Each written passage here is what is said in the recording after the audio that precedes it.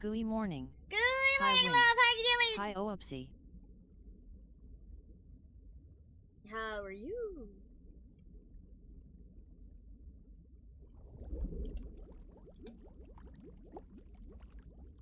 Hope everything is gooey.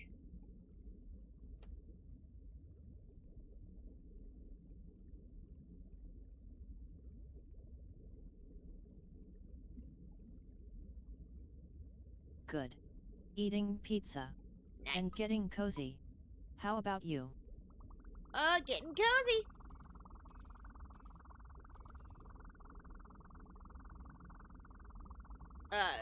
Got a little late start. Fishies.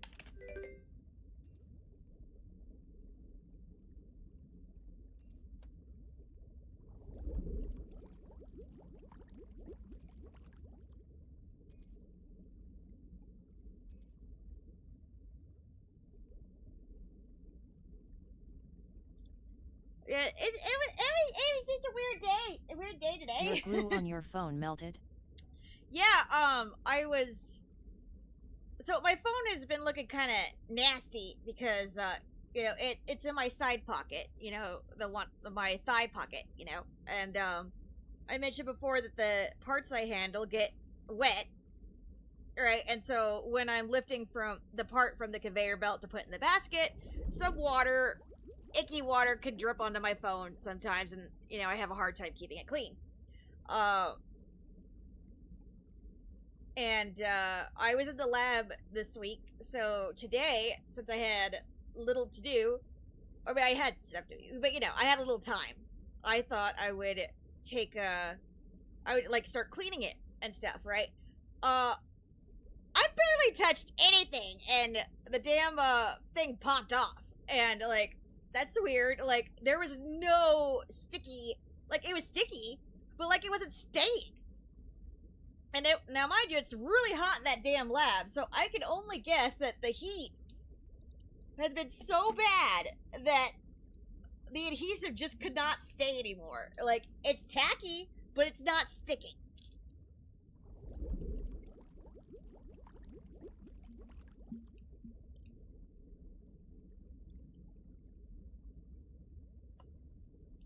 OMG.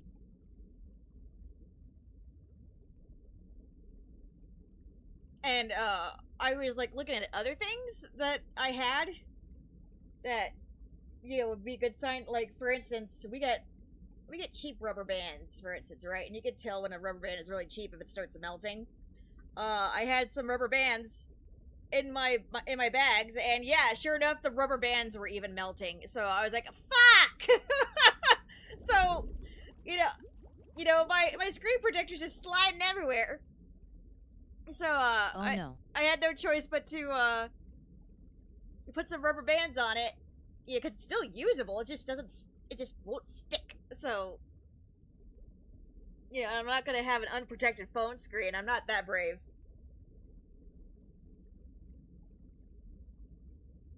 So I just felt silly, but I was like, I wonder, if anybody else in this heat wave might have the same problem.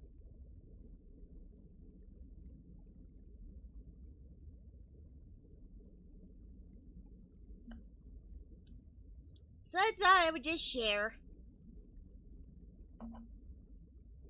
That's wild.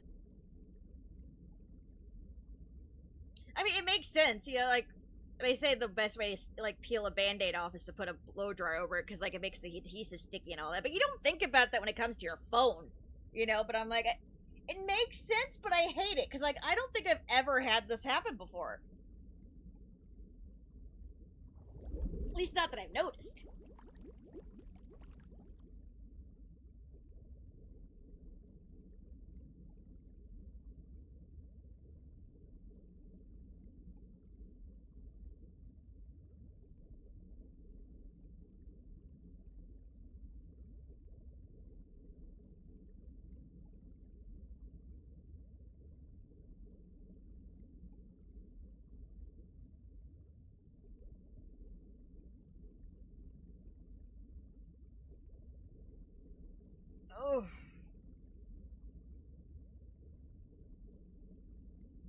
So yeah, I just ordered some How new has ones. writing been going? Pretty good. I think I haven't gotten a chance to work on it. I got the newest chapter going. One of the things I wanted to yap about today, or I just had this. I don't know how to put it into words. Ironic, I know, but okay. So Kingdom Hearts, as far as like, hidden secrets or like Easter eggs or whatever, has been pretty general. I want to say, like, for instance, okay, you got Sora, Riku, and Kairi, right? Okay, they're Japanese. Their names in Japanese mean like land and sea and stuff. That's pretty basic stuff. I mean, I'm not saying everybody knows what those words mean, but I'm like, it's like easy to make that connection. Like, oh, okay, that makes sense. It's the damn native language, right? But and then you got Aqua, Terra, and Ventus. Well, obviously, land, water, wind. I mean, earth, water, wind. Okay, cool. Like, it's not rocket science. You know what I mean? It's like, it's a cool thing, but it's not a device. It's not a. You don't need like a PhD in mythical legends and shit to know like what's going on. To keep up. You know what I mean? It's like, okay, that's cute. Okay, moving on. Right. So with this wave of stuff from like Missing Link and stuff, and Dark Road, wherever all of a sudden things are going Nordic, I am baffled.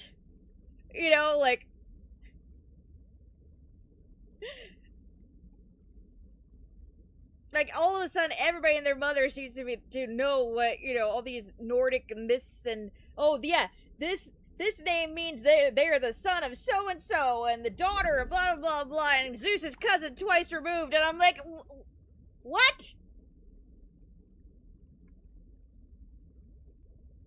LOL.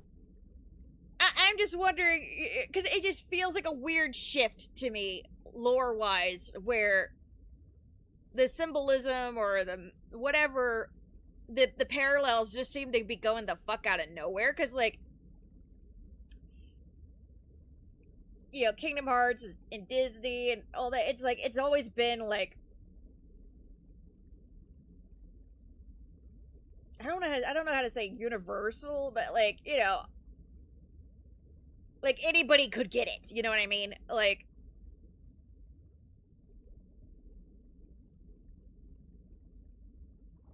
I said, you don't need to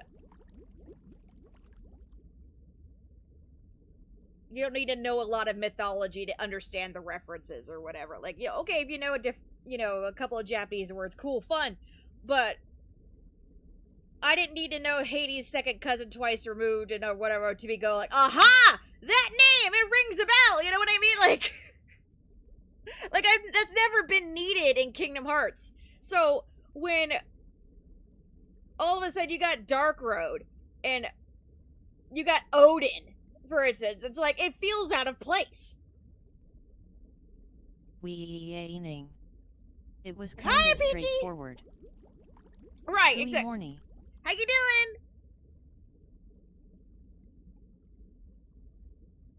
And then you got the classmates, I totally agree. all apparently following Peachy. some Nordic mythology. Right? I mean, It's we a had weird shift. it's strange, and it's like Love. it's cool and everything.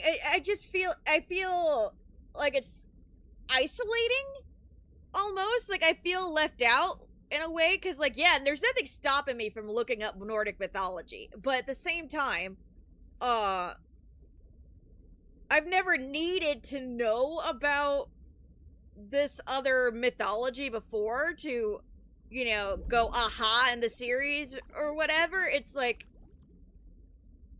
yeah, Final Fantasy itself, like, you got the espers of the creatures, like, oh, Bahamut, or this is a cute reference to this Greek whatever, blah blah blah. That's Final Fantasy, though. Like, that's already an established sort of thing. Like some of the creatures, you know, parallel this or this in other mythologies. Fine, that's great. But Kingdom Hearts is, you know, the Disney game with cute little guys, right? And it's like, I mean, we've had 13 organization members. Exactly. None of them. We've never felt like we had to do outside research on a non-Disney story to understand the next wave of Kingdom Hearts characters. Right, like, we've had 13 organization members. They all have, you know, mixed up names and everything, but they've never been referenced to, like, anything strange. Like, okay, like, Luxord, it's funny, because, like, you know, it's, you know, haha, it's also kind of the name of a casino, kind of, almost, but you also don't need to know that, right? You know, and so on and so forth. So, when it comes to Dark Road, and it's like, oh, all of his classmates are named after Nordic peoples or Nordic mythos characters things. I'm like, okay, cool. I mean, I guess. I don't know why that became a thing. But okay. I honestly wonder if it means something or if Nomura just got lazy and needed a whole bunch of names. I'm kind of hoping that's what it is, but then we got this whole thing with the black feathers, and somebody was like, yeah, there were two guys in Missing Link that, like, that did this or this, and, like, one means, like, memory, and one means something or other, and in Nordic yeah, this or that. I agree, Carrot. And I'm like,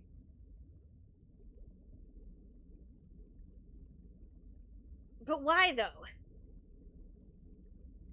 Like, why couldn't the characters just be named Memory and Dream or whatever the two things are supposed to represent be? Like, why couldn't they have been that? Why are we going Nordic? Oh, right. There must be some connection because of the feathers coming from the crow characters. Well, and I guess the crow characters' names were already were supposed to be revealed in, like, the trailer, in the they were, like, revealed in the beta for Missing Link.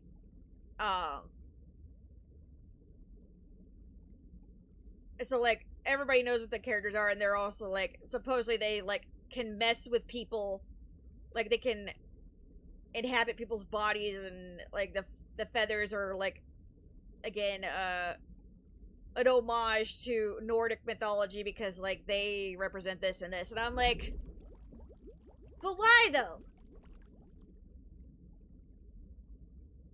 Like, why is there Nordic cereal in my Kingdom Hearts chocolate?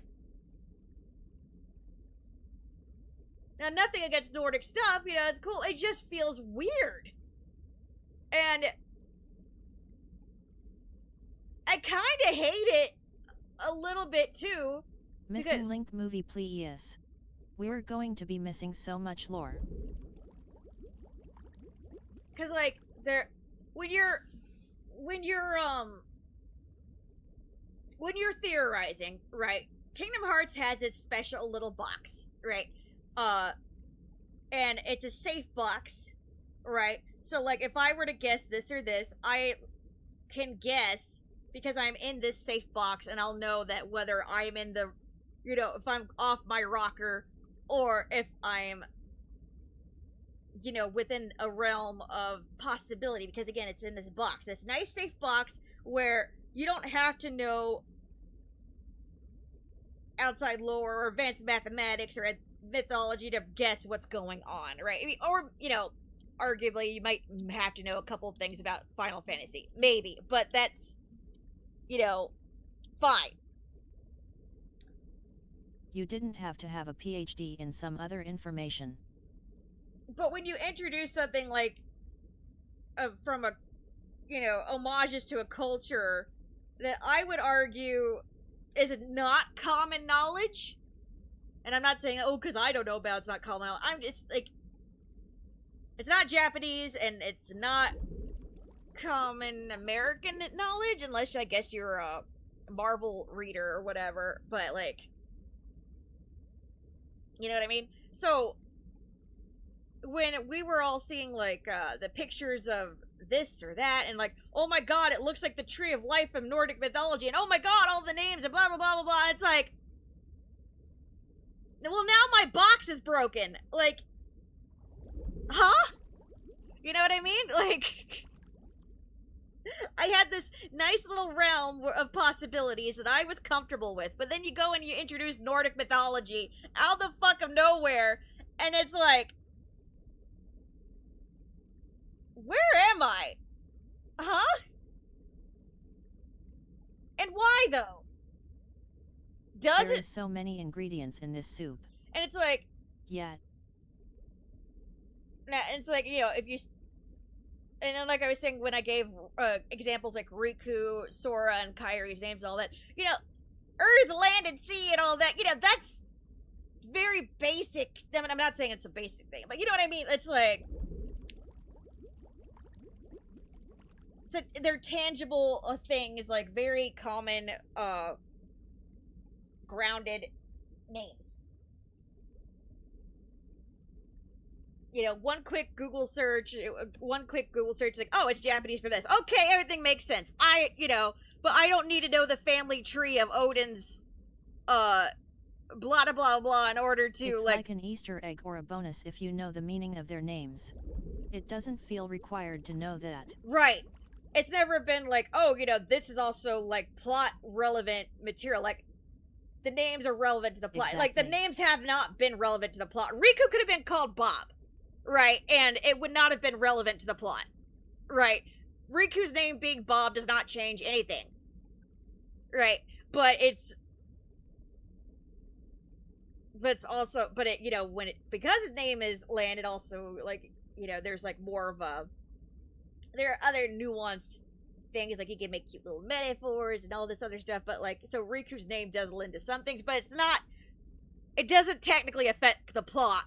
It just affects the poetry of the name, right? But when you introduce this Nordic stuff, and it's like, yes, maybe, hopefully, it's just like, their names sounded cool, I needed a bunch of names, fine. But when we have a Master of Masters who's missing an eye, and I guess Odin was missing an eye, and he's like the teacher, and then we got a gazing eye Keyblade, and also he has students who are also with having all these Nordic names, and like, that means it's more than name deep, which means somebody spilled their Nordic juice into my Kingdom Hearts soup, and I don't know how to navigate it, and I don't know if I should navigate it. And then you got people talking online, you know, like theorizing this or that, and so I'm like, well, of course it's this and that, because everybody knows that the feathered birds of so-and-so were named this and this, and they represent that and that, and so that's a hint as to what this is about. I'm like, that's never been a thing, though, in Kingdom Hearts, as far as, like, this name means this, this, and this, and this. You know what I mean? And like I said, it feels isolating, because no, I'm not gonna look up Nordic mythology about that, and at the same time, I also can't argue when they're making theories about, like, the Tree of Life and Scala and whether it sank and all this other stuff. Like, it can literally mean everything, and I'm a bit uncomfortable, if that makes any sense. Like,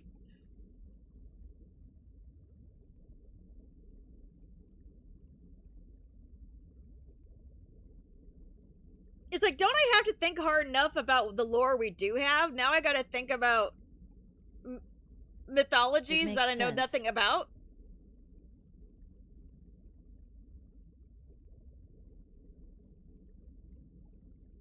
Because, like, if I wanted to figure something out, I have this lore currently in front of me that I have been presented with, and I could dig into that all I want. But the minute you start incorporating things like Nordic mythologies, you have to look outside of your Happy Kingdom Hearts box to get it. And I use "get it" in air quotes here. We had so much lore already, and now we are getting more and different kinds. And then when you do that, because there's like going to be so many different interpretations of Nordic lore, like that this and that may not even be named the same thing, but they also mean this or blah blah blah blah. Right? You know, it's like.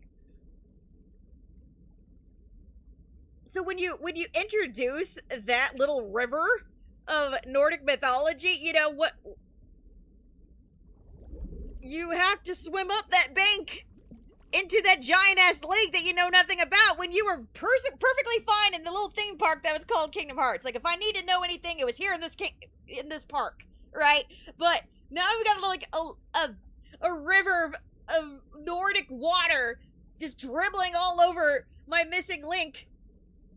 And it's like, do I have to drink the water to know what's going on in Missing Link?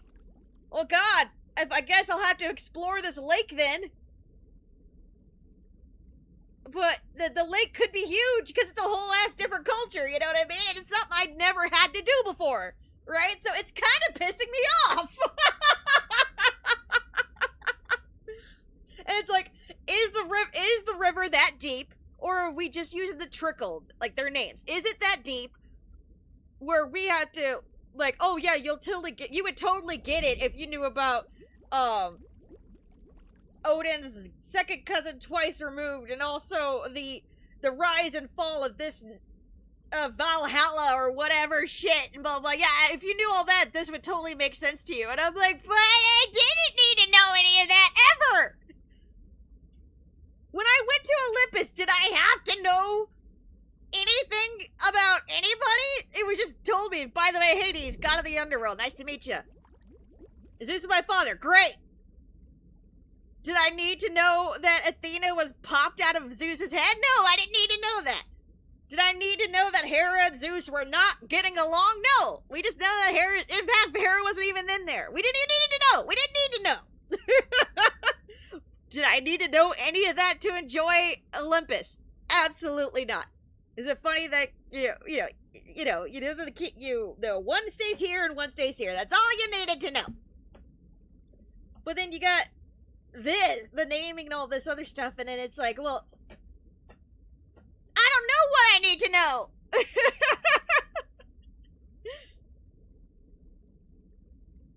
And I can't just say that it's just names, because again, they're the Odin parallels and the birds and all that, so it's like, it's not just names, it's apparently indicative of their characters, or at least some characteristics are also brought on, and it's like, oh my god, do I need to know or don't I?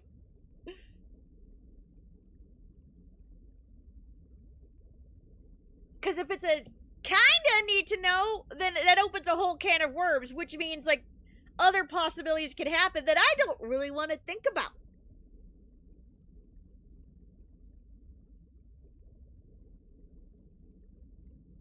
Because, like, then where does it stop? And if we do need to know, then why? Why do we need homework? Right. And then it's like, well, where does it stop? Because, like, you know, if we're really going to say, oh yeah, Odin reflects that Odin, and so on and so forth, they're like, well, where does it stop? Are we to assume that maybe Valkyries will come in next? Keyblade Valkyries? Hi, Big Jumbo!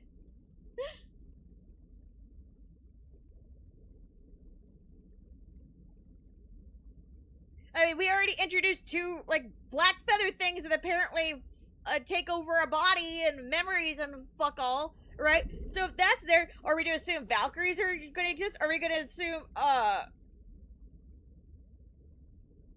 like, that there's a Thor somewhere, too? Like, because, like, once you start, like, where does it end? And if you don't know where it ends, like, you know, any theories could be out there, and it could be the most outlandish stuff, and it's like, until the game comes out, I can't say if you're wrong or right, you know? And it's like, and at the same time, some people make you feel stupid for not knowing this and that. It's like, look, I didn't need to know any of this, so forgive me if I am not fluent in Nordic culture, okay?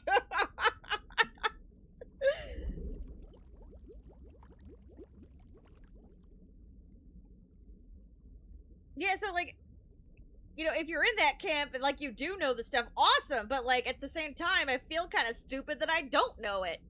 You know what I mean? And I've never had to feel that way before. And I don't like it. Like, it's one thing if we'd gone to a Disney World and I've never watched the movie, right? Because I could just watch the movie. And, you know, the game plays it out, right? So even if you haven't watched the movie, you'll get to know the characters while you're doing it, right? We didn't get that, really, with, Dark Road. Like, we got the names, it's like, oh my god, these are all Nordic names. And it's like, and we didn't get to see a lot of character interaction with these things, with these people. So it's like, do I only understand these people if I know the Nordic origin of their names? Do I have to do research to, like, get where Nomura is coming from? Like, am I only gonna get the full shebang if I do know all this stuff? Like, again, I never had to do any of that before, right?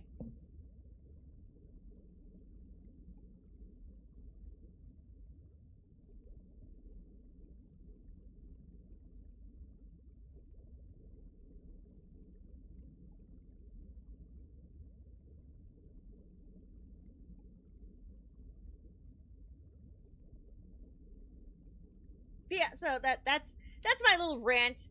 It's kind of been pissing me off because, like, I'm like, I just find myself not caring. Or I'm not invested. Never have been invested in, like, wondering, like, why the fuck that we chose Nordic symbolism, Nordic names for the characters. Like, because I have trusted up until that point that, you know, if it's relevant, it'll be made clear to me, because it usually has been. But then they throw this in, and it hurts even worse because that's supposed to be a prequel. Nowhere else in the games have we covered Nordic shit, and yet one of the prequel that's supposed to give us the origin story of our main antagonist, Nordic roots, and yet it's not anywhere else. That's what's also pissing me off. Like, where is it relevant? And why does it stop being relevant? And when can I start and stop caring about it? You know?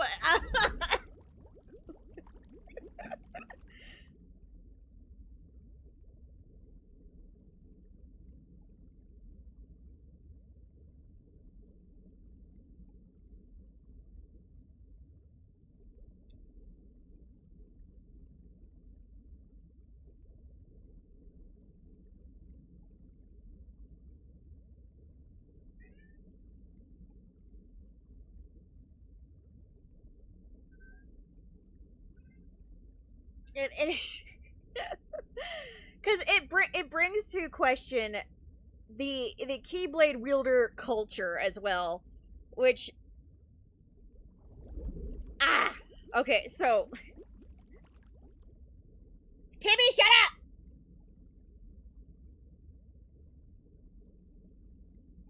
We have all these worlds, right, that were once one, right? So, you know, that everybody has all their diverse nations or whatever. You know, we got China, we got, okay, cool, great.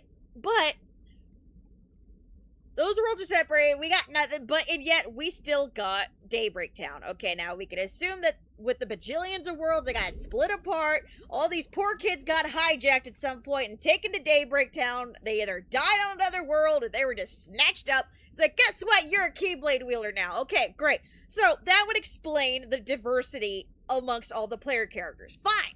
There's billions of worlds out there, and probability-wise, they're all going to be different. Cool. And that's why all their clothes are funny looking and cute and everything, because, like, they just doing what they want. Cool. Awesome. Right. Now, where the hiccup starts, in my opinion, my very humble opinion, you get, so everything gets wiped out. Ephemer supposedly starts up a brand new Skullagkylum. And I can only assume other lost souls I'm eventually. just bored RN LOL. Huh? You bored of me talking?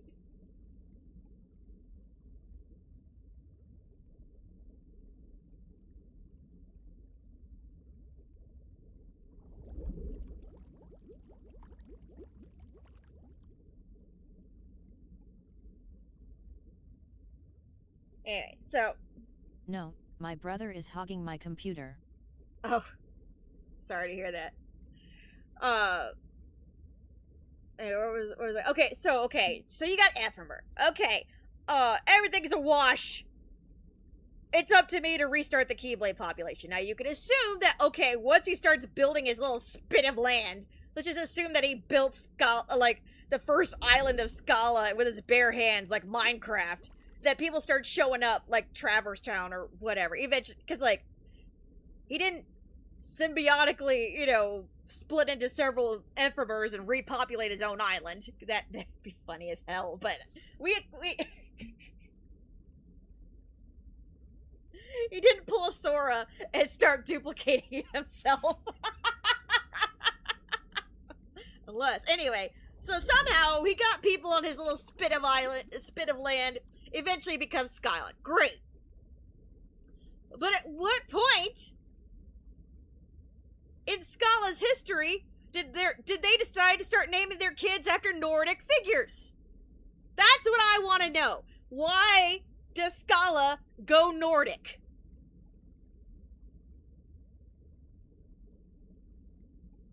Because you look at it, a lot of the architecture looks Italian and Roman. And so and some of the Scala that freaking Brain falls into looks Victorian or Gothic, right? So it's like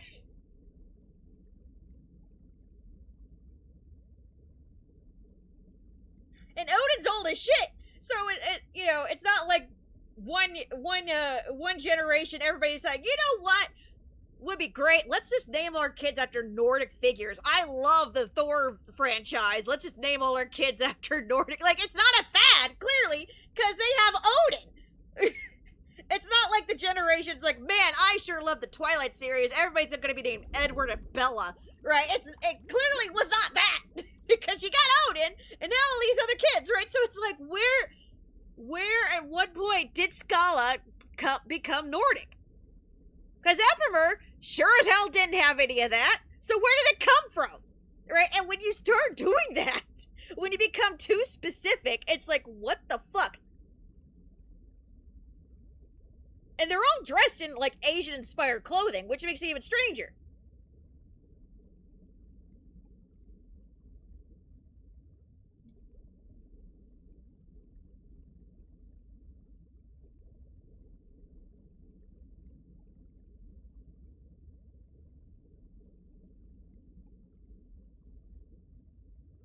And then you got Ericus. I'm named after the company that created me. And then you got Xehanort. Mr. Oh, he might be the chosen one, but we also called him No Heart with an X in it.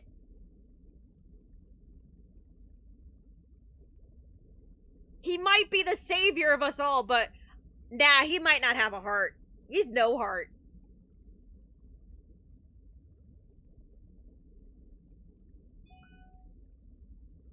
Okay. Now explain all your Nordic classmates. Now, Eric is supposed to be from one of the noble families, so are we to assume that all the noble families have one set of names, and then if you're not from the royal family, that the noble family, the rest of you are all Nordic, and you get that? But, I just don't understand.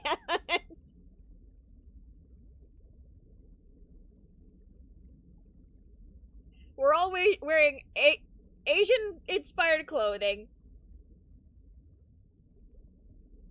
Borderline samurai outfits. And yet most of the classmates have Nordic names. And also our teacher wears a wizard robe. No reason.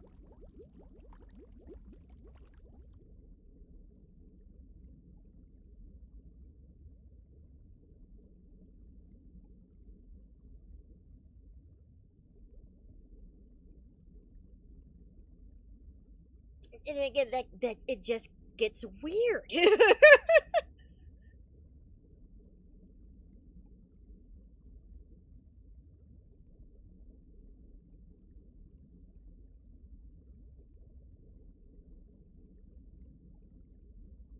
And it bothers me.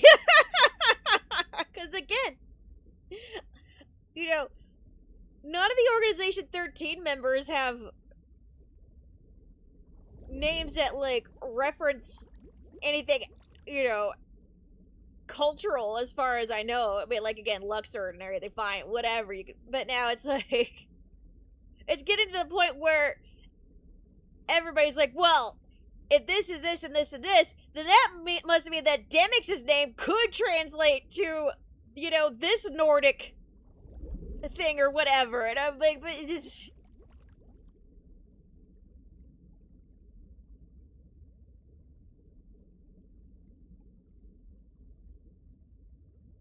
But why, though? And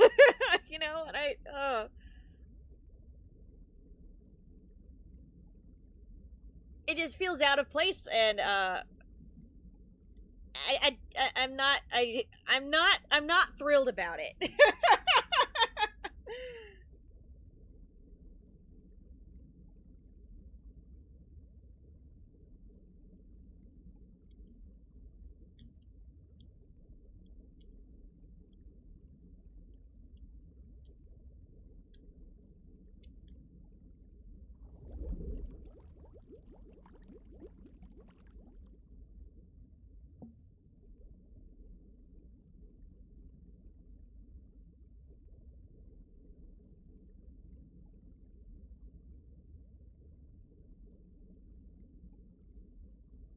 Plus, when you introduce bits of a culture like that, you run the risk of misrepresentation. And again, it's weird to talk about misrepresentation when you got, freaking the watered down version of, Hercules, right? But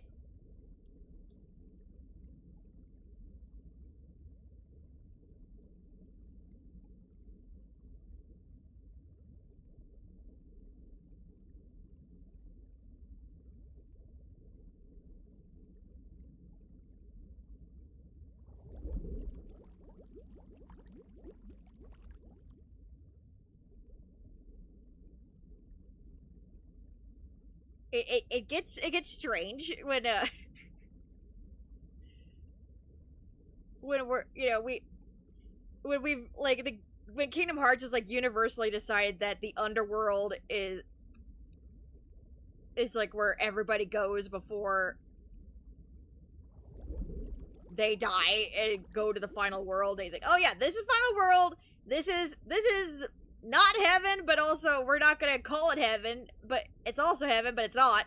It just basically where you go if you die correctly, and then you get to decide where you go after this. If you want to fade on or hang out here and not be yourself, but be a miserable chasm of yourself grasping onto what life you may or may not have left.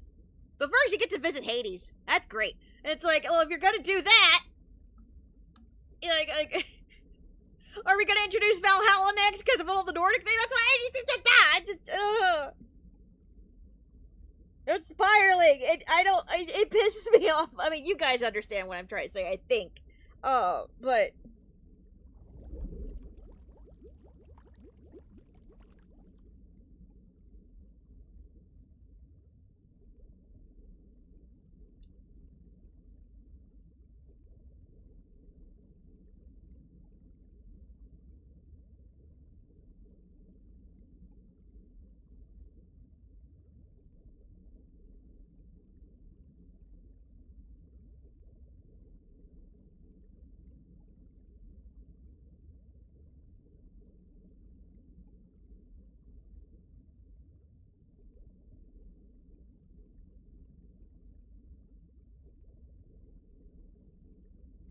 trying to think of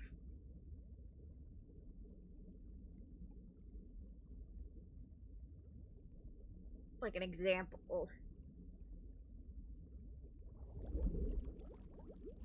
of like another video game where an outside culture was like sprinkled in.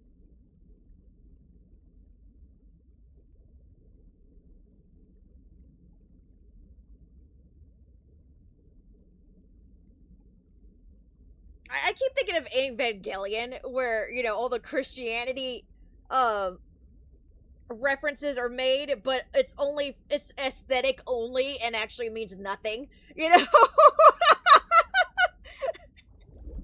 Like, the angels and this and all that, like, it's technically, it has nothing to do with Christianity, but yet we use the Christianity symbolism because it's an aesthetic. Right, and I'm wondering if it's the same thing with the Nordic names. Like, all of a sudden, but if that's your chosen aesthetic, why the Asian clothing, though?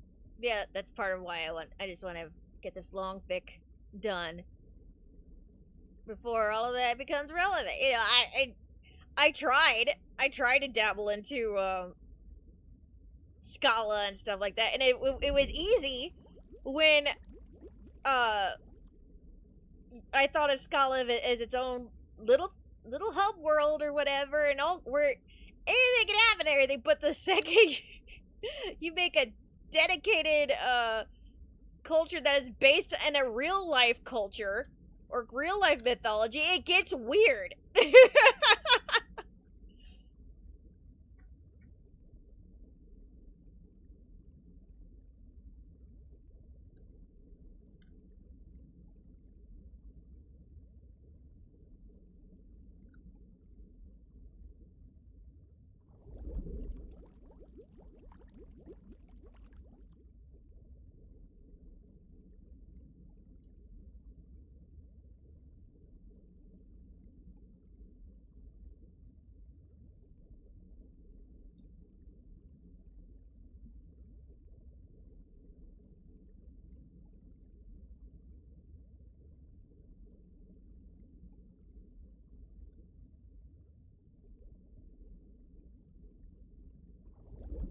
Like, the closest I could think of that we might have already had that would kinda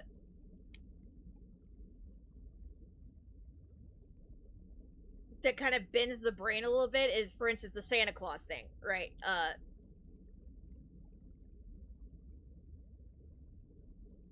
Because if Sora knows about Santa Claus,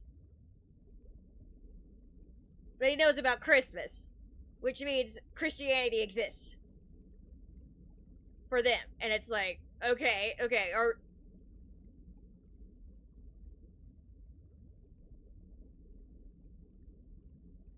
and then you make it weird, right? And it's like, well, wait. You know what I mean?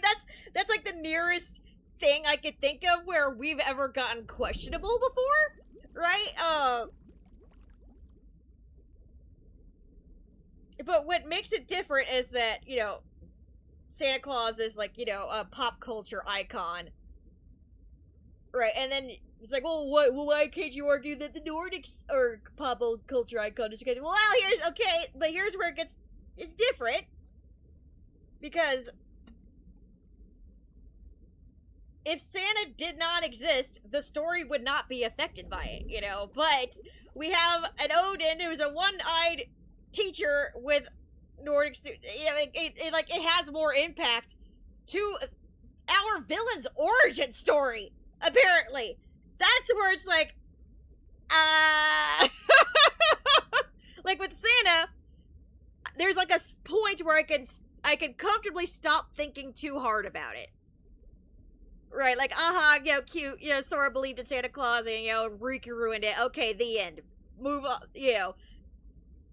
I could happily stop at that spot and know that Santa Claus will not affect the lore of Kingdom Hearts going forward. He's just there. Which is way different than what's going on with the entire origin of fucking Xehanort and his teacher and his classmates and how they all died, you know? That's where I'm like,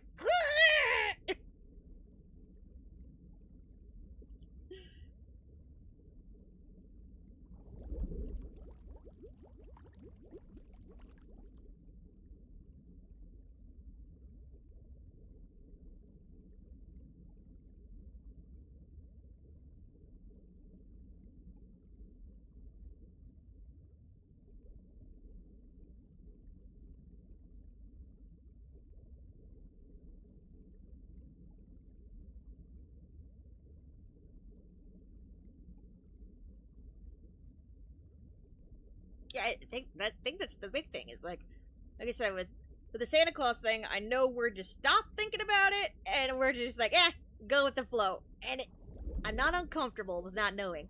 It's like, yeah, okay, cool, it's cute. But with the other stuff, I don't know where it stops. You know what I mean? So it's like,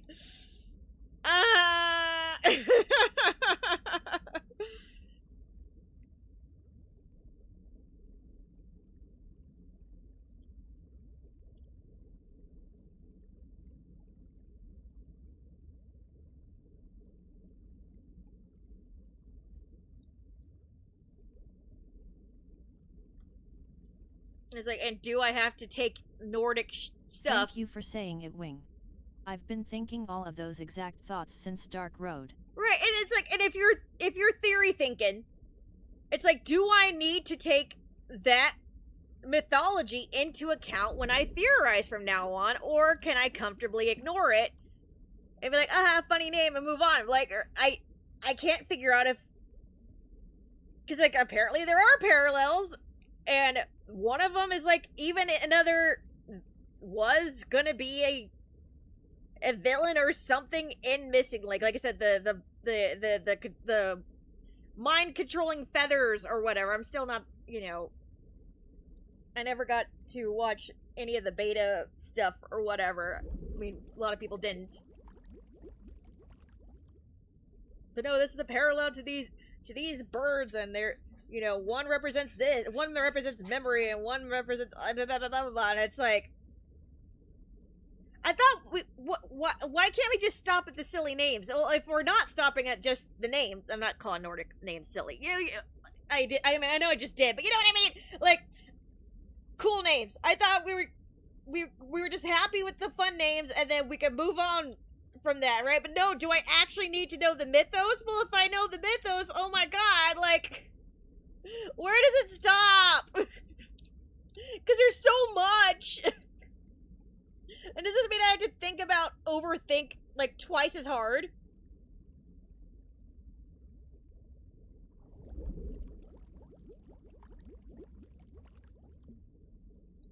And it's bad enough that the kids didn't even stay dead. Fucking, what's his name is back?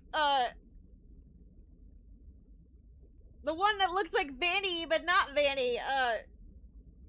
The ninja-looking one. I don't even know.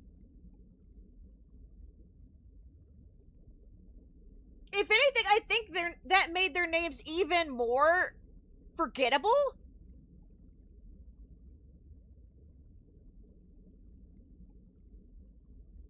Like, I can't tell you anything about any of the characters, I played through Dark Road with everybody else, but they all died, and they barely got any screen time, and all we got was their names, barely, and even then...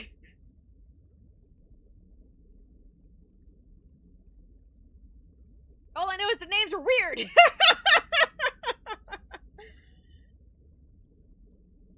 Erd. Like, why Erd?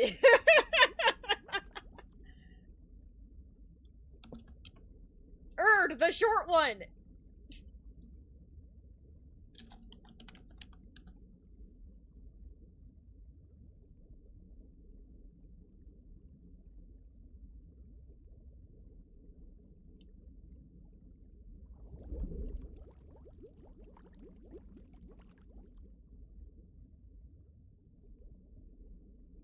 And then you look it up, and it's not even spelled that way.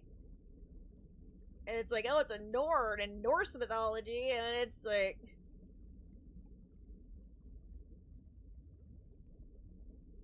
Then you got...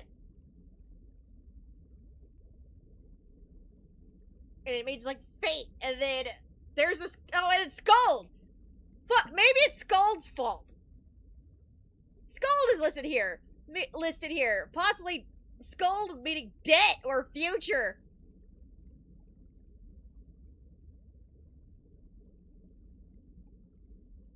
And if it's the future, if she's future, then maybe she is subject after all, because her name's Future, and freaking Quadratum is quite futuristic compared to what she's used to. Oh, now that's like, where does it stop? Where does it end?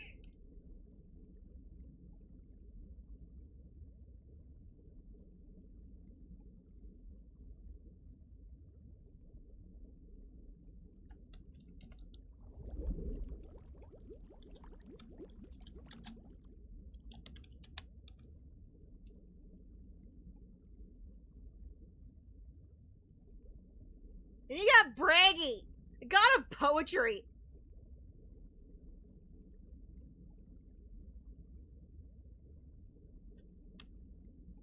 Okay.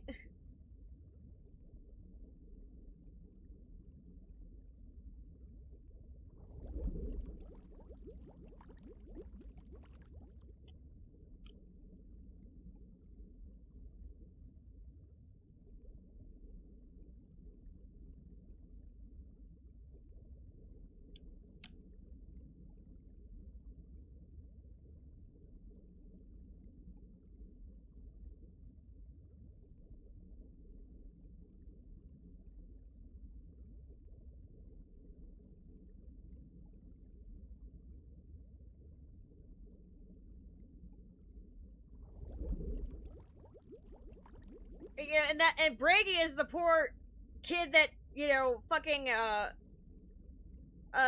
Lushu, you know, stole, you know, took his body and his identity and shit. And it's like, I don't see anything in this description of Bragi that would, you know, explain what made Bragi so special that Lushu decided, yeah, I'm gonna snatch this one. Right? And yet, you get names like Scold, who's like, oh, yeah, future nerd. So it's like, well, okay, which names are relevant and which aren't?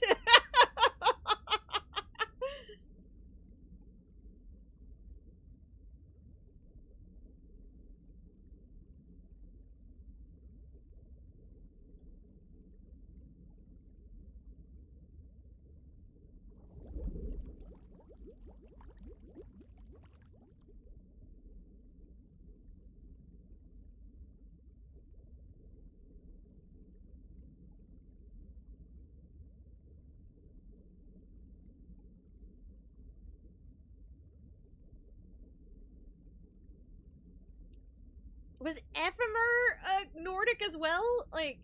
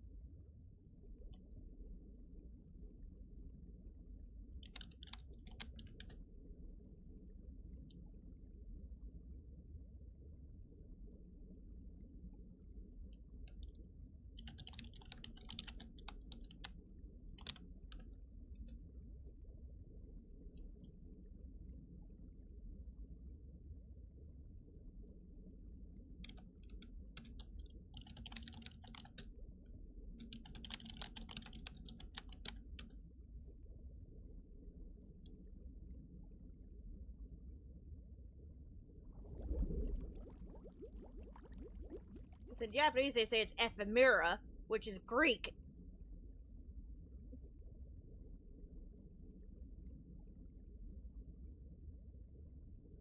Short-lived, lasting only a day.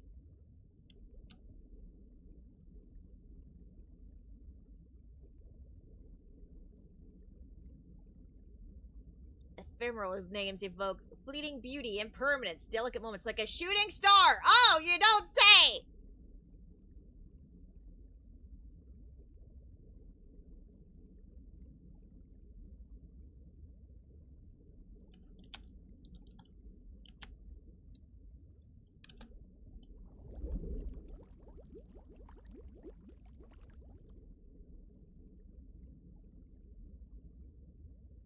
Oh my god.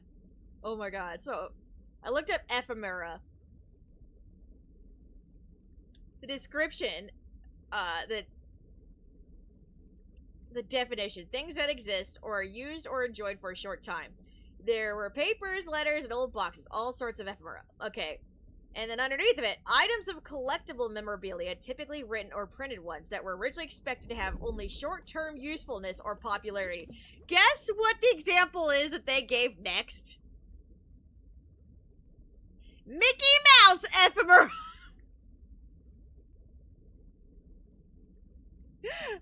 night. Mickey Mouse is referenced in the word ephemera. Definition.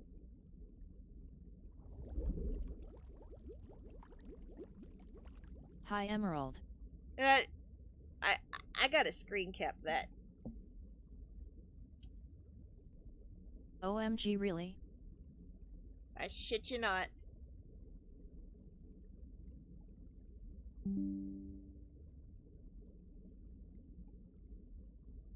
Hi, love.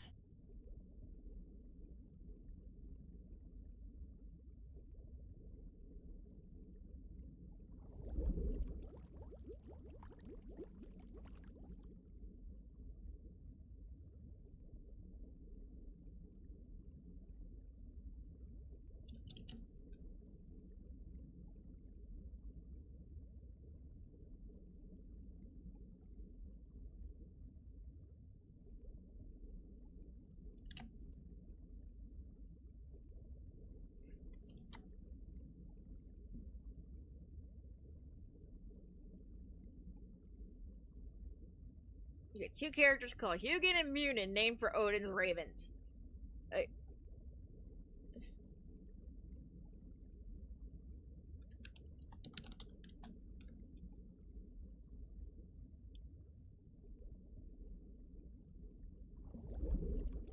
Mind and will. Okay, fuck. Again, where does it stop? Where does it end? And why doesn't it stop at just names? That.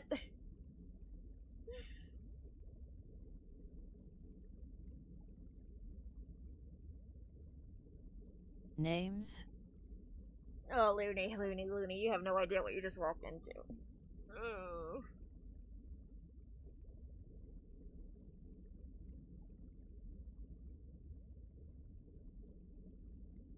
Oh boy. Wings is having a breakdown. Hold on. 1 second. My drinks are here. Just get cozy, Looney. Oh.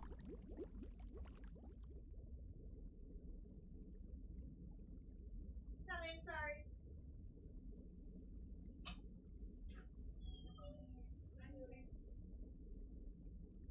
At love_iridescence. Okay, I got the coffee ready.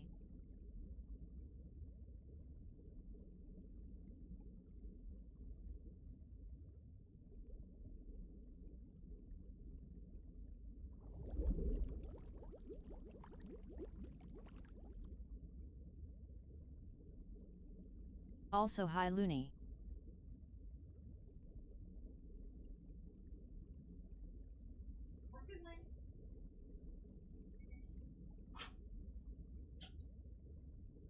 Hey, love.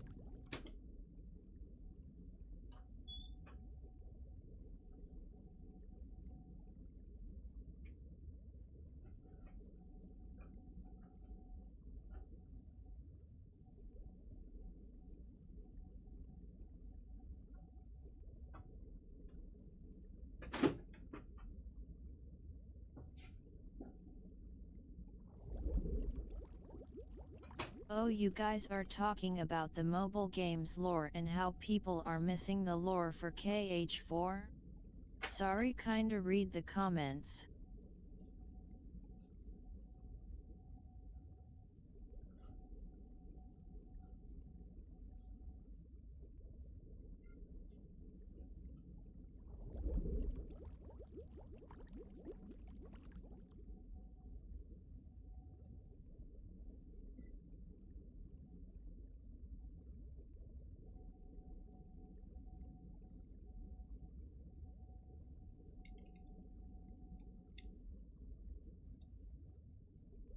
Well, it's not so much that the lore is not there. It's where the lore gets its inspiration from that I have a problem with. Again, not that I have a problem with Nordic mythology, just that it feels out of nowhere, and Oh, it's like, where? How much of it do you take into account when it may mean nothing for this character, but means a lot for this character? And I see. the second that you bring something like that is a big part of some culture, like a real life culture, and then you incorporate it into a fantasy game, the minute you start doing that, it feels weird, and it kind of takes you out of the fantasy setting that we're already in, because the second you do this, and there's like, you can't, there's some things like, oh, you know, I named it after this because it kind of like, this gives an indication of this character or whatever. Like,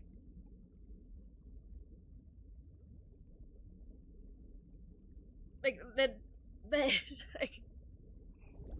like, oh yeah, we named the teacher Odin just cause, you know, he's old and wise and maybe a short temper. Okay, fine. Then why the rest of your students also named Nordic if Scala is not Nordic? I see what you mean. Right. And Skuld is Nordic, but she didn't as far as we know, she didn't survive to see Scala. She went elsewhere. So it's not like Skuld influenced the Nordic thing. Ephemer is Greek.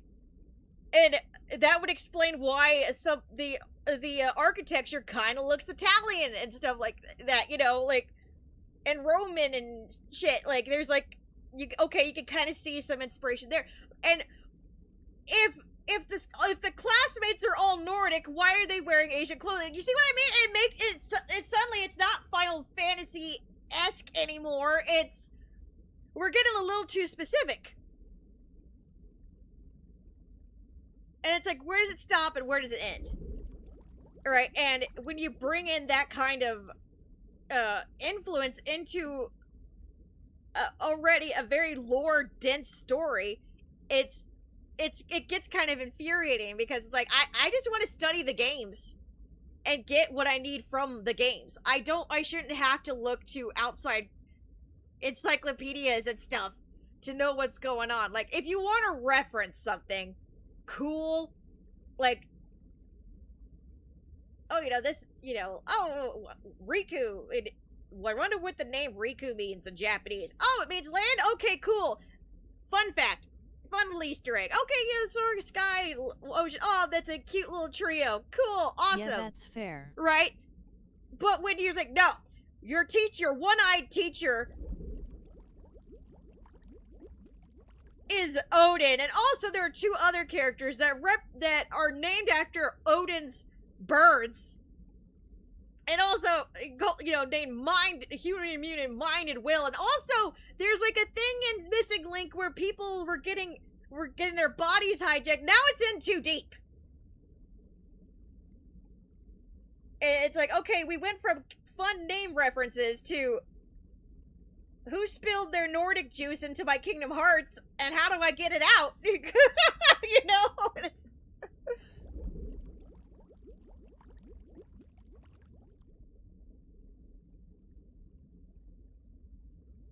Because if it's too deep, then it will inevitably lead to the question of, like, well, is Odin... Yeah.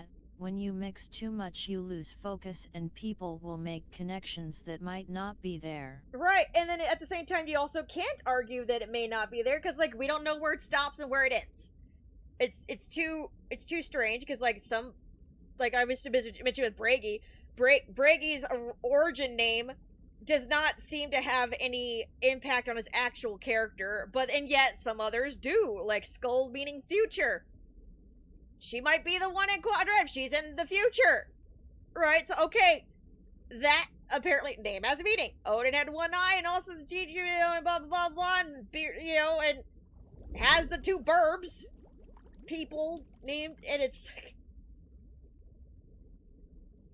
like, if he parallels that closely to the Odin from Norse mythology, we could only An ephemer meaning temporary. Right. Then if it's that deep, then we can only assume that there's a distinct possibility that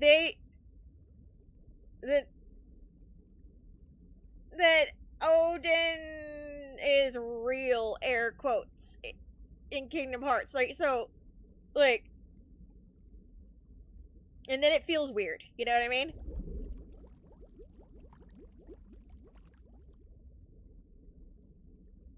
Because all this was supposed to be based in Scala, which was supposedly made from the ground up by Ephemer. And it's like, okay, but where did this influence come from? Then, yeah, I see. Like, where did this culture of naming come from? And if it's...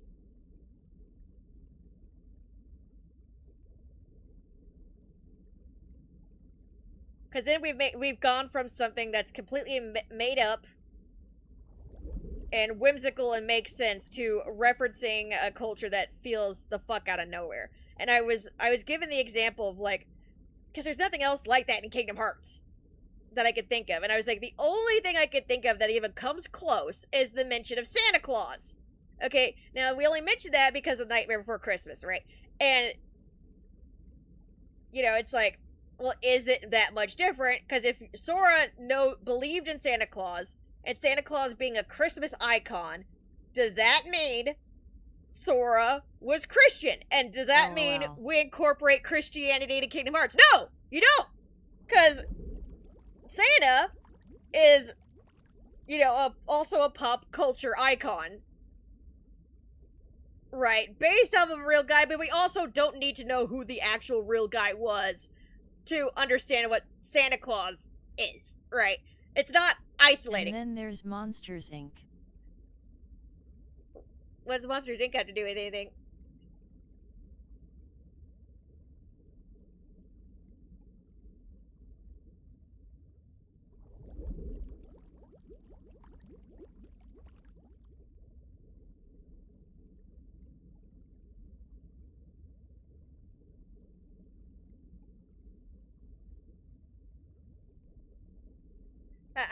I'm talking about, like, mythology, real life mythology wise being put into a game like Kingdom Hearts, right? We got Greek mythology, and you could say, oh, Hercules and blah blah blah, but I didn't need to know the names of all the Greek gods to know Hercules, gladiator dude, fighting big bad, and also god of the underworld. Like, were they violating the world order about the doors? Oh, I'm not talking about world order. I'm talking about our, like... I get it. I just mean, like, I know where it, in the lore of Kingdom Hearts, I know what stops and where the line goes. Like, just because Sora believes in Santa Claus does not mean I need to question if Sora is Christian. Like, I know where the line stops. You know what I mean? Like, I don't need to look into the Santa Claus mythos to know what's going on, because it's like, it's self-contained, right? Cool. He's there, he's not, and he doesn't have a big impact. I mean, he has an impact, but, like, he's, Santa Claus lore is not going to affect the rest of the Kingdom Hearts game, right? But then like, that's the only thing, like, possible argument you can make. However, again, I know where it stops and where it ends as far as Santa Claus goes. And as far as mythology goes. With this Nordic shit, I don't know where it stops and ends, and it pisses me off. Like I say, I feel like I need a degree in Nordic mythology to understand anything or to find relevance.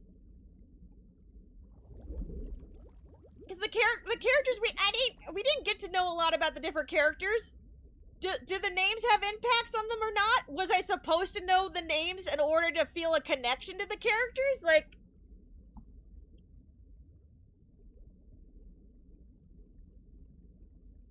and like, say that the Nordic... Also, I would say another problem is that with the Norse mythology, you can unintentionally predicting the story.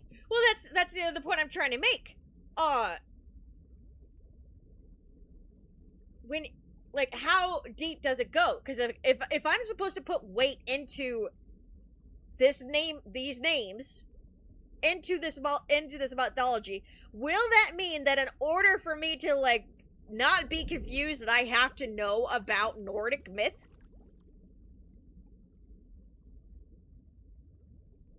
Or am I allowed to be comfortable? Oh, funny names, move on. You know what I mean? Like, and like I was saying, it feels isolating. That was my argument. It's like, I don't know much about Nordic stuff, right? A lot of people do know, but I don't. And so, like, some people are like, oh yeah, this is totally obvious to me because this and this and this and this. And then they may make connections that make sense, or they may not make connections that don't make sense because they might go too deep into lore that actually has nothing to do with it. But, like, again, I don't know where it stops or goes as far as that goes. Like, just because we have Odin and develop, do we have to look into the Tree of Life Yggdrasil? Do we? Do we not? So, like, I don't know what's outlandish and what's not.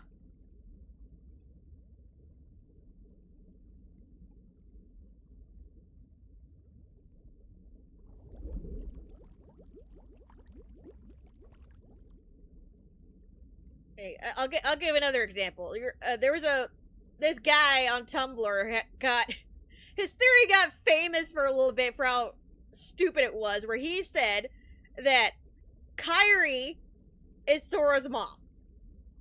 A time traveling Kairi. What's frustrating about the series at times is that it feels like a battle of knowledge and who gets to know the knowledge. Right, and that's the thing, too, because, like, again, I don't know where it stops and goes. Like, there's a comfortable box that Kingdom Hearts is in, but then you introduce the Nordic trickle from a fucking lake of something and foreign land that I know nothing about, and it's like, do I have to go to this lake to understand, or can I just take the trickle for what it is, right? So anyway, back to what I was saying. The fucking theory was that Kairi was a time-traveling so-and-so who goes in the past to become Sora's mom, blah, blah, and his reasoning was that when they separate at the end of Kingdom Hearts 1, that the giant glowing orb that we see in front of Kairi as the worlds are being reborn is like a symbolism for Kairi's womb, and that she's actually giving birth to the worlds again, and thus giving birth to Sora's. Like, it was nonsense, right? No. It was nonsense. However, because we know that Sora does indeed have a mom, and we know in Kingdom Hearts lore, and we know there's not that kind of cosmic shit going on, we could comfortably say that guy's full of shit. Alright? We could comfortably say that guy is full of shit, with our entire backs. Like, we know that is bullshit, right? With this Nordic stuff, people will say the most outlandish things, and I can't say whether or not they're right or wrong, because I don't know anything about it! You know what I mean? And that's why it's isolating and frustrating! I have, Kingdom Hearts is lore is deep and all that shit, but it's in its own thing. It's always been its own thing. It's a comfortable thing, and it's like, I can, make guesses based on this and this and this, because, my clues are all self-contained in this little box. The box may be messy, but it's my box, and I know what's in it. But when you introduce outside lore, and again, a lore that could have multiple different interpretations, in fact, it does have multiple interpretations. If you look up any of these names, they're like, oh, the name could mean this, this, and this, and this. Then it's like, all bets are fucking off, and it also makes no fucking sense. Your ship turning out to be siblings is one thing, one of them being revealed to be the other's parent is a whole new level. Right, and again, and it fucks with the immersion as well. Like, I'm not in Kingdom Hearts anymore. I'm in fucking Thorland now, because everybody has a At Aurora Peachy, no kidding. Like, that's part of it too. My immersion feels ruined. Especially when you have characters, like I was saying, Ericus, I'm named after Square Enix. Aha, okay, that makes sense. And you got Xehanort. Well, my name's an anagram of No Heart. And then you find out this is his prequel story. And his mom was, like, part of Scala. And then they thought he was the chosen one, and yet they named him No Heart. Like, who names their chosen one No Heart? I don't know! Guess we'll never know! But, like... But that's, like, stuff that is so Kingdom Hearts, it makes sense. You know, it's not... Because, you know, we have name anagrams of fucked up all the time, which would explain why Xemnas and all of them is like, oh yeah, that's my thing. I'm rearranging everybody's names and putting an X in it, because that's, like, how my name is. Okay, that's cool. That makes sense. That makes sense for Kingdom Hearts. I don't know what the fuck is with the Norse shit. Like, and that's where I was saying, like, are we to assume that Eric is being born from this certain kind of royal family of hero or whatever? That's why his name is the way it is, but that means everybody else is Nordic, and if so, No where did that come from? I like mythology now. Put it into the game now. People will get it. The people. Right, and it's like, it's a chunk of aesthetic that, it's like, is it just aesthetic, or is it a thing? Right, and if that's where your inspiration came from, why though?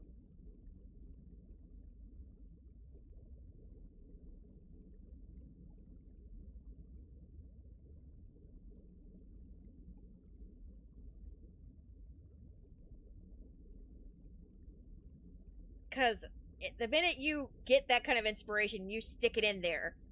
And they say, this is your part of your origin story. A culture, an aesthetic that shows up nowhere else, and yet is now a prequel. It's now prequel material. It's like, now you have other questions. Where did it come from, and where did it go? Where did you come from? Where did you go? Where did you come from? Come on, Joe. You know, where did it come from? And where did it go? Because we have a vague idea of events.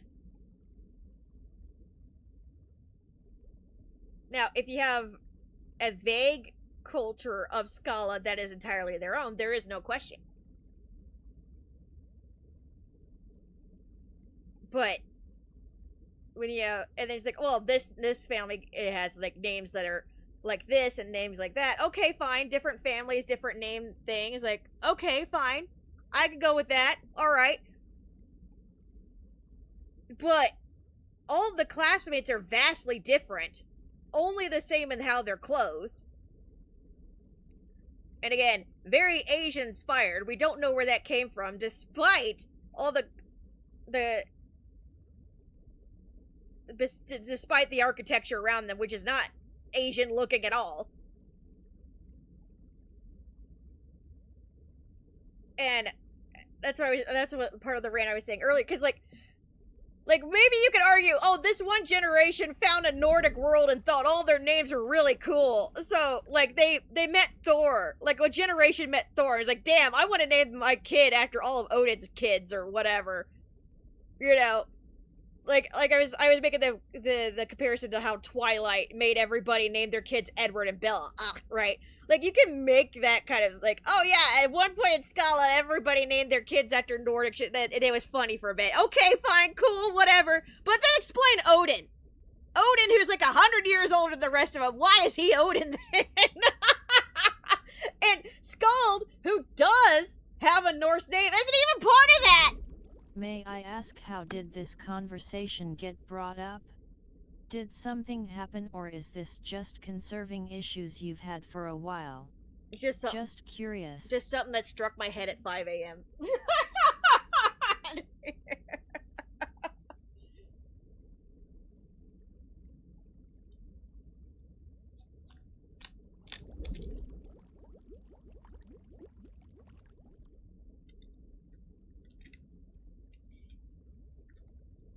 It's distracting, is what it is, and it pisses me off.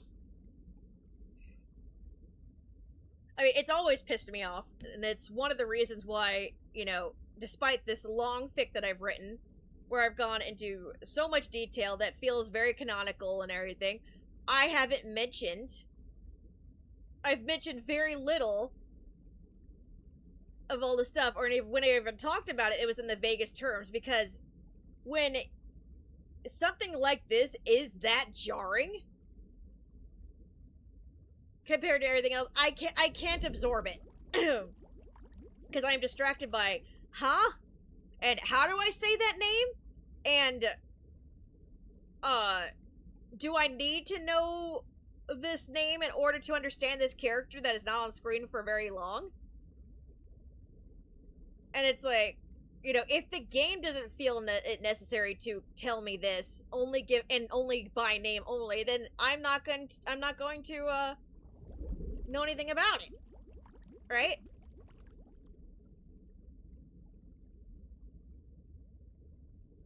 Like, I was just saying, like, Erd is like one I can remember the most because she's the cute short one. And I just looked up what Erd means and I forgot already. Fate! Yeah, sounds fair. And until I went on this rant, I almost forgot that Odin was Odin, you know? And it's like, right? So it's like, what's the stuff I can comfortably ignore? Or is the short one. Oh, see, I even got that wrong, Peachy! Who's Erd then? Oh my god! See, I can't even get that right! Oh my fucking god! OMG LOL. Well, who's Erd then? Ord has the side ponytail.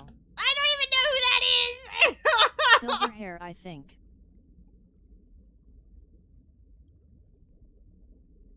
Oh wait, was she the one with the New high meltdown collar? level achieved. Was that she the one with the high collar? Okay, yeah, okay. At love_iridescence LOL. I don't even know what happened to poor Erd. Like, obviously she died, but I don't know, like, what cause and, like, why her name would be Fate. And then you got the short one, Vor, whose name during the time I played the it. one in pink? Vor is apparently the one in pink. The only reason I remembered Vor at all while I was playing it, obviously, clearly I didn't remember Dark now. Road introduced a lot of new characters in a very short time.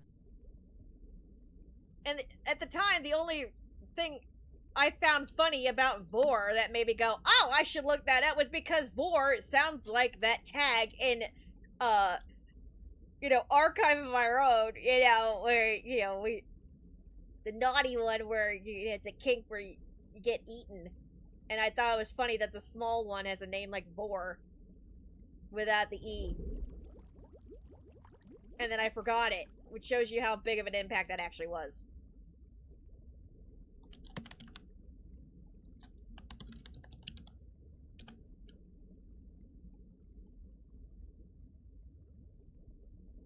And I heard again, Vor, possibly the careful one, aware or careful, is a god is associated with wisdom, and yet she does the stupid thing and switches sides.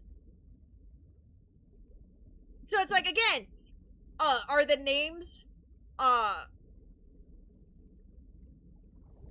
like aesthetic only, or are they plot relevant? And if they're plot relevant, why? And then if they are plot relevant, like how far does it go? Are we to assume that Norse will now become part of the Kingdom Hearts mythos?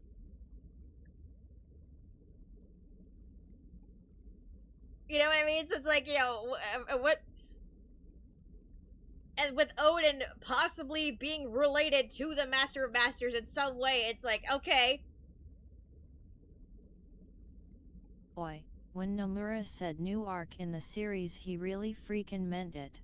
No, this isn't even the new arc, this is the old arc! This is the fucking prequel! You know, that technically this arc is dead, and I'm still, and it's confusing the hell out of me! I kid. Kinda. And it'd be fine if it stayed dead, but then again, one of the damn classmates is apparently present in Kingdom Hearts 4, and it's like, dude, if you had stayed dead, I wouldn't be this angry. Because now I'm like, it's bad enough that you took away Missing Link, and we didn't get any of the lore. Fine. But don't bring dead characters from a game that we did have, and that we were perfectly comfortable with, and then bring them up! Like, the bit was done!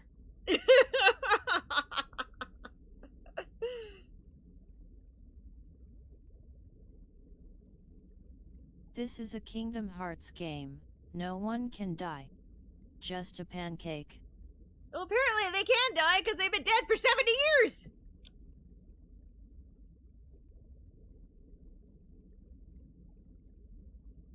LOL. 40 or 50 years. I don't know how old Xehanort and Ericus are, but yeah, it's suffice to say, they've been dead for a few decades.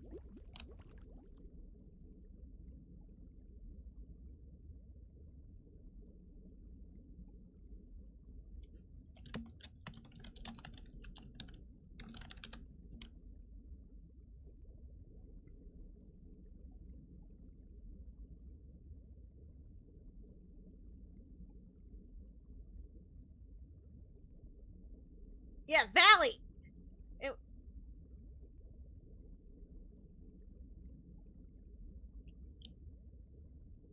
What made Valley so damn special?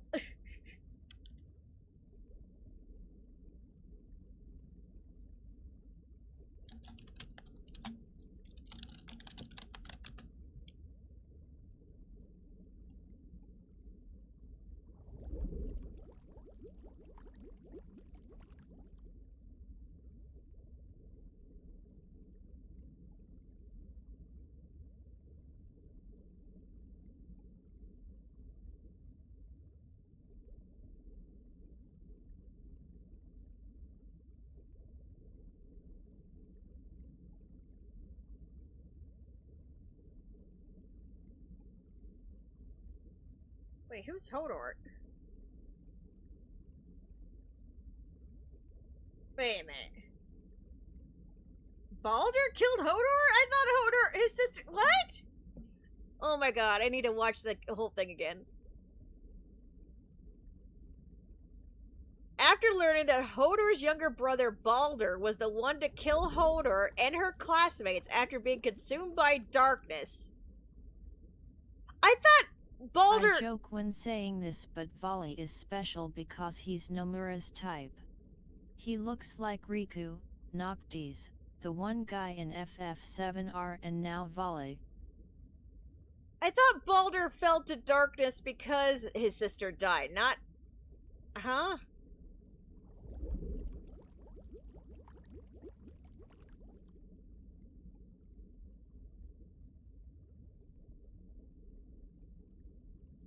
What?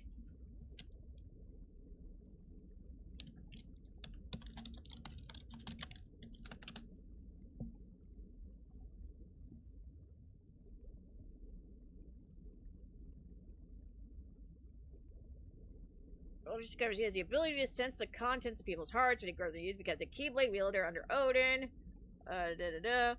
Comforted by the light he senses in Hodor's heart.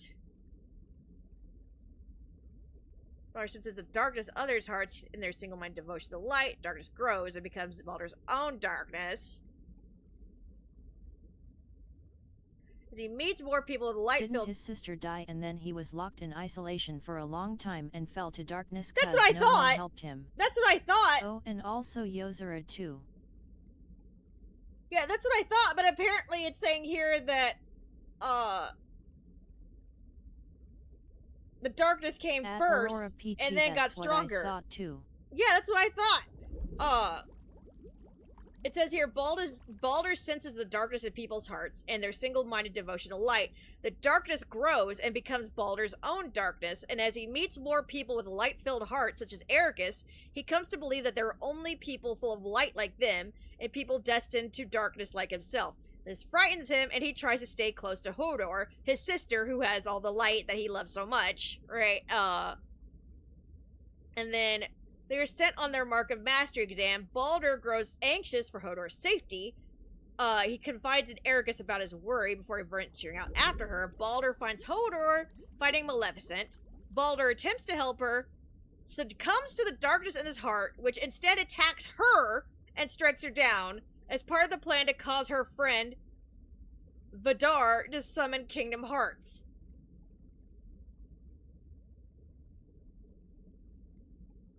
Baldur strikes down Heimdall, Helgi, and Sinrun when they try to come to save Hodor. Oh. Or was he possessed by one of the capital D darknesses? No, he was just, it's not an ancient darkness, it was just a darkness. As far as I know, they even said at the end, it's like, no, it was a darkness, but not, and it just made to a big one because of his grief, but it's not one of the ancient darknesses. So there was just a random darkness that did stuff to try and trigger everybody to summon Kingdom Hearts. So the darkness already in his heart. Like, a darkness came in. Screams in confusion.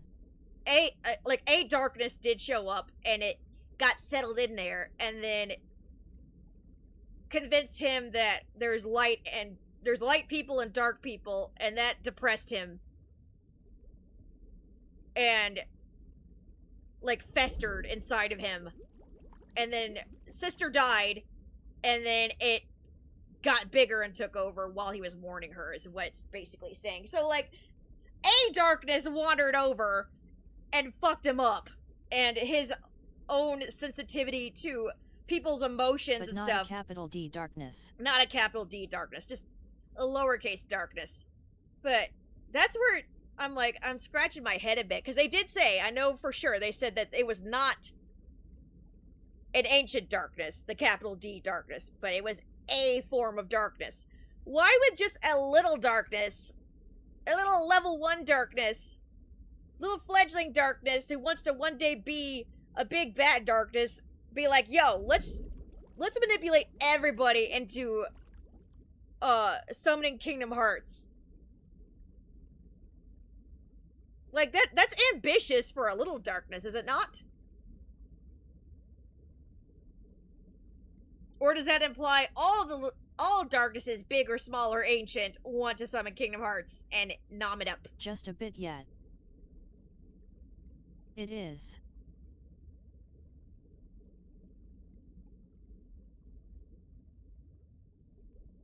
So Baldur, after killing his sister by accident, thanks to the darkness that festered in his heart because he is such an empath, that he's like, oh my god, the little voice in my head is right. There are really good people, and then there are people like me who are just so bad. Blah, blah, blah. My sister was the only light in my life, and now I have nothing else. She's dead. Found unconscious, confined to the infirmary to heal. Next week, Baldur's darkness grows as he grieves Hodor's death, which he feels responsible for, along with the death of her classmates. Eventually, the darkness convinces Baldur the world is hopeless and its light should be purged. Meanwhile, Odin disguises Baldur's absence from his classmates and sends them down to track down the upperclassmen, which have been deemed missing. So Odin kind of pulls off a bullshit move here. But I think it goes to the next problem. I think, like, what is Kingdom Hearts? Like, we know it's important and all, but like... Okay, oh boy. Kingdom Hearts is the heart of all worlds. There are two Kingdom Hearts. Heart of all people and heart of all worlds. For the heart of hearts, we see that in Kingdom Hearts 2. Because apparently you can make one of those just by getting a shit ton of hearts, which they do with the Keyblade. You know, tricking Sora and Roxas and Xion with their Keyblades to unleash a bunch of hearts, and then when you unleash a bunch of hearts all at once, they naturally accidentally gather into a Kingdom Hearts. The Heart of Hearts. The one that Mickey and Sora and all of them found in the realm of darkness or whatever, the door to the light, that is the Heart of All Worlds Kingdom Hearts. So yeah, you got the possibility of two of them, but the Heart of All Worlds is the one that we mention the most. And then you got fucking the other Kingdom Hearts, which is the one that is summoned when light clashes with darkness. The 13 darknesses and 7 lights that Xehanort made up.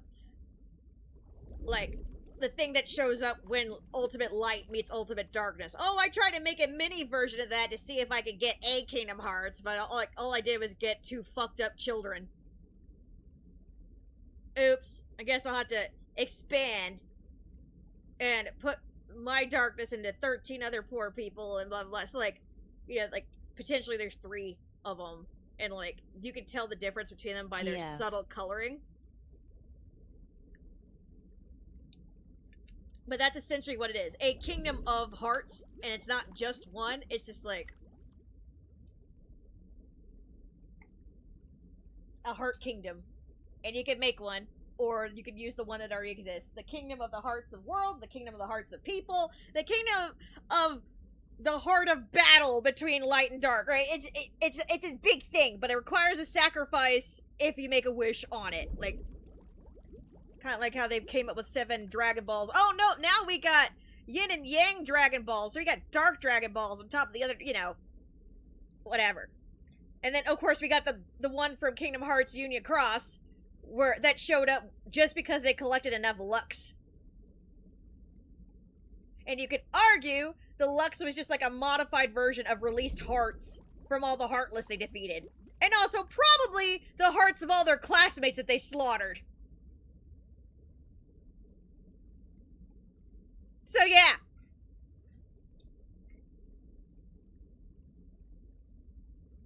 Now, why we made the jump from... He succumbs to the darkness in his heart, which instead attacks her and strikes her down. So he killed... The darkness in his heart killed his sister. Okay. And the darkness intended this as a plan to cause the friend Vidir to summon Kingdom Hearts. Why did Vidir summon Kingdom Hearts? Like, why do we go from, oh, my one classmate is dead, to, like, I'm gonna ask for the Heart of All Worlds to do me a solid. Because I know, I scream-capped that one where he's like, yeah, Teach, what's Kingdom Hearts? And, and they talk about, like, the sacrifice and but shit, honestly, right? I can't help but feel like there's more to it. Like, I don't know, I feel like it causes more harm than good. So like, that's why I wonder at times if there's more to it than we currently know. Well, that's the thing. I don't know, I'm just rambling. That's the thing, that you're not supposed to mess with it. That's the thing, you know. Once you mess with the Heart of All Worlds and you control that, then you potentially fuck with the free will of the worlds by having its heart under your control. It's a thing that should not be touched, basically. And once you have it, yeah, technically, you can do with it what you please, but there's also stuff to be lost. And what Odin was saying, that in order to get something out of Kingdom Hearts, a sacrifice must be, it could be a person, or it could be, like, something of yourself, because, like, whatever you ask of it is going to be big. Right, and so a price is going to be paid somehow. No touchy.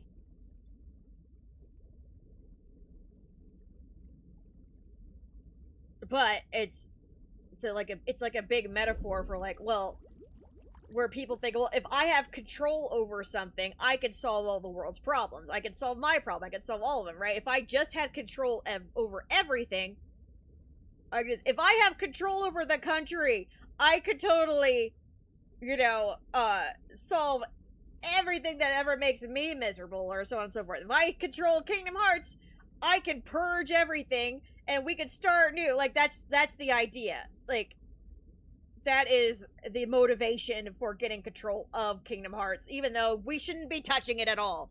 Right? That's the big thing. Like, just let it be. Because, like, in order for things to run as they should, you have to let things take their course. And it's like what Sora says, a real leader knows when fate is beyond his control and accepts that.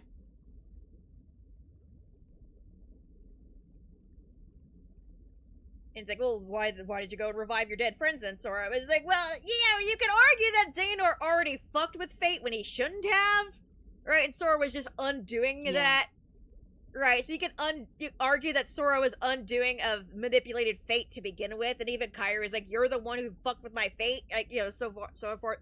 Like, the way Sora sees it, I could have been on my island, happy as a clam, and none of this would have been a thing. But then you just go in and fuck everything up. So yeah, I'm gonna revive my dead friends. But that does not... Does that take away from what he was saying about, you know, a real leader knows when destiny is beyond his control and accepts that? Like, there's changing what you can change to make Sora things like better. Because I can LOL. Well, because he's kind of entitled to. He's like, you know, you fuck shit up. Like, and again, where does it end? Where does it begin, right? So, like, I will happily pull this Uno reverse card. To me, I am not going against the laws of nature, because you did it first. But he's always like, I don't care, because, like, but he also accepted those consequences. And it's like, well, if I do this, I know I will lose myself in the end, but it's better than not doing anything at all. Like, that's... Right, exactly. Like, that was the consequence he accepted. Xehanort would not have accepted that consequence. If he was willing to sacrifice anything else to do this Kingdom Hearts shit that he said he was planning to do, which I know he wasn't. He's posing as a bad guy for the bigger cause. Yeah, I agree. But, like, if it really did come down to that, if Xehanort really was Xehanorting it like he said he was, Xehanort would not have actually done the purge at the sacrifice of his own life to make that happen, right? If he really was as bad as he said, and he really wanted to do this darkness purge, that would have required his own sacrifice, right? But you know he wouldn't have done that. He would have sacrificed everybody else and not himself, right? But that's where it falls short. It's like, no, you don't know, right? So that's where it stops making sense. And then you think about, you know, him being the scapegoat. It's like, oh, okay, now, no. He is the catalyst for what the Master of Masters is planning to do in the long run. Just like how everybody else in Daybreak Town was a catalyst for their doom, for that Kingdom Hearts. So, you know, well, you read the fic, you know what I'm going with this. Anyway, where was I?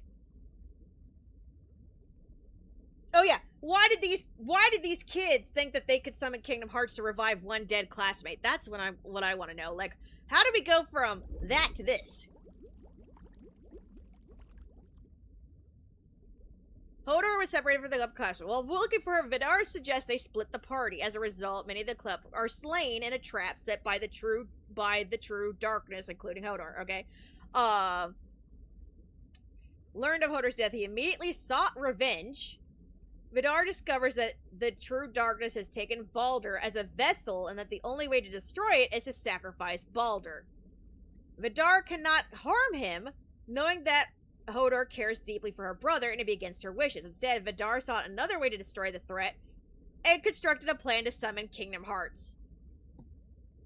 That's kind of a jump. And then, against Odin's orders, he enlists his classmates to help him and begins to collect 7 lights. Despite initially being willing to risk everything by summoning Kingdom Hearts, Vidar halts his plans when he sees that Baldur has been completely taken over by the darkness. Vidar expresses remorse, feeling responsible for Hodor's death, Baldur's grief, and now the deaths of his classmates at the darkness's hand. He and his friends decide to put an end to the true darkness by taking Baldur's life, but are slain by Hringhorn Heartless summoned by Baldur. As Vidar is lying down, light fading, Xehanort kneels beside him. With his final words, Vidar apologizes and passes on his mission to Xehanort. Body perishes, heart floating away.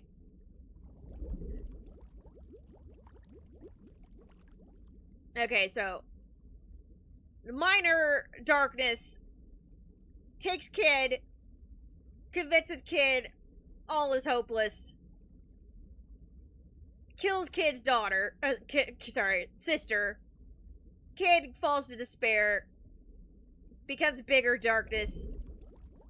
Classmates are like, oh fuck, oh but we can't kill him. We'll summon Kingdom Hearts instead.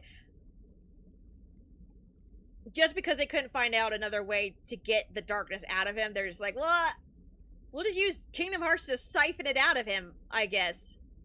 Oh shit. Oh shit. Oh no! What? Oh no! What have I done? Asterisk oof. Oob. Did I not do that in part 3?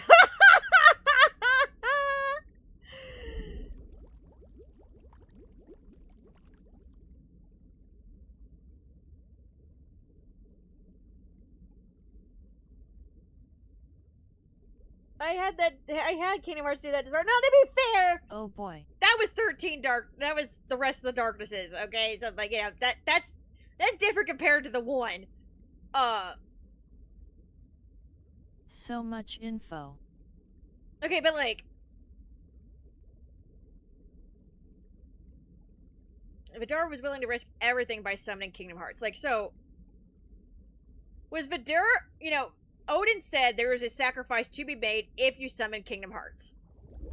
So is this to imply that Vidar was willing to sacrifice himself if it meant Kingdom Hearts would take out the darkness in Baldur? Like,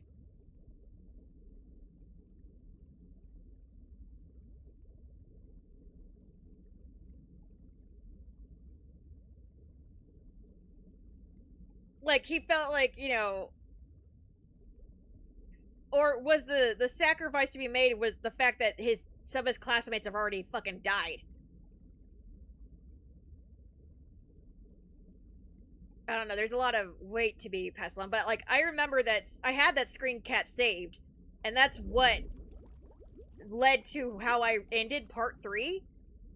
Sora summons Kingdom Hearts to get rid of the darknesses inside of him, but also knowing that there would be a sacrifice to be made. In this case, Sora's body was the sacrifice, and because he was killed in just the right amount of time, his heart got released before his heart got taken with the rest of it. Had he not done anything, yeah, Sora, and the entirety of Sora would have been sacrificed for the greater good, but thankfully only part of him did.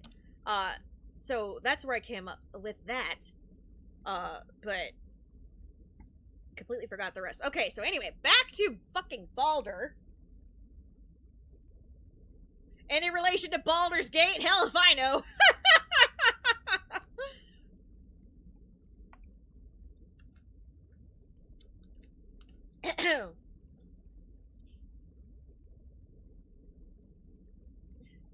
LOL.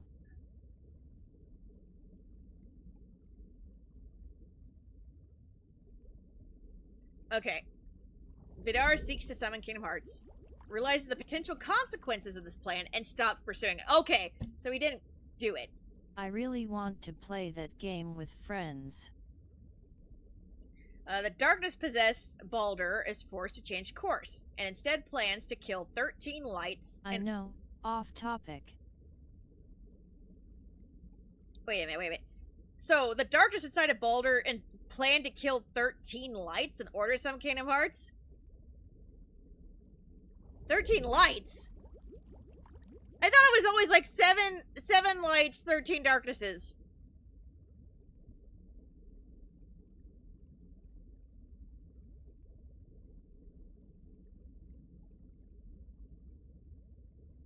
Light? Yeah, that's what it says here. The darkness that's inside of Baldur didn't get, like, through all of its manipulation, did not get Vidar to summon Kingdom Hearts because Vidar was like, fuck, this don't seem right. I'm not going to summon Kingdom Hearts. And the Darkness changed up his plans. Like, you know what? Let's just kill 13 lights instead. Well, why 13 lights? And Xehanort was even like, 13 clashes during the Keyblade War was what made the 13 keys to open up Kingdom Hearts. Or is it just 13 and not 713? Is it just like 13 just the magic number in general? Whether it be 13 lights or 13 darknesses? Like,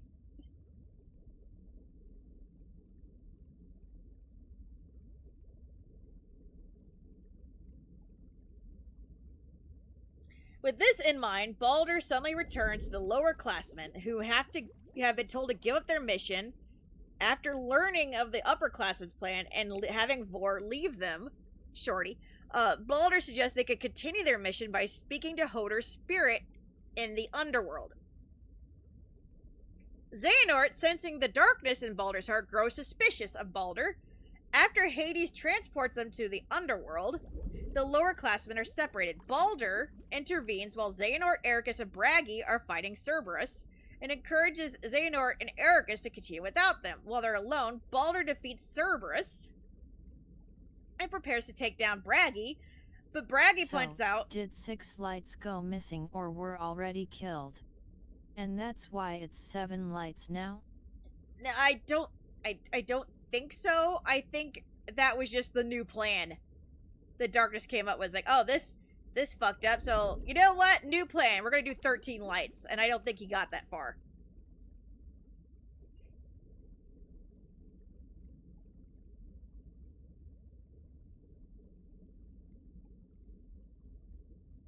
Or it got that far.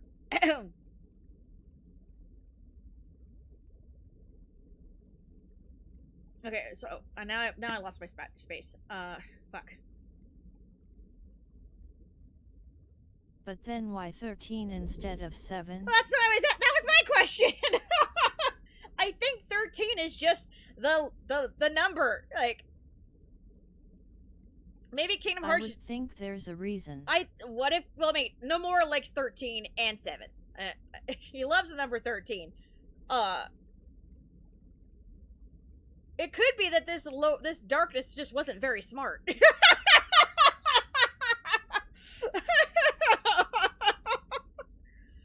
I mean, we have Xehanort over here who thinks 1 darkness and 1 light would be enough to summon Kingdom Hearts, and he fucked that up. So, like, maybe there's a possibility that this lower ranking darkness thought 13 lights would be enough lights. And Xehanort later knows that 7 lights on 13 darknesses causes 13 clashes, and the clashes themselves are the ones that summon Kingdom Hearts. So it's like, maybe that's it. 13 clashes. If you try and go after 13 lights, technically that is 13 clashes. I don't know.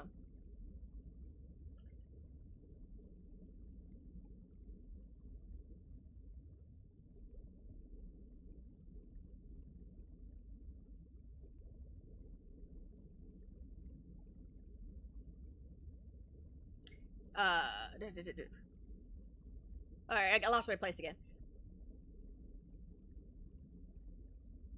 Okay, so, Bragi points out that Xehanort will know if Baldur kills him. As Baldur attempts to attack Bragi anyway, Bragi easily disarms him and attempts to leave rather than get involved. Baldur runs after Bragi and attacks him, believes to have killed him, though in actuality, Bragi escapes.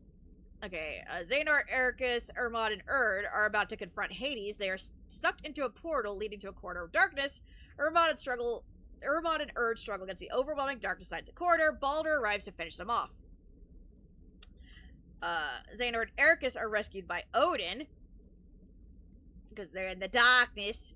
That's where Xehanort is like, I don't need my armor, I'm the chosen one. Nope. Yeah. The Baldur begins a rampage across Scala and Kylam. Eventually he appears wreathed in darkness to Xehanort, Ericus, Vidar, Vala, and Valley. Okay, so there's Valley. Summons Heartless to fight them while he looks for Vor. In the central tower, he finds Vor, and she is soon joined by Vidar, Vala, and Valley, who fight him. Balder summons the Big Heartless, whose name I can't pronounce, which quickly eliminates the 4 of them. Oh god, so yeah! Vor, Vidar, Vala, and Valley die! Leaving Balder only needing 2 more lights to sacrifice. Okay. So where the...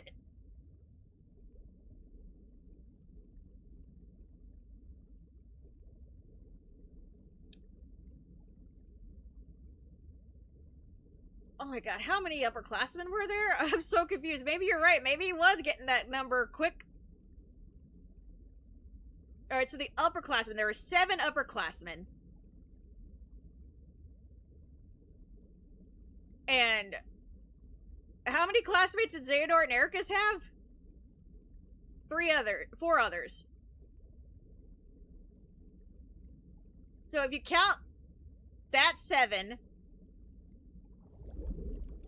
plus their 4 teammates, that's 11, and then Xehanort and Ericus would have been 12 and 13.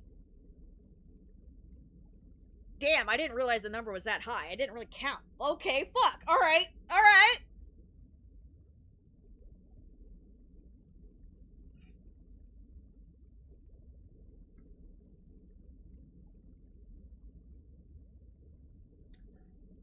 Balder invites Xehanort and Ericus to a final battle atop the central tower. After defeating the Heartless thing, Xehanort prepares to finish off Balder, but Balder surrounds them with darkness and attempts to convince Xehanort that they are the same, always in the shadow of a greater light. As Balder taunts Xehanort, Hodor's spirit appears from within Xehanort's heart to quell Balder.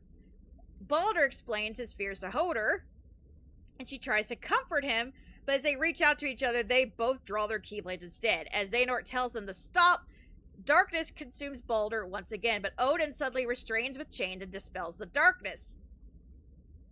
When Xehanort hesitates, Hodor attempts to strike Balder down, but he retaliates and she fades away, while both of them collapse. Balder once again tells Xehanort that they are different from the others, and in the end, Xehanort kills Balder, though Balder's words leave Xehanort with a deeper desire for answers. Balder and Hodor are later enshrined in the same grave in Skalla and Kylum's graveyard.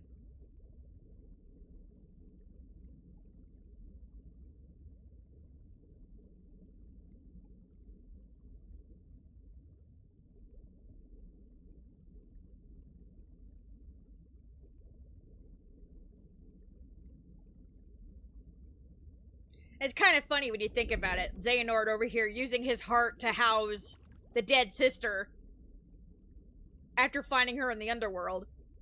Just like Terra got Ericus's spirit in him. Like, you just pulled off what Xehanort pulled off. It's also funny to think of Xehanort as letting anybody into his heart at all, you know what I mean?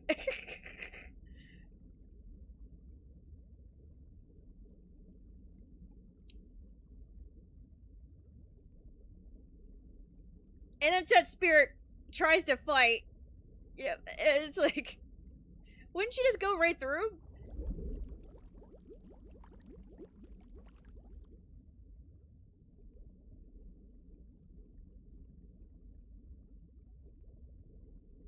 BRB gotta move my car.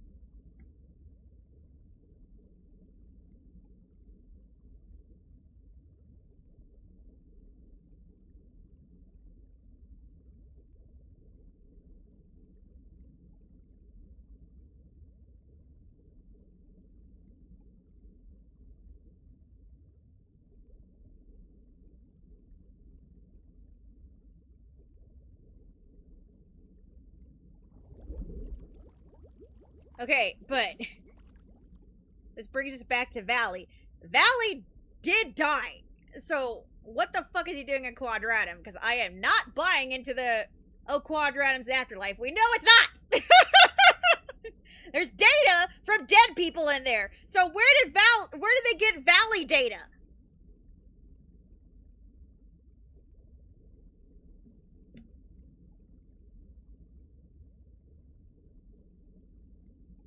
Oh no.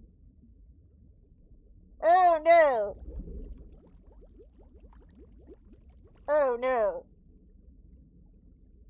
Xehanort, you son of a bitch! Who knows?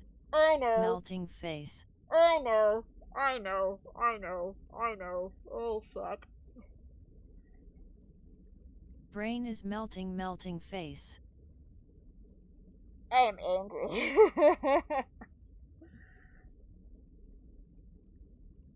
I'm keeping my mouth shut.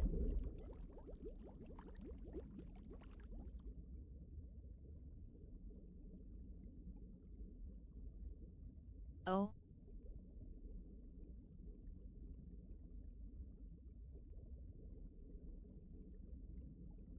Now I'm curious. I'm not saying a damn thing. LOL.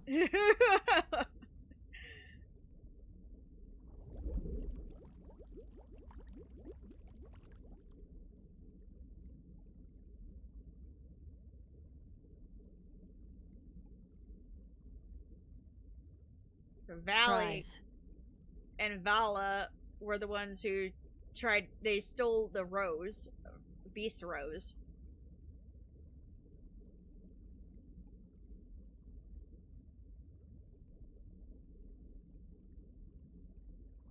Valley gives the rose to Erd to return to the beast. Okay.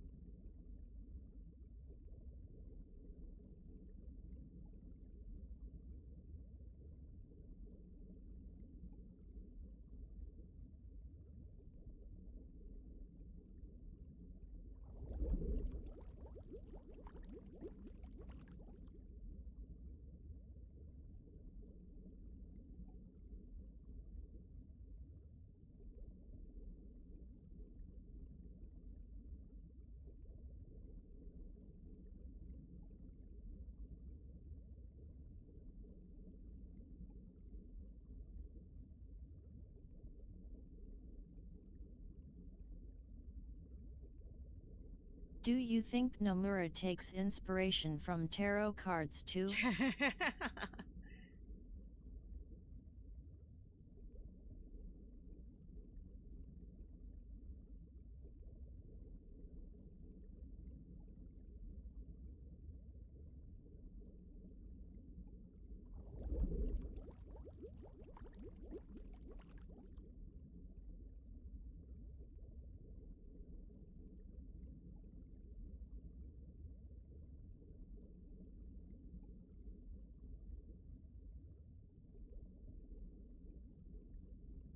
I'm back. Welcome back.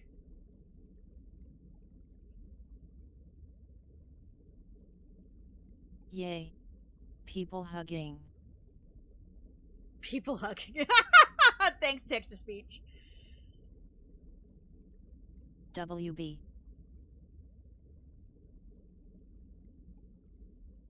People hug LOL. LOL.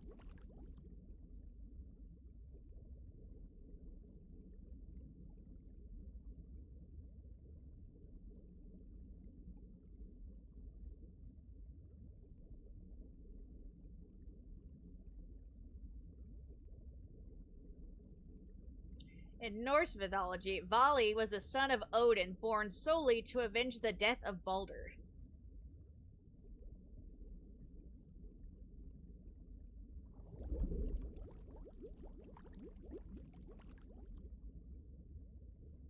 Which is ironically the character they were actually trying to kill. So. Oh my fucking god, Etsy, what the fuck are you doing? So I was looking up, like, Keyblade replicas on Etsy the other day, right? There's an Etsy ad on the bottom here, and you know how, like, Etsy will, like, show you ads of stuff that you just looked up recently to try and convince you to come back. This time it's showing me a bondage tool with spikes on it that you tie around your thigh to put spikes in your thigh. What? I have not been looking up bondage equipment. Why the fuck?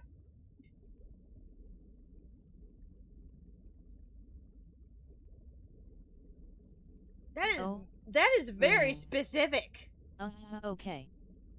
That is very specific. And this is on the Kingdom Hearts wiki. What the fuck? Now, I have looked at some things that somebody linked once, but nothing like that. That's... I never even knew that kind of thing existed. LOL, sure. Sure, LOL. I wouldn't lie about it. You guys know what I write about. That's so random. That is very random, even for me. Like, what? LOL. My morbid curiosity is almost getting the best of me. I gotta focus! Like, I thought it was like PF. I thought it was a bracelet at first, because, like, there's two pictures here, right? One of them looks like... The wire looks almost like chicken wire, and there's spikes on it. And the ends are tied with frayed up twine. Except that would be a thick wrist. So I'm like, okay, so I thought it was like a thigh bracelet or something. However, the picture next to it shows ass cheek, which tells me this is clearly a kink thing. Like, why ass cheek is there, I don't know, but like that's where I was like, wait a minute, that's not a bracelet. That's a kink torture device. But why, though?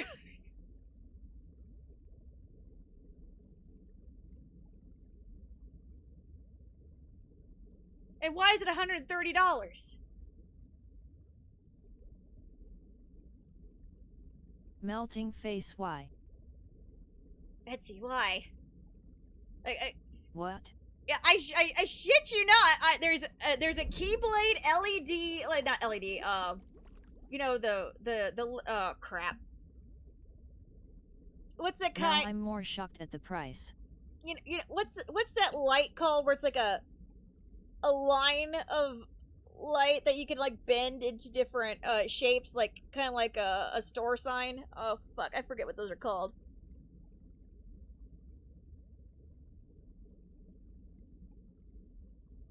Like those tube lights. I forget what they're Neon? Yeah, neon, thank you. Yeah, there's a Kingdom Hearts neon there's a Kingdom Key neon sign. There are 4 Glow stick? Almost. They look like glow sticks, but it's a light fixture. So there's a Kingdom Key light fixture advertisement. 4 copies of the Kingdom Hearts 4 jacket, because I was looking up Kingdom Hearts 4 jacket for a cosplay. Those make sense. But why the leg tie? Why the bondage tie, Etsy? Why? The one time I saw that bondage equipment was literally 4 years ago, and I haven't looked up bondage equipment on Etsy since, because, like, why would you? Why would you? I didn't even know we had Etsy bondage equipment on Etsy until that one picture somebody showed me, and I'm like, where the fuck did you see that? And they're like, Etsy, and that opened my eyes, because that was 4 years ago! Why is it showing me now? Sword jacket, sword jacket, sword jacket, Organization 13 jacket, Keyblade, 2 thigh torture devices. What? Explain, Etsy! Explain! Anyway. Boy, LOL. Anyway. ETSE was like, it's time to remind you, LOL, I don't know. I've never even looked that up. Like, the device in question that I was looking up was, like, there were slippers that had spikes on the inside. So, like, they look like cozy slippers, but guess what? No, they're spikes, and you put them on to prevent you from walking, so that you're forced to crawl on all fours. That's the device. Right? And I'm like, ah! Interesting. Okay, moving on with my life. May or may not inspired, a fic on the other, account, but that's neither here nor there. Haven't looked at it since. And definitely never looked up thigh torture devices. What?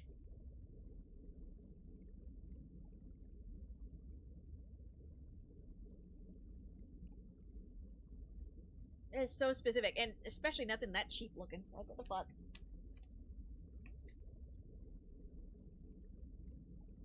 Anyway. He's trying to tell me something, I guess. Anyway. Balder, okay.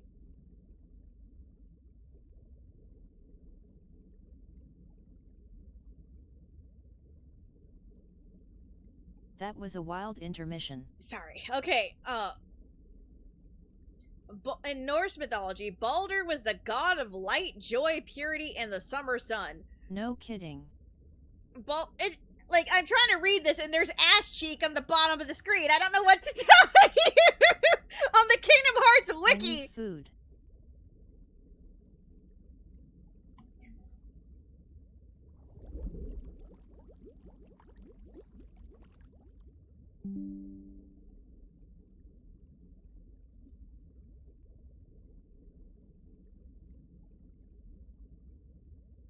Like, I'm putting it in the red room so you my guys... My drink came out of my nose, lol. I'm putting it in the red room so you can understand focus where I'm... Swing.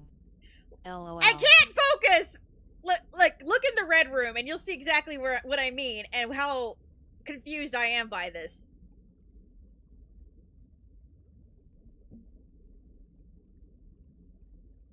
That burned, lol.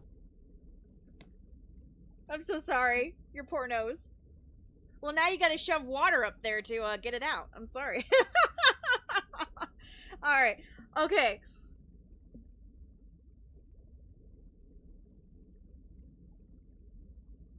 Baldur's death at the hands of his brother signals the beginning of Ragnarok, a series of events filled with death and tragedy leading to the end of the world. Interesting.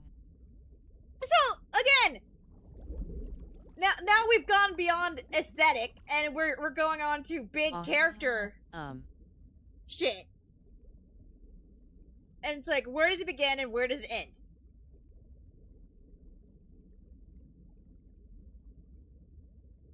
Because, like, this would mean that Balder's entire existence and the fact that he's gonna die. And Balder didn't even die at his brother's hand, unless you think of Xehanort as his brother in arms, as his classmate. Fine, sure. Implies that his fucking with Xehanort's head with his own death inspires the events going forward that lead to this and that and whatever, right? Like, because, like, you see what I mean? It fits, but it also doesn't fit. So it's like, I don't know what parts I'm supposed to absorb and what I'm not supposed to absorb.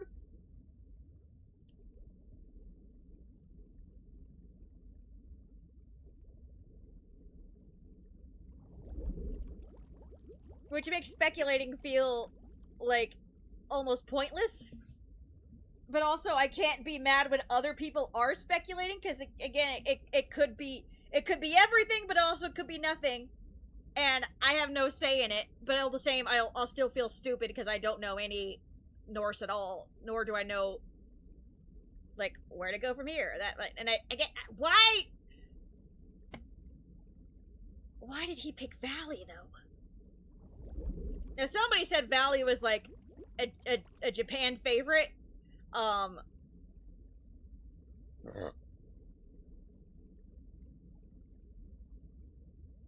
So I guess out of all of them, if Nomura, I almost said Xehanort. If Nomura was gonna Bala pick, who had a grand total of 1 line in Dark Road, lol. Right. So, like, if Nomura was gonna pick... Also, for the Norse story, some people believe that it was meant to be a death to pagan ways and a rebirth to Christianity religion. Or in others' words, death to old ways and reborn to new, healthier ways. And, again, it could be. And the parallels are there, but it's also like, what? But why, though? Like, what do we take and what do we leave? And if the parallels are that stark, does that mean Nomura got lazy?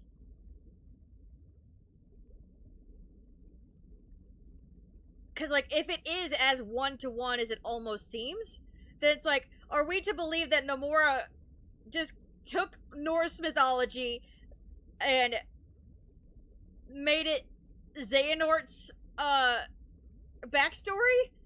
Because in that case, I would just be sad. You know?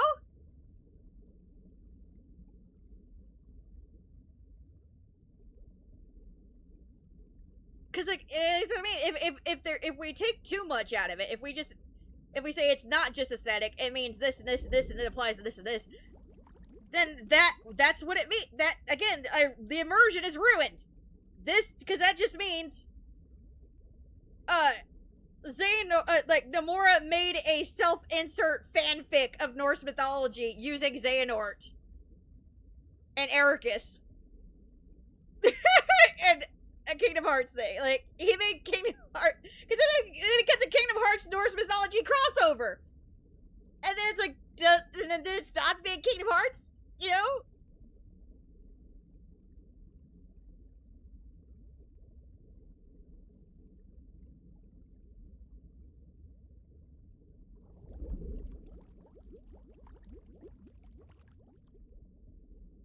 Because if it is that close, then that means we have pretty good guesses of what's coming in next. My only comfort was that all these kids were dead.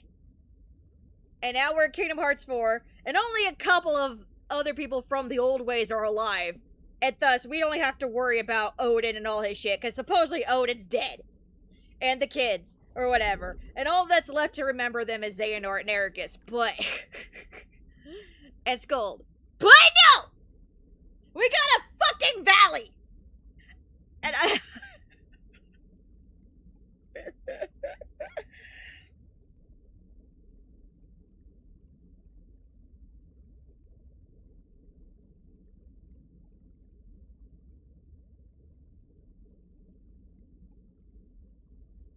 This is why I don't want to talk about it, because I am in that camp that Quadratum is not an afterlife. It is like an afterlife, okay? It's a data world. And there is poor Strelitzia's data. We saw her heart go poof.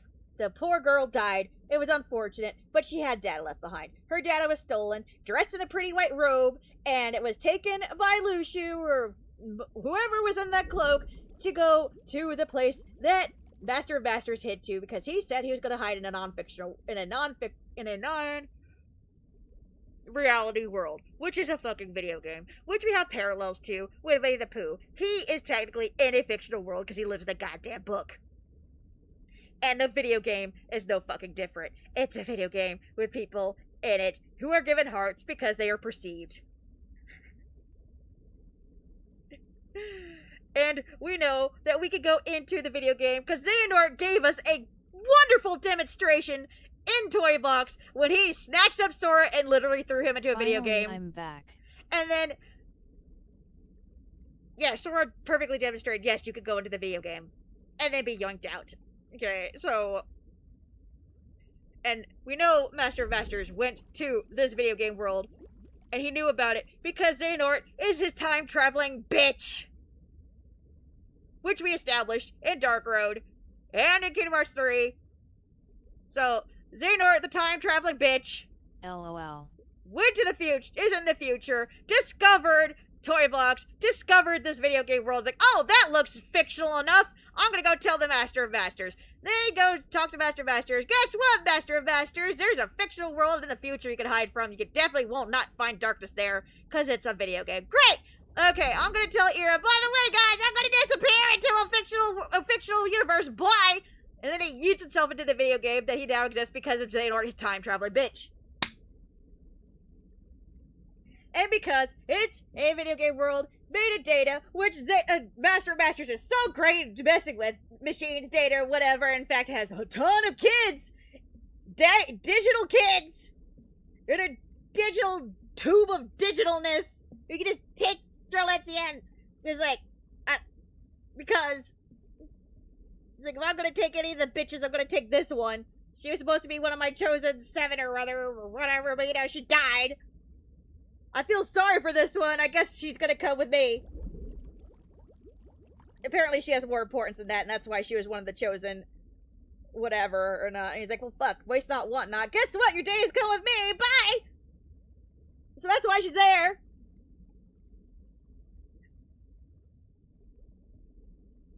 And we know the data of the game got fucked up, overwritten, whatever. We know that much, because poor Luxord, as we know him, obviously was one of the poor people that got rewritten, and that's how he ended up where he was, because his heart was like, where the fuck am I? And then Xemnas is like, oh hey, it looks like you need a home, you lost your heart too. That's okay. Why I believe that Styrolitza is a replica. I just said she's Data! Keep up! She doesn't need a replica body, she's digital! Anyway, so if they're a Quadratum, and if it is digital video game happy place, like I said, that Master of Masters is hiding out in, lagging. Cause he is a bitch. Sorry. I'm just playing around with you, Looney, but I'm trying to keep up. I'm on to something here. I'm leading up to the thing you wanted to know. If we are assuming Wing is right, Wing is probably right. But if we assume, then why is Valley there? Mr. Valley dead. Mr. I'm one of the ones that definitely died, deaded by the Baldur Darkness deadedness. Why is he there? How did he get there? Because he definitely doesn't have data. He was died, deadedness. I know why. It's because Xehanort, the time traveling bitch, is there! Fuck!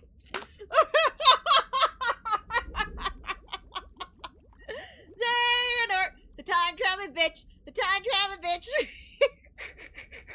Done.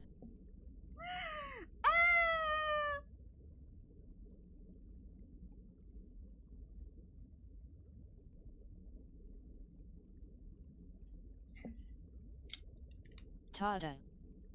Xehanort, the Xehanort in Quadratum is not the dead Xehanort. The dead Xehanort went on to the afterlife with Ericus. Future old man Xehanort is gone dead. But we still have a poor time-traveling teenage Xehanort who just finished his Mark of Mastery exam, who just met up with Master of Masters. Master of Masters is like, look, yo, I need you to go. Now that you hate the worlds, I need you to travel to the future, find me a video game to hide in. I need you to wave my Keyblade around so I can see what's going on up there while you're at it. And also, here's a time-traveling Keyblade so I can help you do it.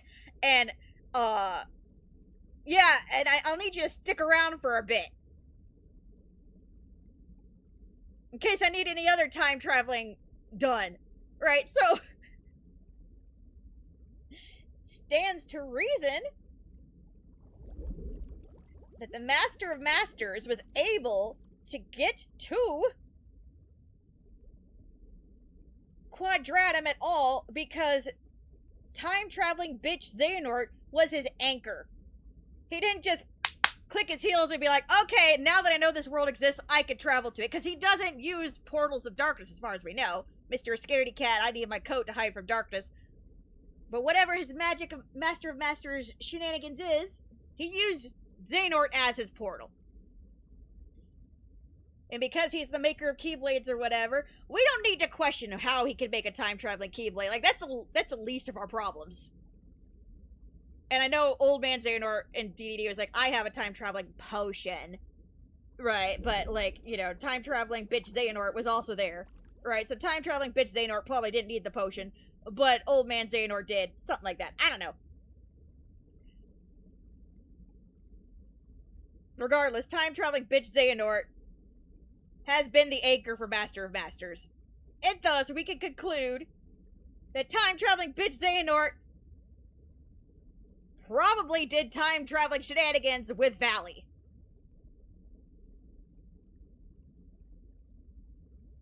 Now, why he would pick Valley? out of all the classmates. That's something we gotta figure out.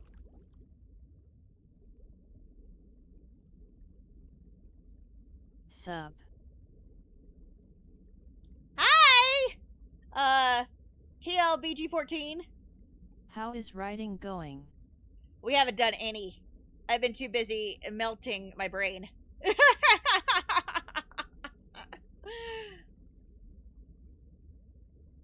LOL. How you doing?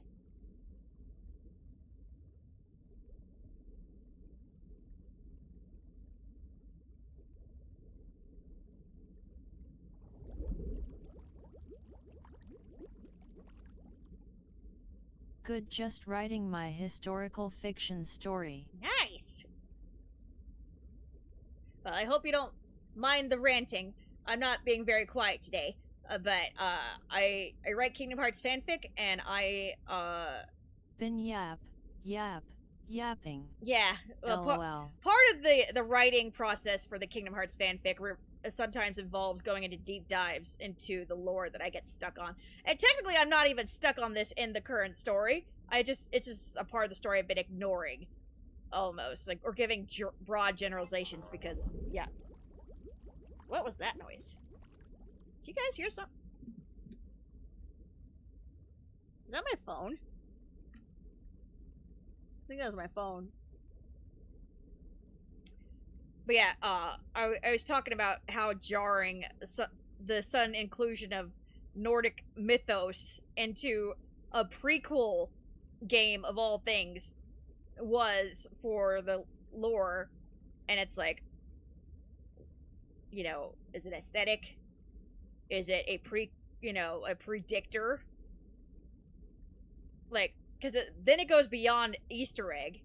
Easter egg should not spill a bajillion pieces of potential plot. So, and then when it is that important that you can predict where the characters' stories are gonna go just based on the name alone and their stuff, then it becomes... Then it's not your story anymore. It's a fanfic. A fanfic. Because then it feels like myth theft, you know? And it's like... Basically, my story is about the MC who dies on his way to college but gets found by Father Time, who gives the MC a pocket watch to travel back in time to save humanity. The MC goes through several points in humanity's history. Ooh, very cool.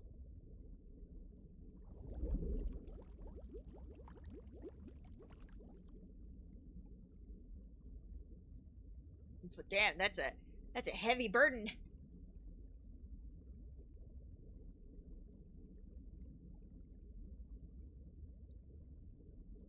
Time traveling shenanigans are rough. In fact, we're kind of talking about that right now. That sounds interesting. So, in fact, I just coined a new term: time traveling bitch Xehanort. I trademark. I'm claiming it now. You all heard it here first. Time traveling bitch Xehanort. That sounds really interesting.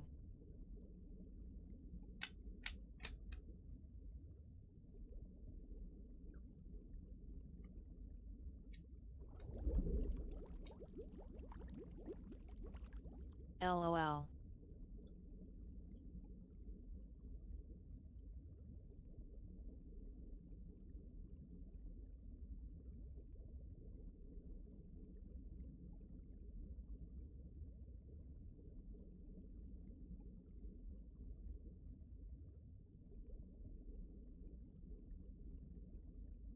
Okay, so let's say we got time traveling bitch Xehanort.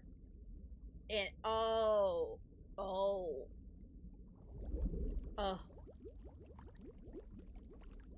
Wait a minute. Right now the MC is in Mesopotamia, where Gilgamesh, Ishtar, an original character named Shamir, Enkidu, and a cult who worship the god of war, diseases, and plagues named Nergal.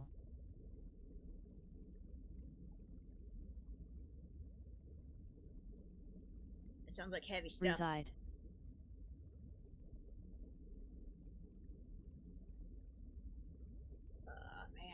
I'm glad I'm gonna have a thought of this, because there's no way in hell I'm writing down all these notes. Oh, fuck.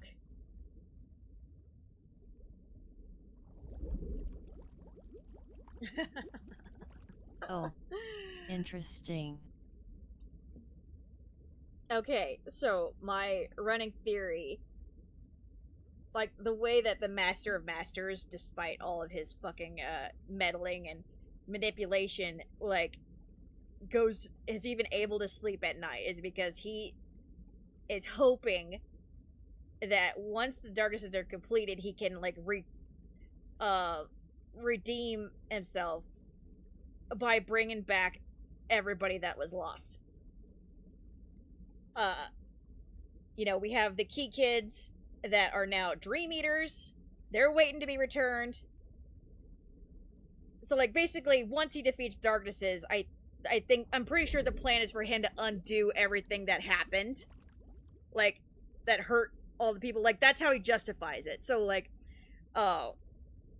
you know, betraying his apprentices, making them be the vessels for darkness, blah, blah, blah, blah. Like, he's gonna make it right for them somehow as well, and so on and so forth. But part of the bad shit that happened to Xehanort's classmates as well. So what if the motivation for Valley being in Quadratum because of time-traveling bitch Xehanort is so that Master of Masters can also revive Xehanort's dead classmates in some way or somehow? Like, once the events where they destroyed the darknesses are over, what if he promised that Xehanort that he can bring back his classmates, and to do that, he brings Valley along for the ride?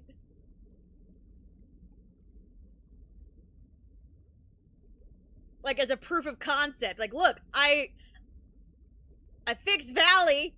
Now will you do everything else for me and I'll get the rest of the things back? Like, now, again, possibility, but also, again, why would we pick Valley out of all of them? I would think that Xehanort would be like, if you're gonna revive any of them, revive the small cute one.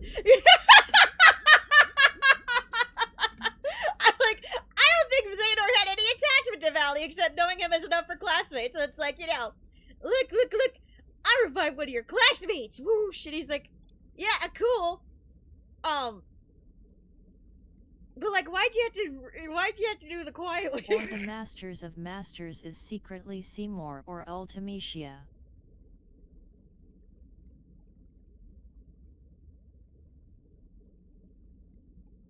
Nah. Fuck Seymour. I will destroy Spira. I will save it. At TLBG14 LOL. Take your dumbass hair antlers somewhere else, Seymour. Seymour.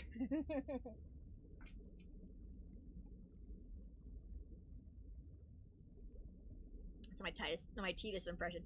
Seymour.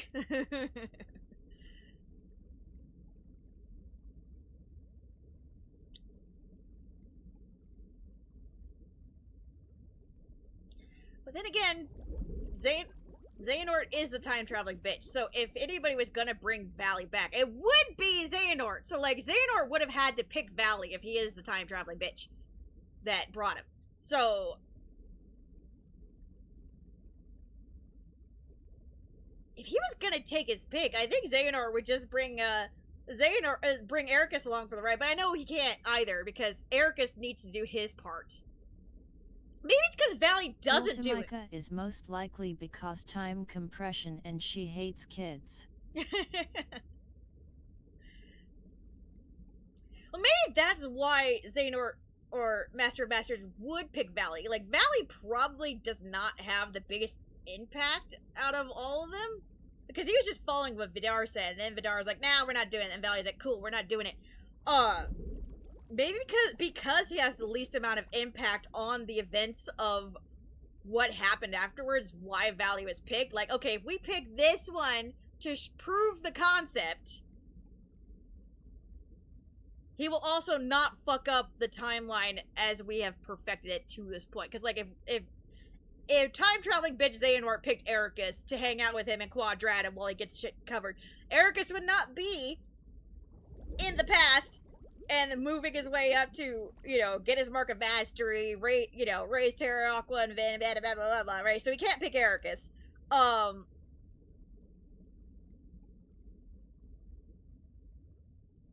So, like, that would leave, like, the rest of it.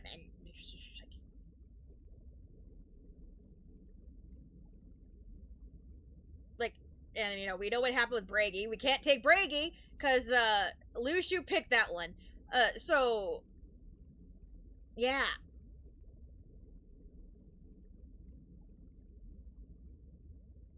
My chest hurts. Maybe Yozora is the master of masters. No. Yozora's too tall.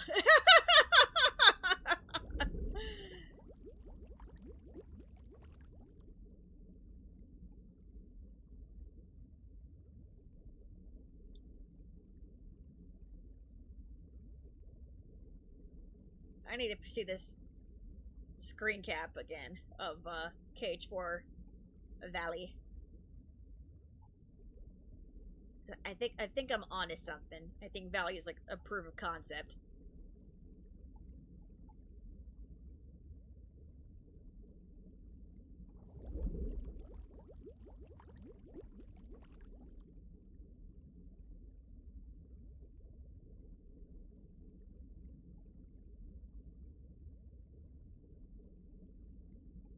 Although Square could troll us and it could be the warrior of Ivalice and the rival to Bart's Gilgamesh. You're saying names that I don't know.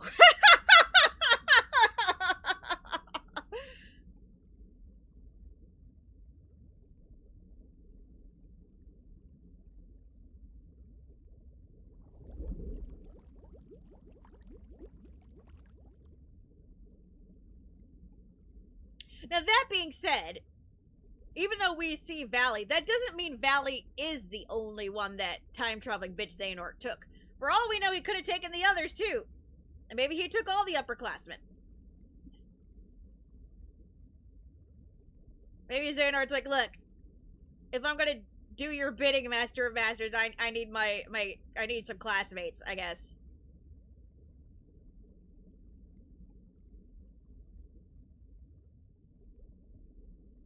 And judging by, Valley's outfit in the Kingdom Hearts 4 trailer, he's clearly been there for a while. So, like,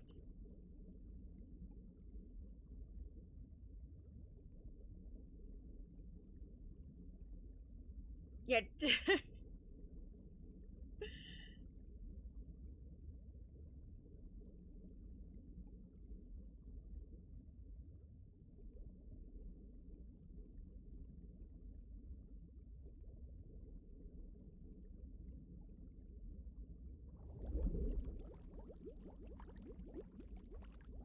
And then we have the tour guide character from Missing Link. I call him tour guide. I don't remember his name. Maybe Mom is viewing the world as a testing ground for his plan.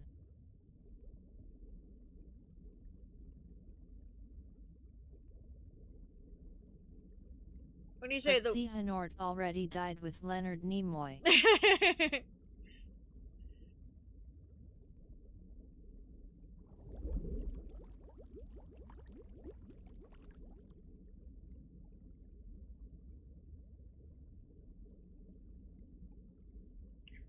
I thought Christopher Lloyd did a good job. I got to meet him. He's cool.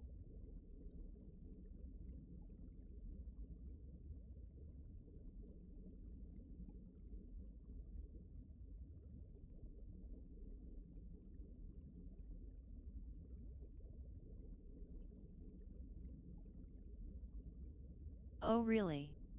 That's cool. Yeah, he signed my Xehanort Funko Pop on the head, on his little bald head.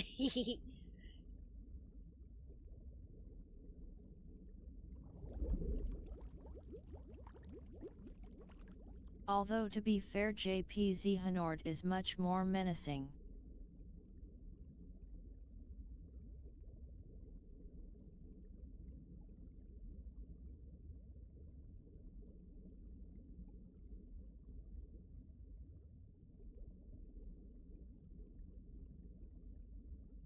Same with JP Vantias.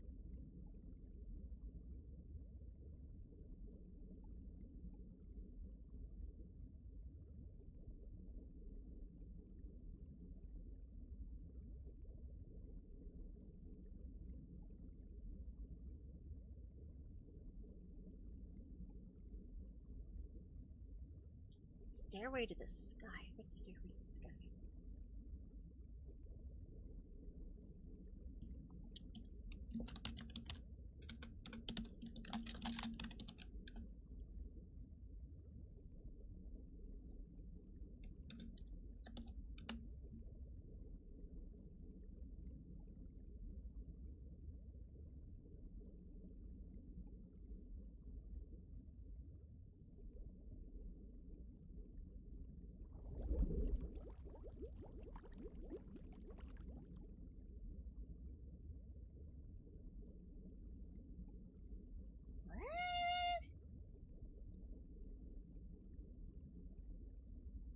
What?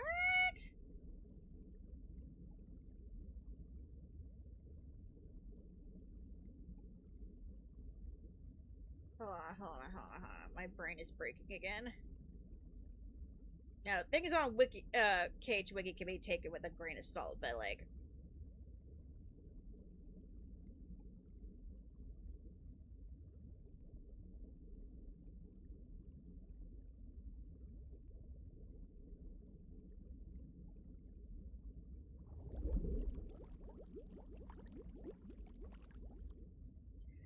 so, okay, I'm confused about the way they phrase this here. Vor leaves to search for Odin, and Vali, Vala, and Vidar encounter Xehanort and Ericus at the Stairway to the Sky. I'm confused about this because in the sentence prior to this, they say Vali, Vala return to Scala-eyed Kyom with Vidar, and then in the very next sentence they say Stairway to the Sky. Make it sound like it's two different places, so I'm like, I don't remember that. But then I look up, like, the context, and apparently Stairway to the Sky just means Scala and Kylam. So, like, why would you call it two different things? And then, amidst looking that up, it says Scala is built upon the ruin of Daybreak Town. Okay, yes, we know that. Known to be the nexus from which all worlds are born. Hold up!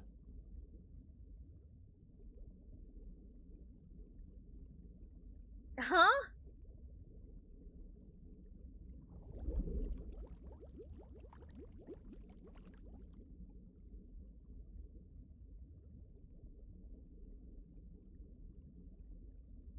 Since when did we establish that, Scala birthed the other worlds? The other worlds were already established.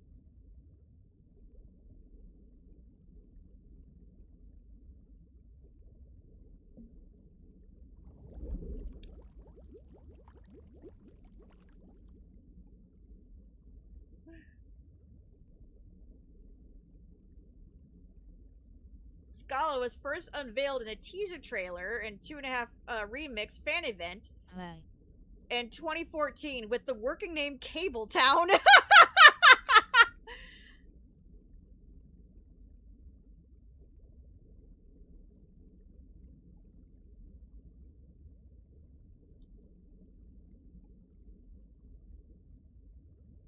During the Age of Fairy Tales, Scala was the world known as Daybreak Town. What? Okay, somebody fucked up this article.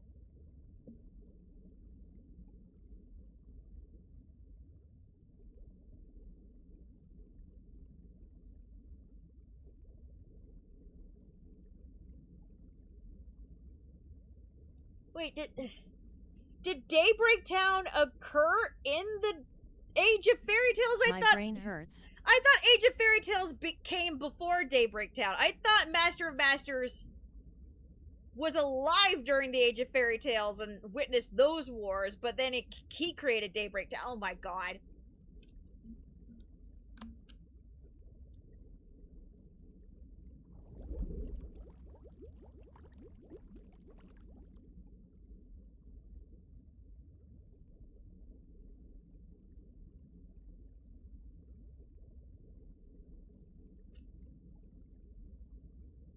What is going on? Screams in confusion.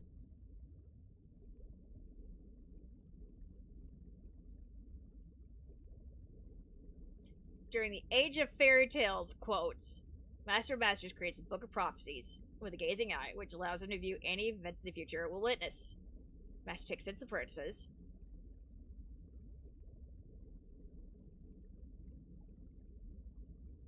who are then renamed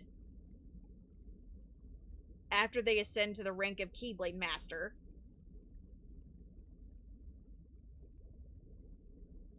So wait, I thought...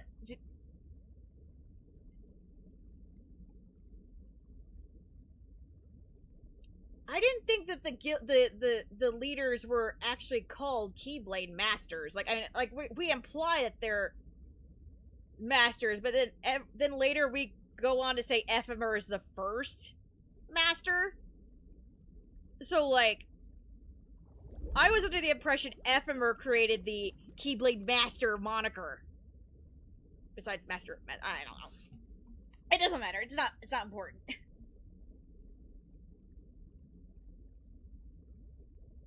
Like, I thought they were just, like, foretellers.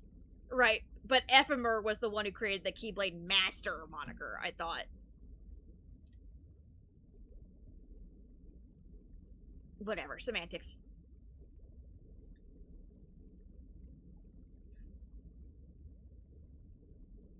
So of them, only the 5 are chosen to be foretellers, and I guess Lucia just gets the short end of the stick.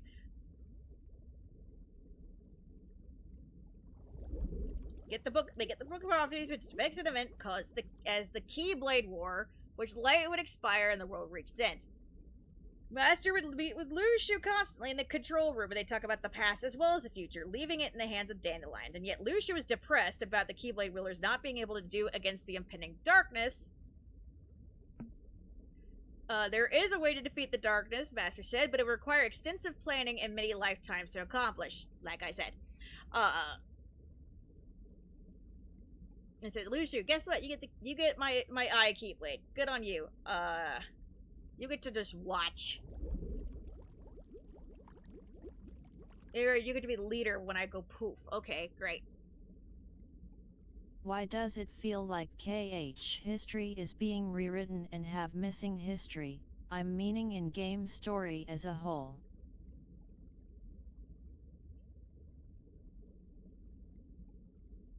That is...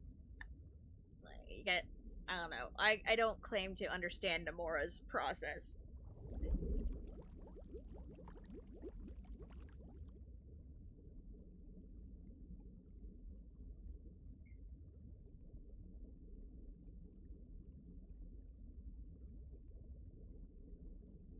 Okay,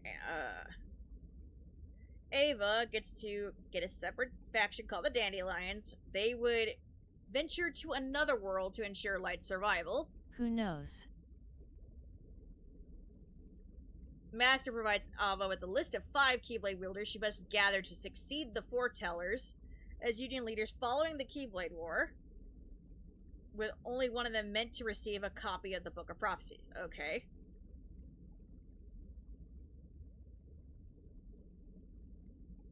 Cheer these. Okay. If a wielder falls to darkness, so are their Chirithy, cause them to transform into a nightmare. Okay. Master goes poof. Upon the Master's teachings, Foretellers began recruiting Keyblade wielders to each of their unions. Kidnapping kids, giving them Keyblades, saying, guess what? Here you go. And they all had their Book of Prophecies. Okay.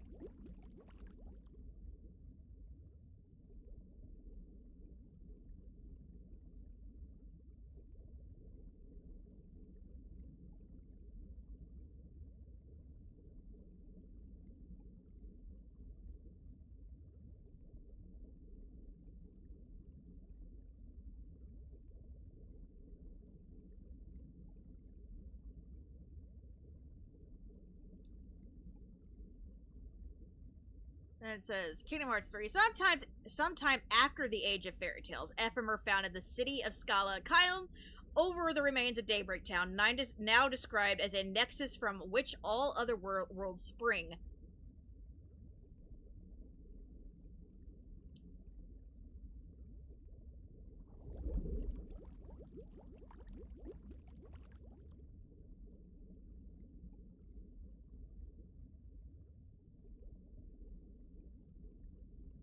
battle in Kingdom Hearts 3 takes them underwater between the main mountain town, where the four clash around the ruins of Daybreak Town's clock tower, now dilapidated and suspended upside down, along with the scattered remains of the town's nearby building. Okay, so...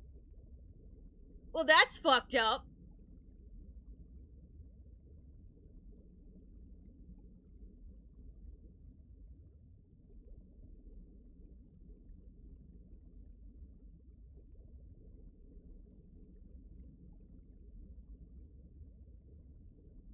Ephemer!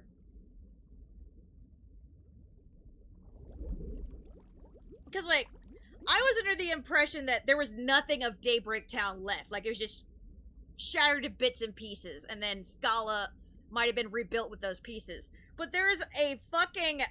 The entire tower that we see underneath there is the actual Daybreak Tower that's just flipped over. How did you turn it upside down, Ephemer?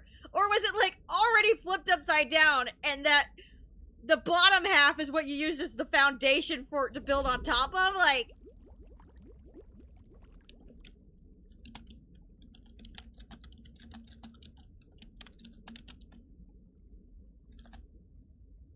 This is news to me. I was under the impression that those buildings that we see underwater were like an old Scala that got flipped upside down. Now I want to go back to Scala in Kingdom Hearts 3 and look at that weird clock thing again. It's been so long. Maybe he changed it like how Aqua did in her home world. Well, again, it was wiped out when Ephemer wakes up in his little pod. There's nothing to be seen there. It's all underwater. So...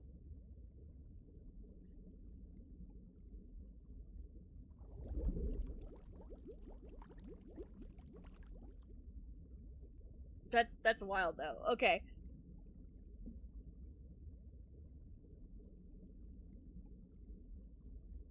Cool, I'll just put that note away.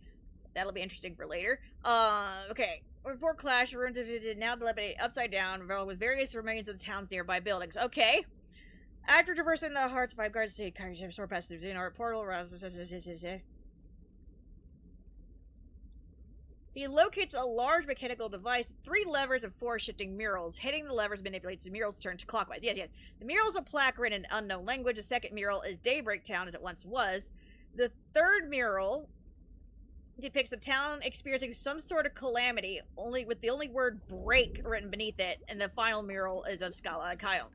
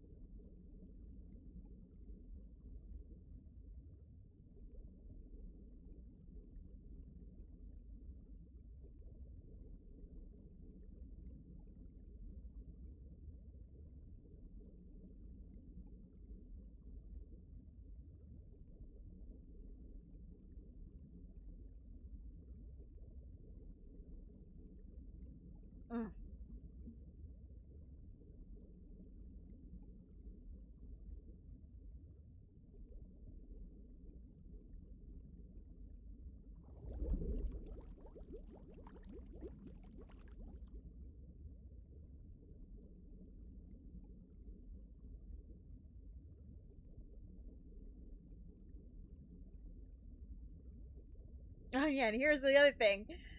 The player meets Donald Duck and Goofy at one point. I remember that. Like, how do we explain that?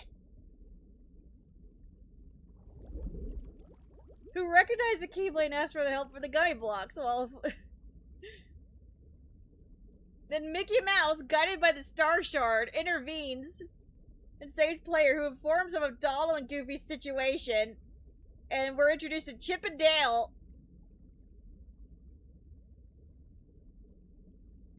So, like, the whole gang is here. And why? Mickey questions what it was that guided him to Daybreak Town, unaware that Envy is watching from afar. With Chip and Dale's help, the gummy ship is restored, and they leave Daybreak Town.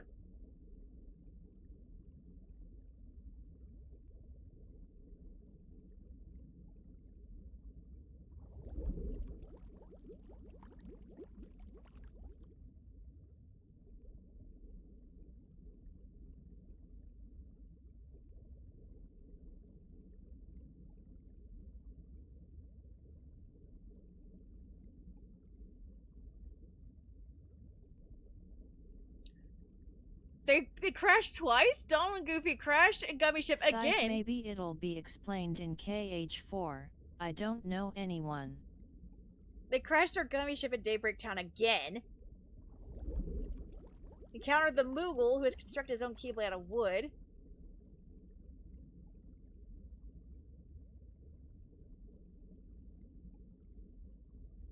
The Keyblade changes to become Moogle of Glory. Donald and Goofy realize that player is the key, air quotes.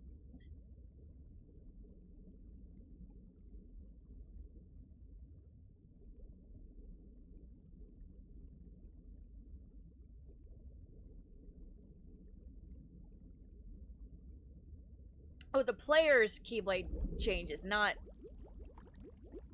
the wooden Keyblade. Oh, that'd be sad if the Moogle's wooden Keyblade turned into an awesome Keyblade and then player just took it. Because that would explain why the Moogle was like, I'm gonna steal your Keyblade now. Moogle plots to steal Keyblade. When he attempts to do so, he's disappointed the Keyblade simply returns to player. Fix the Gummy Ship again. They realize player is not inside with them and take off without the key. Oh! So this is implying that Donald and Goofy crash landed there with the Gummy Ship and Mickey. Or maybe this happened at 2 points in time. So like the first crash could have happened while they were still hanging out with Mickey and Chip and Dale. And then the second crash happened after Mickey was like, go find the key. And so they probably, when they crash landed, like, oh, look, that player has key. Guess what, player? We're taking you with us. And then player did not go. And so they're like, fuck. And eventually they came across Sora, I guess. But what the fuck did they fly into that made them go to the past? That's what I want to know.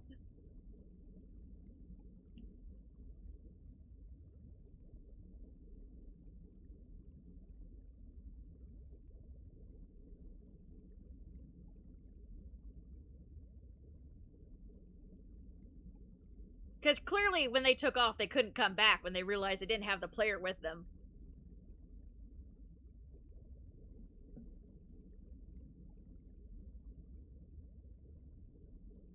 Okay, Chirithy tells player about Master of Masters, the impending Keyblade War, and how the foretellers decided to draw upon powers from the future to prevent the final entry from coming true, and revealing that the foretellers all share the same goal but follow different paths. The future?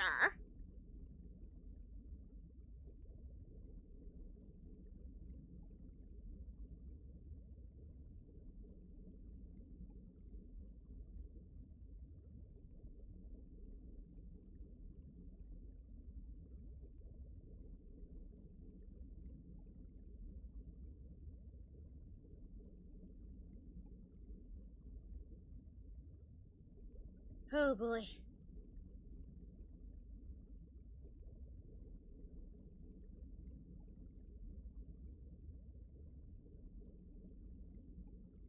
Gathering looks at the amazing rate, the darkness is somehow spreading faster. That's funny. We're killing all this Heartless, and yet the darkness is spreading. Maybe it's spreading because you're taking the light, people. You're probably taking light and spreading more darkness, I would think. Or it's because of the discourse. I don't know. Like, they don't really explain what Lux is, do they? We just know that Heartless drop it.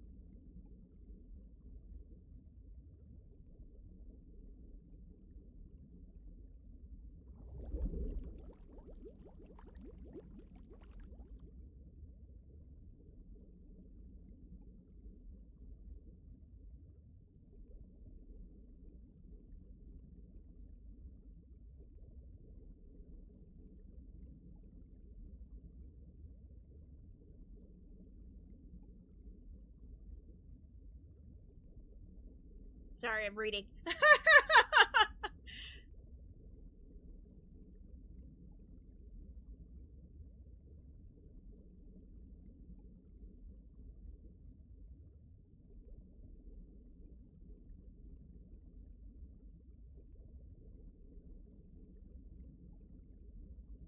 I'm basically reading the part where they're like, the foretellers are telling us all to, gather Lux, but it seems like a competition between them. And Skull's like, I don't get it. But we're also getting dreams from Ephemer telling us to investigate this or this.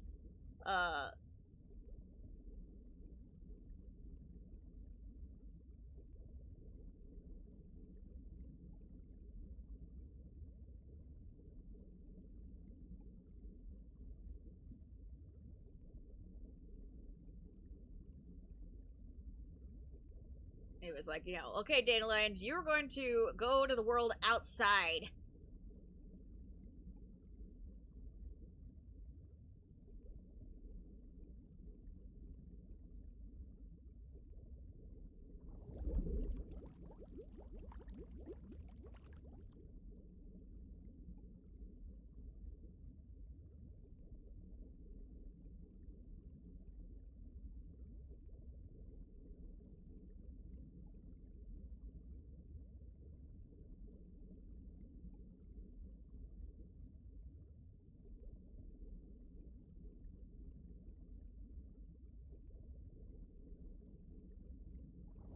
Okay, the war starts happening.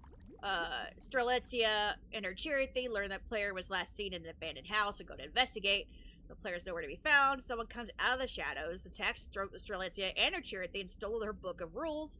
In her last moment, Strelitzia recalls how she wanted to speak with player, carrying her Chirithy in her arms, and she fades, and her heart is released. Heart is dead. Gone. Okay. Thank you for confirming.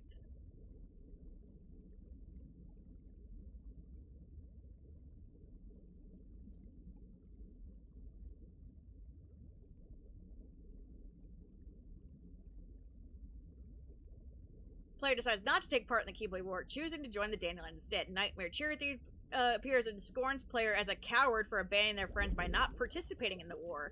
Angered by this, player demands to know who the Nightmare Chirithy is, who reveals that player has been using the power of darkness via the Power Bangle. Although Chirithy refuses to believe this, Nightmare Chirithy tells its counterpart that this is all according to the Master's will. Chirithy insists that the Power Bangle takes the sins and turns them into light rather than darkness. Nightmare Chirithy contradicts its counterpart's claim by revealing that he also belongs to player, but differs from Chirithy in that it can act on its own will. Nightmare Chirithy declares that if player refuses to take part in Keyblade War, it will show player its dream himself, and summons the Darklings to battle with player. Chirithy questioned Nightmare's Chirithy's motive, the latter proclaiming that nightmares exist to show people bad dreams, allowing them to sever connections and live freely, a concept that Chirithy is unable to understand.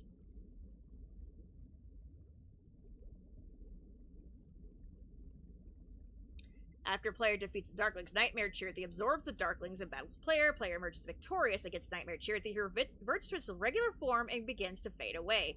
Nightmare Chirithy remarks on how their connection has now been severed, but warns them that they will meet in another dream before fading from existence.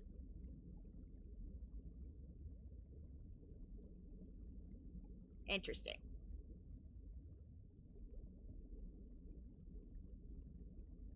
And what dream would that be? Because as far as we know, player died on an island with with baby Xehanort.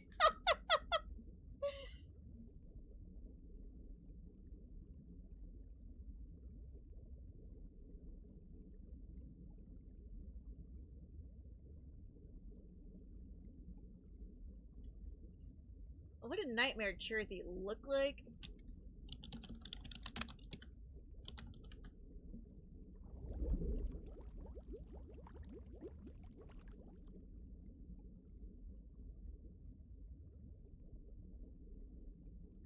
Fluffier than I remember. I mean, it looked like dark purple Chirithy, but yeah. It's got two giant ass wings and two giant ass claws.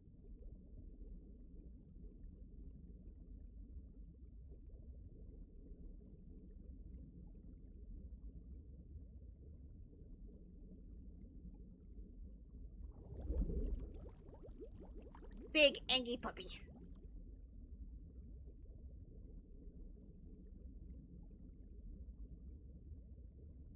Anyway.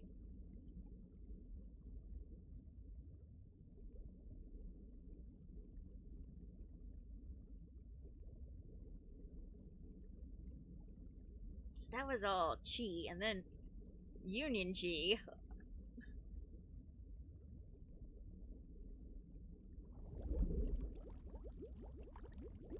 After the Keyblade War, Dandelions enter the New World, where they immediately lose all their memories of the old world.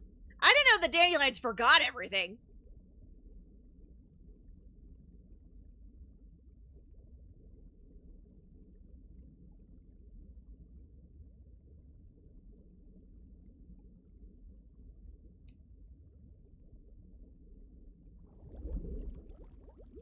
I thought they literally left, and then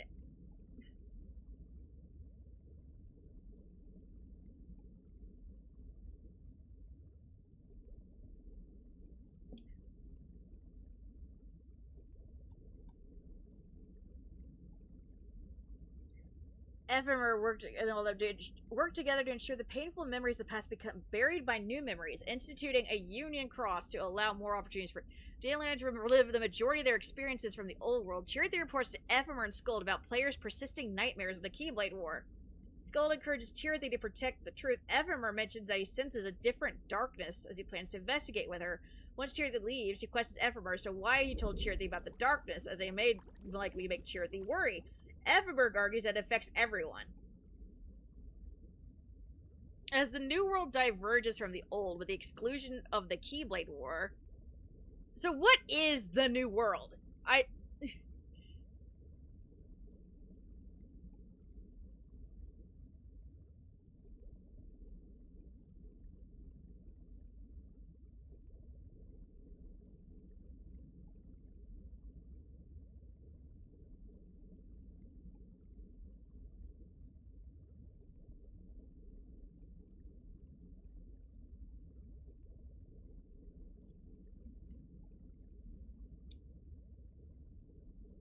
I'm so confused.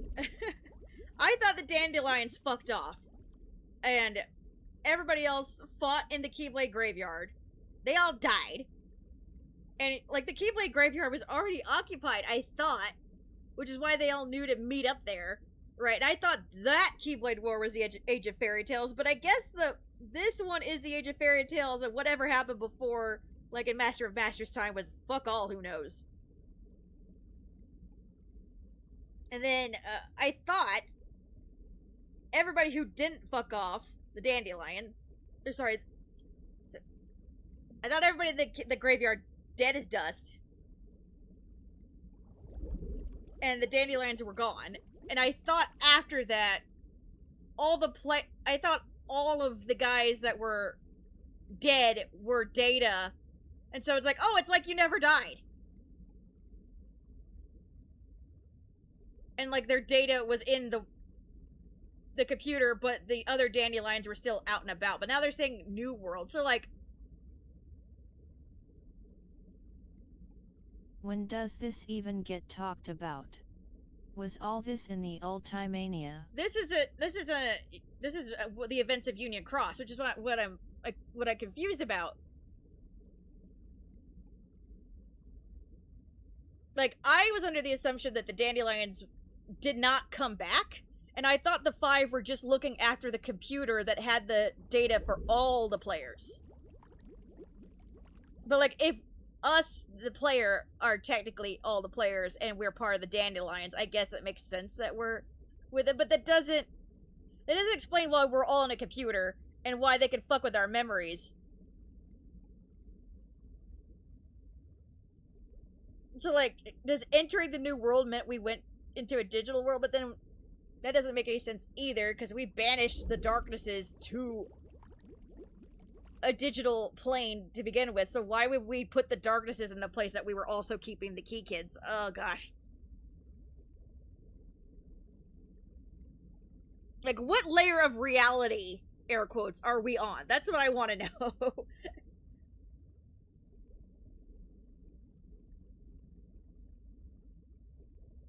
Because, like, I thought that was the thing, why they were called the dandelions. Like, dandelions, they float in the wind, blah, blah, blah, blah. Like, I thought Ava told them, like, go fuck off, and they fucked off.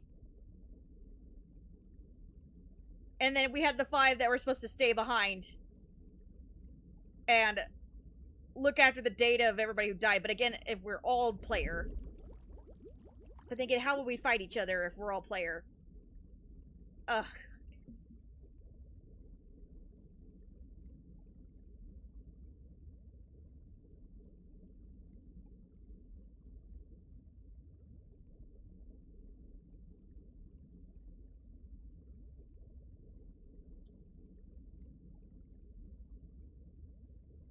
Union leaders decide to celebrate their successes by creating new spirits for the dandelions. As a result, player and Chirithy encounter another Chirithy that's sent by the Union leaders, who uses Chirithy's fur to craft a new spirit whose purpose is to further aid player in battle and help defend him against nightmares. I guess that's the pets.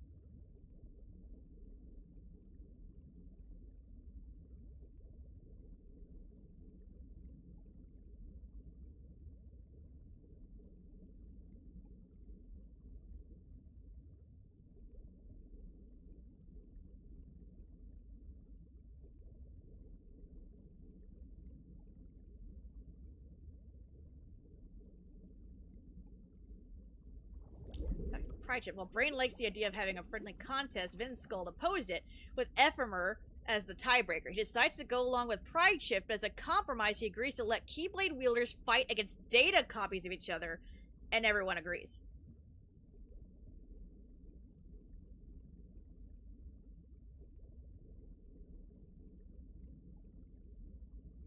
He tells others the idea came from Lorian, who in turn said he was looking for someone who was supposed to be a dandelion, and they all wonder who believe in their comrade would tell him he's ready. Seeing that nothing was in the data, Lorian suspected that Elrena may know where his sister went, since they were in the Union members on occasion but didn't say anything. So the duo asked her Chirithy, and from it, they learned it was friends with Strelitzia's Chirithy, and that she was looking for a certain someone to join the Dandelions to save them from the Keyblade War. Elrena's Chirithy also added that Saul happened, bells rang, and as where it saw one of the new Union leaders leave with Skuld, and Lorian least talked to her. He informs the others he was looking for his sister, but Strelitzia was saddened that she didn't know at first, and they believe that she may have perished in the war, but through Brain's deductive reasoning, they realize it's not what happened.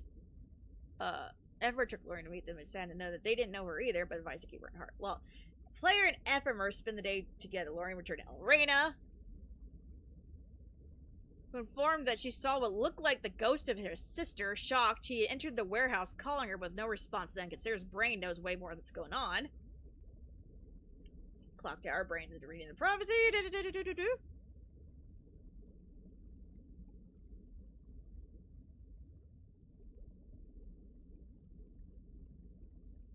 The president are following a destructive destiny, one which he hopes to overwrite, meaning that even if they succeed, nothing would change. He resolves to become a virus to overwrite that destiny, then leaves for the control room. They begin to wonder what the fuck Brain's talking about. They notice apparitions of Master Ava, and check on Master of Masters, then checks on Brain, who's in the control room. Ephemer and Player both in bugs and glitches happening everywhere, and head for the clock tower. Upon making it, they come across Ventus, who's being attacked by Darklings. Brain's doing his best to stop the glitches he has met upon in the state of worlds and after Keyblade. At first they were real and whole, now they're disconnected. Concluding that the worlds were recreated as data, and upon noticing the glitches, he suggests that they are within the data version of Daybreak Town, and the glitches are a result of a new world that connected to their world, but doesn't exist in their world or time, yet causing them to appear. But doesn't exist in their world or time yet, causing them to appear. Though it was impossible for Brain to completely sever the connection, he managed to stabilize it, though they would have to investigate in order to fully understand what's going on. So Brain opens the gate, leaving Ephemer and Player to explore the new world.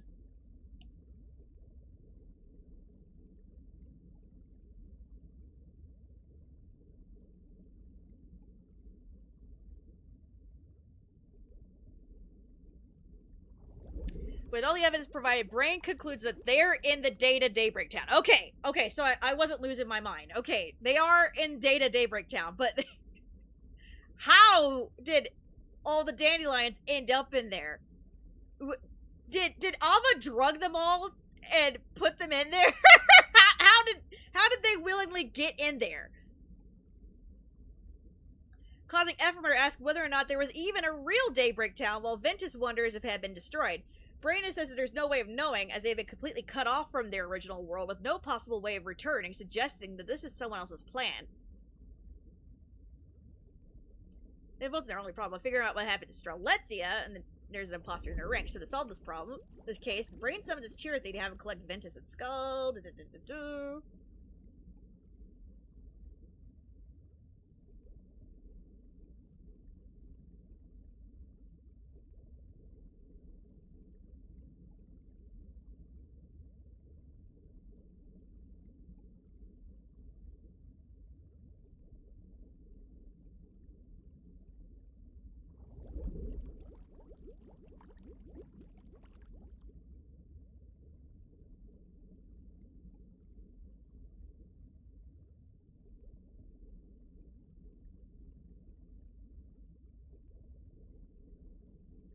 And darkness struck her down with the boy waking up. Okay. Maleficent was led to the data version of Daybreak Town inside the clock tower in a secret room called the Lifeboat and told her to use one of the pods to escape. Okay, and that's how she got back in Kingdom Hearts 2. She did the traveling. Her escapades were discovered by Lauriam, trying to stop her, ends up with the witch escaping one of the pods, the lifeboat being destroyed, and with Lauriam knocked out. Okay.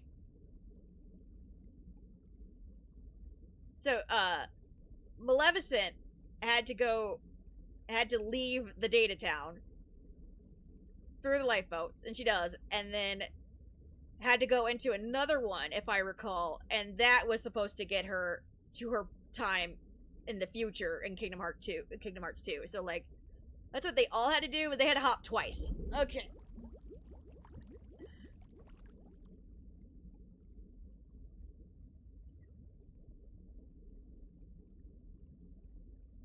And Darkness shows up. Darkness explains it's not trying to achieve anything, and yet with that in mind, Lauriam asks why it killed his sister. Darkness explains that it had been an unconscious desire of Ventus's to obtain power, and that they simply done what was necessary in order to give him that. Enraged that there was no real reason as to why Strelitzia had to die, Lauriam attacks Darkness, but is defeated easily by it in its weakened state. Okay. The entity had relations to Master of Masters, and why it had chosen Ventus, because he was the only one to carry the darkness as fated child written in the Book of Prophecies, air quote. With all the answers you need to know, Brain summons his Keyblade and battles darkness alongside Ephemer and Skuld. Fight continues until Ephemer is left standing, but Brain is still convinced that darkness isn't here for nothing. Darkness is a liar! And finds out it was here to transfer a signal of infection. Clarifying, the entity said it was just doing its role based on the Book of Prophecies, and used Ventus to separate itself from the hive mind of darkness, giving said individual a will of its own. I hate that here they're using the wrong form of its. And not caring what sacrifice was needed.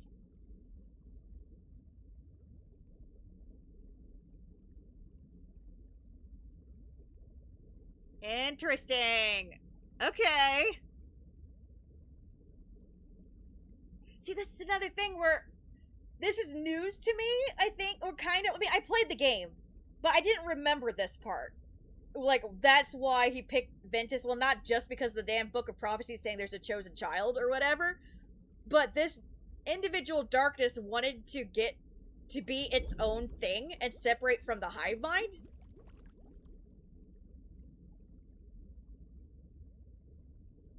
And I wrote about this in part 3, where the one that I said took over Data Riku, Data Sora's talking to it, and it's like, you seem to be different from the others. Like, surely you're not part of the hive mind, and yet Data Riku's darkness is like, no, I'm totally part of the hive mind. I totally am. It's like, I don't know. You seem to be the more capable one, and the others were just waiting for you to come back and help them too. And he's like, yeah, but, you know. It's like, clearly I absorbed this in some capacity, because... It did? What did? Hi.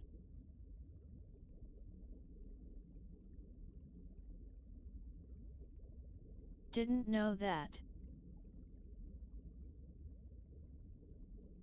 So yeah, I clearly absorbed it somehow. Otherwise, because I mean, then again, I was just spitballing, you know, trying to add drama to the whole, you know, theory about darkness inside of Data Riku thing.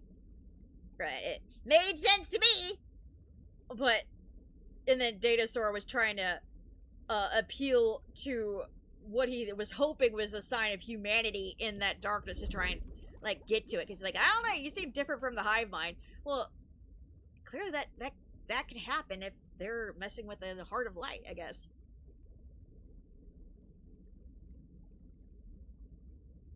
The darkness want to separate from the hive mind. Yeah, I guess so.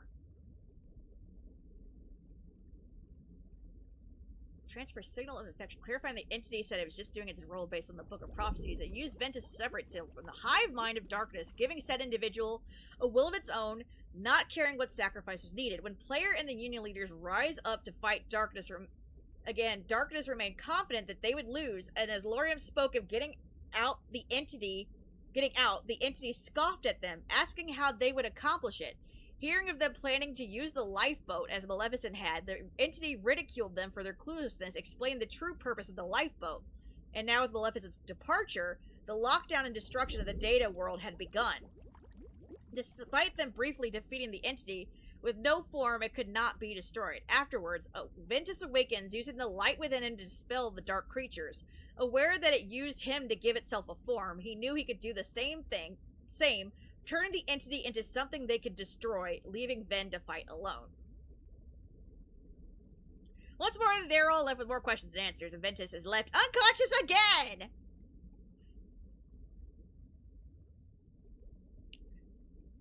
Elrena arrives with interesting news that her Chirthi, seeing one of the former masters with someone else that looked like Strelitzia in a white coat. Group is perplexed because all the former masters were gone. And they knew Strelitzia is dead. Soon Brain remembered this town is just a copy of the original one, not of those who lived in it. Aware of Lauriam searching the data before, he knew that if data appropriations of Master Ava and Strelitzia appeared then, there were of them as well. More so, if Strelitzia's data was... oh god, so it's getting harder. Whoever typed up this other paragraph doesn't know how to use there. Okay.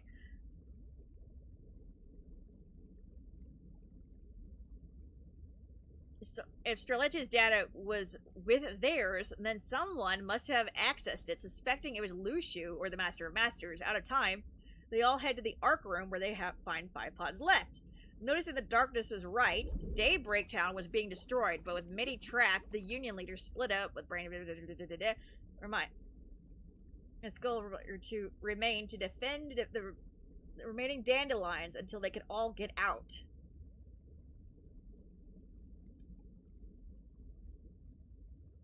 So Brain, Ventus, Elrena, and Lauriam headed to the real world. Ephemer, Skull, and the player remain behind. Before leaving, Brain passes his Keyblade and the Book of Prophecies. Okay, great. In the real world, Brain tries to figure out a way to save the others trapped in the Data world. First, he sends Lauriam, Elrena, and Ven to the future using 3 of the lifeboats. Okay, so yeah, like I mentioned, Maleficent had to hop twice, so there were 2 sets of lifeboats. One to get out of the Data world, now you're in the real world, and now you gotta use that to travel through time. Okay, so that's where Lauriam, Elrena, and Ven go to the future!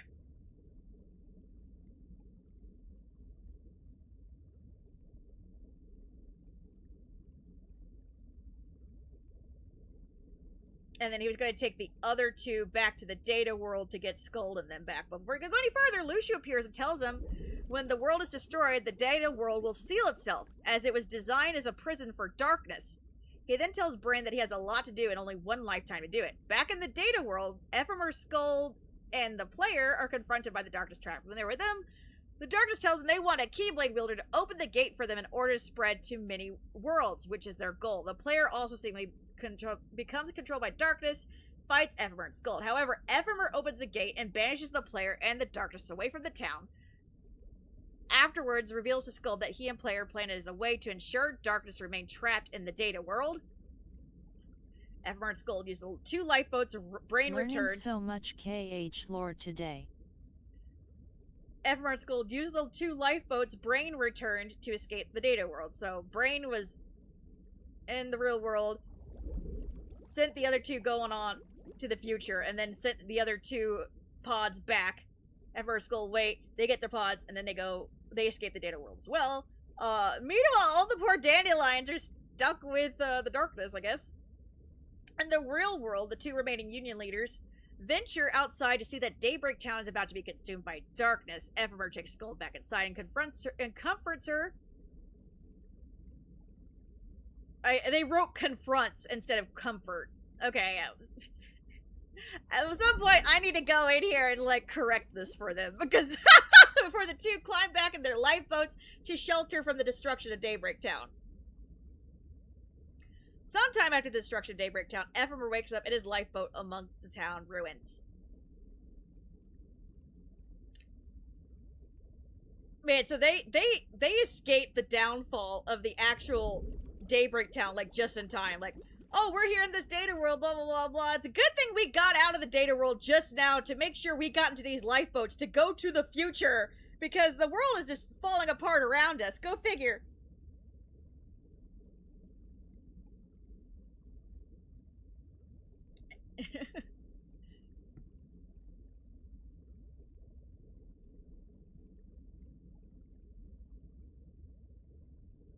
It does not explain, though, why it would Scala that Ephemer just built now becomes Nexus from all which other worlds spring.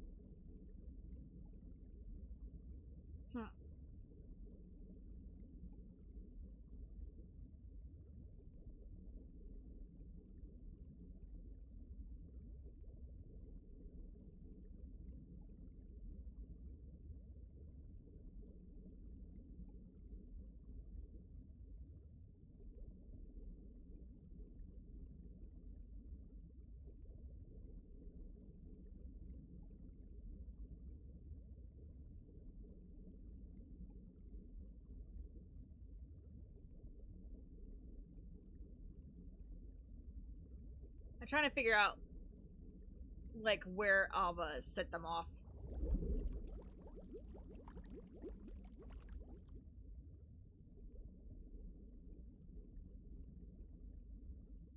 It's like, I remember her saying, you know, gathering the dandelions in around the fountain and giving her riveting speech, but like, you know, I figured after that, you know, she was like, shoo, you know, like, you know, you blow on the dandelion puff and they go flying to the wind or whatever. But clearly they didn't fly into the wind. They got into a damn computer.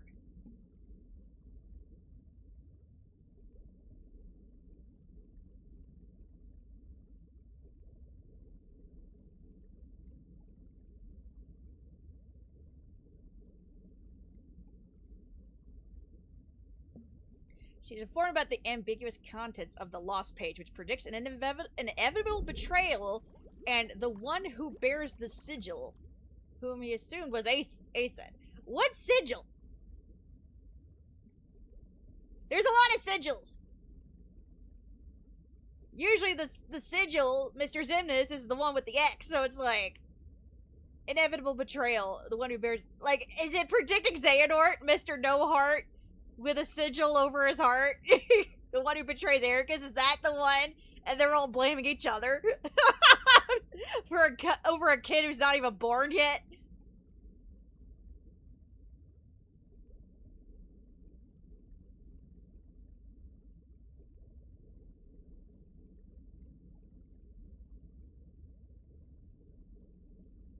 Oh, and we can't forget that fucking Luxu had some other person wrapped in a sheet that they also put into a freaking lifeboat. Like, whose body were you carrying around, Luxu?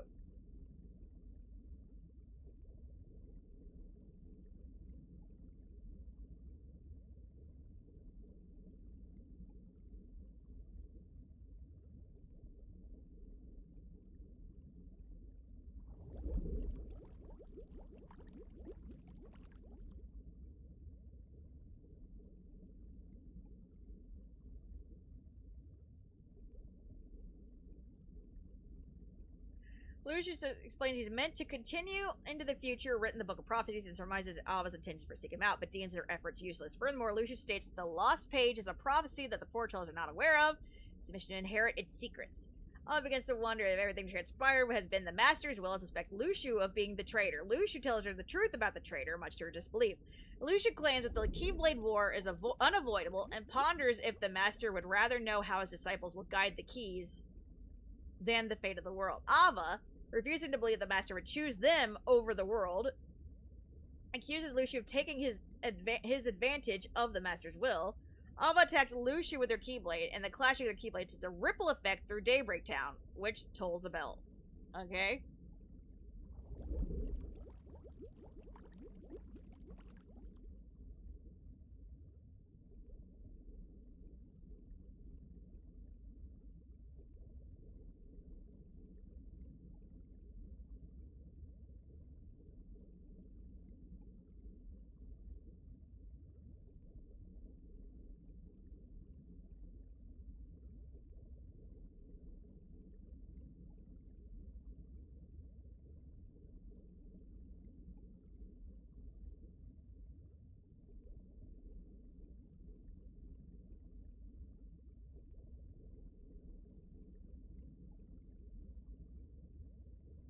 Just says after the Keyblade War, Dandelions enter the New World. Doesn't say how they got there, if they walked there, if they flew there, blah blah blah. It's just like somehow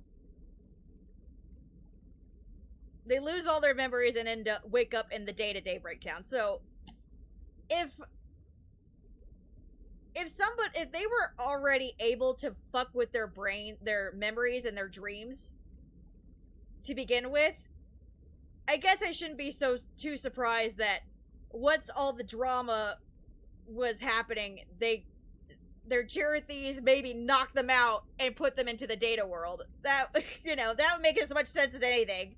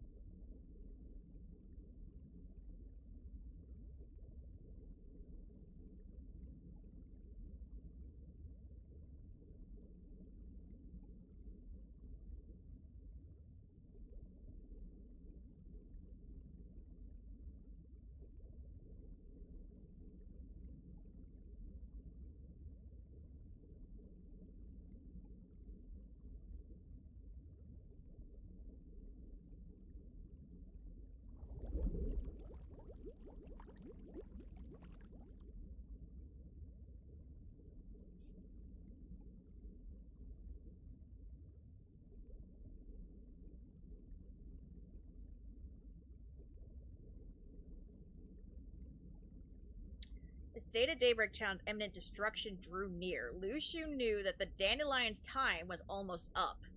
Carrying a figure wrapped in a white cloak, he returned to the real world's lifeboat room.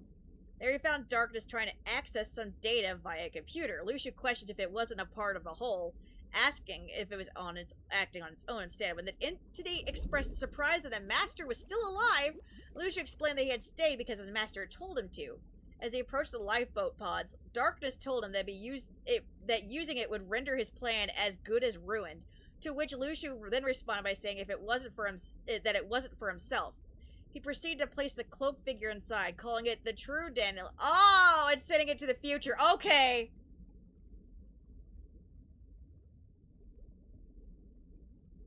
Okay.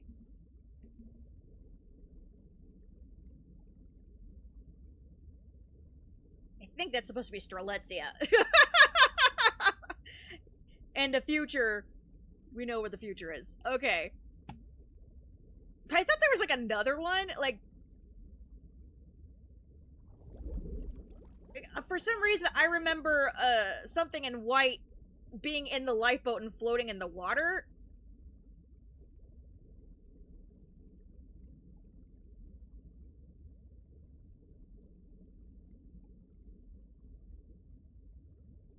But yeah, Lucia was also carrying the so-called true dandelion like a fucking sack of potatoes, and we saw Strelitzia being able to walk. So, why is he carrying, like, unless Strelitzia didn't want to go?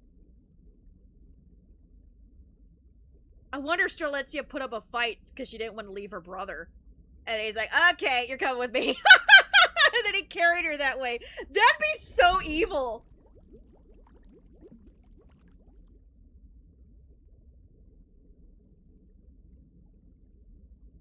That'd be fucked. Like, what if Strelitzia, even Strelitzia's data, was like, I ain't going.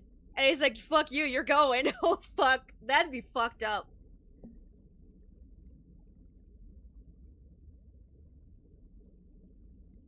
When the entity asked about the remaining pods, Lucia asked if it didn't read that part of the book. Upon it was like, hearing it wasn't of any interest to it. He asked Darkness what it was interested in, which the entity answered simply with, expansion.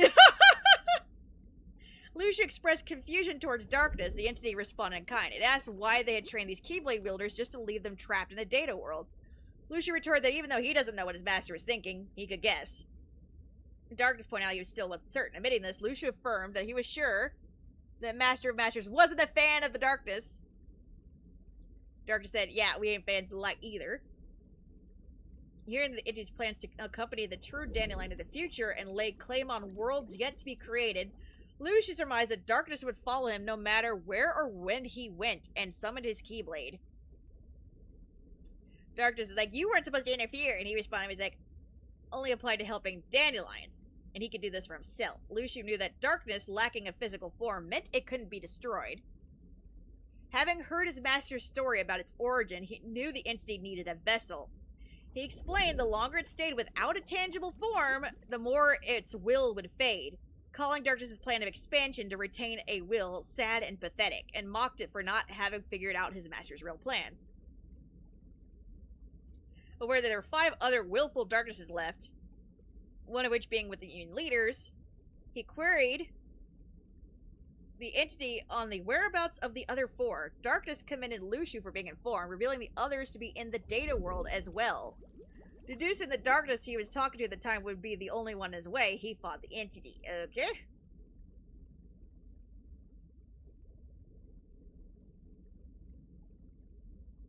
Lucia met Brain in the lifeboat room. Brain confirmed to be a Union leader.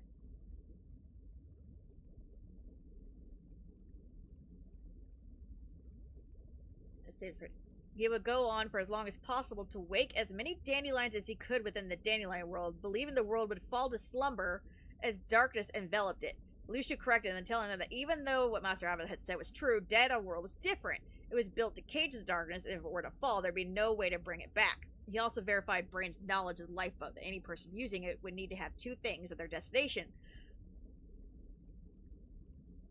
Someone with memories of the user and a vessel to occupy. He asked Brain if he had a plan, who said he'd figured something out. Lucia commended him for his smarts, but it was a shame that he only had 1 lifetime to live. Lucius in the Keyblade graveyard with the black box and no name. Stopping the Badlands, he looked upset and made her heart being a god key. Remove the hook, revealing to be an appearance identical to Brains. Having instructed his master transfer his heart from one vessel to the next until the next fated Dark Master appeared. To reenact the Keyblade War, Lucius' final role is to become an ally of this individual, Xehanort, and aid in his plans in order to continue to observe the future. Lucius' entire existence within the timeline also provides new Union leaders a waypoint into the future using his memories.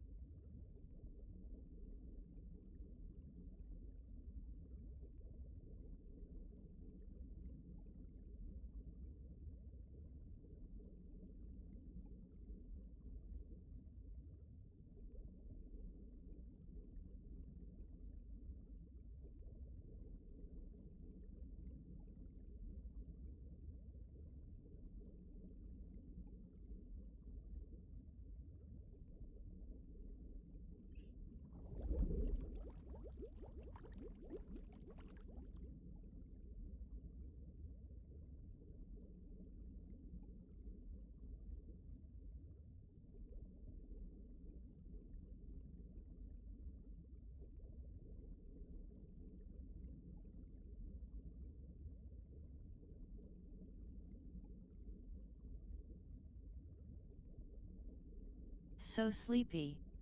When the Master reveals that he does indeed have a plan to destroy the darkness, one that would take lifetimes to achieve, Lucio appears relieved. This indicates Lucio does not simply want to follow a role if it's not part of a greater goal, namely eradicating the darkness, and is greatly devoted to safeguarding the light in the world.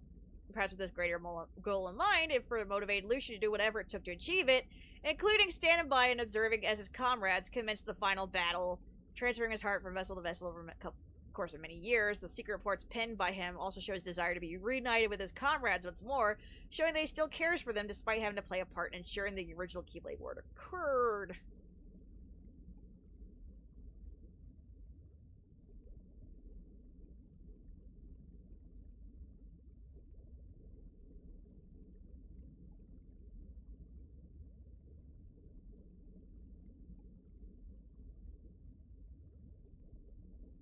Like Xehanort, Lucio has mastered the ability to transfer his heart into others, thereby claiming a new vessel to live on and discarding the old one. Having no Keyblade of his own, Lucio is the only Keyblade master known to be able to remove his heart without one. Unlike Xehanort, Lucio can completely dominate his new host, making the body his own permanently. He revives solely as Braig,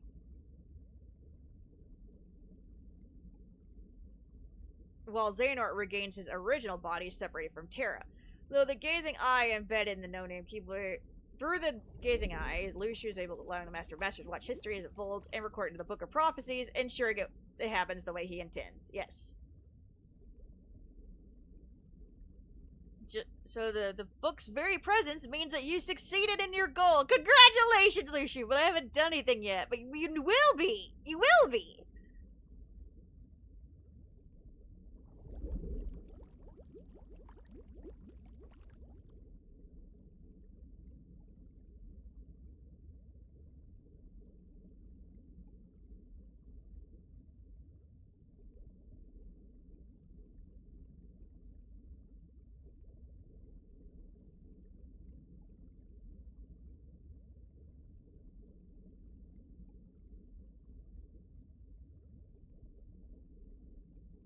Interesting.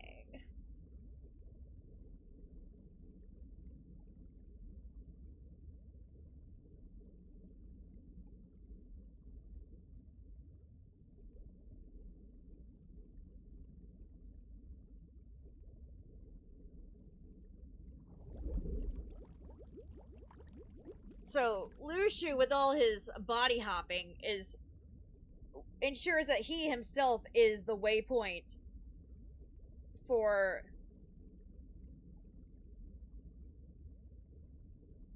these lifeboats. These lifeboat hoppers. So, like, because he is in the future eventually, it's like, thanks to Lucio that Lauriam and Elrena ended up where they were.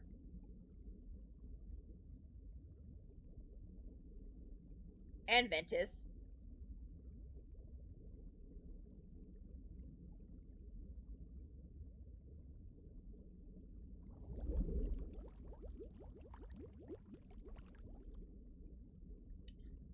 Brain, however, ended up in Old Scala because Ephemer had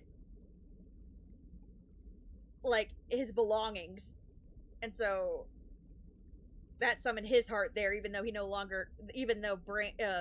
Lucius stole his body. So it's like, well, fuck.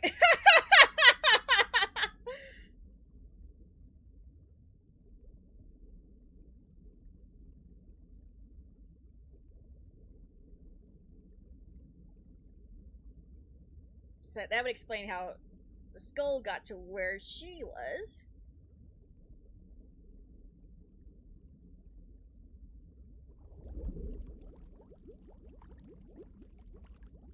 And since he was braggy for a bit, or was hanging around at some point.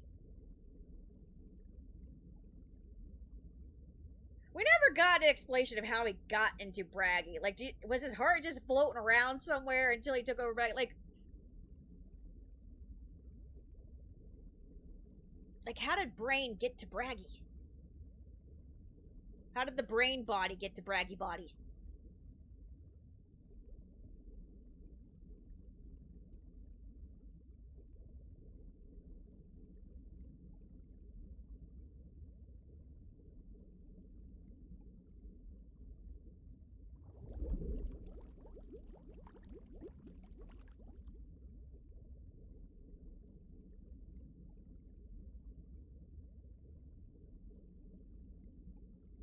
Maybe he got ambushed? It says, before Kingdom Hearts Dark Road, Luxu comes across Bragi and chooses him to be his next vessel. So poor Bragi just got hijacked one day before all that shit happened in Dark Road. Oh gosh.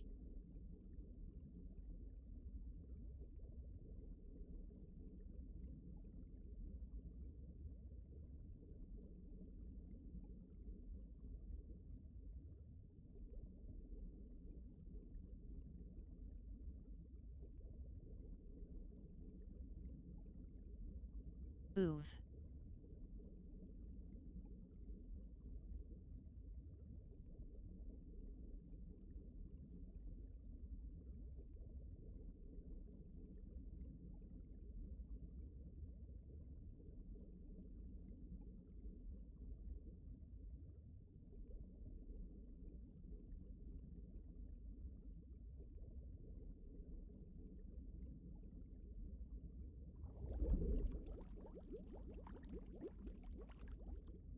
Luxu walks the graveyard Scala a month later wearing a black coat. He laments on not having found the chosen one yet, but remarks Xehanort could be useful. Luxu removes his hood, revealing Braggy's face. He notes that Braggy's supposed death will make it hard to show his face, so he had to find another body because they buried Braggy, and he's like, crap, now I can't show my face anywhere because they believe the kid's dead. Shit. Didn't think that one through.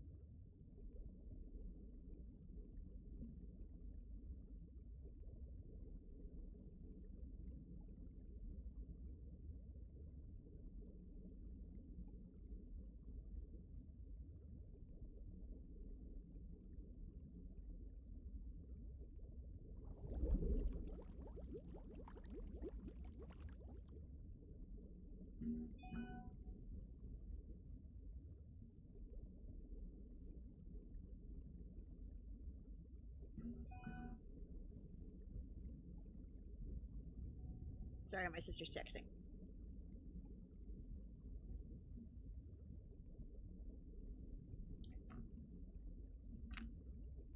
I guess eventually he just became Braig, and then Xehanort shows up and he's like, "Hey, Xehanort, let's team up."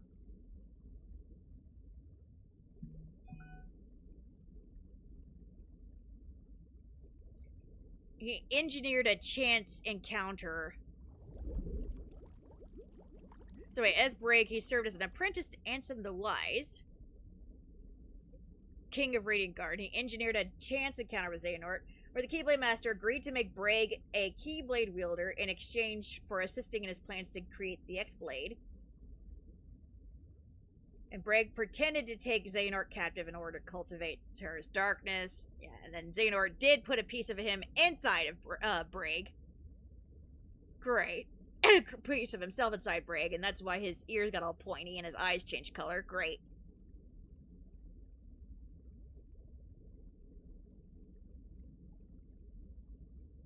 And he got grayer hair. Okay. A patch over his eye.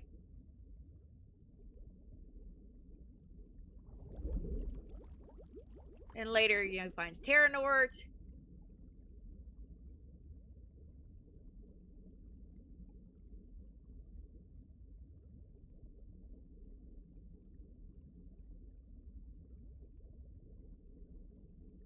Gets him good with Ansem, makes him an apprentice too.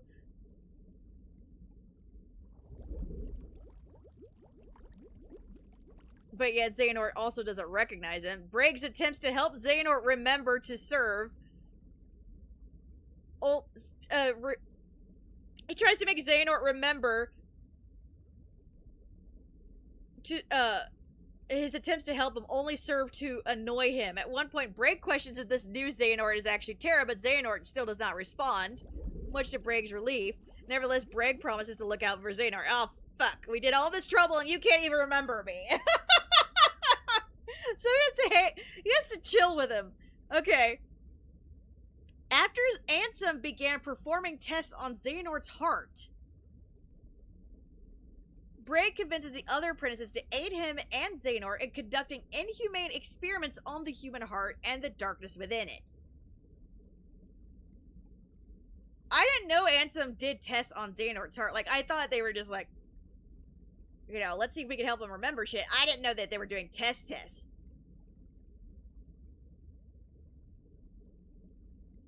I didn't either.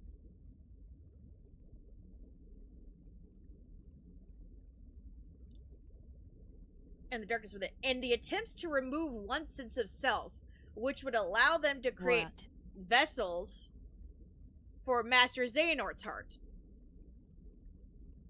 So I guess if they did the test, at some point Xehanort remembered his deal. And then they're like, okay, we need some vessels, and I'm gonna put a piece of me into more, because it totally worked so well the last time. Also, Xigbar was the one to start the experiments. It says Ansem began performing tests on Xehanort's heart. Braig convinces the other apprentices to aid him and Xehanort in conducting inhumane experiments on the human heart and the darkness within it. So, like, I guess they got at least suggest it. Yeah, so they were trying to create vessels for Master Xehanort's heart. These experiments led to the mass release of Heartless into the realm of light. Among the subjects was a girl dubbed Subject X with no memory of her past aside from the phrase, "May your heart be your guiding key," and that she needed to meet 5 certain people again. Braig freed her for an unknown reason. Secret Report 1. What? Braig freed her? I thought Ansem hid her. Okay, wait. Secret Report 1. Am I alive? I woke in a cell alone until the researchers came with their tests and their prodding to uncover my identity. I had no answer to offer them. 4 friends and a key. That is the sum total of my memory. I could not even recall my name. I was simply called X there. My only solace was the time I spent talking with the 2 boys who would visit from time to time. One day, a man came to take me from the prison. I could not see him for the darkness, save that he wore an eye patch. Even now, years on, I feel no closer to understanding who or what I am. May my heart be my guiding key. Ha!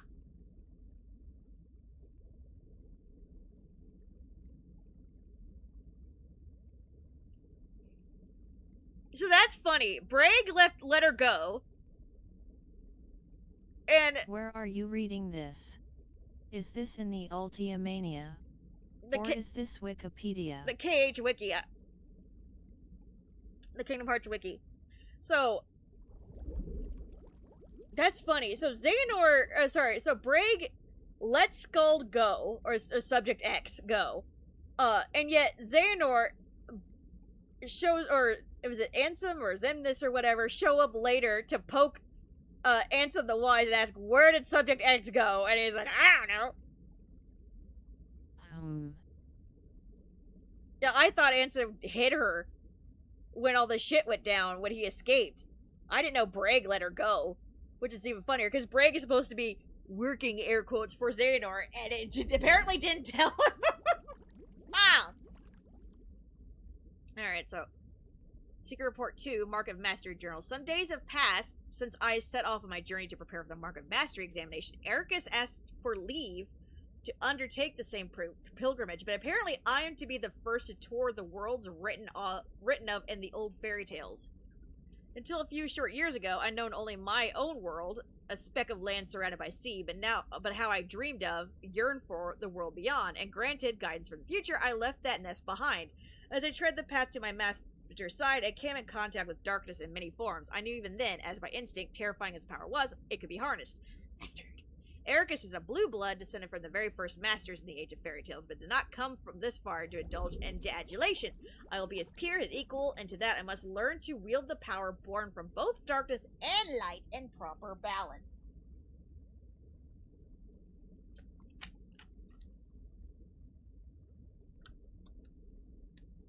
Okay. Secret Report 3, Notes on Subject X, Excerpt 1. Subject X was in the central square shortly after dawn. Female, approximately 15 years old. After 7 days' observation, she spoke her first words, but could not provide a name. Subject exhibits signs of profound amnesia, displays concern for which world this is. Her words suggest she's departed her homeworld with others, though she cannot recall the names. All efforts to explore his memories have been met with rejection response. After his initial experiments on me, Ansem the Wise ceased his research into the heart, his hand stayed by some fear I cannot fathom. Yet this new subject is like me, devoid of memories. She is the perfect sample upon which to continue my master's work. She too could benefit from it by traversing the heart. We have a direct path into memory. I myself began to reclaim my lost past thanks to these very experiments. Who is she? Whence has she come? These are questions no scientist can ignore, and the words she muttered, may your heart be your guiding key. Aha! Aha!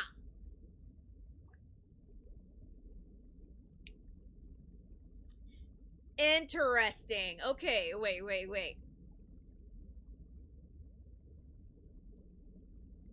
I wonder if these experiments are like the same thing they did on Kairi and Melody of Memory. That whole making her sleep and traversing her heart to find some direct path into memory.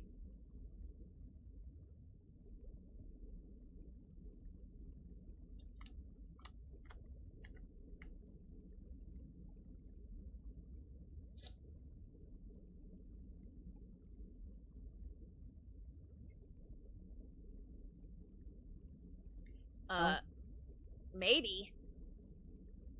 And, like, if the other apprentices, like, did the experimentation, like, that would explain, like, how Ienzo and Evan knew how to do that to her. Maybe. They're like, it worked for Xehanort. We're not supposed to do this, but, you know, what can happen? You're a princess. Possibly. You're probably fine. It's probably fine. Notes on subject X, Excerpt 2. Subject's memories had not returned, and our conversations remained less than lucid. What fragments can be gleaned evoke a bygone world, like one out of fairy tales. As improbable as it seems, the question may not be where she has come from, but when. If she truly has crossed through time, the prospect of probing her heart is all the more compelling. My pilot studies used a handful of subjects, but none possessed the fortitude to endure them. Ultimately, all suffered mental collapse. I knew it would be a heavy blow to lose a subject as unique as she. Upon discovering the tests I've been conducting, my master demanded that I cease my work immediately and destroy what research I had compiled. Worse still, he ordered the release of my remaining subjects. She is gone. Where subject X now? Has wise Master Ansem hidden her away? Whatever the case, I will not be deterred. I will take her place as the first subject in the grand experiment to come.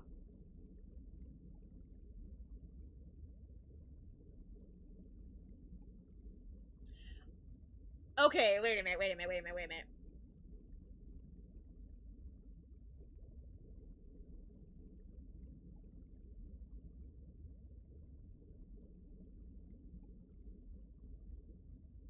You know, I'm not convinced Braig, based on this information, actually did it.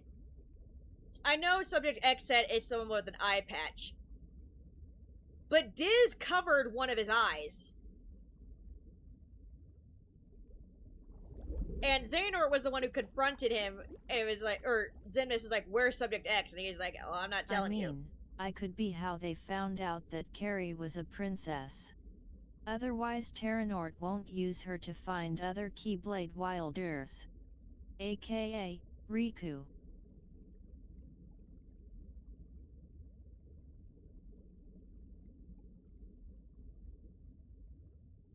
It's like, Ansem the Wise could have let her go.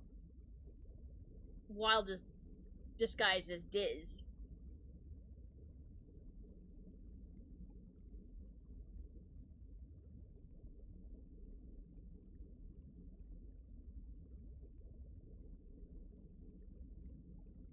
Because, like, if he let Skuld... let's say Braig did let Skuld go when Xehanort wasn't looking. Like, why would he let Xehanort perform experiments on Skuld if he had an attachment to Skuld? Like, say he let her go because, oh, I know who you are, you're part of the thing, you go, right?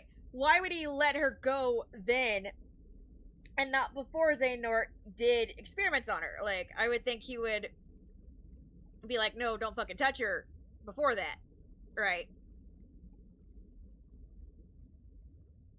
So I wonder if it was actually Diz who did it, and maybe they're just assuming here, but like, unless there's a note here saying that Braig definitely did it, like Braig wrote down, I let her go, then maybe it's in here. I don't know. We'll get to that.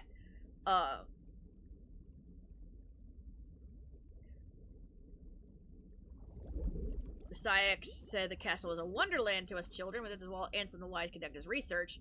The fruit its bore allowed everyone outside to live in peace and happiness. That alone was enough to stoke an interest. Though all Romans escaped, the walls were benevolent. By night, the muffled sounds of human wails emerged. There was talk of dangerous human experimentation. Lee and I couldn't help but hatch a plot to steal inside and sate our curiosity. The two guarded the gates were researchers themselves, though you wouldn't know it to see them. Massive and barrel-chested as they were. Slipping past the door was the first hurdle. It proved not easily cleared. We were found and tossed out on our ears time and time again. Oh!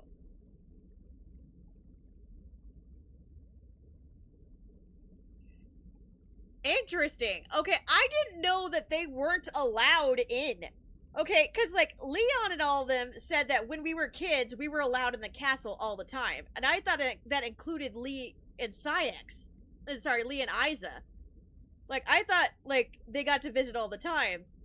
And that's why Skuld got to know that. Like, maybe they weren't allowed in the wherever they were keeping Skuld, but I thought everybody was allowed in the castle. Like, that was, like, the whole thing. Like, why everybody loved Ansem the Wise and why the kids hung out at the castle, right?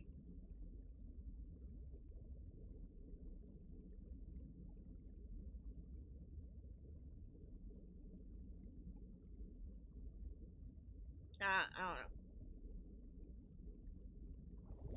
The way we found a secure entry, we descended a long spiral stair at the heart of the castle to find a dark space below it, lined with cages. There wasn't light enough to see if they were inhabited, and there were no position to call out to any occupants within. Yet we could feel it, a definite presence there in the black. Terror washed over us, and we immediately regretted coming, but just as we turned to flee, we heard the faintest of voices. The urge to run was nigh overpowering, but someone or something beckoned us on. There, framed by a tenuous sliver of light, we found her.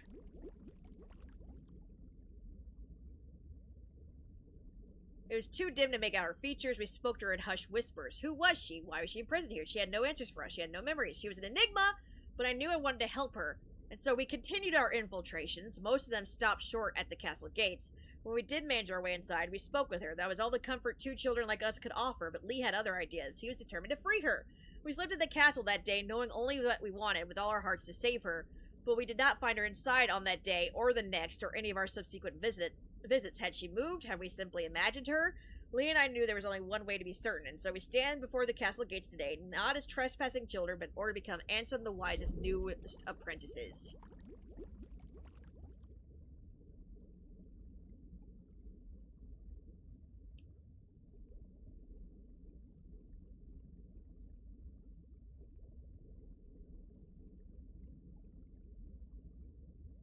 In my work on the replica program for the organization, I produced some 20 vessels. Most of the early results were failures. Not one of them granted a number. The first success to emerge of that early on was the Riku replica, subsequently Shion, the essentially indistinguishable from natural human, though she became unstable due to the influence of others. Using those two as my foundation, I worked to construct a number of nigh-perfect replicas, but as they near completion, my efforts were cut short. I suspect Xehanort aims to use both the initial lot as well as the unused replicas for my later work. I arose today and decided to walk out in the square, first outing in some time, yet my stroll was interrupted when a surprising visitor appeared with an unexpected offer. Though younger than me, he'd risen to become Xemnas' right hand. I accepted his terms and became a nobody once more, easier to gain access to the old replica program that way, whatever it takes to atone.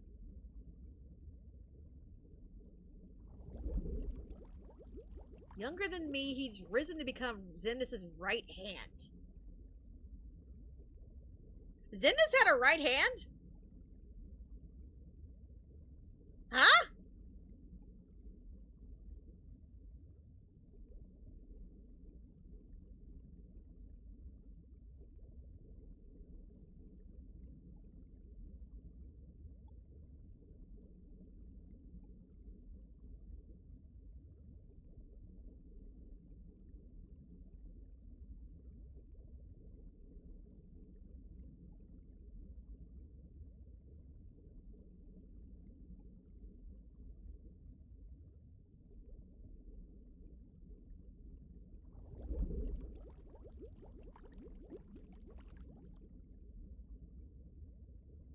Okay.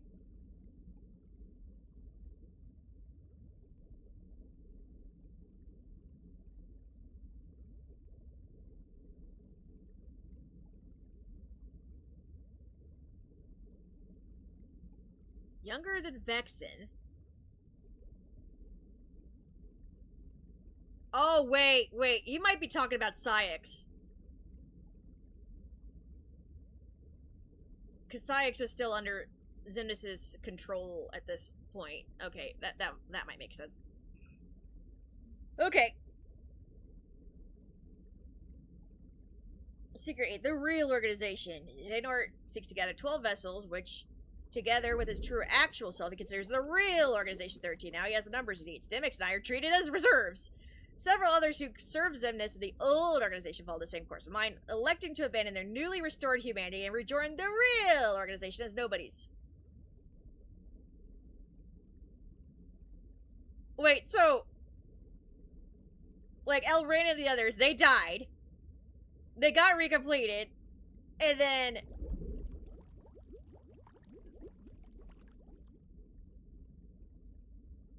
they're like, fuck humanity and make me a nobody again? I thought their hearts were just yoinked through time and put in replica bodies.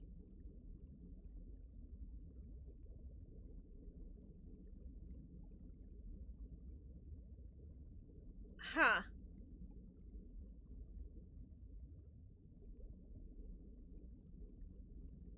Not Xemnas. Xemnas cannot exist in the present because there's already a Xehanort here, the old man in charge. The old man's humanity prevents his heartless and nobody, others vanquished in the past, and his younger self from becoming denizens of this time. To circumvent this, Xehanort is using the prototype replicas I created in the past as containers, plucking his other selves from the time they existed.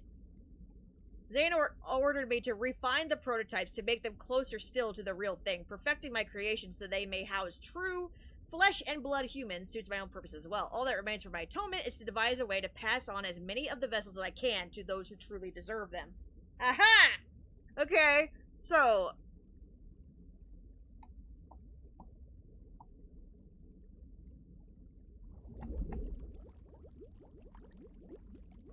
Okay, so, Elrena and all them, I guess, were completed, and we're like, yeah, sure. What? Okay.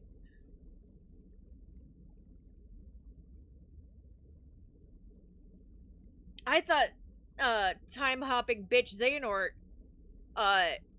yoinked their hearts and put them in the replicas. Okay.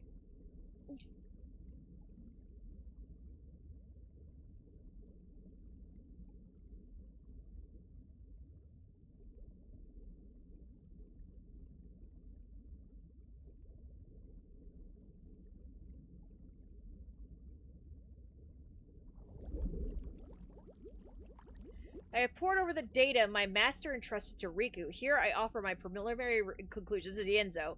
Within Sora's heart are 3 compartmentalized boxes, each containing the heart of another. One box holds Roxas. The other holds a second heart that's been with Sora nearly as long. The third has held its heart for much longer. These have melded with Sora's and no longer have voices of their own. Any attempt to mechanically extract them could prove as dire for Sora as what caused him to become a Heartless in the first place. First, a vessel for each heart must be readied, then a spark of some sort is required to induce its waking. Obviously, the ideal solution is to restore each heart to its own body, but whatever the case, for 2 unknown individuals, Roxas possesses no such thing. True is not for Naminé, who is in Kairi's heart. Still, if alternate bodies can be secured for them, all their hearts required is to be awakened is that spark. People they cared for and who cared for them, who could show them the way home. Complete and perfect digitalization of the heart is impossible. We can only hope to partially reconstruct it. Thus, I see no way forward to extract the hearts we so desperately need from within Sora. Fortunately, the data stored in Twilight Town contains a near-perfect record of the memories of those who lived here, and for Roxas' Naminé especially, this is crucial. Cool.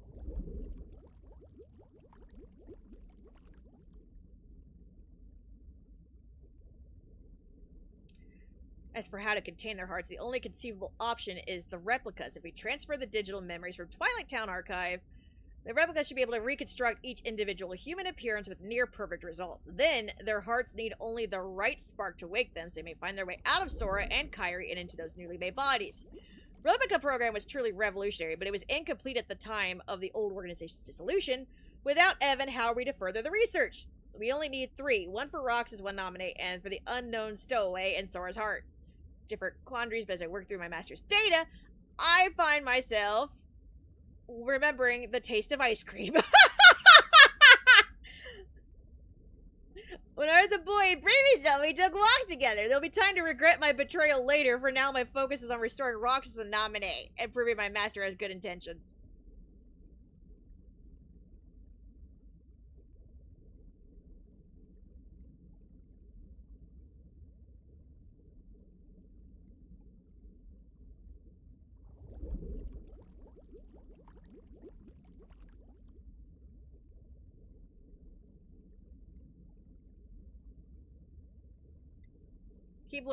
Keyblade War is written exactly as it is in the Lost Page. The Keyblade the Master entrusted to me must be bequeathed to another. 5 Union leaders have been chosen from the surviving Dandelions. I will pass the Keyblade to one of them, and then continue watching the future unfold. Oh, that's when he became Brain. Got it. Yet it seems someone has pulled the old switcheroo. 1 of 5 is an imposter.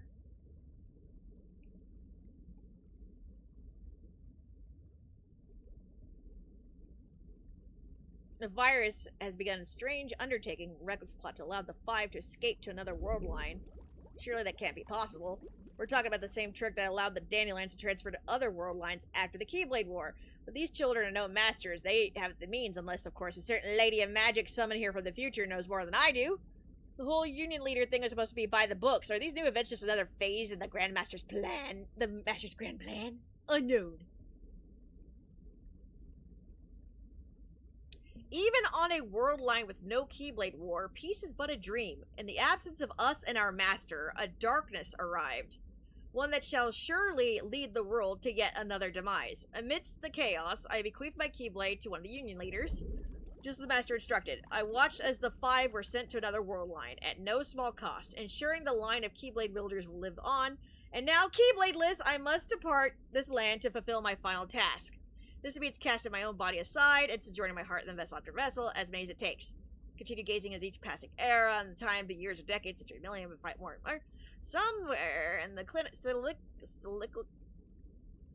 bequeath things, a chosen one will appear and reenact the Keyblade War.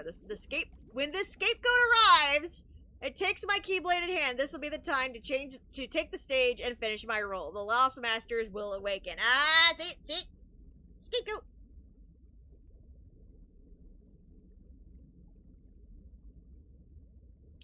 It seems this body, this name will be my last. The lives I have lived over the ages could fill volumes, but for now I must focus on what matters most. Keyblade has been successfully passed down, generation to generation, and seems a Keyblade master devoted to the darkness may finally arise. Until now, watch over the course, blah blah blah blah blah. The gazing eye, Keyblade forged from the eye of the Master of Masters, passed to me, others, blah blah blah blah, spanning the age of body after body, life after my task. It's been a long time, longer than I expressed, but now at last the Keyblade War has begun. Kingdom Hearts will open. A true and complete Kingdom Hearts, born of the clash between darkness and light. I will soon be reunited with my old companions. In that moment, my long vigil will reach its end. He will return. Cool.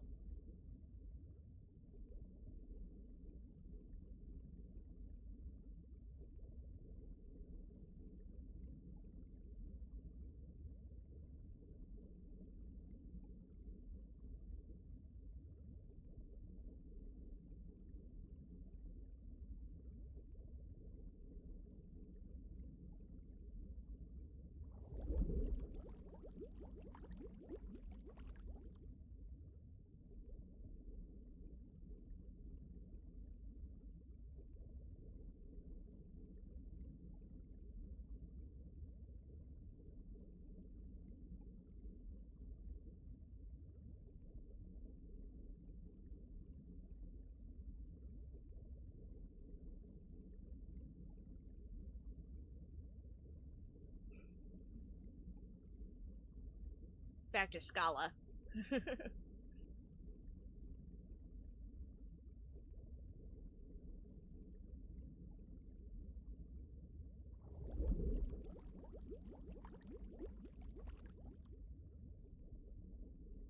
Except for Central Mountain, explored Kingdom Hearts 3 and Kingdom Hearts Dark Road. All the others were abandoned even when Xehanort was living there many years ago. So, like, you know, all the different mountains in Scala.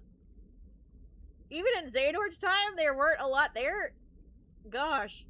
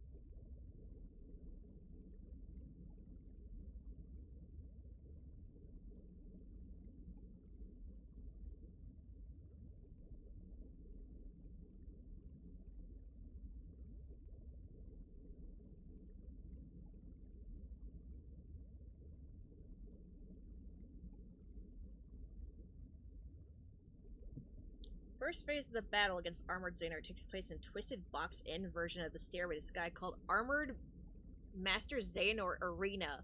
where the third phase takes place in a ruined version of Stairway to the Sky or Skylicon, with stormy skies, with half the area now flooded and inaccessible, debris floating and completely still at the right. Final battle takes the top of the world's main citadel called Top of the Castle. Okay.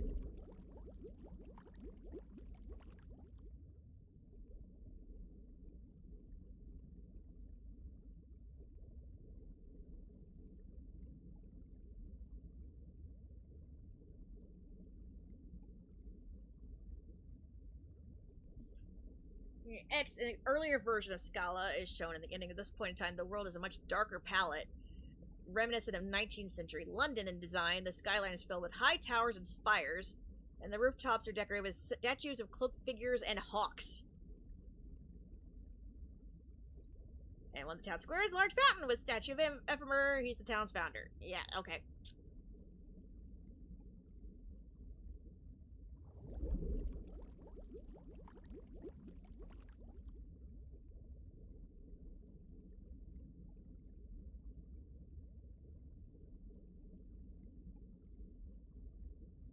It is kind of wild. It says Baldur is also being seen placed inside a mental ward after learning of his sister's disappearance.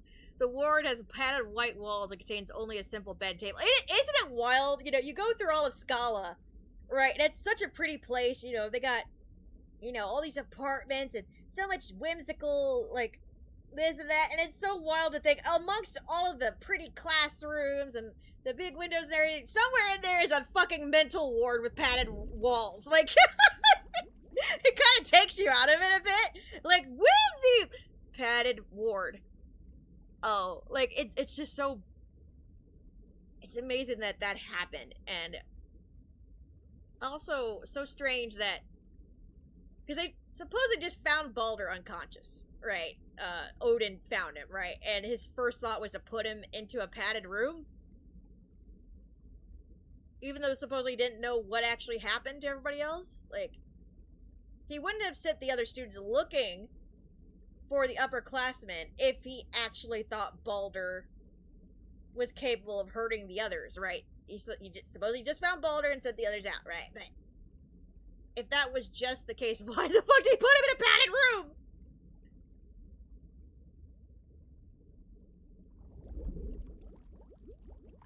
I never trusted Odin.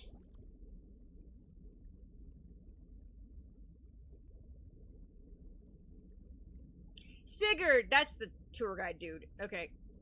Let's read Sigurd. Do we have anything on Sigurd? One paragraph.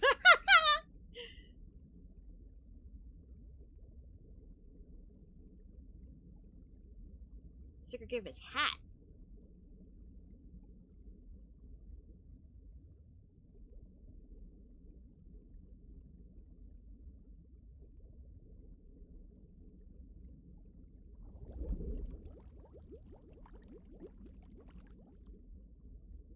Sigurd is a hero who killed a dragon in Norse mythology. Let's see. Like, what are we supposed to get from that? Are we supposed to get something? I didn't expect to get a massive brain dump today, but I guess I brought this upon myself.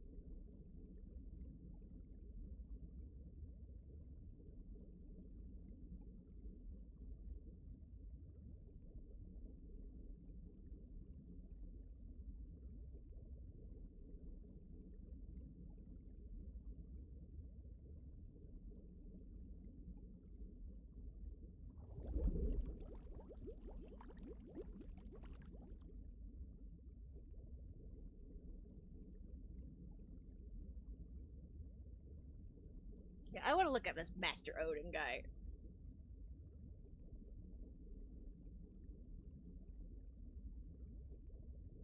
It's not Master of Masters because his eye is not blue. Wait, you're telling me as shady as this fucker is, there's only one paragraph?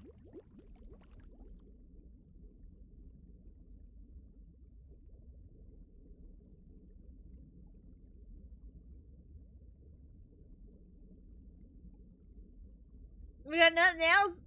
Somebody didn't write it. Fine. Fine. He wasn't in the game much. He was still shady. Like, he made a few appearances. Like, oh, go forth. Also, I found Baldur. Also, I rescued Xehanort from rotting away in the darkness. Also, I could wrap chains around Baldur. You know, he did a few things. He did a lot more than Valley. Like, plus, again, he was acting so fucking shady.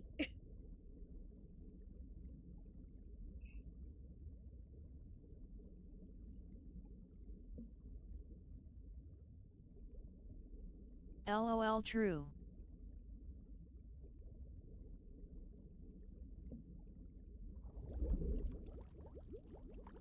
They are aware that other worlds exist but are forbidden from visiting them.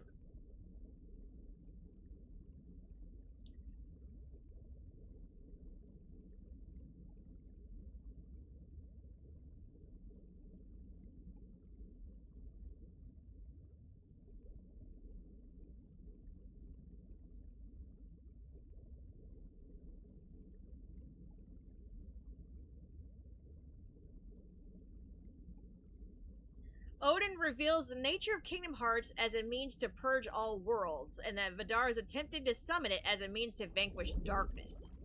Vidar returned to Scala after the deaths of his friends to say goodbye to Master Odin, who revealed to Vidar the story of the 7 lights and 13 darknesses. Wondering what to do next, classmates are met by Baldur, who reveals that his secret mission was to cover up by Odin,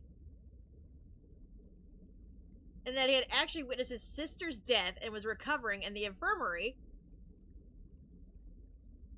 Then proceeds to tell them of a way to speak to Hodor by reaching the underworld and takes them there. See, that's what I mean by shady as fuck. So Baldur is telling so Odin tells Baldur's classmates, Xehanort and them, that Baldur's on his secret mission, but really he kept him in an infirmary. Meanwhile, oh, Kingdom Hearts is dangerous to summon, but I'll tell you exactly how to summon it. Odin's been manipulating something here, okay? Like, oh, I shouldn't be telling you this, but I'm gonna tell you exactly how to do it. Like,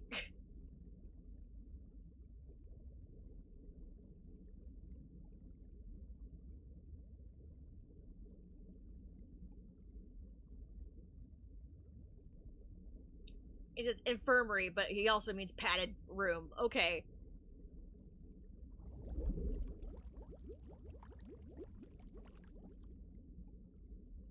Scala's attacked by Heartless. Odin takes no name, saying he'll evacuate the remaining students and for the pair to stay in the classroom.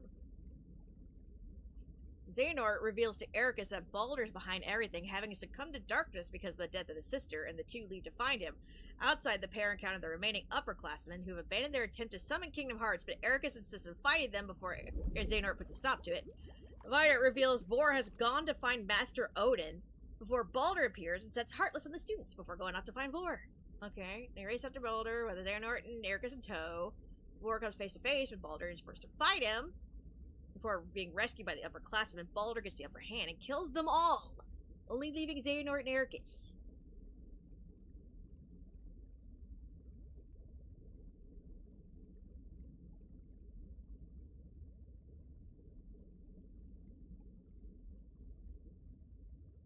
He's sacrificing. He wants to sacrifice 13 lights to darkness in summon Kingdom Hearts, which is completely against what Master Odin said, who definitely said there's 7 lights and 13 darknesses. So I guess this darkness is like,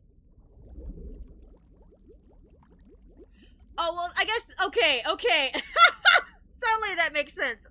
The darkness is not going to sacrifice darkness, right? So it's gonna sacrifice 13 lights and hope that that works. The darkness can't get oh. That's why. That's why. Darkness is like, we ain't gonna sacrifice ourselves to summon Kingdom Hearts. No. We're gonna just sacrifice 13 lights and say, fuck you. We're gonna change the recipe, because there ain't no way we're sacrificing ourselves. Oh, that's funny. That's funny. Okay, that makes sense.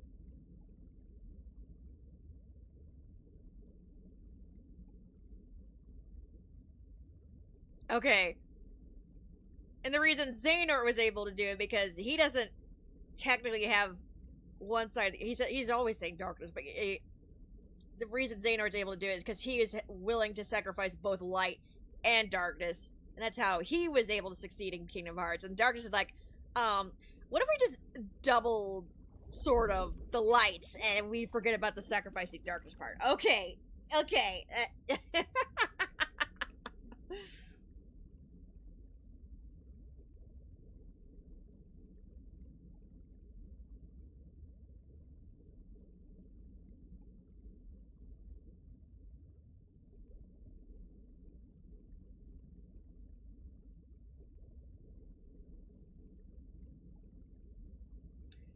He had planned to coax Vidar into summoning Kingdom Hearts, but Vidar abandoned the attempt, so he had to take matters in his own hands. When Eraqus asked why he was willing to summon Kingdom Hearts, when the darkness in him would be destroyed, he says that once the worlds are purged, everything will be reborn from darkness. So,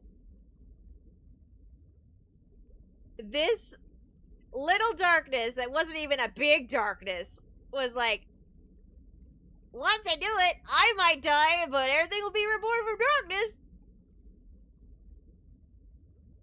That's how it works, right? In Battle Baldur, Baldur envelops himself and Xehanort in darkness, where he attempts to reason with Xehanort. However, Hoder appears, having asked Xehanort to conceal her dying heart inside his in order to try and reach her brother. Odin also appears and traps Baldur with no name. Unfortunately, Hoder's attempt fails, and she fades away, leaving Xehanort to deal with the finishing blow. 1 month after the battle with Baldur, Xehanort and Eraqus meet. The graveyard putting flowers in everyone's graves. Eraqus mentions that they'll be put through their Mark of Mastery exam soon, and Odin is thinking of retiring. After the pair leave, a hooded Bragi appears, who laments he'll have to disappear because everyone thinks he's dead. 6 years later, Xehanort and Eraqus pass their Mark of Mastery, with Eraqus receiving the Master's Defender, and Xehanort receiving no name. Instead of the pair falling out, leave Scala and Kyle go their separate ways, not meeting again for nearly 50 years.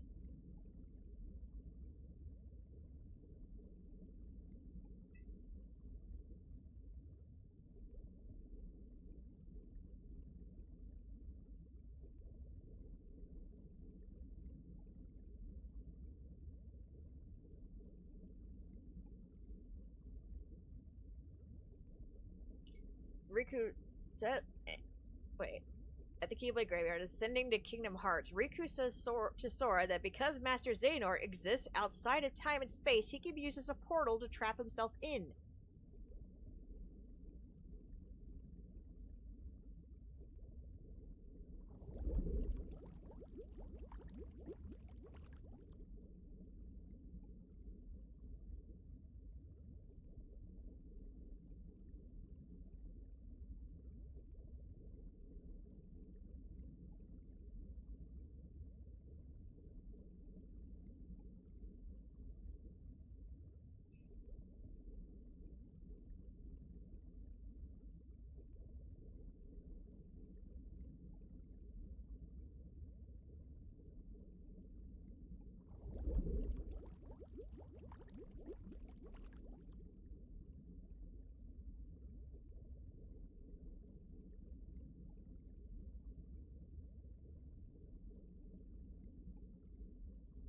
Sora fights Xehanort, but is defeated by Xehanort using the power of Kingdom Hearts. He is then revived by Donald and Goofy, who together defeat Xehanort. I know he blocked him. I didn't think he actually. I wouldn't call that a defeat.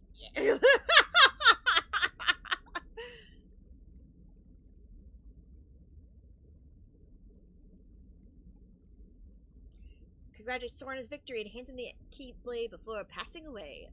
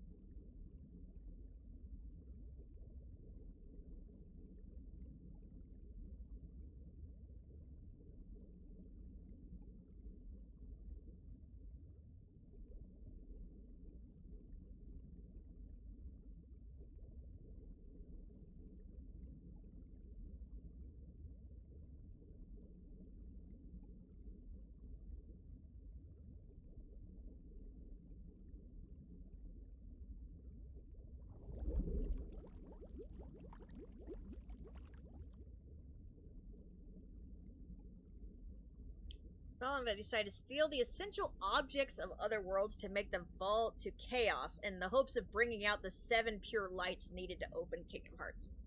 Oh, that's right, that's right.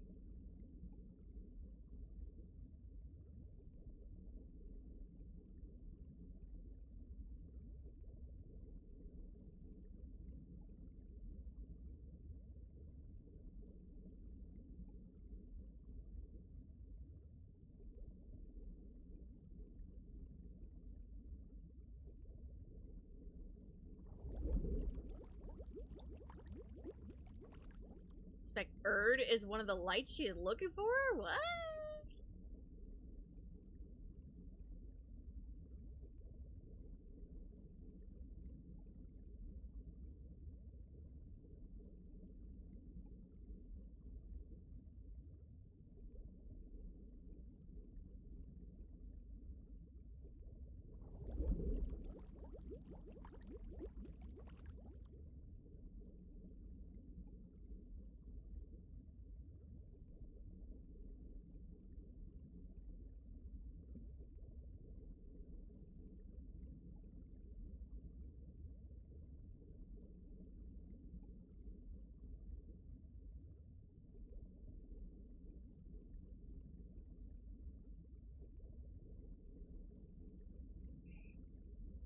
Oh my god, my eyes are hurting from looking at all these V's. Vidar, Valley, Vidar. Why are there so many V's? Vala, Valley, Vidar. That no wonder I can't remember any of them.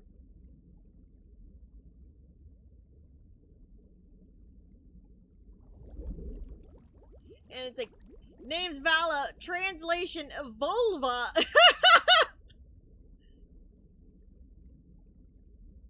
Why is there a V? It says vulva. And then translation vulva. Wait a minute. Did they call her Vala because in English because her name sounds like vulva? Like, as in a part of the vagina? Is that what? Oh my god. They didn't want one of the characters to be called Vulva. That's funny.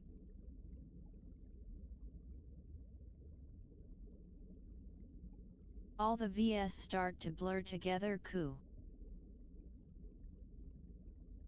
Vulva.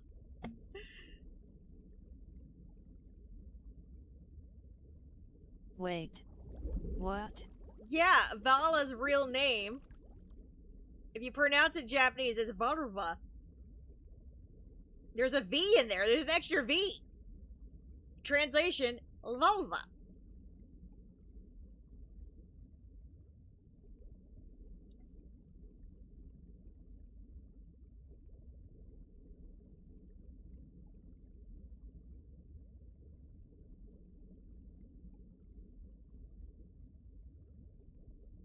That's wild.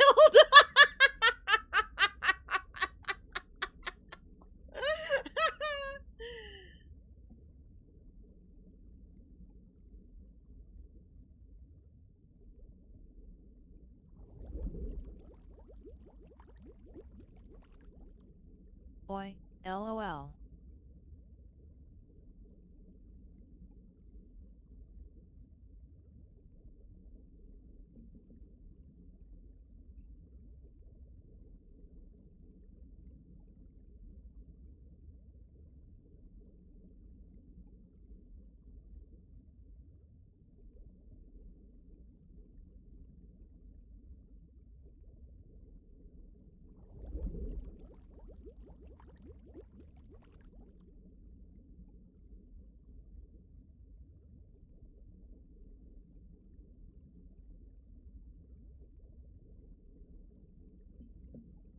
Vulva is a seeress who can foretell the future and perform sorcery.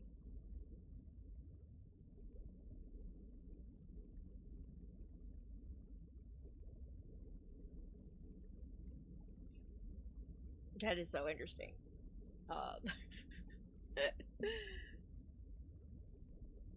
When this character was first like introduced, I lost my shit because I was like, it's Riku's grandma. In my fic, I described Riku's grandma, Riku as looking a lot like his grandma, like the only one who looks like his grandma, who his grandfather joked came from another world. He just said she showed up one day, and he was like, and he was like, is it really true, Grandpa? She came from another world. And he's like, well, she never told me I was wrong. So that's just like their accepted haha truth, but not really. But then Vulva showed up, and I lost my shit because not only does she have green eyes and long silver hair, she wears glasses, and she has the black straps and the Riku thing going on here. Like, I gave Riku glasses, so I'm like,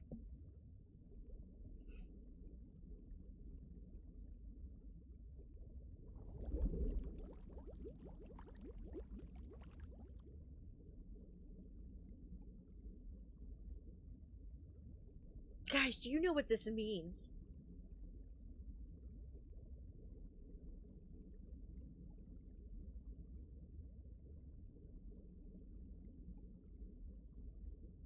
If Vali can time travel, if Vali is able to be in Quadratum,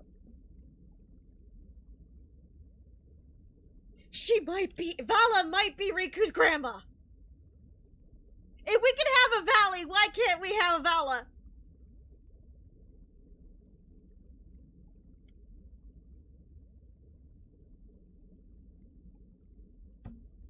Guys!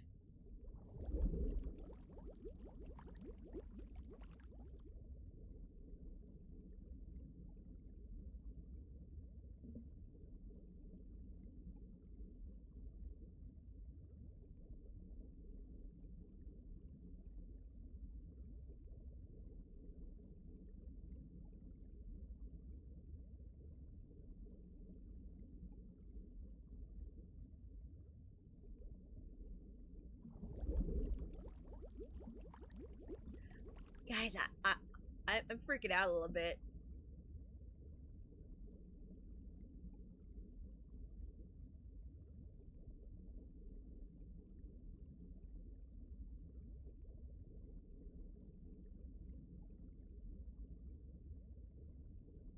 Because, like, even if Vala doesn't show up again, I basically dreamed this character into life. Okay, I'm just gonna put it out there. I've described her once already before she was even a thing. And then now we got Avali, after I've already joked that this is Riku's grandma. Like, in a way, I kind of predicted that a Xehanort classmate was gonna come back. I just didn't predict the right one.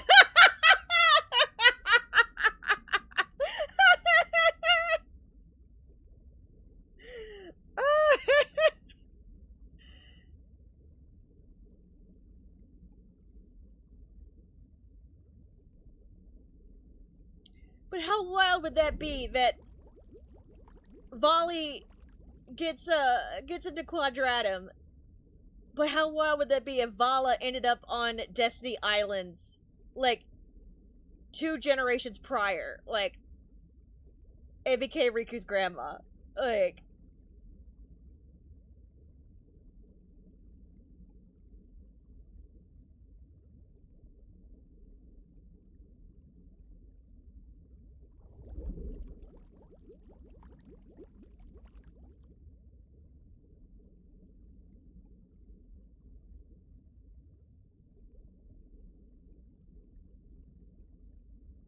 Like, I was devastated when she died. I was like, no, Riku's grandma! Because I was like, no, she's not gonna make me a Riku. But, if Valley's back, there might be a sliver of hope. There might be a sliver of hope. And I will lose my fucking shit.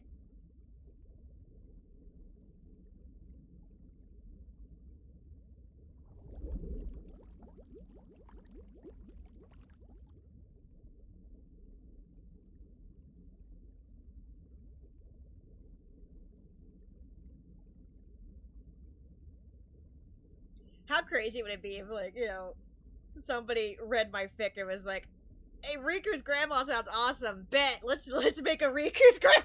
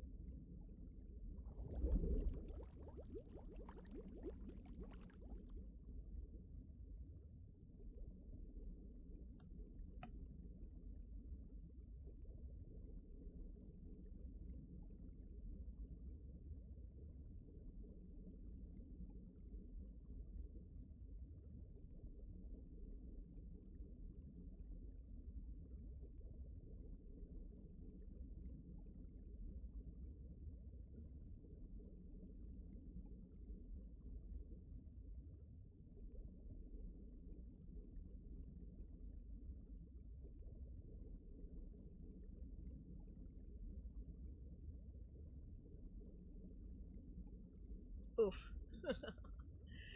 Oof, oof, oof.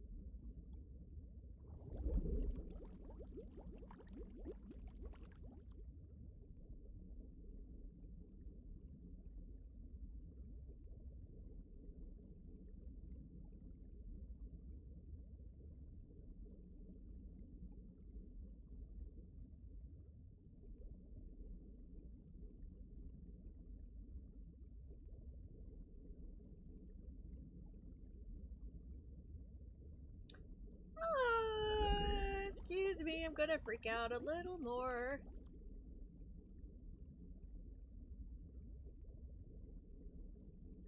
So, for Hoku's motif, as far as like the star charm and everything, I made a very specific star design. I agonized over making this, and then I didn't want it to be like a cross shape, so I added like some little doohickeys and stuff like that. Because like this is like a known like religious star shape, like just the 4 points, so I wanted to make sure there were extra points. They worked really hard to make the spacing right, and then I just realized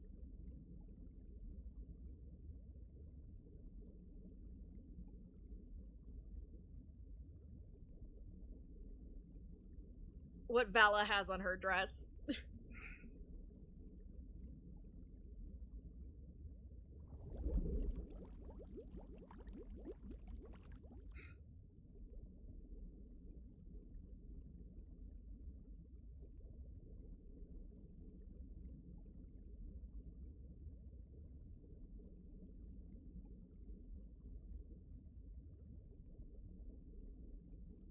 We will never doubt Wing's psychic powers ever again, okay?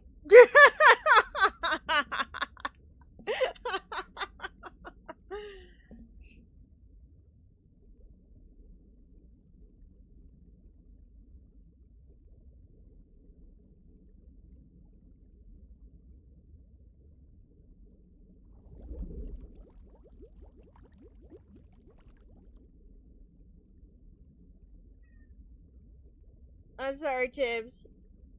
I've been talking for 5 hours straight. I forgot to pay the Tibby tax. I'm sorry, baby. Hold on. Everybody get up and stretch. Get some water. I know, baby. I'm sorry. You've been a good boy. I know. I know.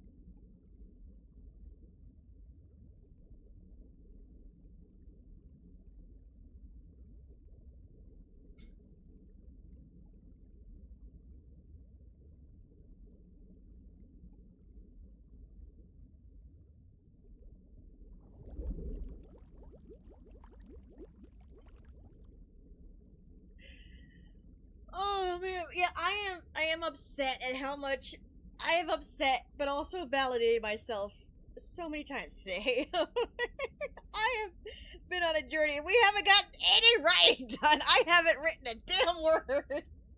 I was just gonna start us off with a little rant, and then get to the writing. But now I'm just like, I'm spiraling, and I don't even know how we got here. I mean, I know how we got here, but I also don't know why I started looking this deep into it when I promised myself I wasn't going to look this deep into it. I was just going to bitch about the Nordic part of it.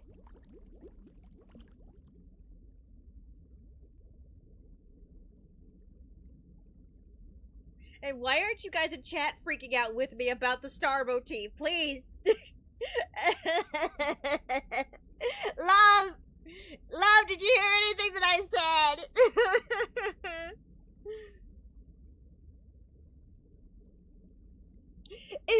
If we could get a Valley, there's still a chance that Vala could be Riku's grandma.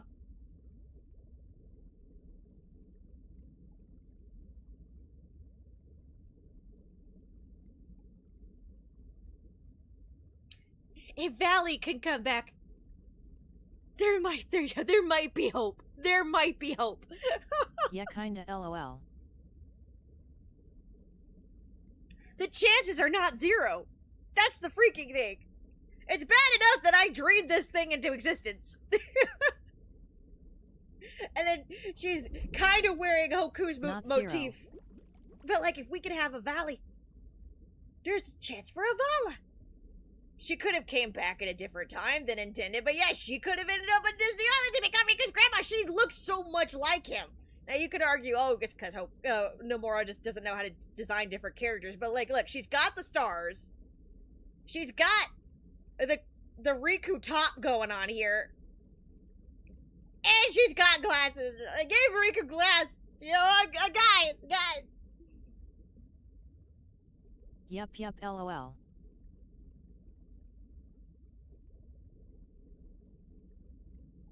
I mean, it's already a win in my eyes that I even, like, described Vala to begin with. Whether she or not she's Riku's actual grandma or no. Right. Like, that's already a prediction win for Wing. Like, we could just add that. Like, but that's neither here nor there. But now that we have Valley, it's possible. It's actually possible, guys. It's, like, possible. Like, what?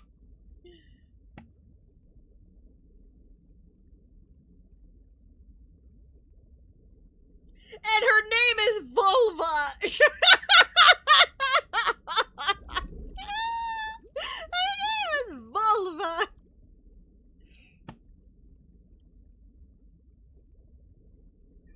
She can foretell the future, perform prophecy, or give birth through her vulva.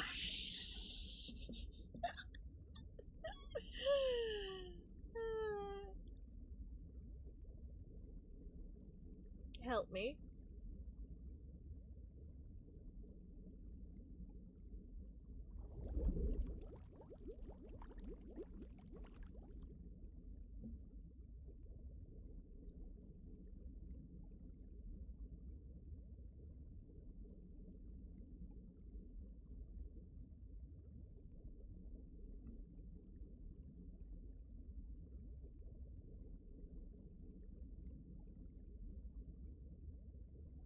On that note, it's amazing how many of them have white or silver hair, you know?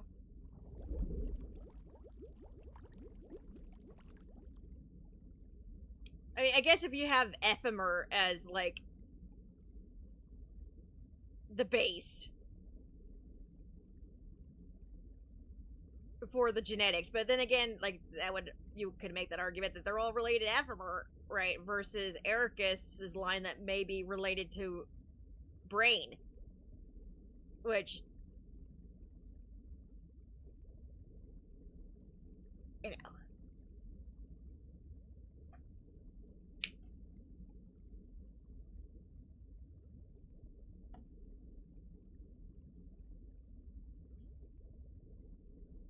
Silver is an interesting choice.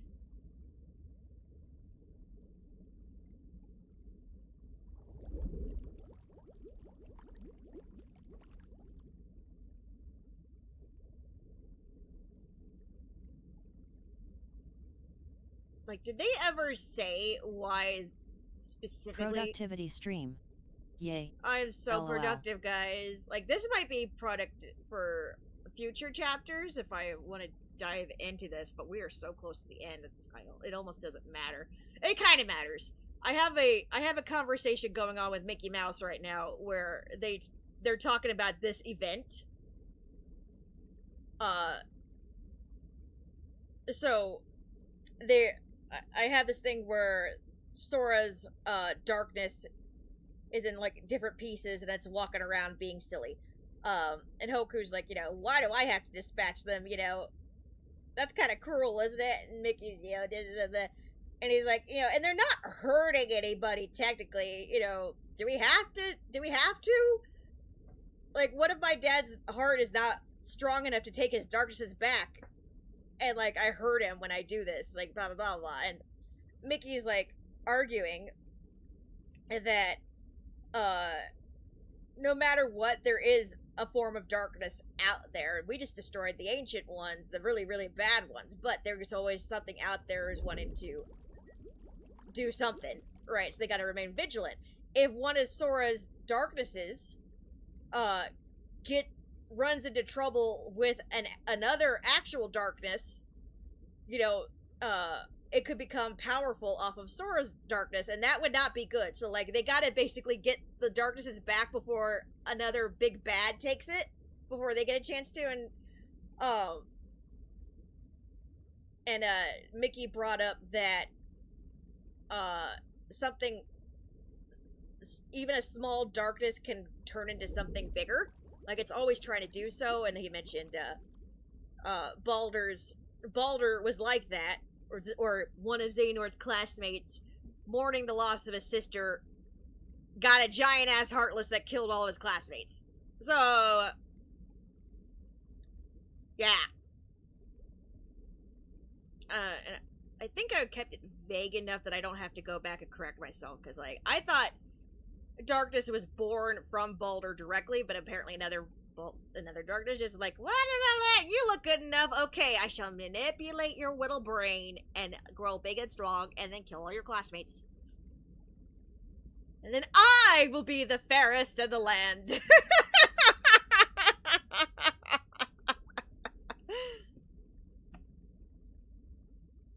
LOL.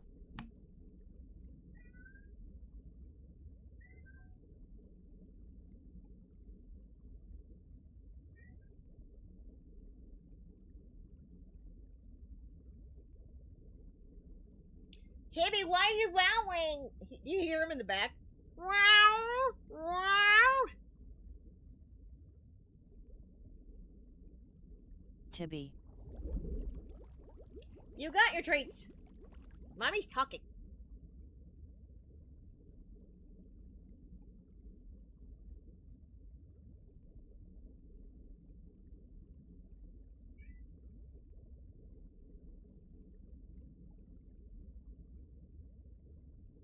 Remember not to add information about unreleased games from trailers. But that's all Tibby. we'll ever have! And you not see your mom is making points, LOL.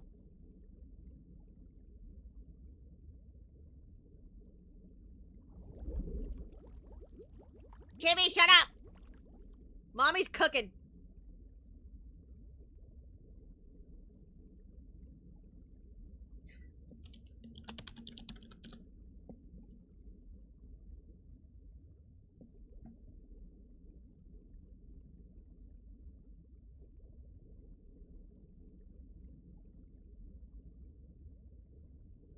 Okay, confirmed descendant of Ephemer. Okay. Child of Destiny. But why? Because, like, if Ephemer founded the town, in theory, there's a heckin' lot of descendants, right?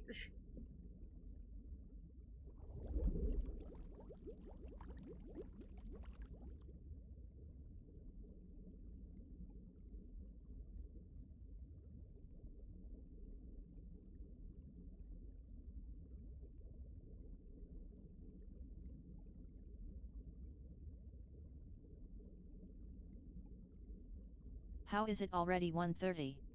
LOL. I don't know. My jaw hurts from how much I'm talking. It's not my throat. It's my damn jaw. This is unexpected.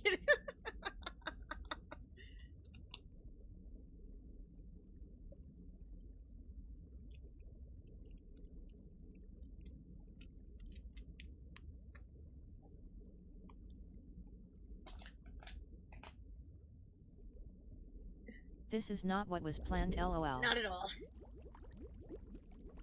Funny enough, I was actually thinking about doing like a writing marathon, like sitting here and as I stream. But what we needed low. LOL. Yeah, I needed to vent. I just didn't think I would vent for this long. I thought I would have like a maybe 30 minutes and then just get into it, but I didn't know how much rage was inside me. Or how long it would take me to explain why I felt the way I felt. But I'm glad other people in chat are also like, yeah, it is kind of weird, because I don't feel as bad. Especially Peachy. Peachy, thank you for validating me! But yeah, fucking, what was I saying? Oh yeah, I was gonna stream, like, a writing marathon to, like, see how long I no, can... because I feel the same. Thank you, love. But, like, I was gonna see how long I could, like, write for. Like, if... Because, like, I used to write, like, 10 to 14 hours at a time. Like, I thought it'd be fun to sit, just do nothing but write all stream and see how far we can get. Before I run out of ideas and need to recharge. But,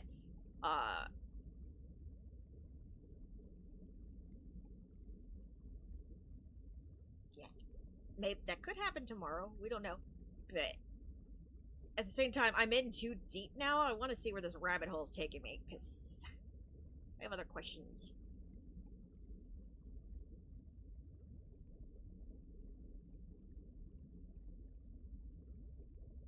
Hi, PT! See, PT heard me.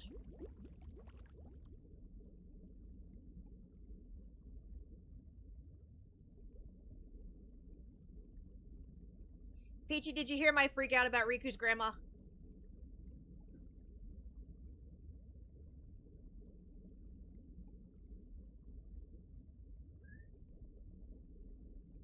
I did not. Okay, so we established that Valley. Wait, okay, guys. I got. Okay. So Vala. I don't know if I told you about this back when Vala was first introduced, but I wrote Riku's grandma back in the day. Is like Riku is like the only one in his family in my fic that resembles his grandma, silver hair, and his grandpa described grandma as just showing up on the islands one day, and always joked that Riku's grandma came from another world. And Riku's like, "Really, Grandpa?" He's like, "Well, she never told me I was wrong." Right? And then one day, that was years ago, then Vala shows up. She's got the silver hair. She's got the green eyes. She has glasses. I gave Riku glasses at one point in the fic. I think part 2. She's got the crisscrossy GDSJHDHD. She's got the yellow top, the crisscrossing black. She even has the fucking gloves. Like, look, okay, right. And so when Vala was first introduced, I lost my fucking shit. I was like, "It's Riku's fucking grandma!" And I got so excited. Like, oh my god, what if I actually, like, it's bad enough that I thought of this character already, but like, what if it's actually Riku's grandma? But then she died, so I was like, ah. But like, I still considered it a win that I practically dreamed this woman up. Okay, and now I was just like, I realized if Valley is supposedly still up and kicking, the chances of Vala also being up and kicking are not zero, or have been. Like, if Valley time hopped, there's a small chance that Vala might be around or had been around. Like, the chances of Vala being actually Riku's grandma are not zero anymore. They're not zero anymore. I don't think Vala there's going to be the only one there. Or, like, it's possible that they got put... Just because you die in KH doesn't mean you died, lol. Is.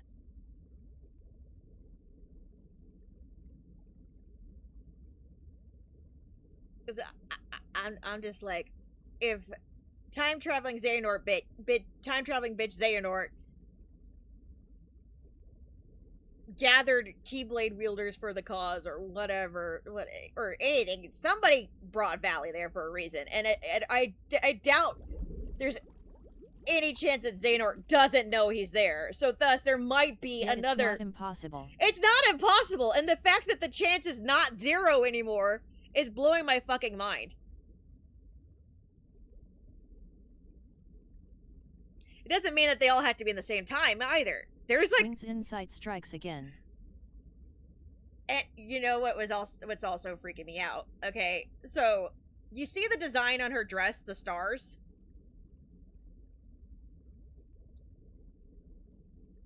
And somebody who's here is like, well, it kind of resembles that. You don't understand. So when I was designing Hoku's star, I wanted that, Hoku's a star, named for stars. Sora and Riku wanted to give him a protective charm or whatever, and that charm is incorporated into his Keyblades. I spent forever designing the perfect star shape. Because I didn't want it to be 4 points, because that's also a religious symbolism or whatever. And I worked so hard to get this damn spacing right. And I'm just now realizing the design on her dress, like, if you reverted the negative space, it's like, it's almost Hoku's star symbol, and I'm like, Hee. And again, these were drawn years in advance, okay? These were drawn before, like, wow, Wing, you did it again. These were drawn in 2020.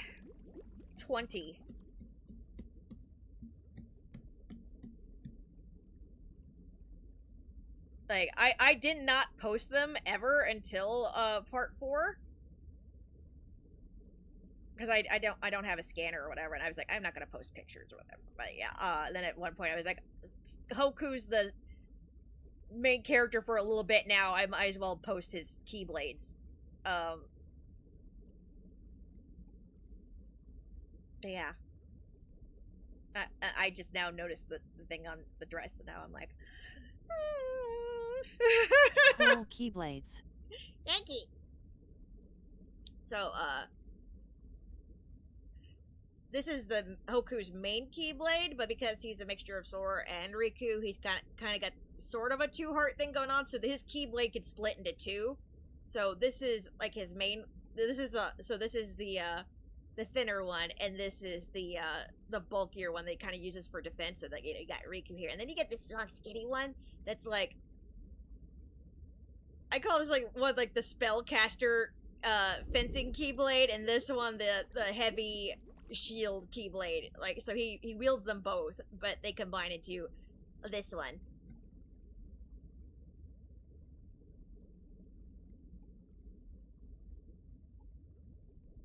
But this one's my favorite one.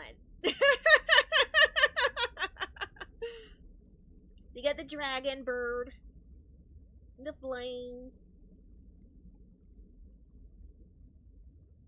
and and when it splits. So like he got the Keyblade charm on it. That's like the heart and crown combined. When it's just like this, but when they separate, the heart one, because Riku's inspiration is this one, and then this one is the star one, and then they combine back again to the star, and yeah.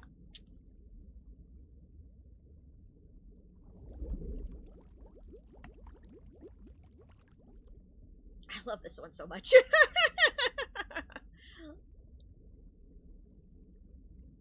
This one could use a little work, but I was mostly trying to think of the colors and the general shape. Like, the scaling and stuff needs some work, but yeah, general idea of what I was going for. Anywho, so yeah. Also, Peachy! Her name's not Vala, it's Vulva. They renamed her so her name wouldn't be Vulva. That's amazing.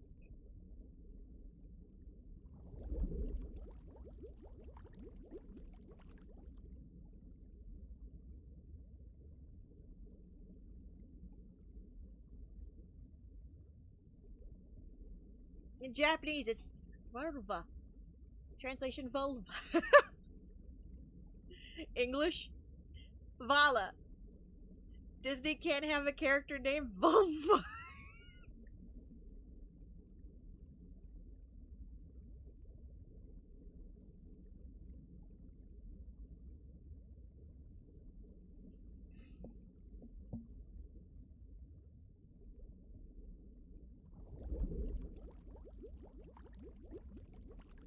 That's where I'm at right now.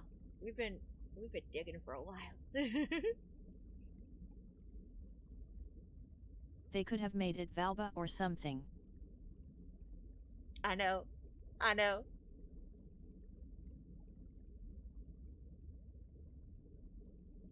But yeah, I was freaking out about, like, it doesn't help that, you know, it's bad enough that they have so many Nordic names, but 4 of them all have V names, and I'm just like going through them. Vider Villa Vala. Whatever. And then I looked over and I'm like, what do you mean it's translated? Yeah, it's a lot. What do you mean it's translated as what? And then that's what I realized. You could have done anything. You could have named her Vicky.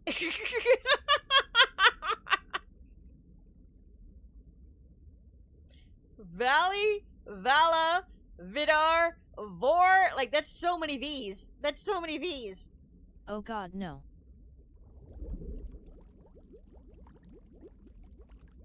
Bad 90s anime dub flashbacks.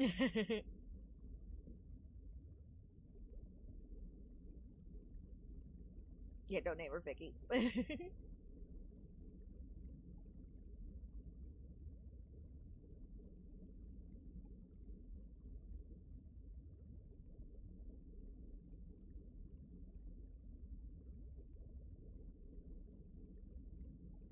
I just had a funny thought. My grandma's name was Vagina? No, Vulva. It's like, Vulva's not vagina.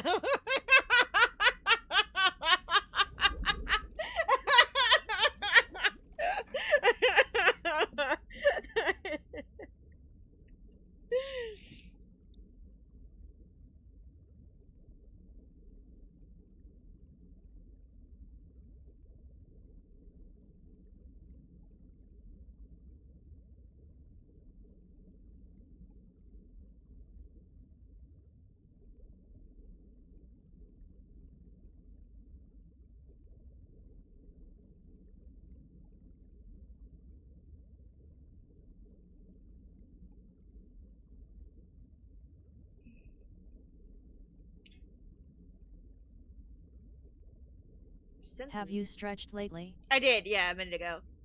Since the memories lasted most from the previous player, including former friends and journeys, and he often has dreams centered around these memories, which he believes are his own. Wait, so did he really think that they were his friends? I thought he eventually figured out that they were his mentor's friends and that he wanted to meet his mentor's friends. I mean, this is a wiki, it could be inaccurate, but... Recurring dreams spur on his desire to leave the islands, which he views as small and uneventful, in order to see the greater world and meet the friends from his dreams. Mentor dies, visited by his future selves, Heartless. He's dead, okay.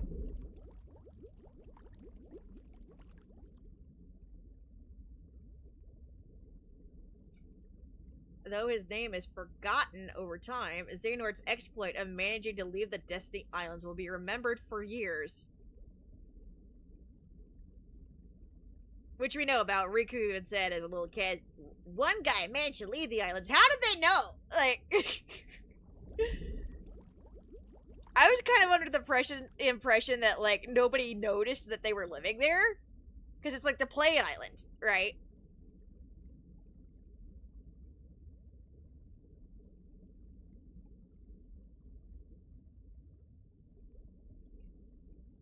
And it's kind of wild to think that the player character's body might still be on that island. Where did they bury him? Did they cremate? Did Xehanort cremate player character? Did they bury him on the beach?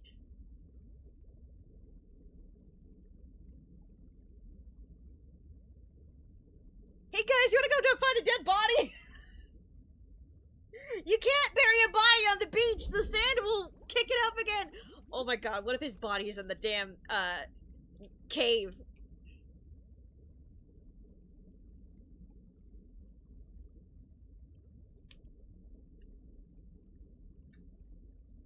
I'm sure Xehanort had to let somebody know when they helped him dispose of the body, but it's wild to think about. He fed him to the fishes? I don't know what to do with this. Just toss it in the back into the ocean.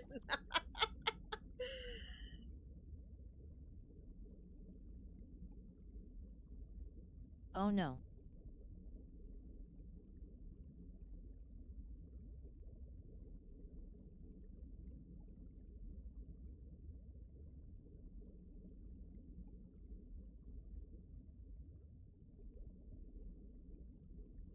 Xehanort finds his days in Scala become as repetitive as they were on the island. Oh, come on!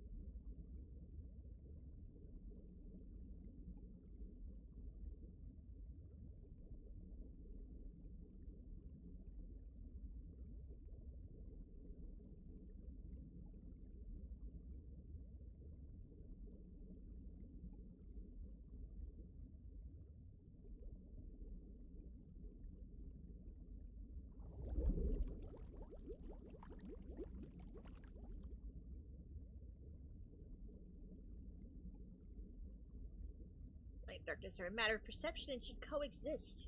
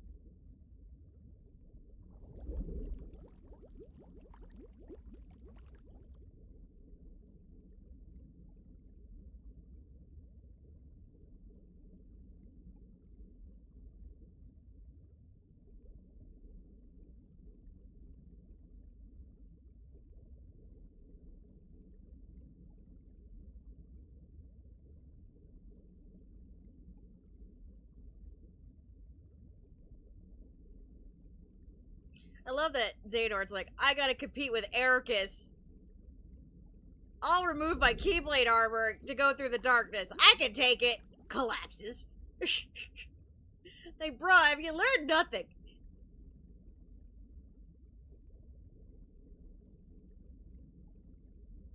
Master's like, boy, you dumb. And gives him a coat. Great.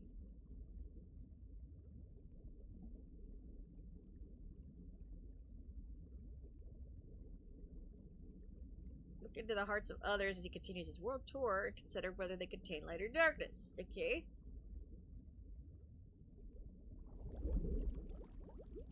So he can come into contact with his heartless Ansem, who grants him the power to traverse time. He can have 12 other incarnations of himself across time from the real organization for his future self final play. Okay. After carrying out his duties in the future as time-traveling bitch Xehanort, returns to his proper place in time. Despite losing his memories due to the rules of time travel, his experiences are engraved into his heart as act as subconscious guidance. Okay, great, that makes sense.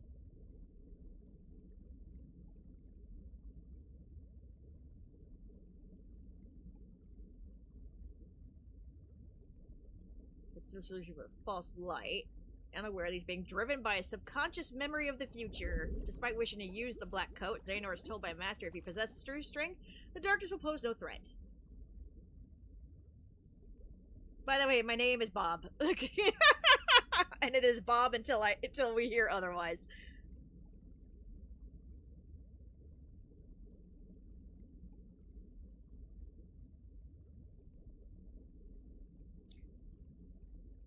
Hey, Ericus, I have this great idea. The world needs to be restructured, and it'll take several lifetimes, and thus I will extend my life enough to experience it myself.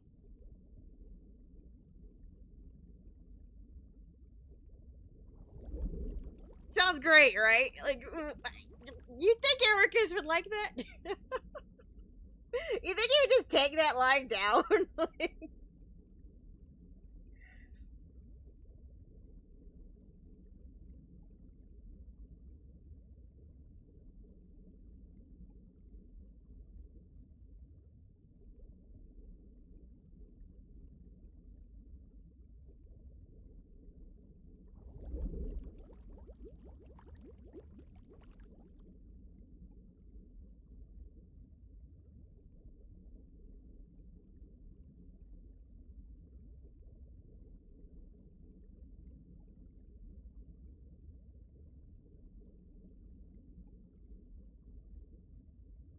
It's amazing that the world tour is apparently not part of the mastery exam. It's just something they did on their own. Like a residency with world hopping, and then they come back and take their exam. I would think that, like, what could they have possibly been examined about? Because, like, it seems like a shit ton of trouble. When we look later with Ericus conducting the exam, it's just a bunch of light balls flying around. Oof, sorry, fell asleep.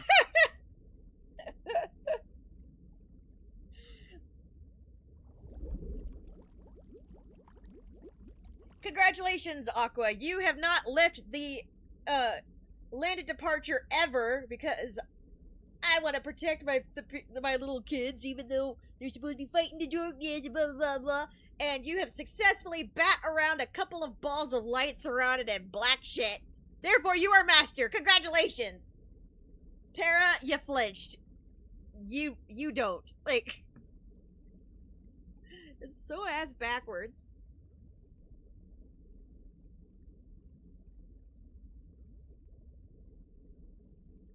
I did too, but woke up in enough time to hear about Riku's grandma. LOL.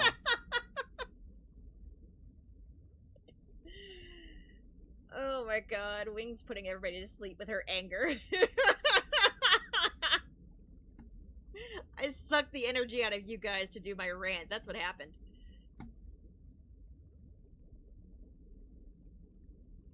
Peachy, did I make you fall asleep too? LOL. Did you fall asleep too, Peachy, before you got back? Good gosh. What was funny is that I could still hear you in my sleep. LOL. Did I influence your dreams? Guys, you will donate all your money to Wing. So she can go to Reconnect. Donate all your money. I'm kidding. Oh my gosh.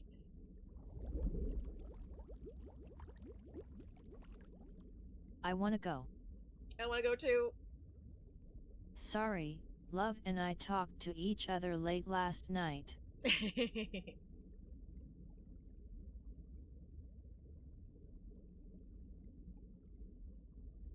LOL.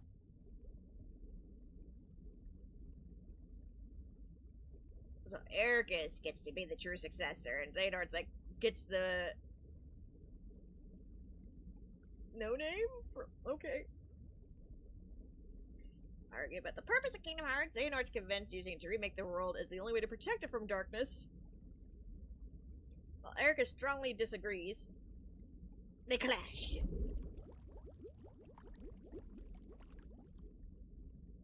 Vinci shaves his head as a demonstration of his resolve.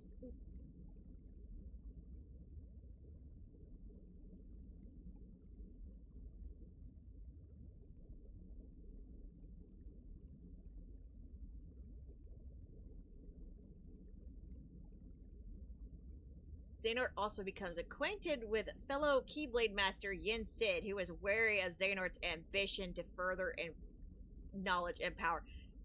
Yin Sid over here had us believing that he too went to school. I just want someone to With slap Xehanort. a slice of cheese on his forehead. Yeah, Yin Sid was like, I swear Yin Sid at one point said that, you know, they trained together. So, like, when they were revealing the art of Xehanort's classmates, we were all wondering, which one was Yin Sid? Which one is baby Yin Sid? Right?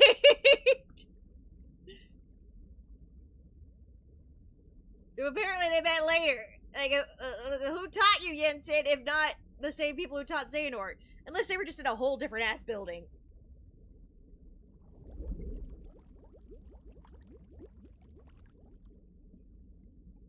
At love_iridescence lol. They're a cat now.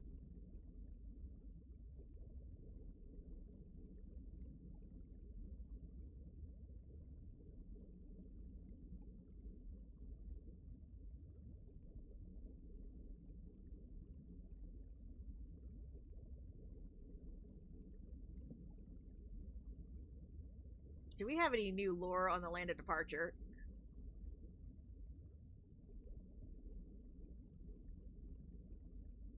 Because I find it odd that even though Ericus became Odin's true successor, that he left Skala at all, you know? Naya. Like, seems like a big downgrade.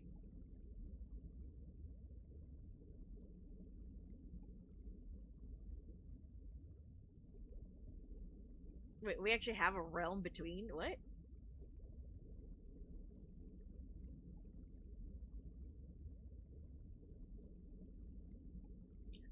Traverse Town, Land of Departure, Castle Oblivion, Twilight Town, Mysterious Tower, World That Never Was are the only worlds confirmed to exist within the realm between.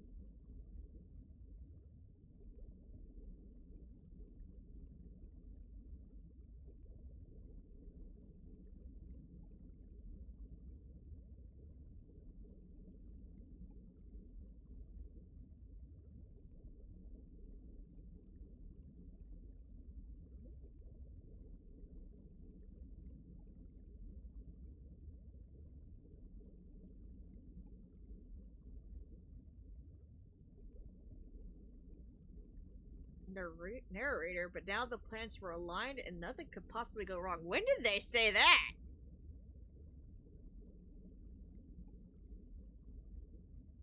I didn't even know there was a narrator in Kingdom Hearts 3. Who? What? Who narrated in Kingdom Hearts 3?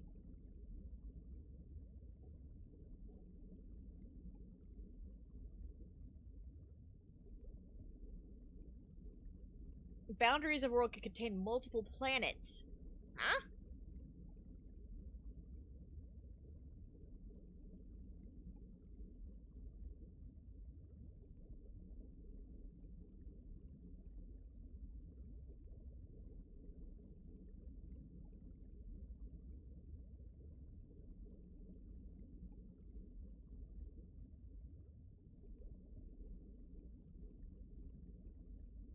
Anyway, where was I?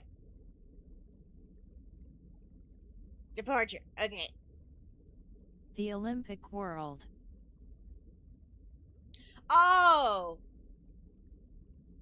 Thank you. That did not compute with me. Thank you, Looney. That would have bothered me. At least that's what I recall. No, that makes sense. Thank you. I was like, what other narrator am I thinking of? Like, we had, like, sort of the narrator in Pirates of the Caribbean, but I was like, what other? Talking about Hades' plan and all. That makes sense. I gotta play Kingdom Hearts 3 again.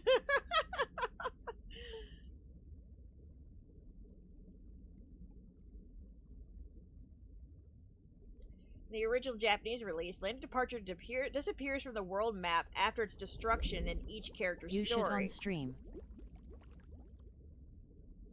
Well, I don't know, guys. There hasn't been a lot of, excitement for Kingdom Hearts 2 when I've been playing it, so I don't know. Do you You're want me to welcome. play Kingdom Hearts 3? I don't know. I don't know.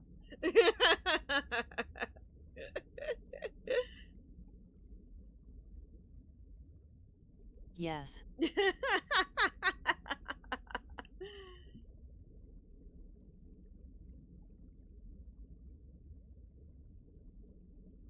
I like when you play KH2 LOL.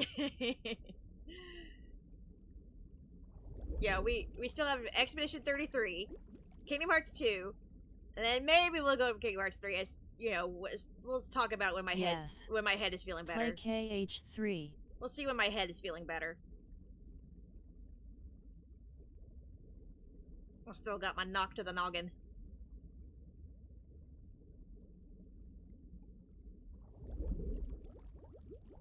Inaccessible in that character's save file. Due to this oversight, it becomes impossible for the player to complete the report and Trinity Archives if they had not opened the treasure chest in that world beforehand. This was rectified in all subsequent versions, where a ruined version of the world could still be accessed after this event, which also serves as the location for the unknown boss battle. It can be just the four of us chilling and whoever comes by.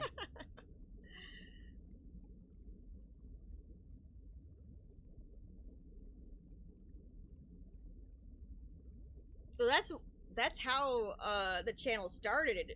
Actually, was when I was playing Kingdom Hearts 3. That was the first game we played on this channel. Also, the last time you played, you poisoned yourself. LOL. Yeah, that was Kingdom Hearts 2. But yeah, when I first started streaming, that was the first game we streamed, was Kingdom Hearts 3. LOL.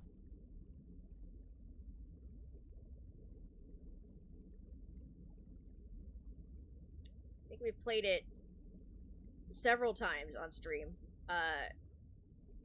Because we had the DLC, we had Remind. I wasn't here for that, so do it again. LOL. Then we did the Critical Run. Oh, really? Yeah, I think on stream we played it 4 or 5 times, actually. Of course, none of the footage exists, because I didn't know you had to save the VODs somewhere before 2 weeks were up. So, there's a lot of gameplay that's been lost.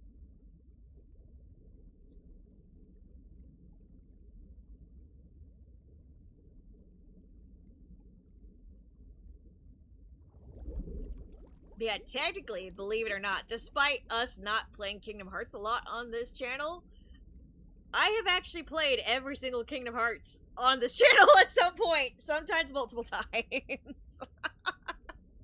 Just none of the footage exists. LOL. Oh, wow.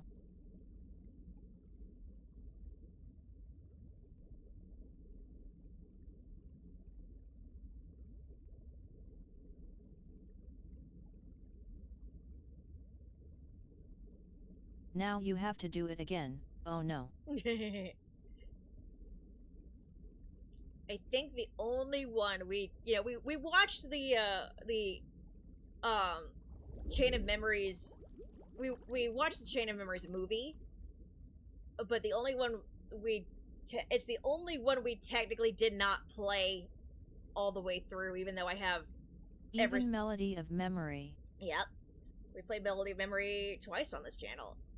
PlayStation version and Switch version. But yeah, Chain of Memories is the only one we have not completely played through because I gave up on the first level because I couldn't handle the 3D space because I played it on the original Game Boy, right? So I was like, I fucking hate this.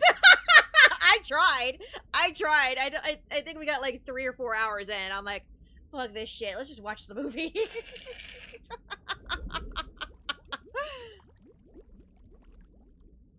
So like, I think that's the only one. I attempted to play Birth by Sleep again. Like, I've already played it once, and I tried to play it again on the channel, and I got bored. Because, like, it was already not my favorite. I didn't play it when it originally came out. I had a copy, but I didn't have a PSP. So, my experience of it was through, watching other Let's Plays. Right, so I knew what was going on and stuff, but I never played it for myself until I did. And I was like, well, I still don't really like it. Cool. And then I got the PS4 all-in-one package, and I'm like, well, maybe I should check out these hidden secrets stuff for myself then. Let's start from it. And I think I got, like, partially through Ventus's story, and I'm like, fuck it, I don't want to do this again. After, I think it was the damn ice cream game where I'm like, what am I doing with my life? I got other games to play. Why am I forcing myself to play another play a game I know I already don't like?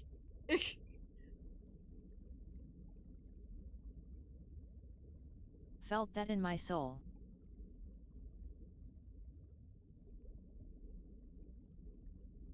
I think yeah, I rage quit on stream during that damn ice cream thing. Like,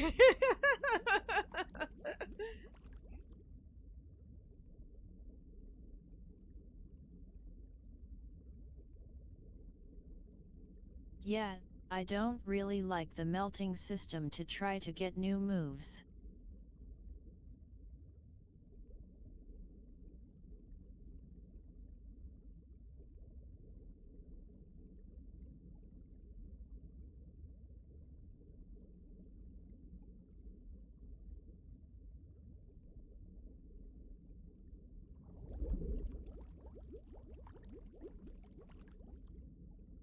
yeah, I want to know how Ericus ended up here, and why he didn't stay in Scala.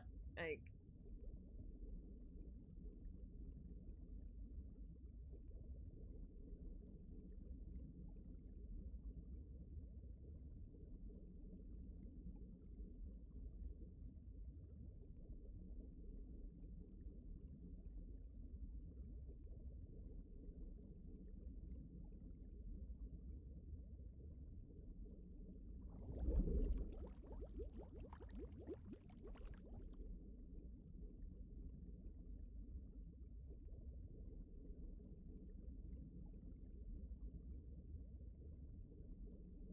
following his market master becoming Keyblade Master, Ericus became his master successor and steward of the Land of Departure, where Xehanort became a seeker to learn more of the worlds. By the time the two crossed paths again, they entered a discussion.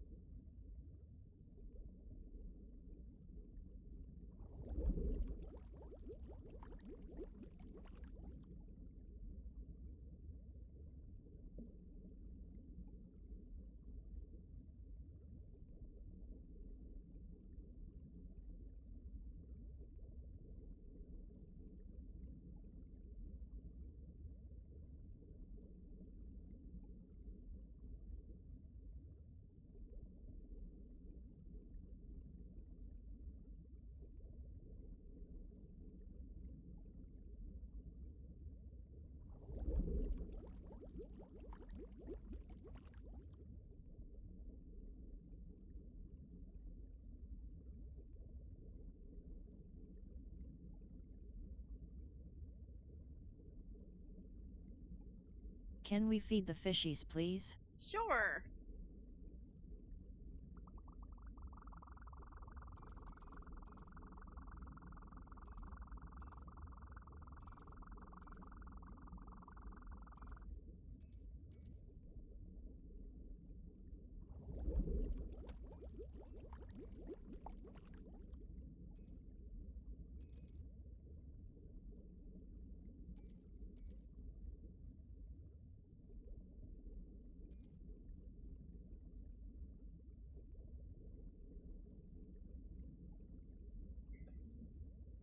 This upgrade increases your tank capacity from 25 to 100 fish!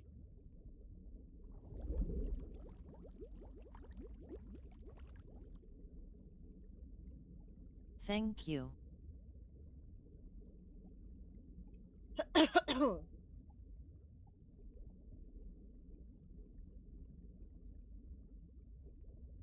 It's on sale.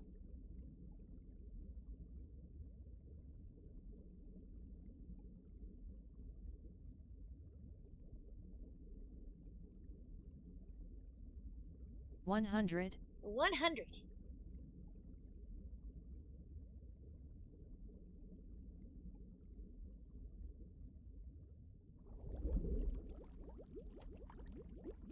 $100. Let's get us some 100 fishies, guys.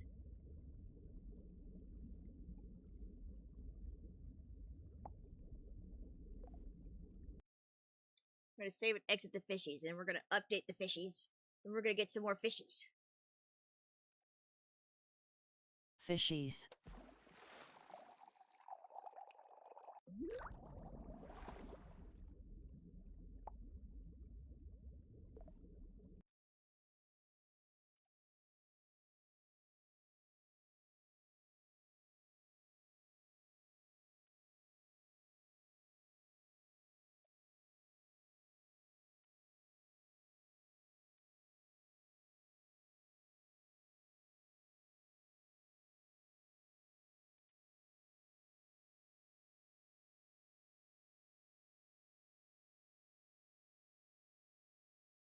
Yay.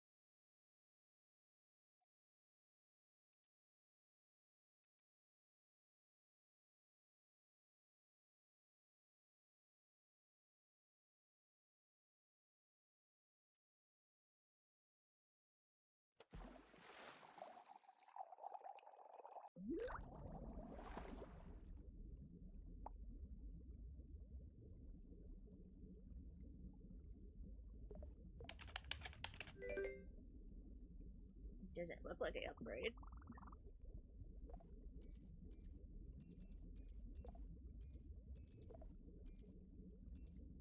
Can't see the fishies. Hold on, I'm fixing it because it says like your DLC is now available. Will be installed along with the game, but it's already installed, so it's like, what are you doing?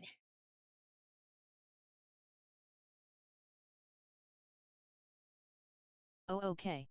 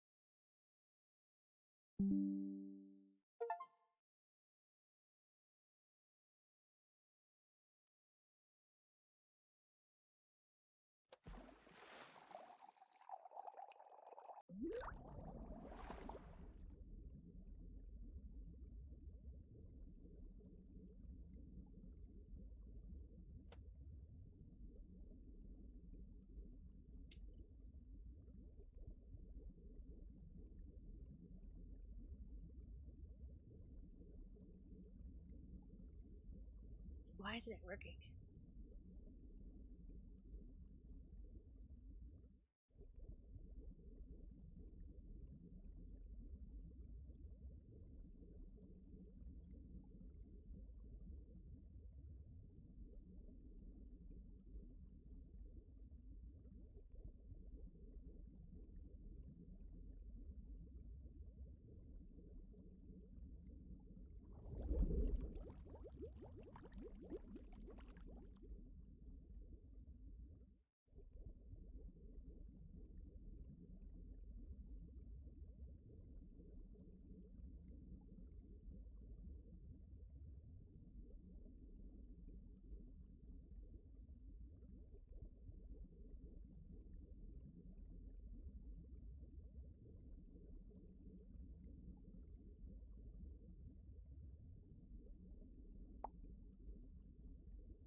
Oops.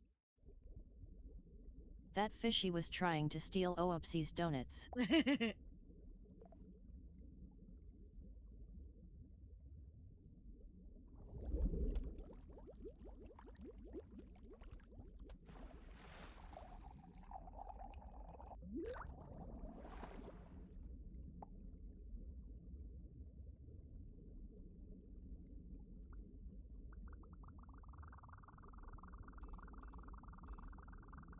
Oh, okay, we have to get experience first before we get the 100 fishies. You see the little bar at the bottom that's loading up? Okay.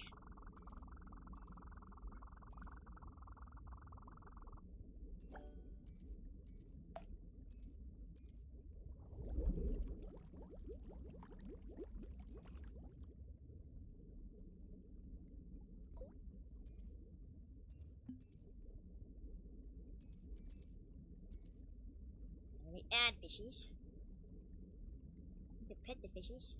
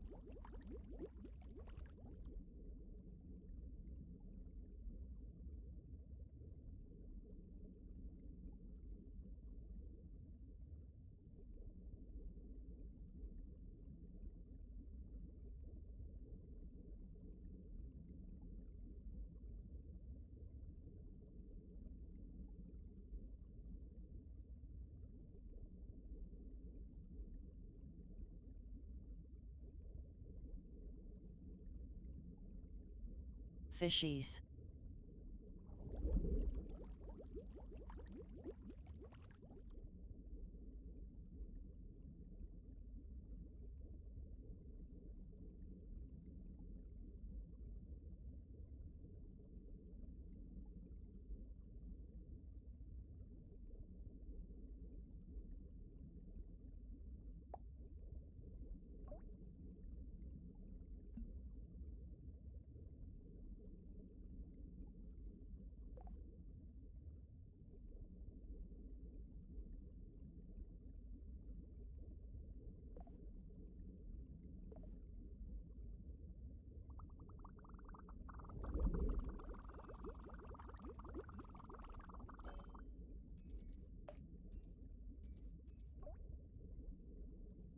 There you go. Okay. Fish. Fish.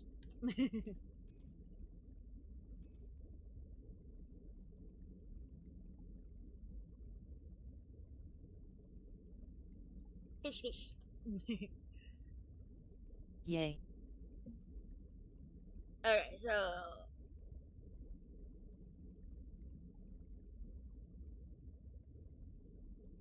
Okay, so...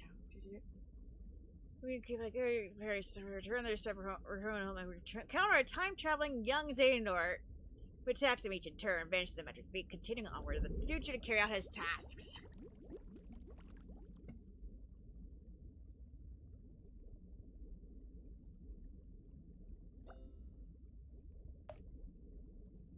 Figures land of departure to Castle Oblivion. Okay, yep.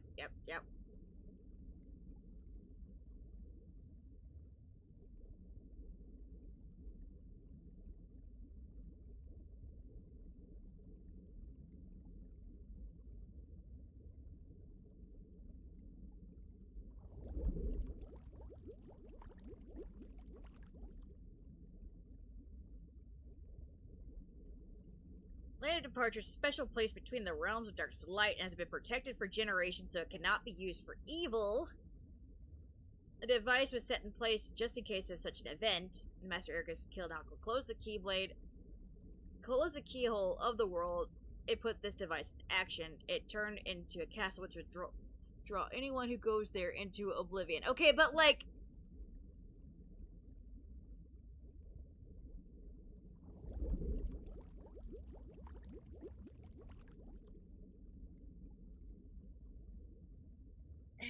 What other importance does it have?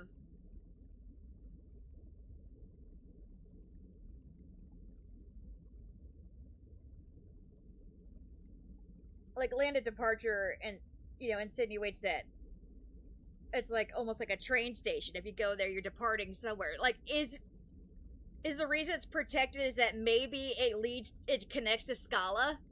Is that why? And that's why Ericus moved out and hung out in Land of Departure instead? Like...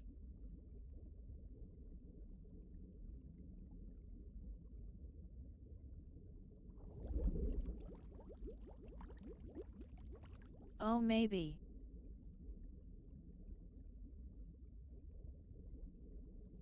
It's like, shit, I'm the only one left and I don't have any students. I guess I'm gonna get some students and we're gonna move to the Land of Departure and we'll just not tell anybody one about Scala. Possible.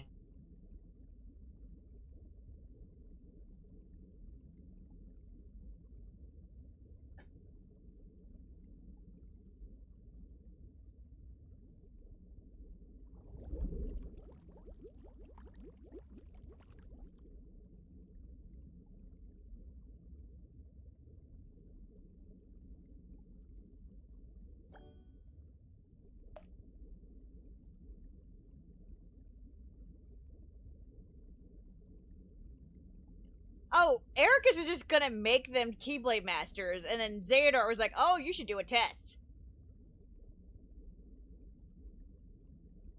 Damn.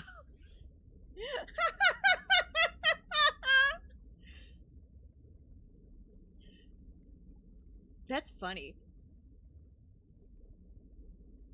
Oof.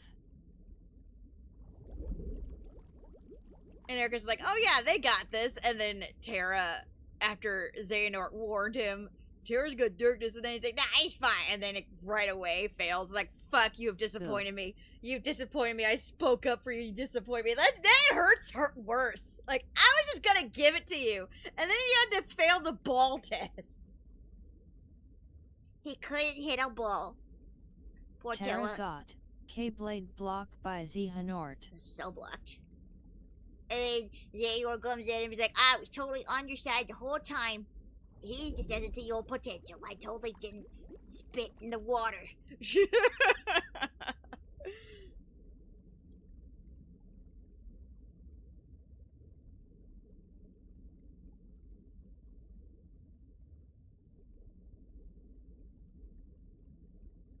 But also just wild thinking, oh yeah, Ericus was just gonna make them Keyblade Masters right there.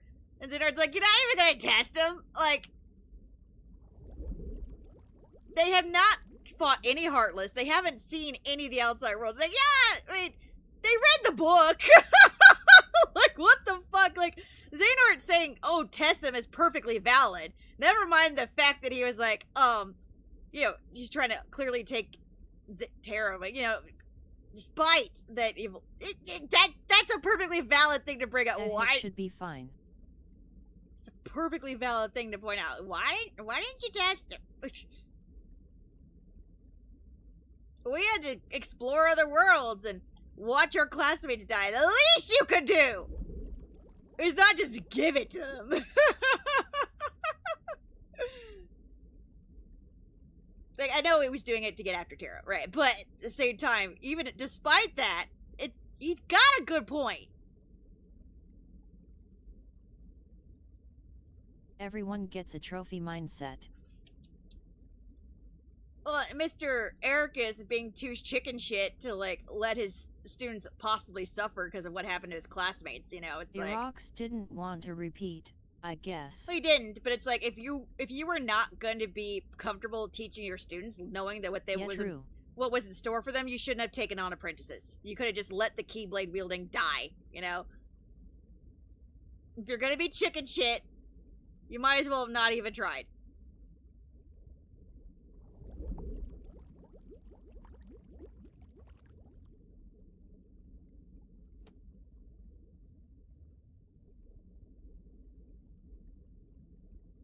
I'm trying to uncover Oopsie a little bit.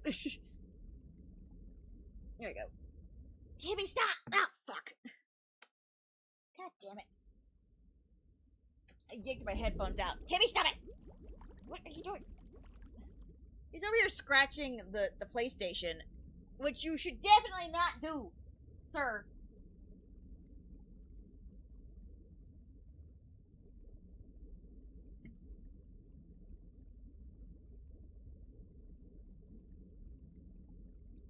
LOL, Tibby no.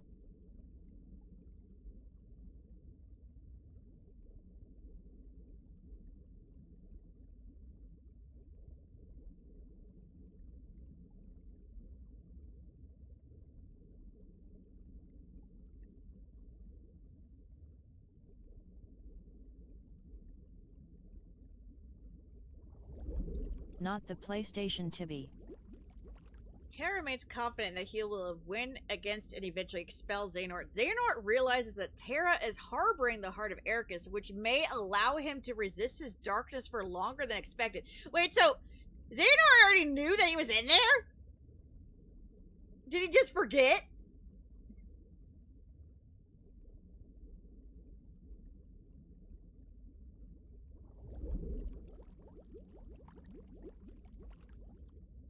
Hi. Hey, you can't see it right here. Right here. Xehanort realizes Terra is harboring the heart of Ericus, which may allow him to resist his darkness longer than he expected.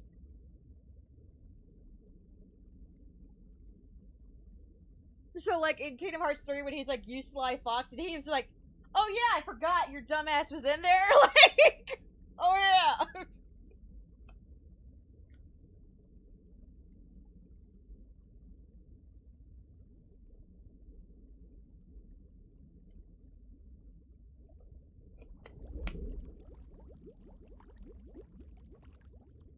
How the heck would he know that? Well, it says here that, Asterisk? Xehanort and Terra continue to dispute over internal dominance. So, like, they were both fighting within Terra's body, I guess. And Xehanort's like, I'm gonna get you. And Terra's like, I'm just gonna hang out here. Right? And one day, I'm sure I will get my body back. And Xehanort's...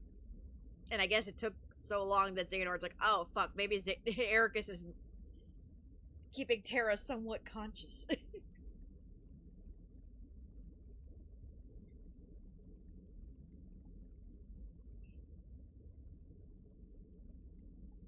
LOL spiritual fight.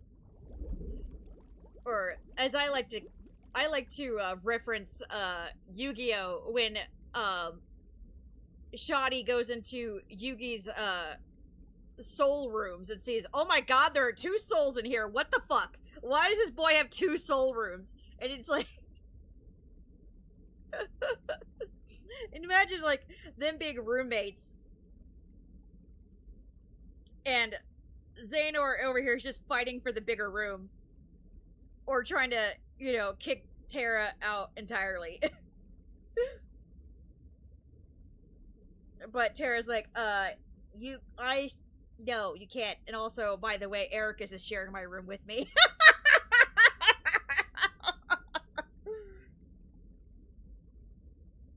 And they were roommates, LOL. And they were mind mates.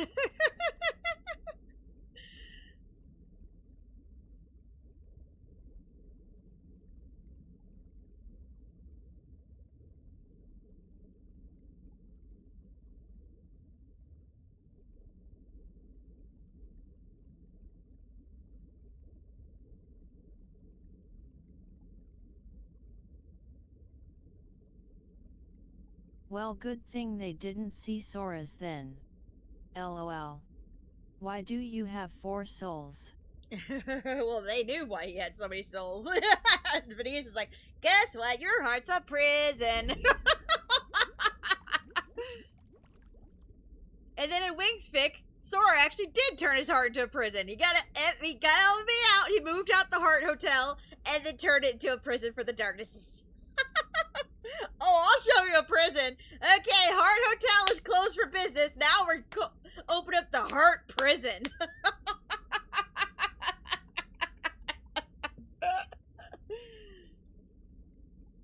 LOL. LOL. And you're all sharing. Sora was like bet.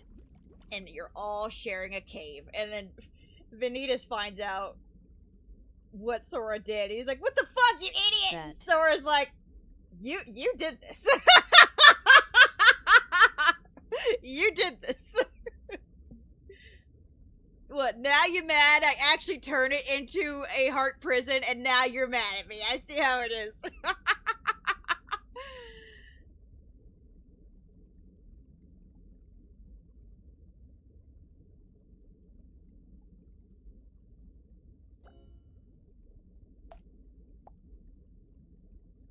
More fishies. Look You at the gave me leggies. the idea, Vanitas.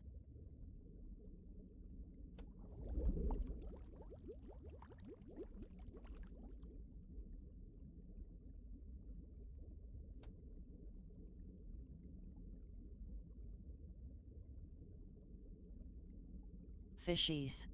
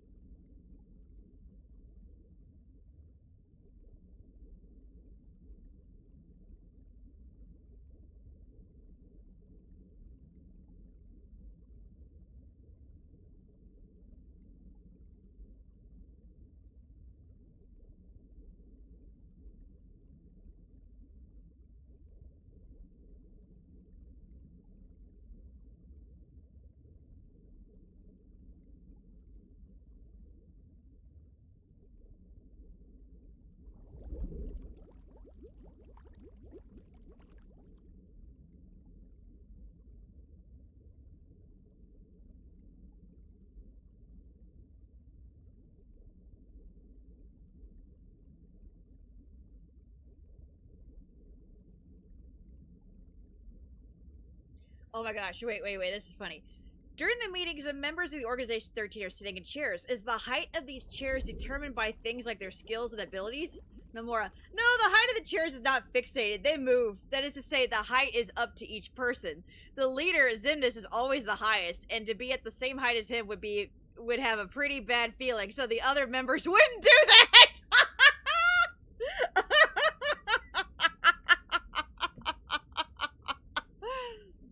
That would explain why Demyx keeps putting himself at the bottom. He's like, don't perceive me, don't make me work. Well, Roxas also put himself at the bottom because he just didn't think to move himself any higher. Like, why would he? Don't perceive me.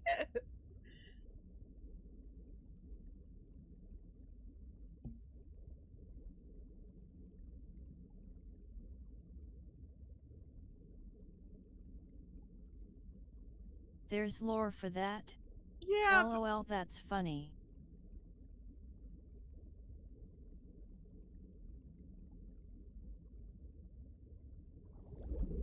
I love that these guys here don't even bother, like, getting any higher. Like, you would think they would be on his level, but even they know where they stand. And Ansem puts himself slightly above Xemnas. Like, that's funny. And here Xigbar is here at the lowest. Interesting. Interesting. That... Just ever so slightly. That's so funny. Like, imagine, like, if we watch these scenes again, like, I wonder if there's, like, if that, like, knowing this, like, will affect the mood of the scene, knowing, like, where they place is actually dependent on, like, what they're feeling in that moment. Like, that's interesting. Because, like, Xigbar, aka Luxu, is, like, the double agent in here. So, like, you could argue that in this moment he is the furthest Keeping a away. low profile than Xigbar. Right.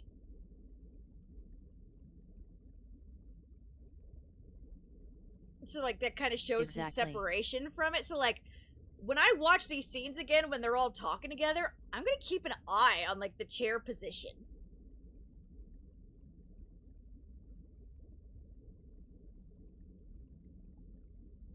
Now that I know it's up to them how high the chairs go. That is so interesting. I love that.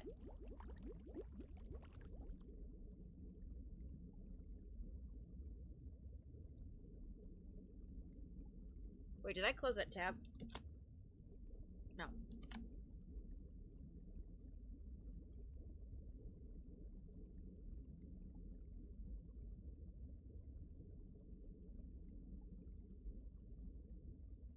This is the best wing power hour ever, LOL. Thank you.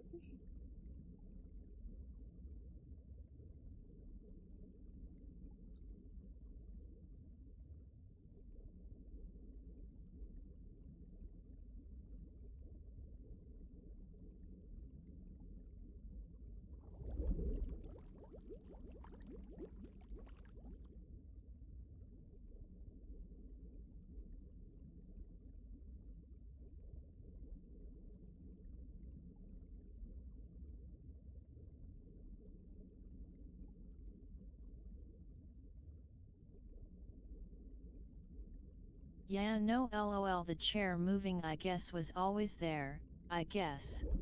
That would explain KHDDD in that one sense with Sora sleeping in the chair. Yeah.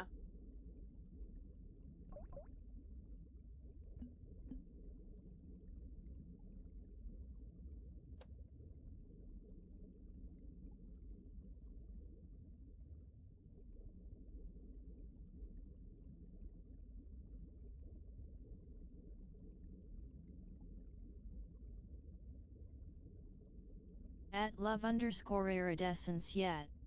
This has been a lot of fun. Yeah, I don't entirely buy this part. I am still under the... I still think that the one that we saw in San Francisco is different than the one we see in the Keyblade Graveyard, because they are so unhinged. One is unhinged and the other is, like... Me too. Tech savvy. Right?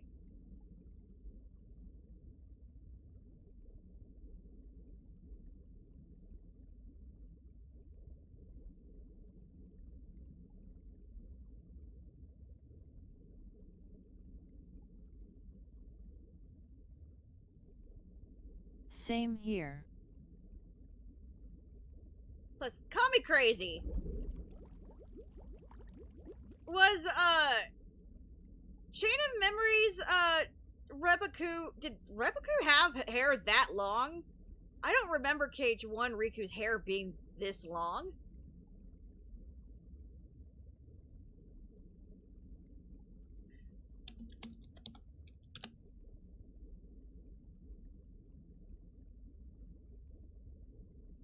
Yeah, it's not. It still poofs up in the back. It doesn't even lay on his shoulders. See? You're crazy, Wing. He had the same hair as KH1 Riku. Right, so... Yeah. He had long hair. But, like, Repliku... Repliku's hair is not that long. Hi.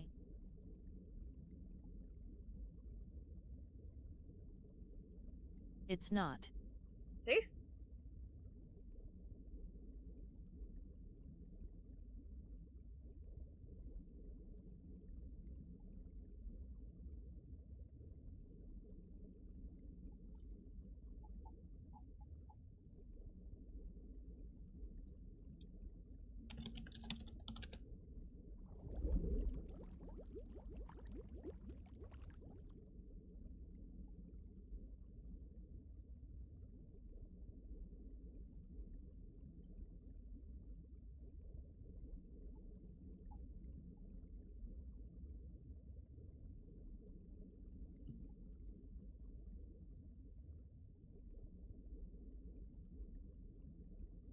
See, the thing I argue is Data Riku would be in the datascape and can get older. Like there's like time passing in the datascape for him at least, right? Repliku died originally in Chain of Memories. He never got older. So when they grab his heart and revive him as another Repliku, his hair shouldn't be longer.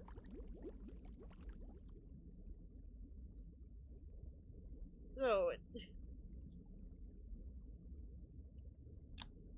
I don't know. It should be the same. Right. So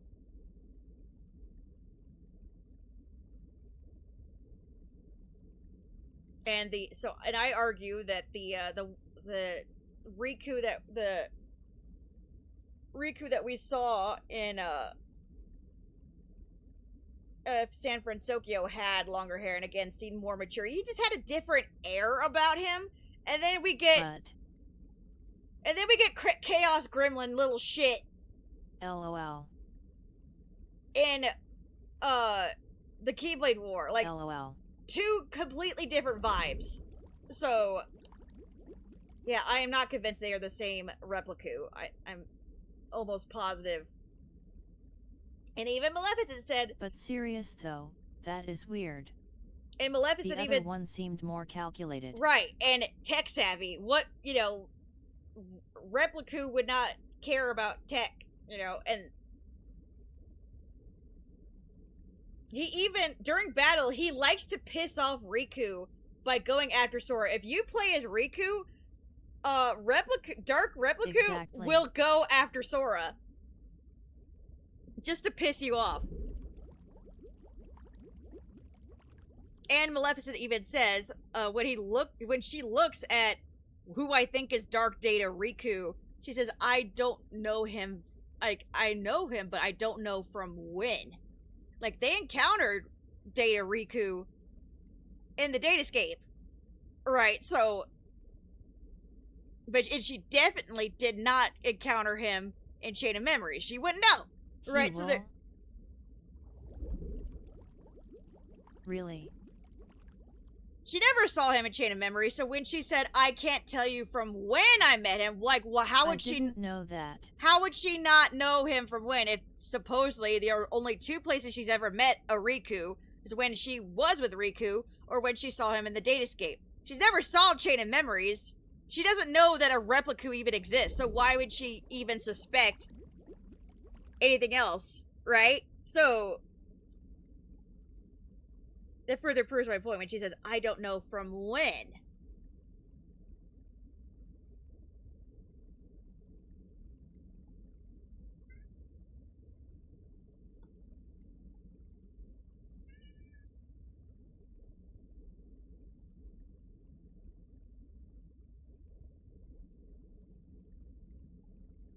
But on top of that, she also knows darkness. Because darkness helped her get out of the, Daybreak Town, the Daybreak Town or whatever, so she could also be referring... That is true. maybe to a darkness that's in Data Riku, but also probably not, because, like, Data... So, like, yeah, that's another thing. There could be a darkness in Data Riku, Dark Data Riku, which is what the whole point is, what I'm saying is. So when she says, I don't know from when, she could either be referring to the darkness who tried to warn her, yo, be careful, or she could be referring to another Data Riku, right? So... But really though, Ripaiku will go act her Sora when you play as Riku in that fight. Yeah, yep. Or both.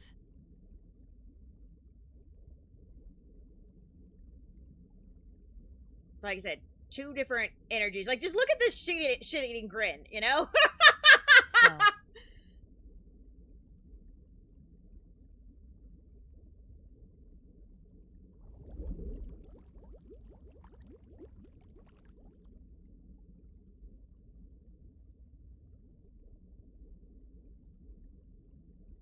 The bugs are still in Data Riku then. Or a darkness in the Datascape got to him then, maybe. Because remember, there were some darknesses sealed in the Datascape, aka the Daybreak Town.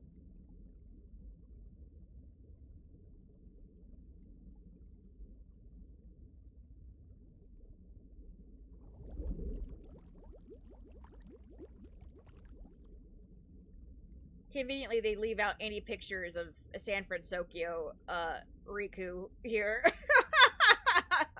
I can't even cross-examine. That is true. Anyway. Alright, so World Never Was. Okay, back to Xehanort.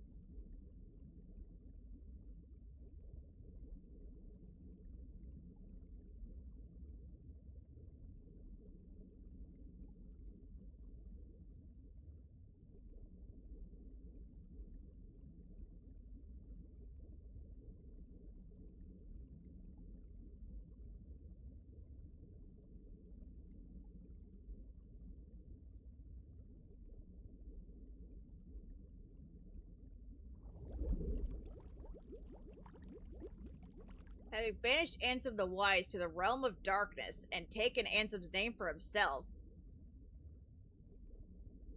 Terranort and the other apprentices continue their experiments until they lose their hearts to darkness. Terra Xehanort releases his own heart, creating Heartless Ansem, Seeker of Darkness, and Nobody's in this. Both has taken different part of the plan to forge the Keyblade. Ansem manipulates Maleficent and her allies into collecting the princess's heart, while Xemnas creates Organization 13. Cool.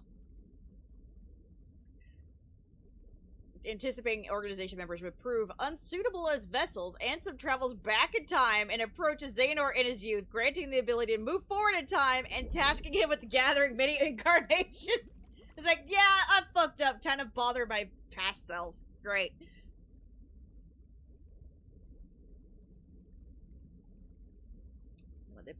Each attempt to obtain Kingdom Hearts, Ansem manipulates Heartless into consuming hearts of many worlds, which creates Kingdom Hearts in the End of World's depths from the Lost Hearts, while Xemnas has hearts collected from Heartless, which created Kingdom Hearts above that. However, both plans are thwarted. Okay, great. A man like Xehanort will have left many roads open. Yep, that he did.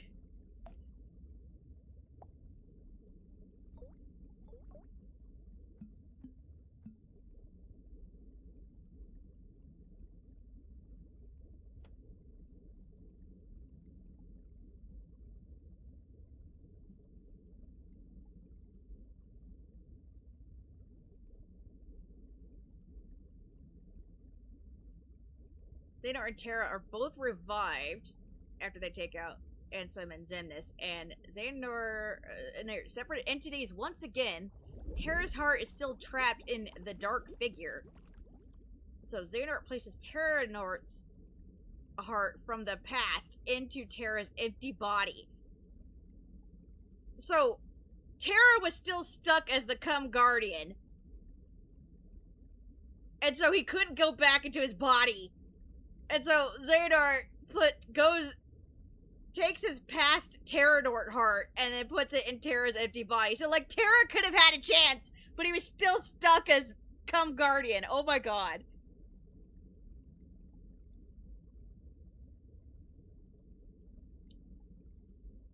I assume that's what the dark figure is referring to. Like, they're obviously not going to call it the Cum Guardian.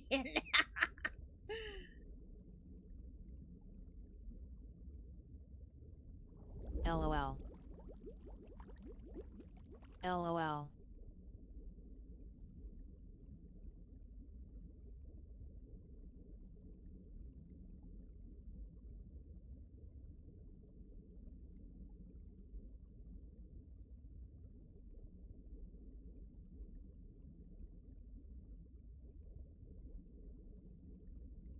And then Xehanort possesses the body of young Xehanort. So Xehanort possessed his younger self, allowing him to move and summon a Keyblade, and he holds off Riku until Mickey's magic wears off. Oh my god, that's funny. What would you call it then? Demon spirit. LOL. I would just call it a Dark Guardian, because that's basically what he says. He's like, you're a guardian. Like, and that's even funnier, too, knowing that he took Terra, what's left of Terra, and used it to shield himself whenever he gets smacked around.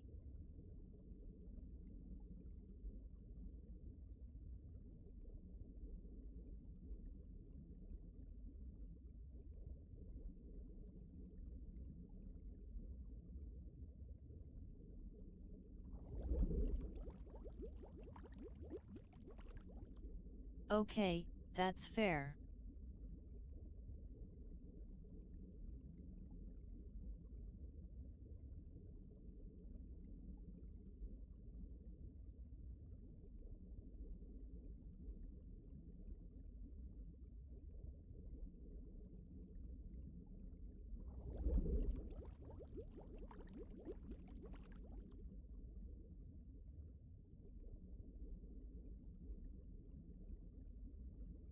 I just realized something. It's kind of funny.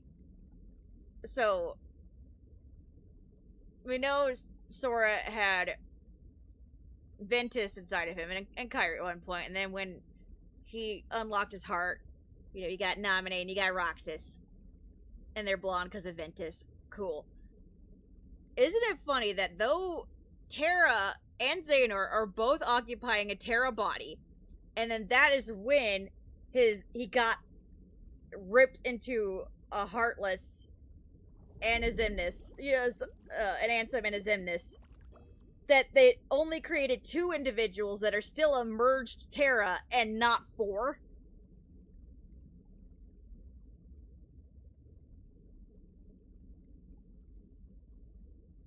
You technically have the potential, because, like, yeah.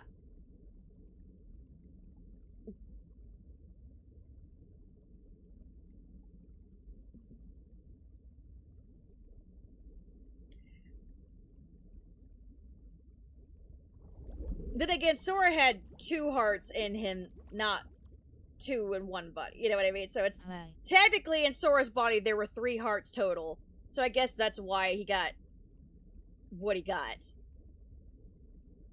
And in Terra's case, there was only 2 in his body, so maybe that's why they stay merged or whatever. It's just the 2 of them, so 2 things, but they still technically look like Terranort merged together, even though it was, you know, oh gosh. I'm just saying, if they really wanted to make it complicated, we could have had a Terra Heartless and Terra Nobody, as well as a Xehanort Heartless and a Xehanort Nobody.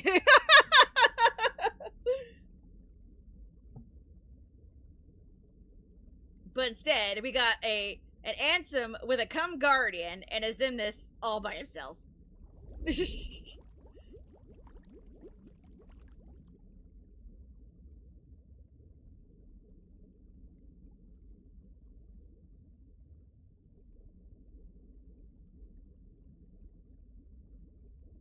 Mansex. Yeah. Too many.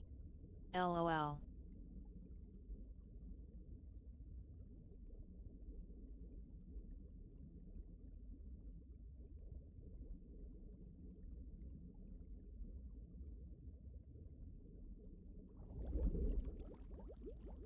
LOL Mansex with the Cum Guardian. Was too impatient to forge the exploit in the proper ways. A clash between 13 and 7 Okay, lights. I'll stop. The reflection of the way the exploit was divided at the conclusion of the Keyblade War.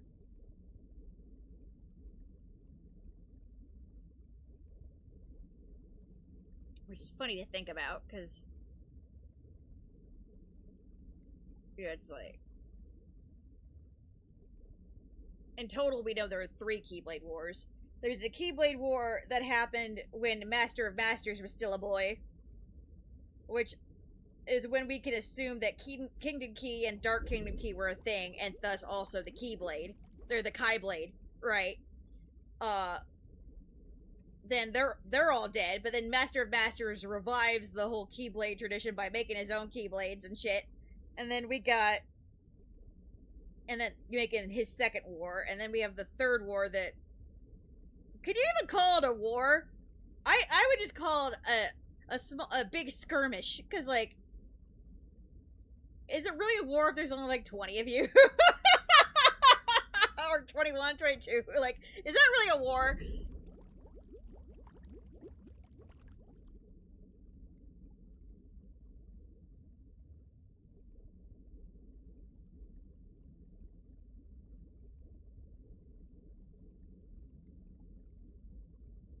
I do get annoyed that we haven't found a way to, like, call the different Keyblade Wars what they were. You know.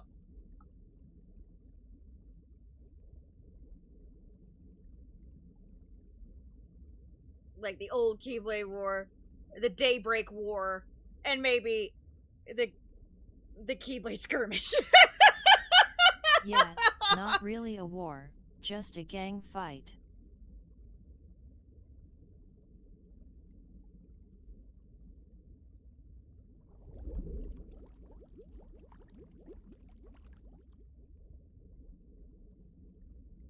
Because otherwise this gets confusing, because we know there was no Keyblade during the Keyblade War and Daybreak Town, you know what I mean? So, you know, unless you remembered, oh yeah, wait, there was another one before that's like, well, where did the fuck this Keyblade thing come from, you know?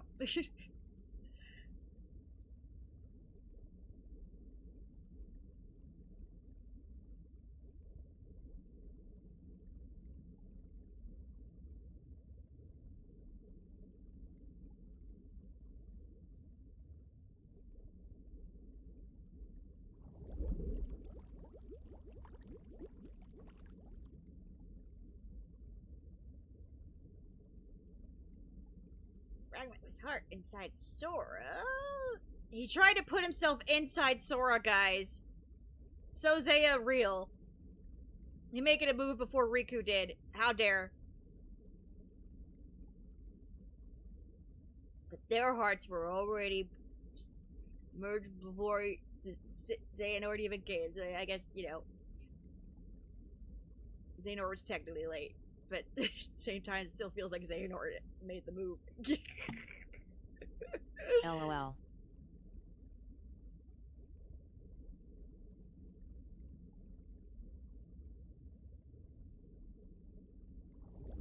He didn't succeed.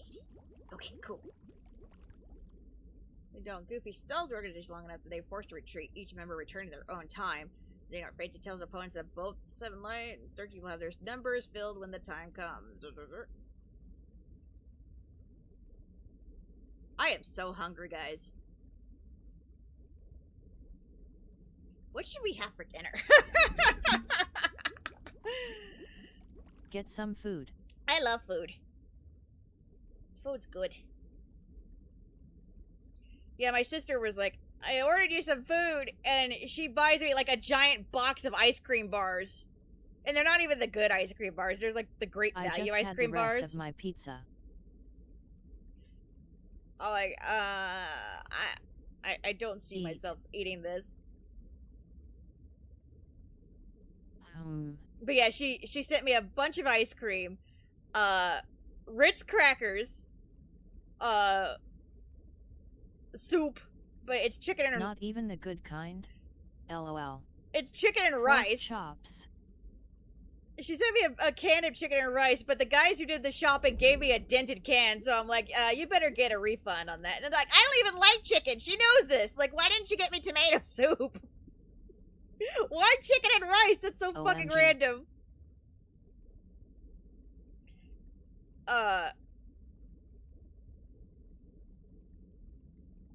And Lunchables. She gave me like 5 Lunchables. I'm like, okay.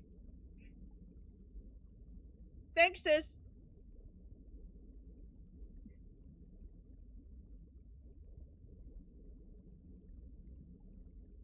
Girl dinner.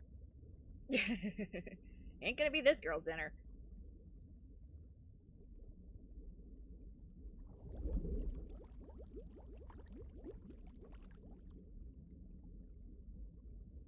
Wait a minute, wait. Just popcorn?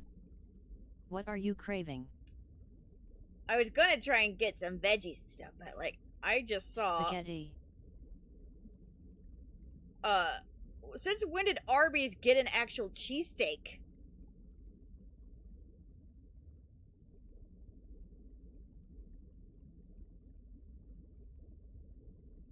Hello? They have one? Apparently. Thinly shaved Angus steak with melted white American Cooper cheese and caramelized onions and oh my gosh, that looks good. But it's also Arby's, and I'll probably get so sick. But also, I love Philly cheesesteaks. I like the curly fries. I like the curly fries too.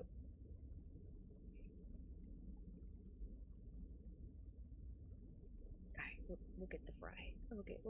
We'll get this cheesesteak.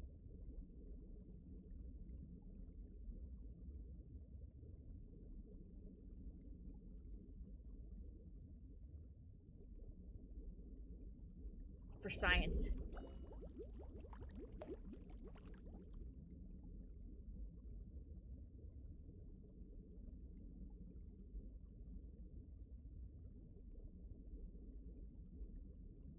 I'll let you know. The curly fries are so good. I love the curly fries.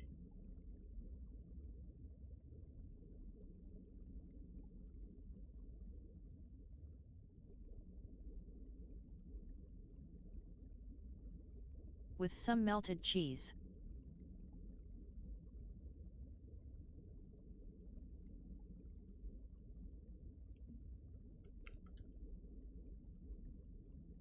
Fuck, what happened?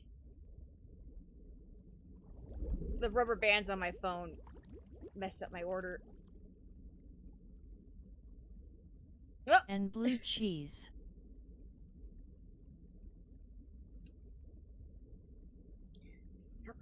Hope it turns out alright.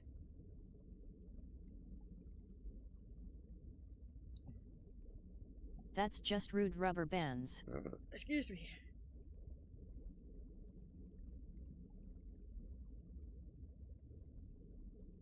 In the grand scheme of things, I can't help but wonder what the thought process was as far as making Sora a vessel out of all people.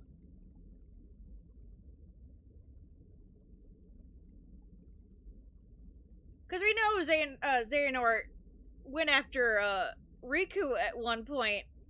Like, why wouldn't he... And they're both taking the exam. Why didn't he try to take Riku? Like, boy, I'm coming for you a second time. Or did he just decide, you know what? It's Sora's turn.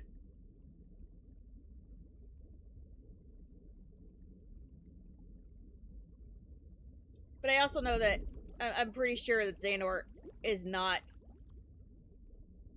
actually following through with this, but he's like following the plans that the Master of Masters wants him to in order to get that perfect combination of events that will eventually kill the Darknesses. So like he knows Sora will bounce back for it, and that's why he goes after Sora.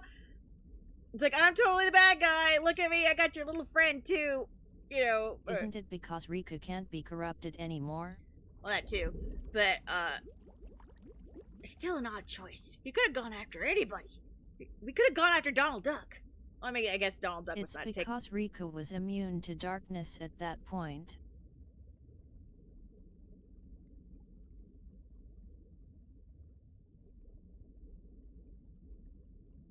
He did it to piss off Riku. And I think Master of Masters somewhere is still pulling the strings just enough, again, because he's in cahoots with Xehanort, and Xehanort knows he has to be the bad guy in order to make this perfect chain of events to go. And so, like, part of me is wondering if, like, Xehanort did all this knowing that Riku would be driven to turn himself into a Dream Eater. Like, how wild would that be? Because Master of Masters made the Cherthes and shit. He turned Key Kids into, and the Key Kids turned into Dream Eaters with the Cherthes. Right? Like, so that's wild. Right, so I feel like it's part of the plan.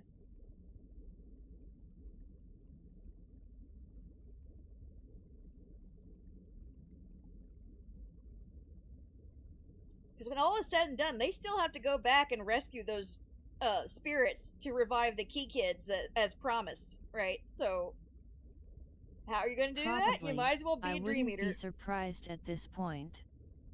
Graven is on.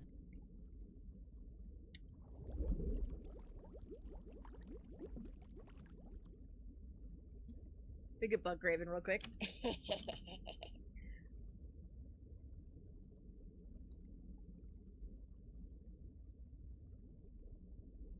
Hee hee hee yay.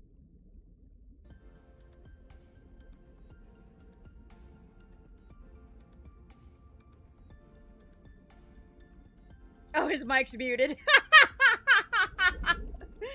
Mic is muted.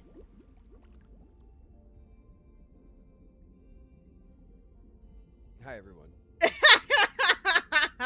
He looks so happy to be muted for a minute.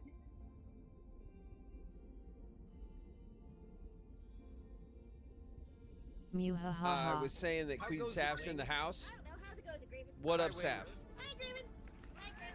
Hello. There we go. I love that your character looks so happy that they could explode. Wing is here. What's good, Wing? Hi, Graven. I think it should be Soraku because I love Sora. Love Iridescence in the house. Hello, LOL. love. Hi, Graven. Hi, Wing. Hi, Graven.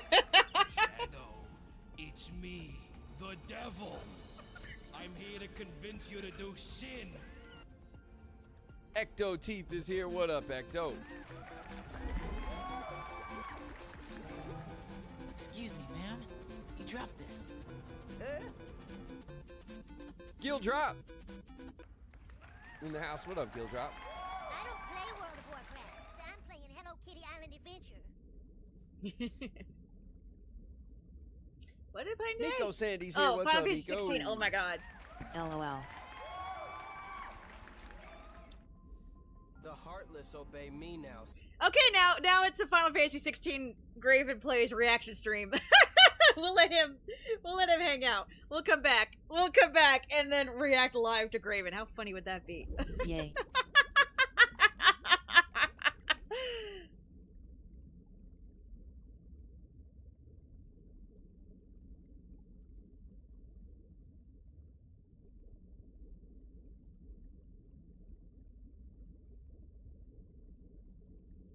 Both of the people I sub to in one stream.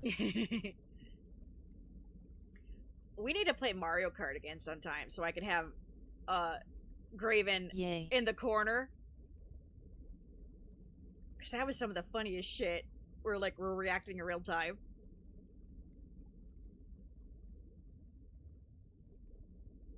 Because we synced up perfectly. That was hard though. I had headphones on as well as That was hilarious.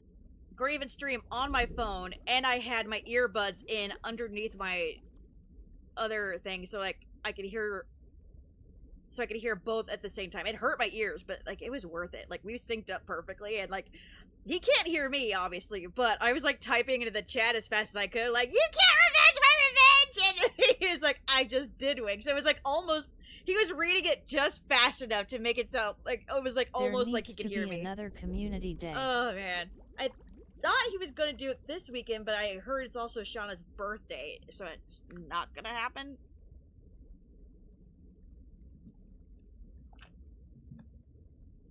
Like, I'm usually not that into Mario Kart, but that stream was fucking Yet funny. it's her birthday on Sunday. Oh, so possibly on Saturday? I've been keeping my eye on the thing. No, because they spend time with family. Mm.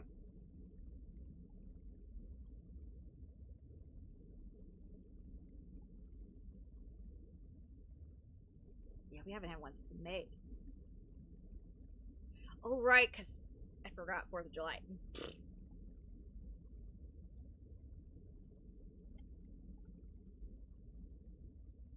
I guess we'll see.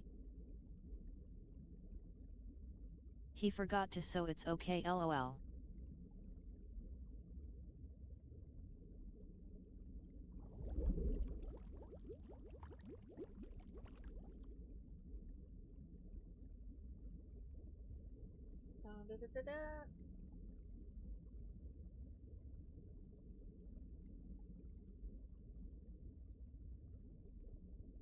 Text me, it'll turn Vexen back into a nobody to refine the replicas. Yay to getting Friday off.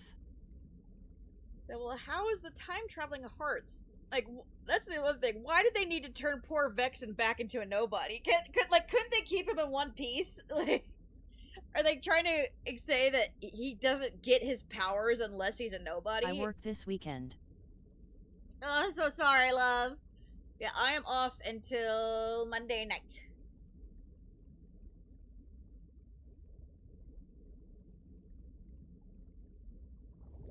No. Love. I'm so sorry, love. We'll be here keeping you company. But it's my last weekend because I got the new job. Yay, love! Awesome! I'm so happy for you. You can get out of that hellhole. Yay! Congratulations! Yay. That's fantastic. True. I'm so happy for you. Congratulations! Happy new job to you. Thank you. Happy new job to you. Happy new job, love your resistance. Happy new job to you. Good job, Oopsie. Thank you. Yay.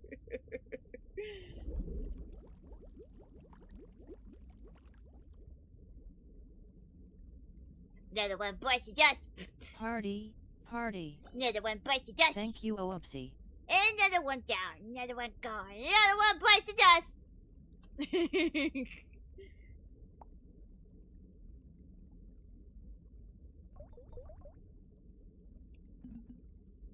Should plant a stink bomb in the office before you leave. I'm so excited. I'm so excited for you. That's amazing. OMG, I should.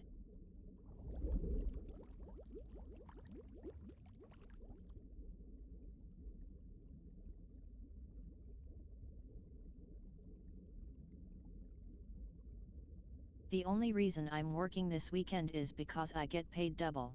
Fuck yeah, milk them for all they're worth.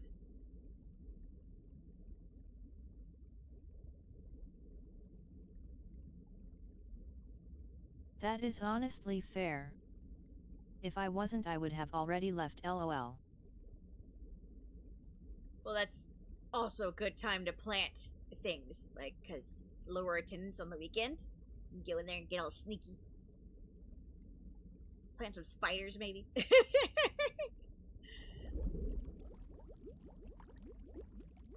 He.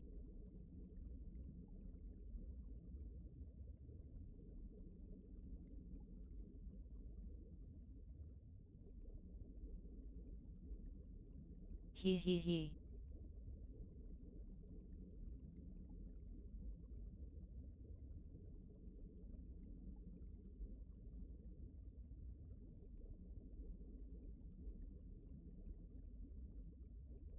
I start the 13th, so I will have all next week and weekend off. LOL no. Not spiders. Takes 10 fragments, Kyrie's heart, scatters 5 of them across the Scala, having hidden the remaining 2 within the hearts of Riku and Mickey as a final resort to ensure Kingdom Hearts can be opened through the power of the princess's heart. Huh? Through the power of the princesses of heart. Huh?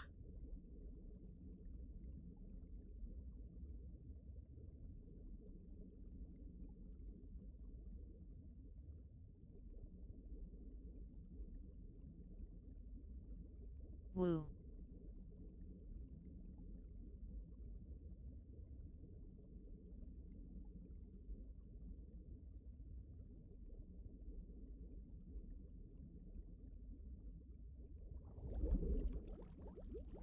Huh?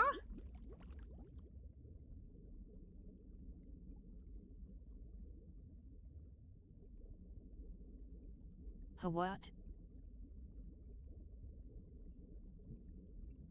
Okay, so Xehanort busted Kyrie's heart, scatters 5 of them across Melting Scala. face. Okay. I had wondered about that, like, why did he put them inside Riku and Mickey? Because, like, arguably those would be the safest spots. As a final resort to ensure Kingdom Hearts can be opened through the power of the Princesses of Heart.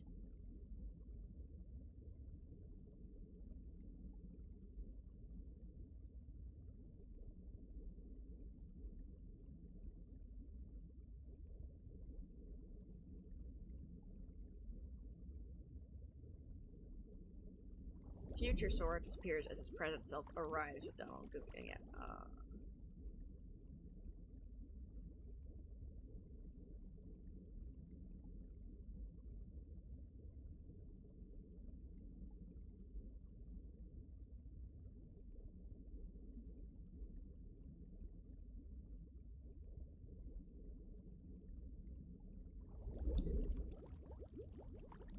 But they didn't get any other Princesses of Heart, though. And again,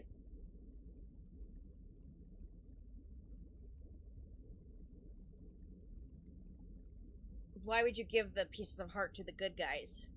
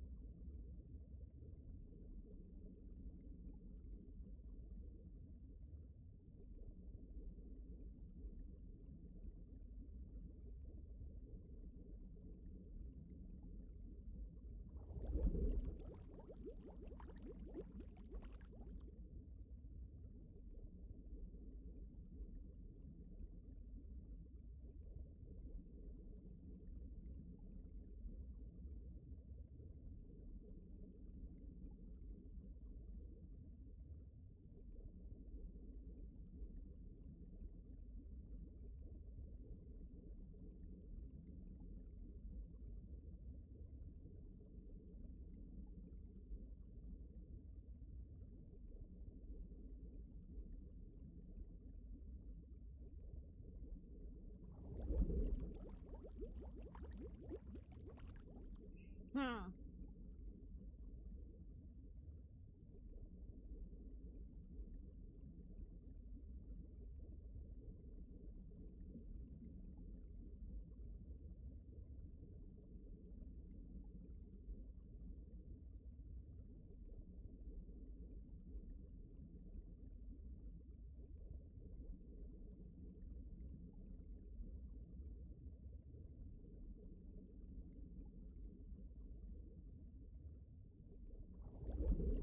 I guess in theory, if he has five of them with him, and if Sora manages to get them back but can't find Riku, that he doesn't know that it's inside Riku and Mickey,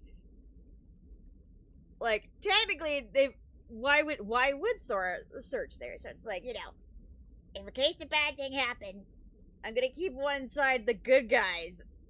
That way, in case Sora finds the other five, and if I have to get more princesses again, I know that there's one inside Riku in the king. But again, you put inside the most capable wielders, first of all. So like, even if you wouldn't get it back, I don't.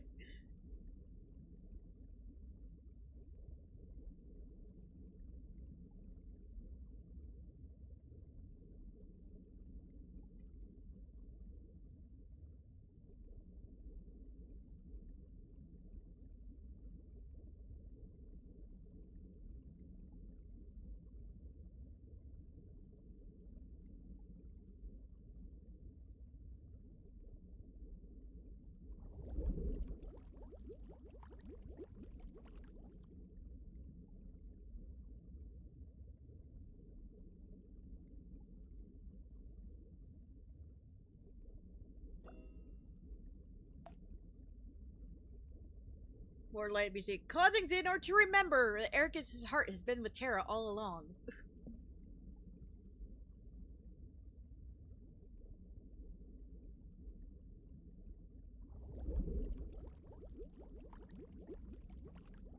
Everybody's just a fucking nesty doll. And this kind of goes back to what I was saying. You're lucky you didn't end up with two Terras. A heartless Terra and a nobody Terra, as well as a heartless Xehanort and a nobody Xehanort. And now that I remembered, oh yeah, wait, Ericus was in there too. We could have easily ended up with a heartless Ericus and a nobody Ericus.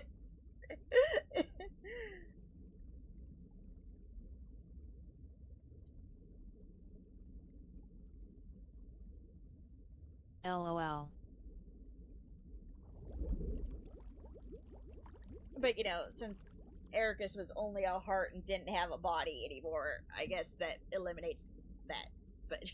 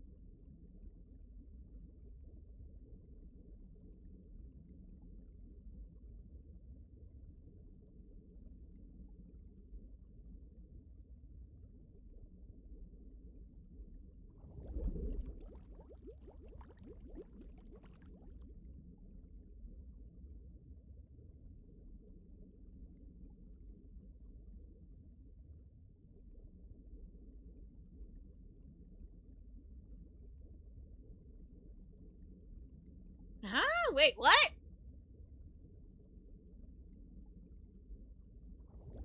He overpowers her and nearly delivers the final blow, but Sora takes control of her body and defeats him, restoring the final fragment of her heart to her body? What? Graven got pancakes. What? OMG what?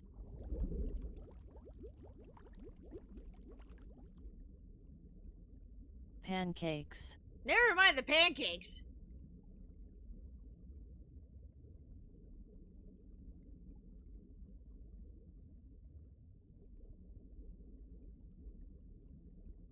I don't remember a final fragment in Melody of Memory. What?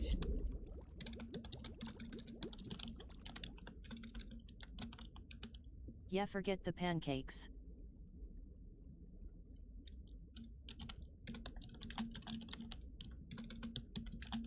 What is this info? But, pancakes. Never mind the pancakes. What?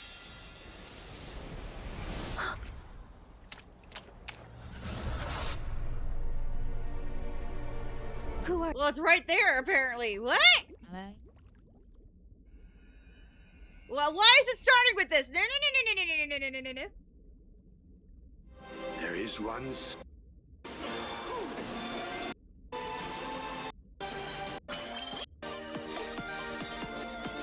Oh my god. OOOP. who are you? When was she missing a pace? I don't know. This is. Your task will be far from easy. If that happens, you must abandon your search. We have failed.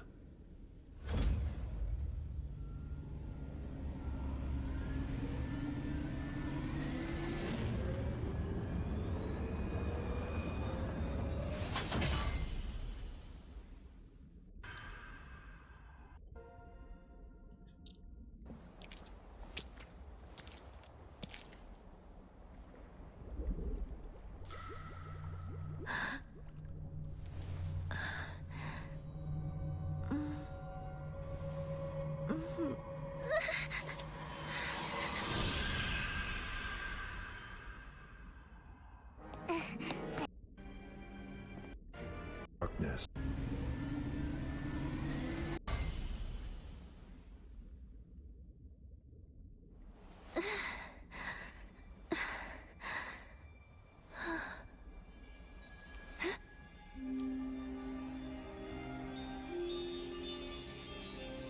It doesn't look like anything's missing.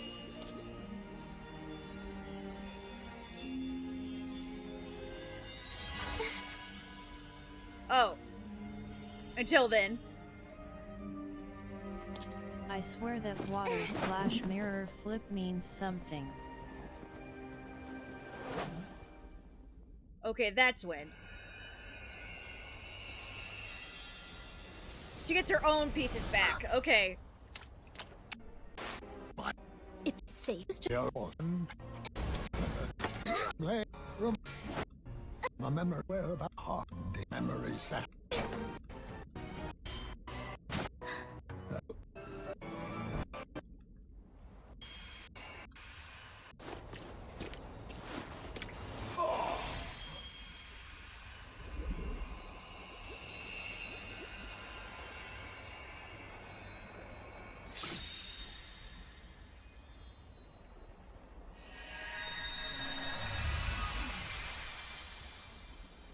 Okay, Thank you, Sara. Wiki, you didn't have to make that as confusing as On the you day did. that remembers we may.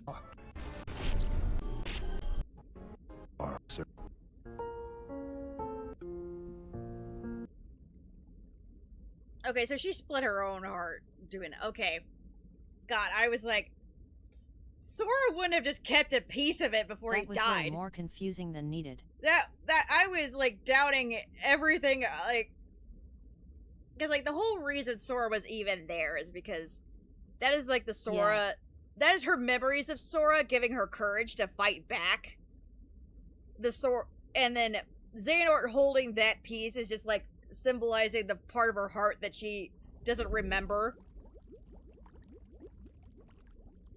Right, it's not, the way the wiki said it, it made it sound like, oh yeah, when Sora died, he totally took a piece of the seven with him. Yeah. Like, that's not how that works! And I'm like, Sora would not do that. Like, what the fuck? Phrasing! I was so That's why I was so confused. I was so concerned.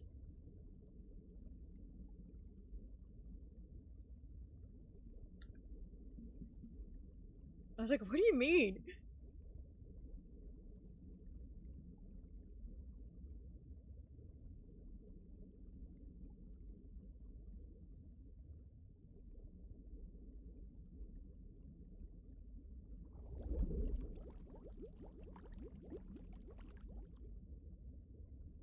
Like, what do you mean this changes everything? And then it totally didn't. It just LOL. her own heart surging. Cool. Hold on, my food's gonna hear.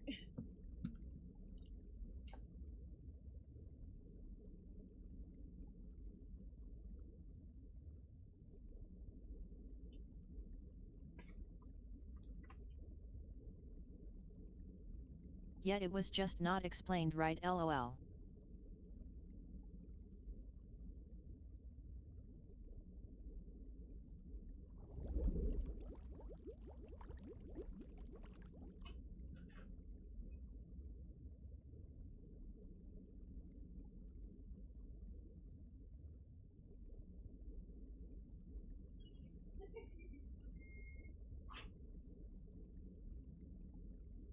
Oh, Wikipedia.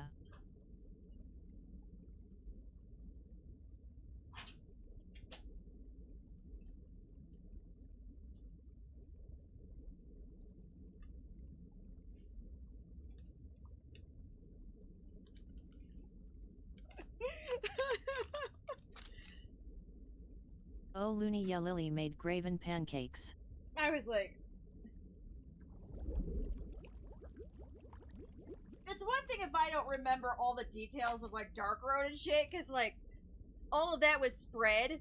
All those events were spread Yes. out like over a long period of time. So it's like it's not surprising if you don't remember some cutscenes, because like you had like a week or two between things, right? But Melody of Memory was not that long. You had like 30 minutes of cutscenes, right? So it's like, I'm pretty damn sure that is not what happened. So,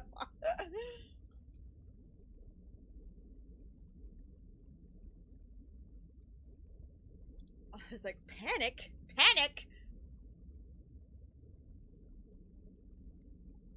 Pancakes! Yeah, no. Panic Bree pancakes! Bree's here. What's up, Bree Bree? 130 streams drink!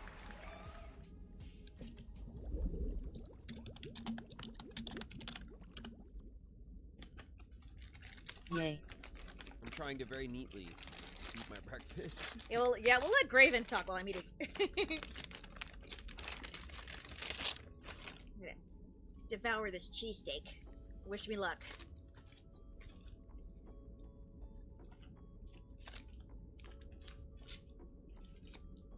Lily made breakfast. Breakfast for lunch?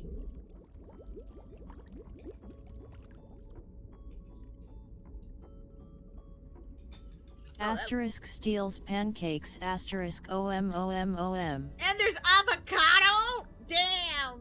Picture perfect pancakes. I know, right? Lil Rock's in the house. What up, Lil Rock?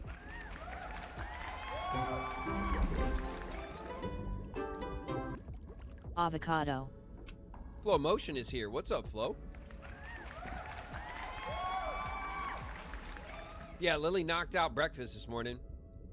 Lily's been making breakfast lately. I like avocado on toast. Go, Lily.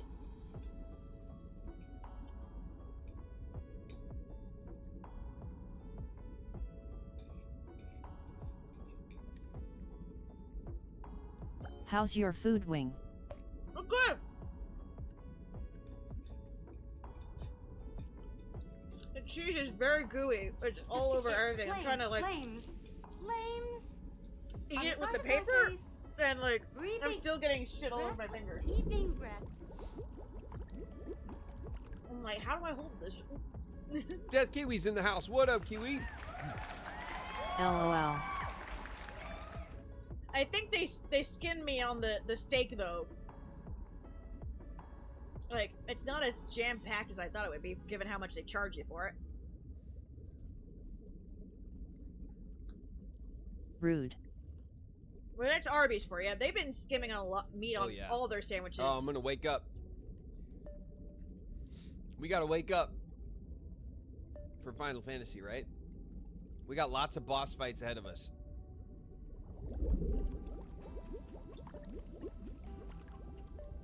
Like, even the large is not as big as it used to be. It's pathetic. You get the normal size, the basic size, and it's like 5 slices of meat. It used to be like, you know, It's so sad now. It is so sad. Dream It's more drop, bread Eris. than meat if you get the normal size. That's In the awful. house, what up, Eris?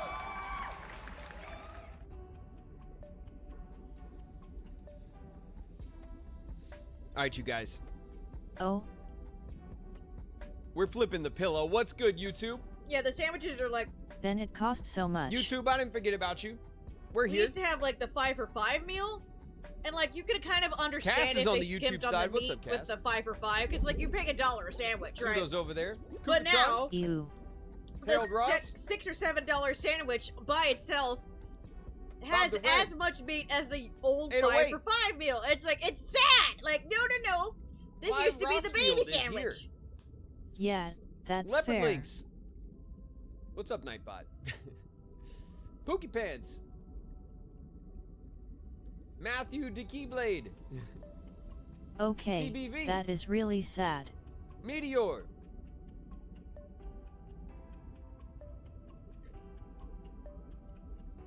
Uranome Clips. Harlequin Nest. Throughout Sora's many adventures, he's been accompanied by Jiminy, who's been documenting everything that happens. Like today, Sora spent 15 minutes staring at a bowl of oatmeal. I What's want up, to what's up, name the you guys? dragon Spyro so badly. Joe Harlan's here. Captain Dave's in the house. Picari.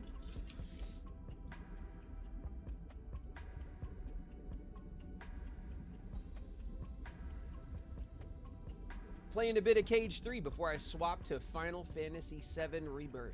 Oh my god, what a... So, you guys What a got pork decadent chops gaming and session. pizza? Is that what you said? Clive's watching Riku play. Nice. Hell yeah. Autistic Candy Bar in the house. What's good, Candy Bar? I had pizza, yes, lol. Nice. Yep. It's gone now.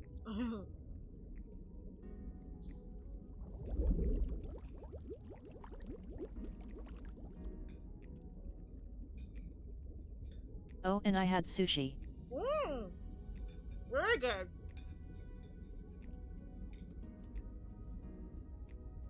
Yeah, they But gave I'll us be making something else tonight. free breakfast at work for the 4th of July. And I got so sick from it. So like I didn't eat when I got home. I was more focused on expelling it from my body. Upgrade your dodge. Yeah, we're gonna do it. I want to upgrade my. We need a couple more points, right? We're not quite there, but that's the that first thing I sucks. want to spend good points on. Because I'm pretty good at the dodging, but every now and then I'm ever so slightly late. So I think upgrading the dodge, mastering it, I will think mean that I'll I'll hit make it almost every firecracker time. meatballs tonight. Ooh. Does his audio quality sound different to you guys?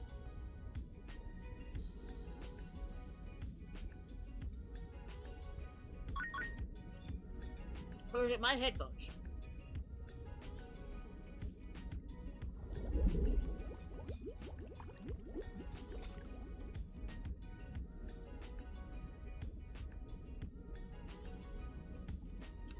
On my phone it sounds normal. Good tidings, friends.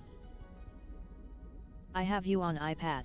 Night 1 of the Monster Jam World Finals. What is that? What is the It's Monster hard to Jam? say Autistic because Candy I'm Bar? hear him through your audio. Fair enough. Is it Monster Trucks? My my Do phone they audio. still do Monster Trucks? One of the Rolling speakers Hells got is fucked here. up. What's up, Hells? So it sounds like crackly and shit, and now it's like causing me to overthink everything I'm hearing because I'm like, I think he sounds It's man normal. sex, everybody. It sounds the same on both to me. Okay, good. Soul's in the house. What up, Soul?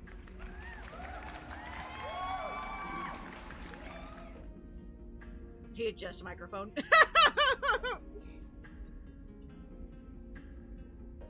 Did he Rosie hear is me? up way too late. And here in the house. What up, need Rosie? new headphones. Oh, think so? I was worried I busted something when I pulled my jack out when Tibby was bothering me.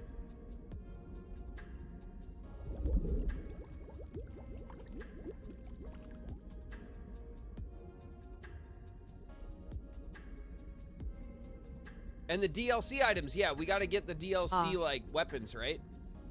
Time for some practical application. Huh?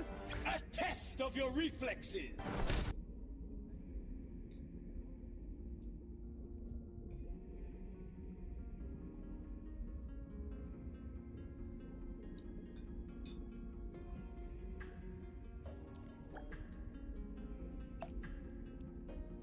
Hat of Dragons here. What up, Hat?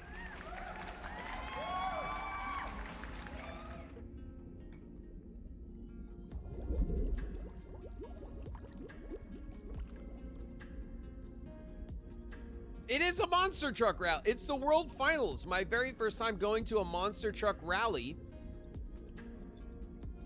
A 3-night event. That sounds awesome. I went to it when I was a kid. I went to a monster truck rally thing once. And I used to, when I was a kid, the most famous monster truck was Bigfoot. Yeah, I remember Bigfoot. And, I think it still is. And at the rally that I went to, I remember I watched Bigfoot get defeated by Gravedigger. No! And Gravedigger, I think, was like always kind of like the second most famous It's true. monster truck. And I think those trucks are probably, I mean, they're not the same trucks, I imagine, but they're still around. Yeah, they are. Like those brands, right? Like, I know jack shit about monster trucks, and yet I know about Gravedigger and Bigfoot. So it's like, that's how famous they are. Like,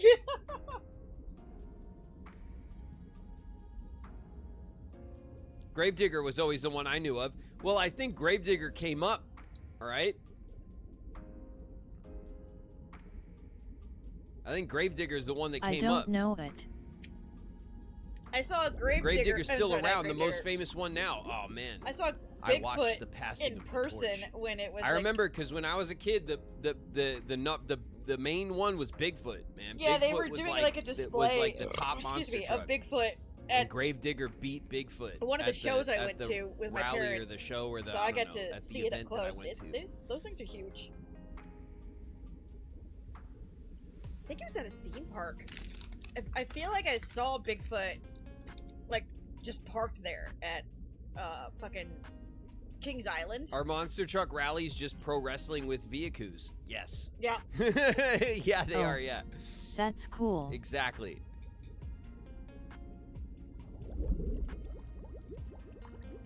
I mean, it's cooler to watch it happen in person. I'd rather watch it dry than see the damn thing just LOL. parked, you know? Otherwise, it's just a big truck.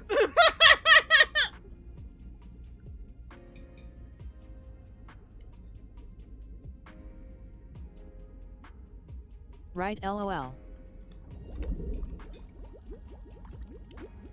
Man. Where's the monster truck rally game? You know what I mean? Like, you gotta come up in the circuit, you start with like a shit truck. You gotta win events to like buy parts to like build a bigger, badder truck. You know?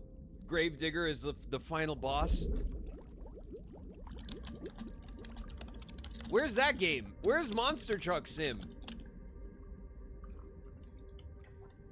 I thought there was there already something was like that, like a... Yeah, Rocket League. You play soccer with a monster truck.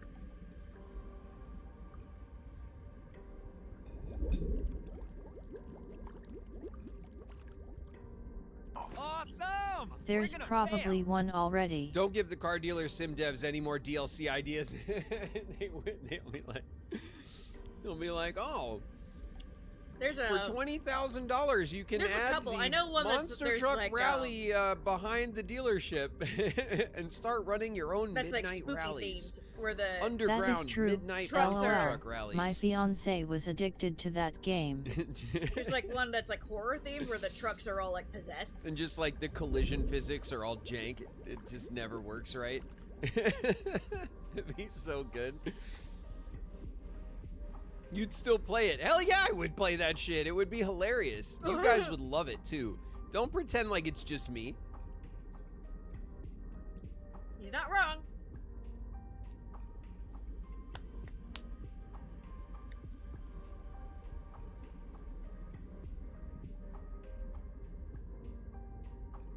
Eating the curly fries.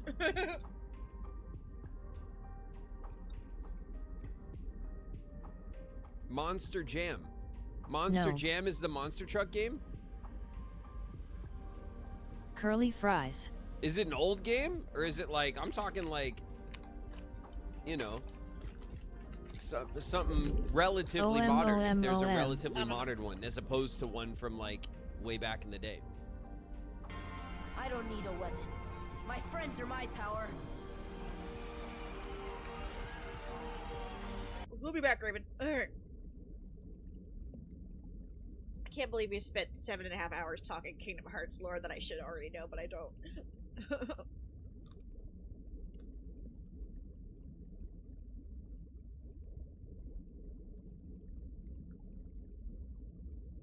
How do we have so many tabs open?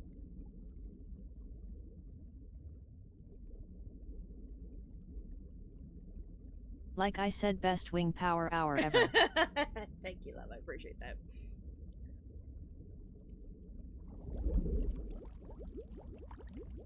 Yeah.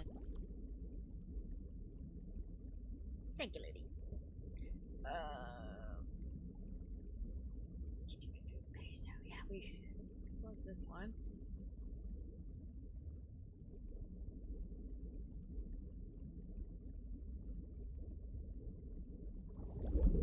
Also, Kingdom Hearts lore is never ending. It's true. It's true. LOL.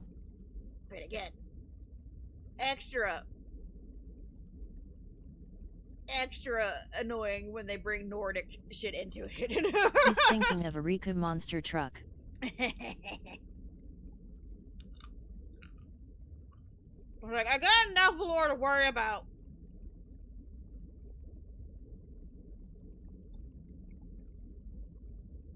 LOL.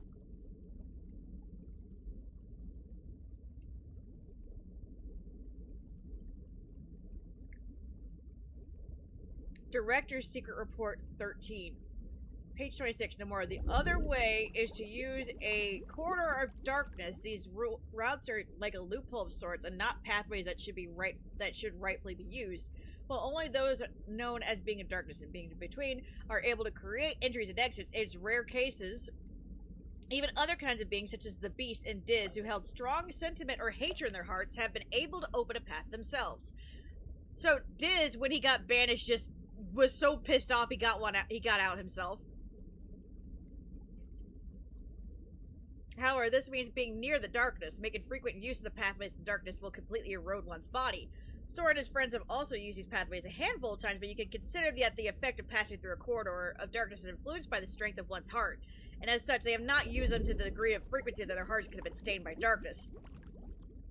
In which case, why hasn't erosion by darkness progressed in the heart-lacking nobody, such as King Mickey or Riku, despite them using the pathways frequently? There's a secret relating to a feature they all share, explained in this very title. What? What?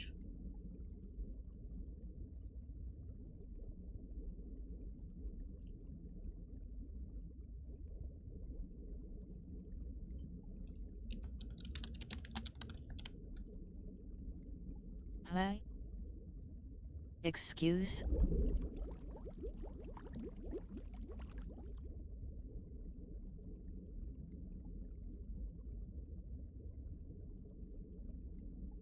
What title? The Master?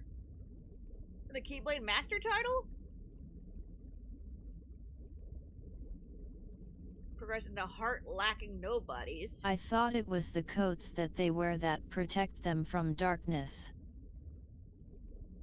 Why hasn't erosion by darkness progressed in the heart-lacking nobodies, King Mickey or Riku, despite them using the past freak?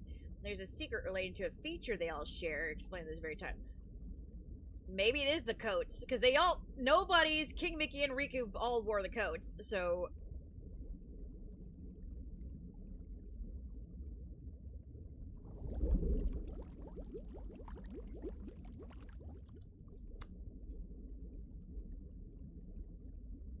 It's like, I don't know what this very title could possibly mean.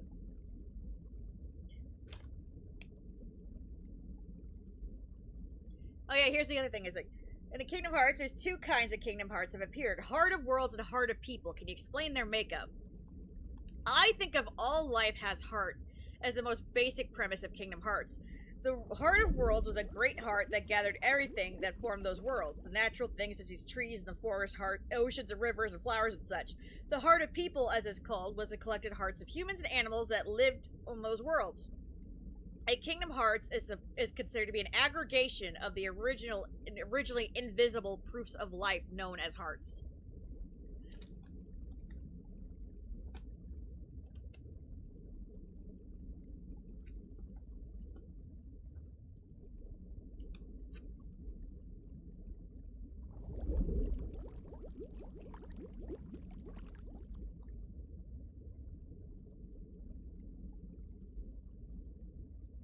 We have Realm of Light, Realm of Darkness on the reverse side. Regarding the realm in between. So Shintoism, basically. 4 worlds have appeared so far: Castle Oblivion, Twilight Town, Yunsan's Tower, and World Never Was. You could think of them as arranged like a stairway extended between the two realm layers. Something like... Give or take. Something like light over C, over B, over A, over D, over darkness. So, light, Yunsan's Tower, Twilight Town, Castle Oblivion, World That Never Was, and then darkness. Like, he ranked them! Oh my god!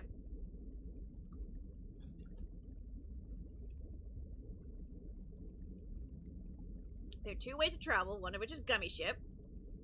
His friends do move between the ocean between the space between the worlds. The worlds are encased in an invisible shell, which keeps the individual world from being breached by other worlds. But when the door to the heart that exists in each world is open, the shell covering that world is broken. And it rains down as a meteor shower. The meteors, fragments of that shell, result in gummy blocks for gummy ships. Gummy blocks have the ability to breach any world, as they are originally part of the world covering shells. Ha! Ha!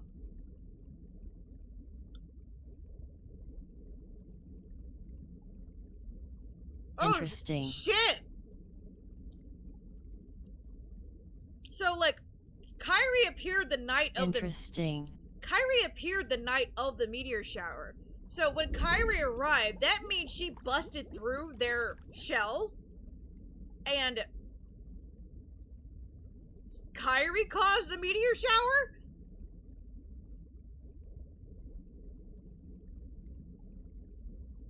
Oh yeah, I guess.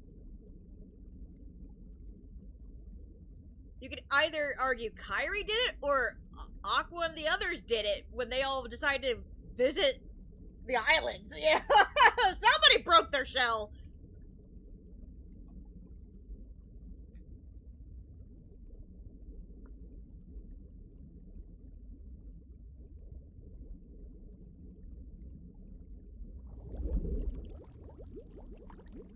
Oh my god, that's funny to think about, though. So, like, when Sora was like, oh my god, what if they hit the islands? That's a legit fear. Oh my god. That's a legit fear. If the meteors are fragments of gummy blocks falling... It is. Sora might be right. They could have gotten squashed. Oh, fuck. They could have gotten killed by falling gummy blocks if that were the case. Holy shit. It would have to be Kairi, right? Yeah, Kairi showed up the night of the meteor shower, but, like... You know, they've seen fallen things people before, clearly, but would Kyrie's arrival be enough to make a gummy block shower? Because, like, Sora being that scared, it wasn't like just one falling star, boom, there's Kyrie. It was a whole has a whole different meaning now. That's like a whole ass meteor shower. And plus, you can think of the symbolism there, because, like, with Kyrie, she brought so much with her. It's not like she was just one body that fell. Metaphorically, she brought a shit ton of chaos with her the moment she arrived at that island. You know what I mean?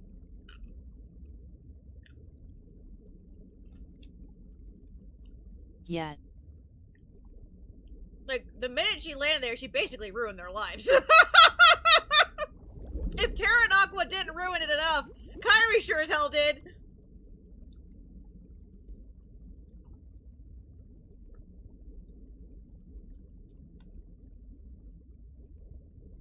That is funny.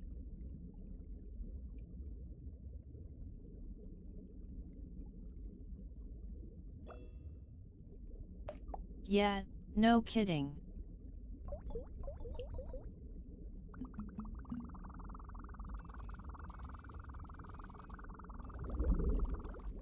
In the manga, they drew, Kyrie arriving on a plank of wood. She wasn't meant to be there. Yeah, Kyrie arrived on a plank of wood, and Sora was, like, the one who found her in the manga.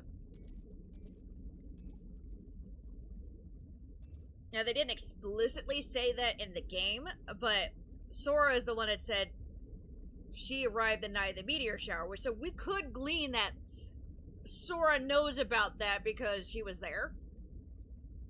Or witnessed it at the very least.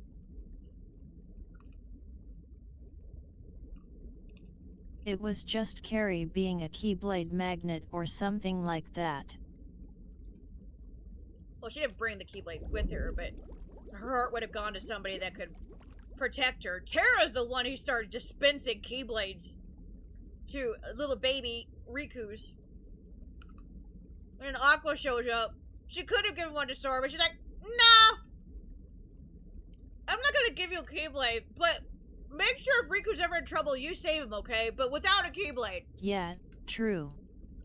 And then Riku's the one who spread the Keyblade virus.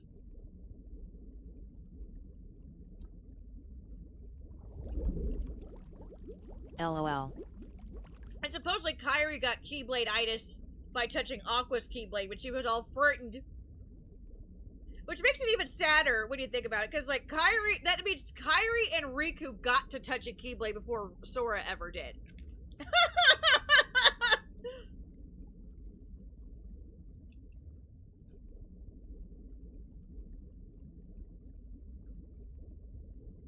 Oh, that is sad. He got a third-handed Keyblade. But supposedly the most powerful of them all. Yeah, that's what I meant. Riku did the Keyblade ceremony, and so Carrie went to him in that sense.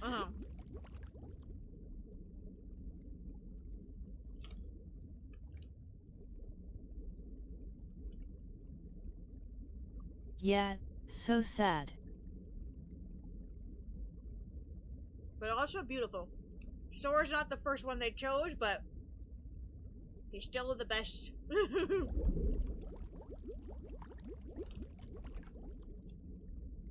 He's our little underdog with the heart of awesomeness. He was the one they needed.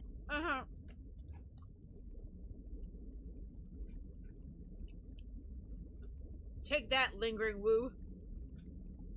You're not the one I chose. You're not the one I chose. Well, fuck you too then, man.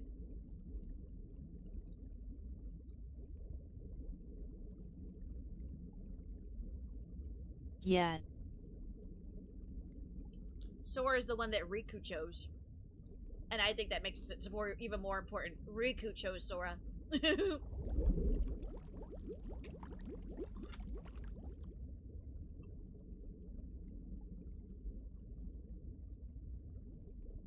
Yes. That's the only one that matters.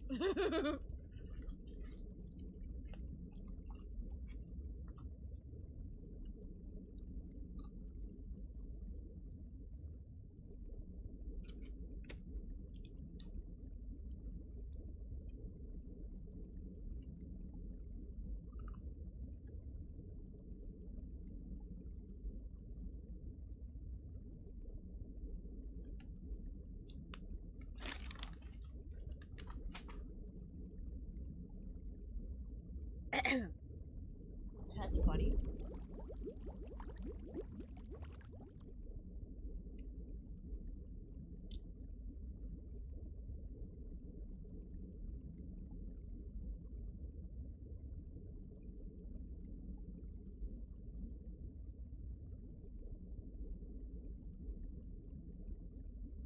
Well, that would explain why some of the world shells block you from entering, you know, in Kingdom Hearts 2, right? It's because you didn't get gummies or, you Maybe know, like other that things from others. Sharing one heart to another.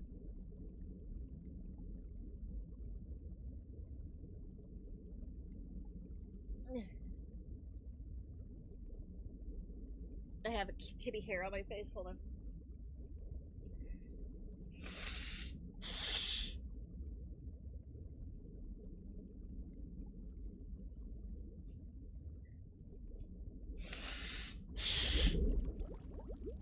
Okay. Is there a possibility that blank points in time and settings that haven't been shown in detail, such as Realm of Darkness, etc., will be depicted in the future? Was the beach that appeared at the beginning and the end of Kingdom Hearts 2 the Realm of Darkness? At present, I think there are 4 broad stories you could say that are blank. King Mickey's period of absence, Riku's period of absence, Roxas' days with Organization 13, and Xehanort's past. In that case, King Mickey's time of absence would be a story set in the Realm of Darkness. I've been considering over and over how I ought to tell these 4 stories, so perhaps one day they'll be... So, period of absence for Mickey would probably be when the Aqua prequel. Riku's period of absence would be...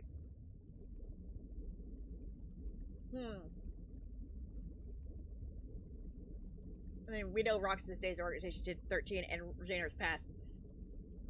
Would we get a game about Riku's time tracking the organization? Or up to that point between Chain of Memories and Days?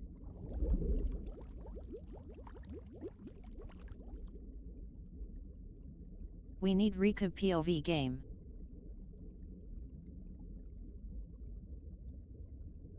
That place that begins at that appears at the beginning and end of Kingdom Hearts 2, called the Dark Margin, is the tip of the cape of that world and is not strictly part of the realm of darkness, but a boundary-like place between darkness and between. That means that in the ending, Sora and Riku are looking at an ocean in the realm of darkness from a beach in the realm between. Maybe. That also means that the scene of the door appearing in the ocean of darkness at the end was symbolic of Sora's deep down there's a light that never goes out line from the first game. Aha!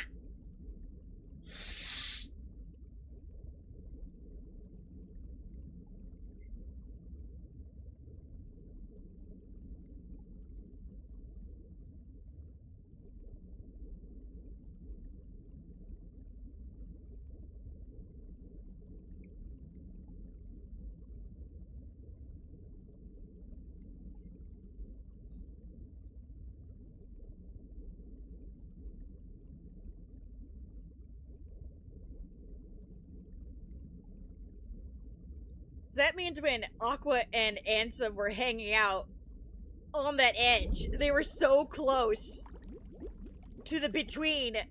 They just had to swim, I guess. Like, they were so close and they're just staring at it. The poor guys. They're just so close and they're just stuck. Like, they literally could not get any closer. Just keep swimming. Just keep swimming.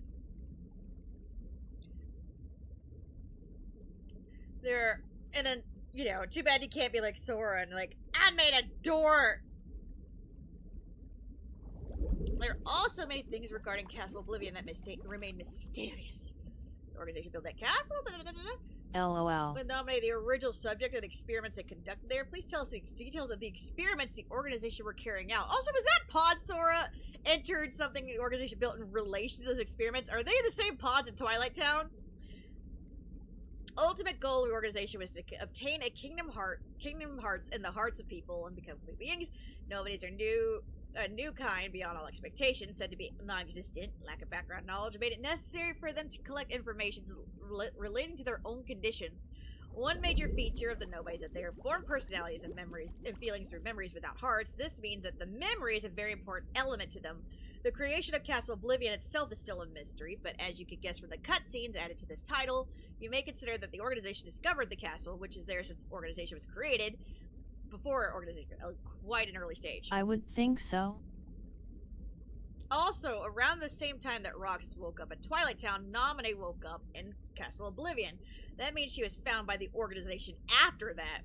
Just as each organization member has an attribute ability, Naminé possessed the power to manipulate memory, and they thought this ability was the key to illuminating the truth of the condition of nobodies. This means that in that place that affected the memory of those who entered, they carried out experiments relating to memory. Above all, Xemnas seemed to be searching for something important related to memory. Some of their experiments involved the breaking and rebirth of memories, and those pods were for that purpose. Plus in KH2 there was dialogue that said that they were used before when it comes to the pods. Right. Some of the experiments involved the breaking and rebirth, and those pods were for that purpose, indeed created by the organization. The pod that Sora woke up in Twilight Town was the same one from Castle Oblivion. Diz had moved everything as it was in order to escape pursuit by the organization. Hi, Peachy! Also, as Xigbar says in a cutscene added to this title, when the time comes to reveal the details of true purpose of Castle Oblivion, all the mysteries regarding Castle Oblivion will be solved.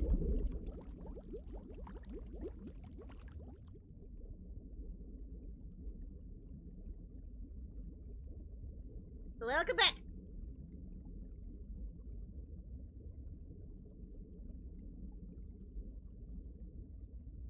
Look at all those blims! Blam, blam, blam, blam, blam, blam.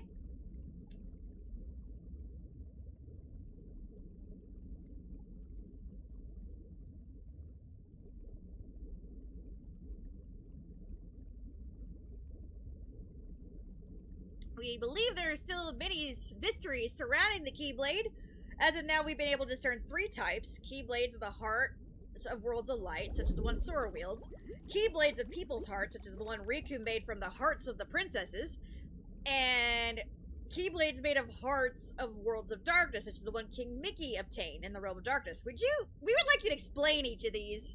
Explain, Nomura, explain! Keyblades may have one of 2 makeups, light side or dark side. There's not a good or evil classification, however. Like, interior versus exterior keys. The only difference is merely from which side they are able to work. Ah, that's a fun way of putting it. The door of each world is normally closed. The keyhole itself in an invisible state. These keyholes, which appear when a keyblade is held up to them, are not locked. This means that once the Heartless find a door, it is very easy for them to open it and steal the heart, which is why Sora went around locking those doors in the first title. Keyblades were also used for a purpose different to any prior intentions or reasons. On the door that opens on the heart that stands as the gathering of the world's hearts, Kingdom Hearts, to guard against the darkness leaking from within that heart. In order to do that, the door had to be shut from both the side of light and darkness. Thank you for the big blim! Which required the use of Keyblades from both light and darkness. Okay, this is why King Mickey went to get a Keyblade from the Realm of Darkness to serve as the counterpart to Sora's Realm of Light. Cool. Look at the goober!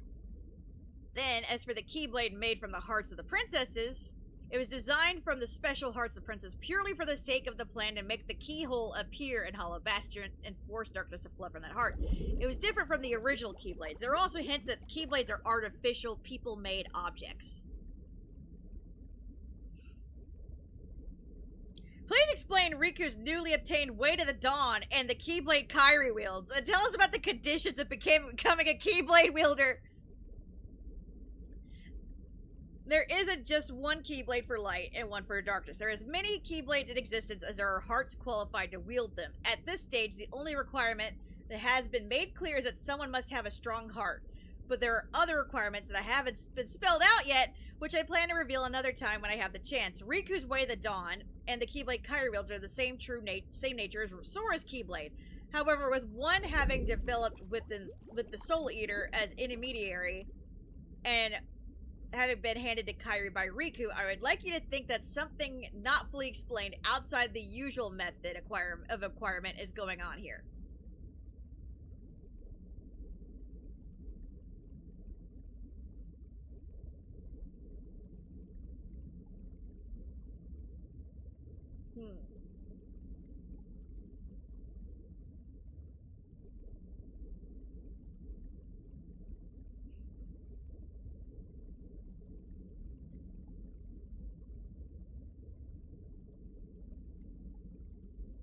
Well, it's funny because he doesn't even explain what the usual method of acquirement, air quotes, is.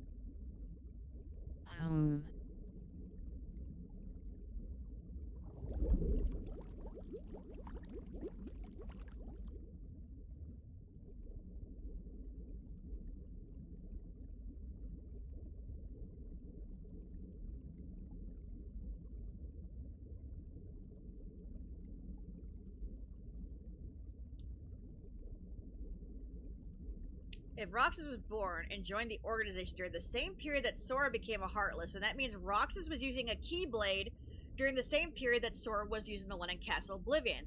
Was he using Sora's Keyblade? It seems that Roxas was valued within the organization for being a Keyblade wielder. It would have been handy for them to have Sora, another hero, gathering hearts. In that case, maybe we'll get to know in KH4. Why did the organization try to defeat Sora? The Keyblade Roxas used was the same one that Sora lost temporarily in Castle Oblivion. Did Sora lose it temporarily in Castle Oblivion? And then the two of them were using that Keyblade at the same time, which is accounted for by the relationship between Roxas and Sora if you think about it. However, the fact that both of them are dual wielders actually means something rather major. This is connected to the story of Xehanort's memories, and I cannot touch that topic with a 10-foot pole right now!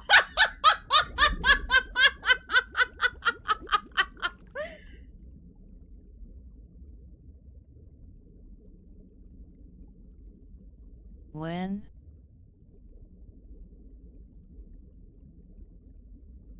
I don't know. It just says that he apparently lost it in Castle Oblivion. What?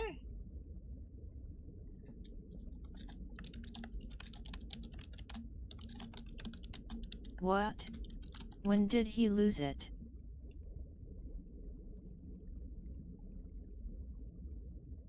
Oh! That's why he was using the cards.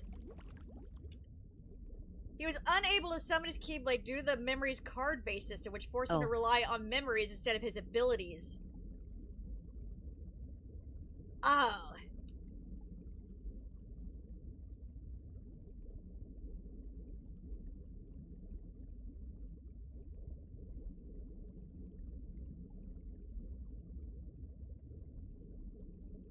I didn't think of it that way. You cannot switch keychains. LOL. And Castle Oblivion only using the Kingdom Key. However, he's able to use attack cards to channel the abilities of his past keychains, as well as a few keychains from his future and a few used by Roxas. When Zexion disguises himself as Sora, he wields a fake Kingdom Key.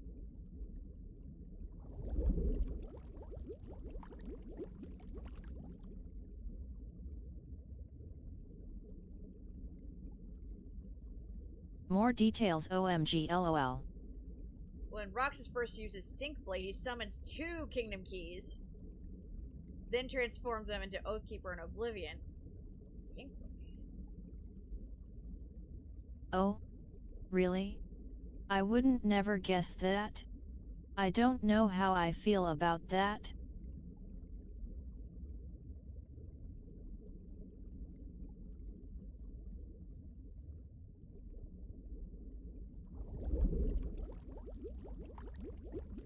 Rox can use 2 Keyblades at once because he has Sora and Ventus's Keyblades, doing to Ventus's heart remaining with him when Sora became a Heartless.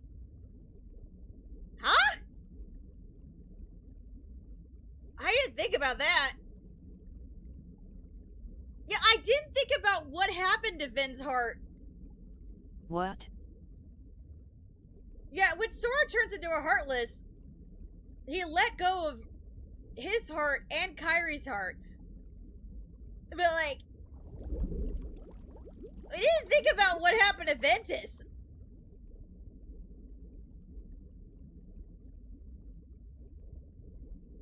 OMG.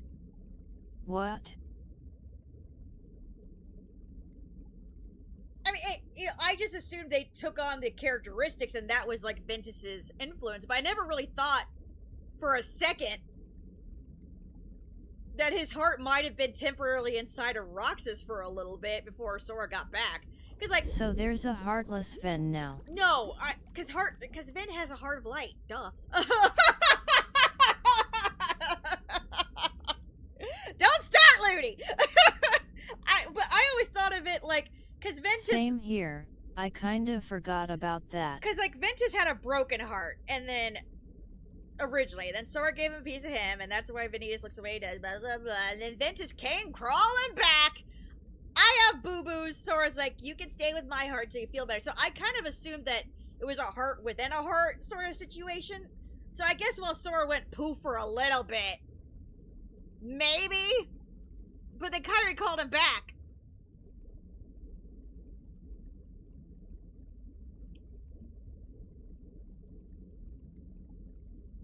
And originally he could only wield Sora's Keyblade, but Shion's defeated, he reawakens his ability to use Ventus's Keyblade. Yes, that's right. What do you say, Ventus's Keyblade? What? Oh, okay, he doesn't mean literally. He just means... Yeah.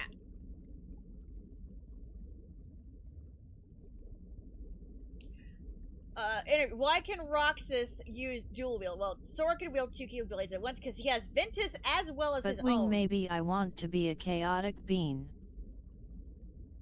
So, because Sora could always do it because he had Ventus's as well as his own. Roxas is part of Sora. He can also use two. And Days, Roxas awakened his ability to dual wield after fighting Shion. Once Sora absorbs him, he can also dual wield. So, that's funny to think about. Sora could have always dual wielded because he had been with him the whole time. And then Roxas used two as well, because just by association. And then he absorbed Shion, and so he reawakened that ability. And then Sora takes it back, and so he dual wields. So yeah, okay. It's like the gift that keeps on giving. It's just when they decide to use it. Okay.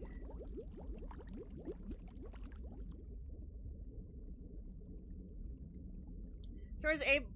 Actually, Sora reignite. Sora's able to makes sense. sync Blade with Valor, Master, and Final Form, but since Sora possesses every ability that Roxas had, it is theoretically possible for Sora to use Sync Blade naturally without going into Drive Form. Theoretically.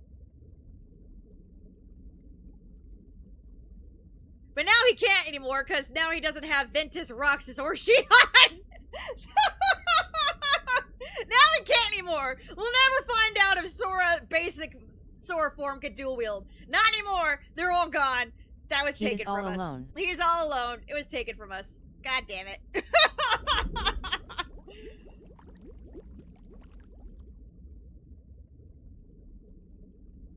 Oh no. Technically, Poor babe. Well, he got to borrow Riku's Keyblade a couple of times during session. Right. I mean, I guess you could argue, he kinda did. He kinda did. Oh boy. That's true.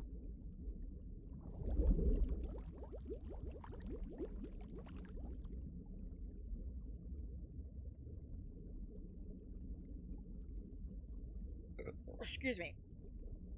Yeah, he's like, I cannot touch that topic with a 10-foot pole right now. He's like, I can't.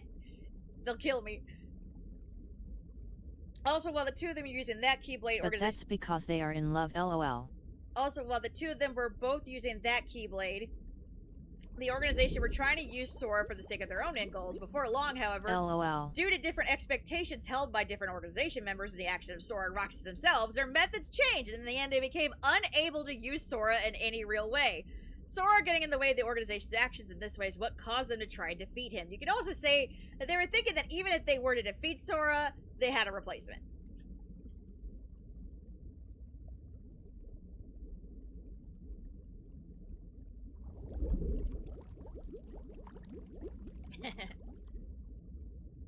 When you defeat a Heartless, what happens to the hearts they have stolen? Also, when nobodies and members of Organization 13 are defeated, do they return to their original forms? When a Heartless is defeated, essentially, the owner of that heart returns to life somewhere in the realm with the body that had once disappeared. Some facts about where hearts go were also established in Kingdom Hearts 2, but those were exceptional circumstances brought about by the organization. However, there's a rare case in which a body changes into a nobody, and if that has happened, without the vessel, it ought to return to the heart. Without the vessel, it ought to return to, the heart will go into a suspended state.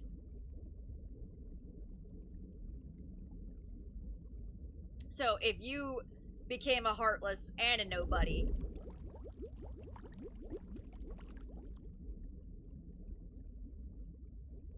or if you just became a nobody, your heart will just be suspended somewhere, waiting for the nobody to be destroyed as well. That sucks.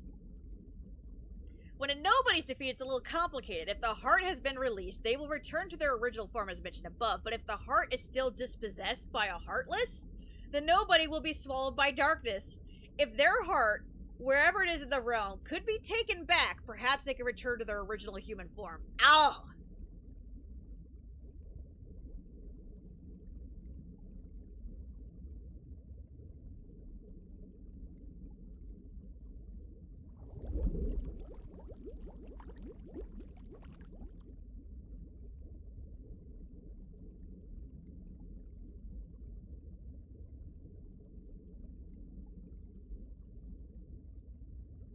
So that would explain Organization 13 and why, when they got destroyed, they returned to, they got recompleted, because they didn't have Heartlesses holding on to their hearts. Their hearts were just in a suspended state. Okay, that makes more sense.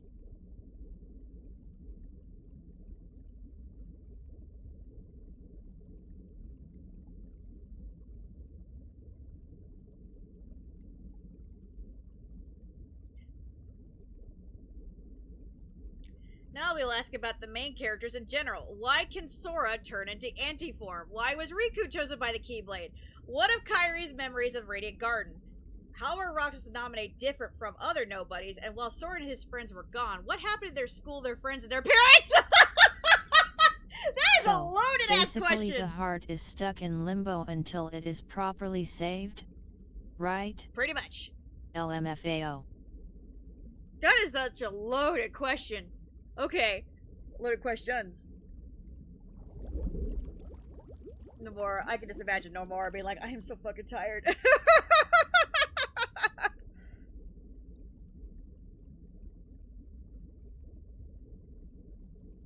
You can consider the time Sora turned into a Heartless as the reason he could change into anti-form. Hold on, I got an eyelash stuck. I had a cat hair stuck on my eyelash. Why is this happening to me? Ouch.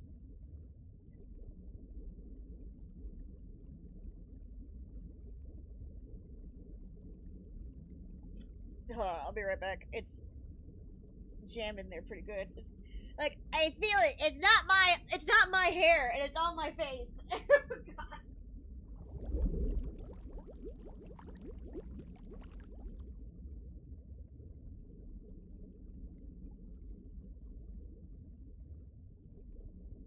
Tibby, why?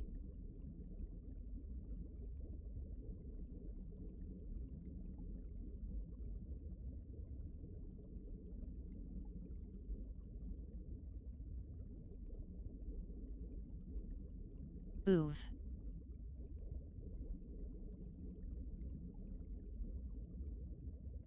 Be careful.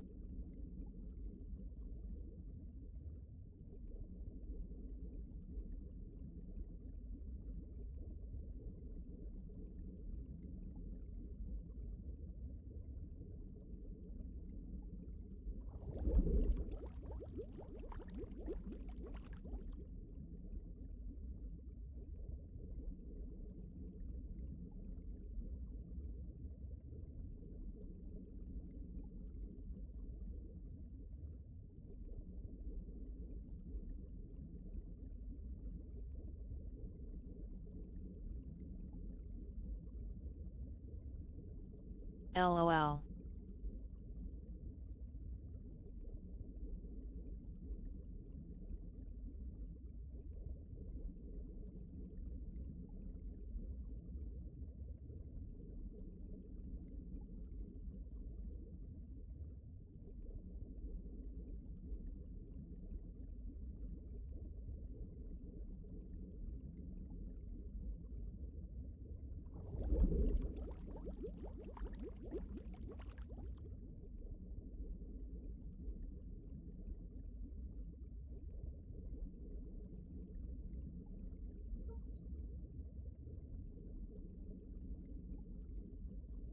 copycat time.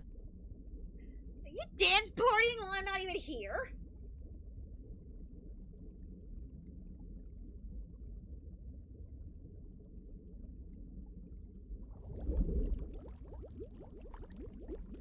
Partying without me, I see how it is. Good gosh. We're gonna be, like, getting our PhD. We're gonna have our PhDs in Kingdom Hearts lore after this is done. Like, we're not only refreshing, we're learning new shit. It's like... Yay.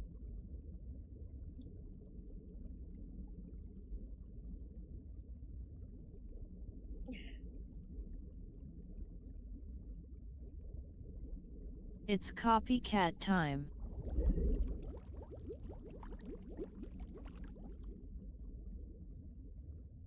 Wings KH PhD lessons. It's so funny. Like, there's a lot of the stuff I didn't, like, fully realize, and yet it's still represented in the fic, like, instinctually. Like, some of the stuff does appear in the fic. LOL, no kidding. Even though I didn't fully conceptualize it or realize it just by pure instinct. I wrote some of this in there without... Oh, it's nuts. We're gaining knowledge together. Knowledge. Knowledge reunites us. Like marriage, but it's knowledge.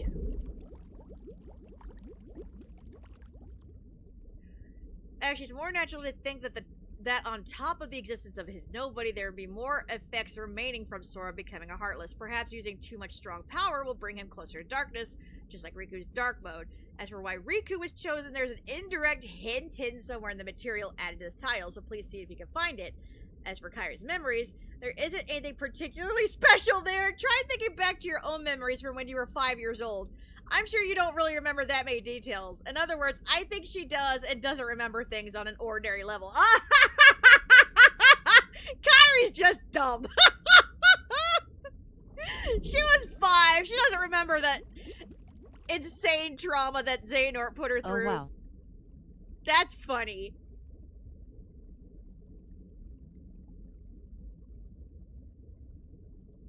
That is so funny.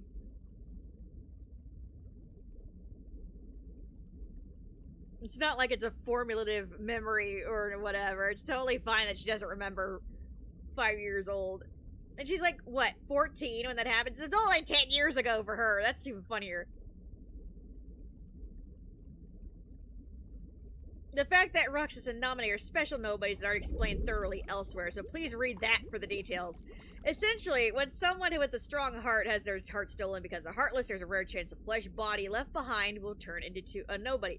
However, these two are a special case. Kairi's heart was hid inside Sora, and Sora himself was also purified of his heartless state by Kairi. Sora's revival, which didn't follow the usual script, meant Roxas and Naminé were born in a special way, making them leftover nobodies of sorts. Furthermore, you should have felt from the story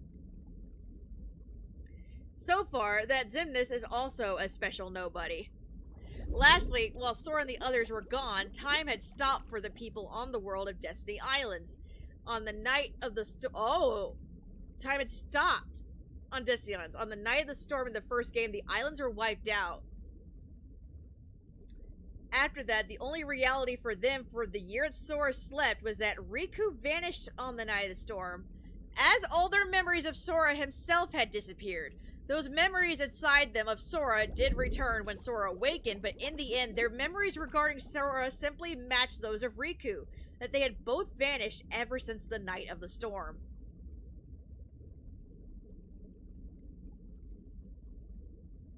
It's okay, Sora! What? Yeah, don't worry, Sora, your mom had no idea that you even left. Well, I mean, it makes sense, because, like, even Leon and them said, oh yeah, all of a sudden we remembered you existed at the same time. Like, so basically, well... Yeah, it does. Sora's, memory links within himself, and the ones that linked him to everybody were gone. Or messed around with, they forgot him, right? But somehow Riku's the only one that remembered. Even Kairi fucking forgot Sora, right? And then, yeah.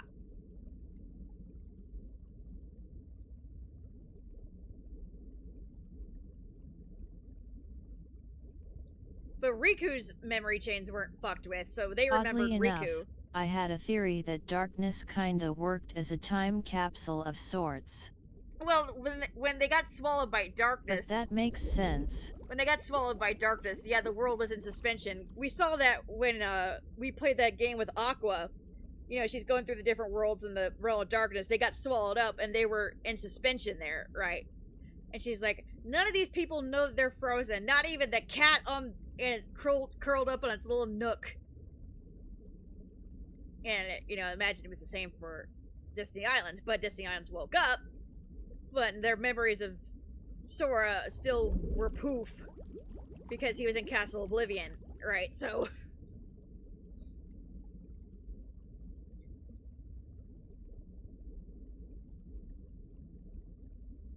Yet.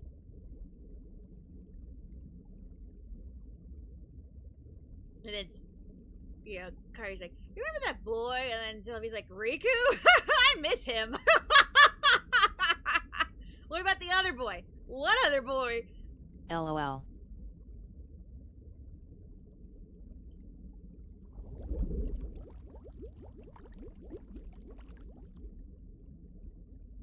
They're like, did Kyrie never go check on Sora's mom for him?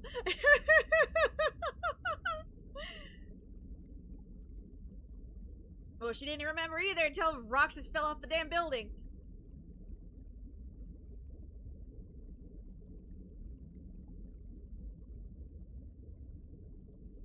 LOL. It's even funnier when they're like, remember her, she's your light. Your damn light doesn't even remember you, okay? Fuck her, Riku's your light. that makes it even worse. How can she be your light? She doesn't fucking remember you.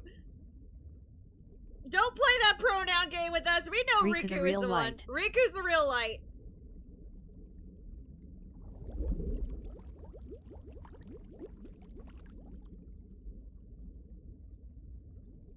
At least we know Sora's mom didn't suffer. Only suffers in Wingsfic. Can't fool us. We believe that in Kingdom Hearts... Ansem? That must be a typo. Ansem abandoned his own heart. Ansem Xehanort abandoned his own. However, Organization 13, led by Xemnas Xehanort, sought to regain their hearts. Is this because the two of them split as Heartless and Nobody became different people with their different intentions? Also, despite the fact I just want to know how Sora's parents reacted to the fact that they have a room full of kid stuff but not remember they had a son. Yeah.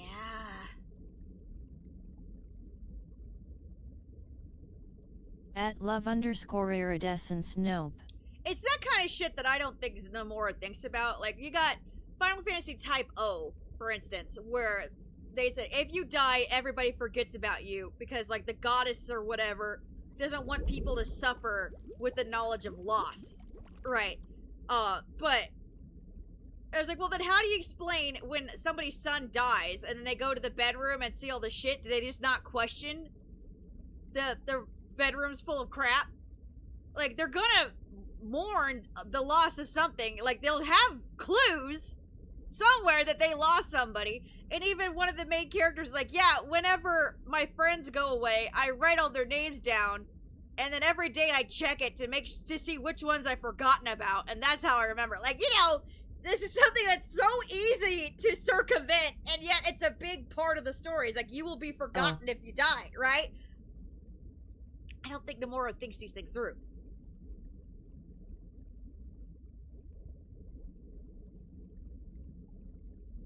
Unless people just, like, make sure their children don't die before them.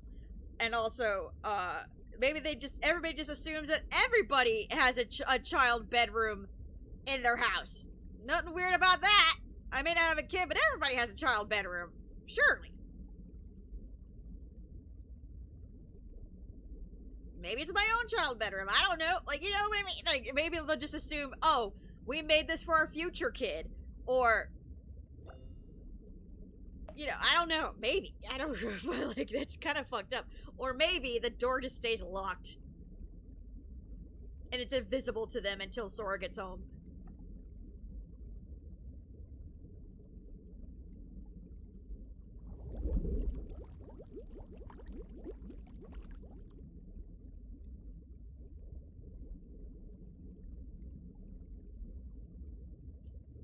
Yet.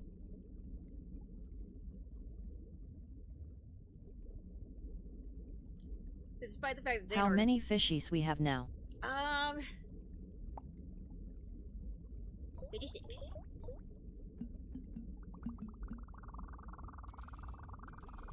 Look at all of those fishes. We've doubled our fishies. Nice. 57.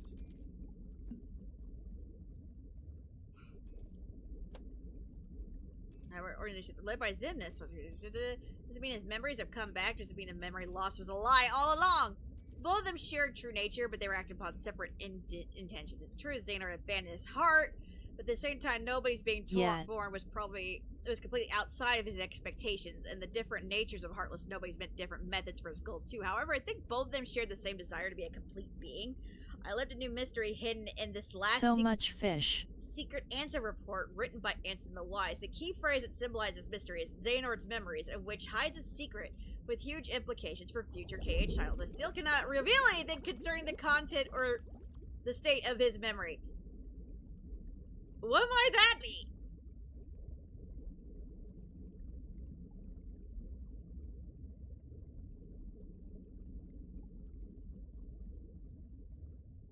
Tomorrow, Sora awakens. My long and drawn-out revenge is nearing its end. Xehanort, who took everything from me, though as heartless he is no more, as the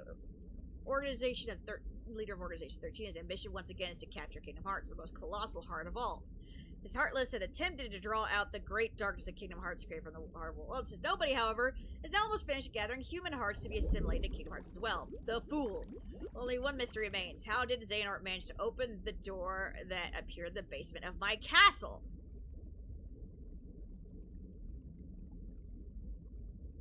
No, any theory posited now, when everything is nearing its completion, would be meaningless. And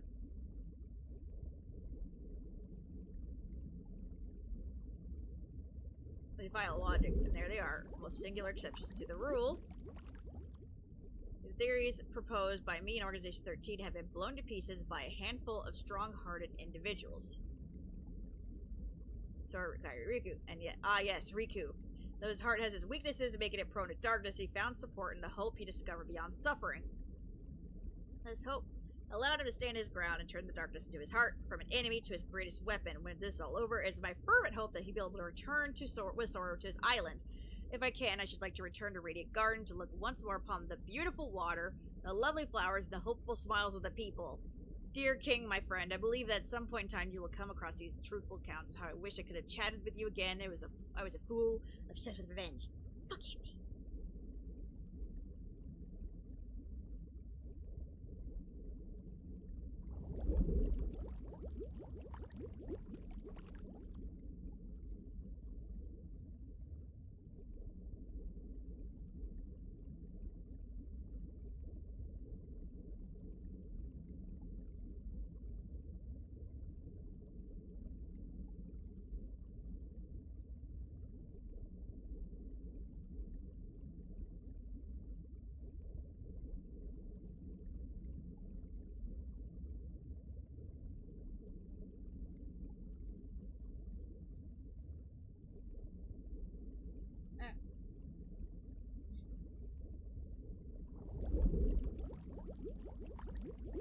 Okay then. About the Keyblade War. Key phrase Keyblade War. Does it have anything to do with the fairy tale of the children and the light? Oh my god. I see a seal. A seal. Seal. Seal.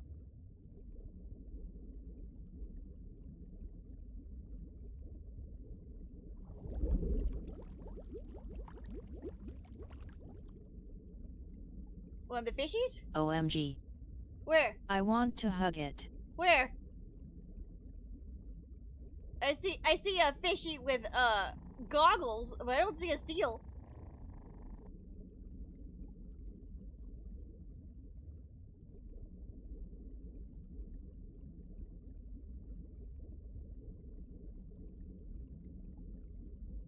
I don't see. This one has glasses. Looney. Where is it?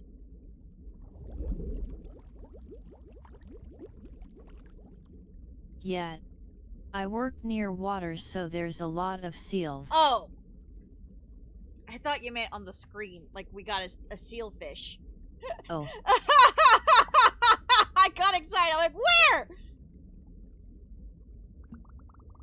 Oh, sorry. At my workplace. I want to see one. She's like, that's very misleading when we literally have a screen full of fish right now. LOL.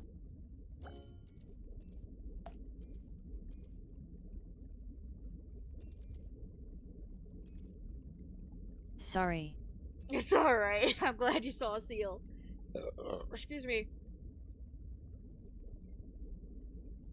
Does that have anything to do with the fairy tale The Children in the Light told by Kyrie's grandmother?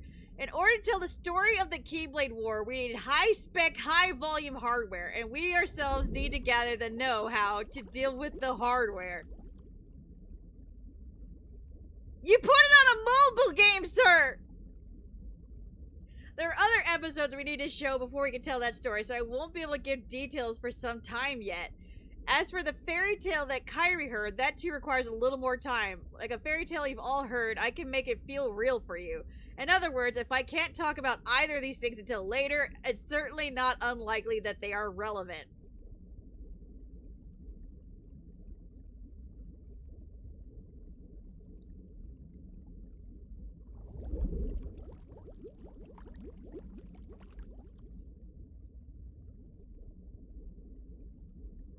The new secret movie added to Kingdom Hearts 2 Final Mix was extremely significant, and some of the people who appeared seemed familiar. Even if you can't give details, can you give us any hints? Also, do the three who appear in armor have any connection to... Yeah, okay.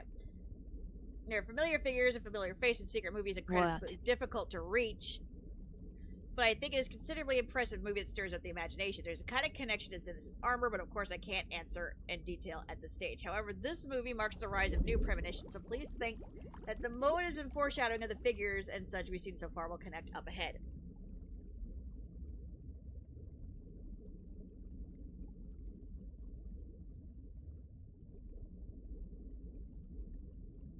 Lastly, is this the last adventure for Sora? You said you have the end of Kingdom Hearts in your head, but will Sora be there? And please, give us a hint concerning the future development of the series, within the limits of what you can say at present.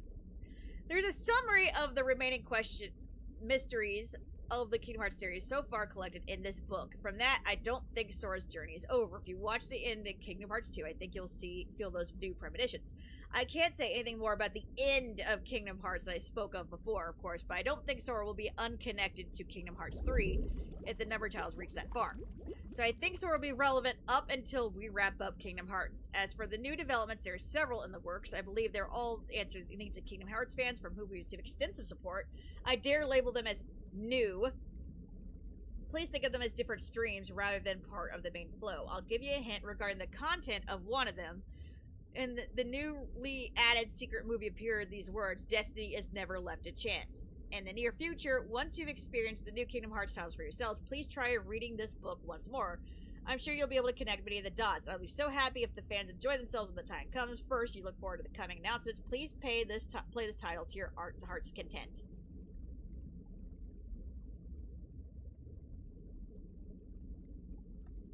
I love it. Director's Secret Report 13.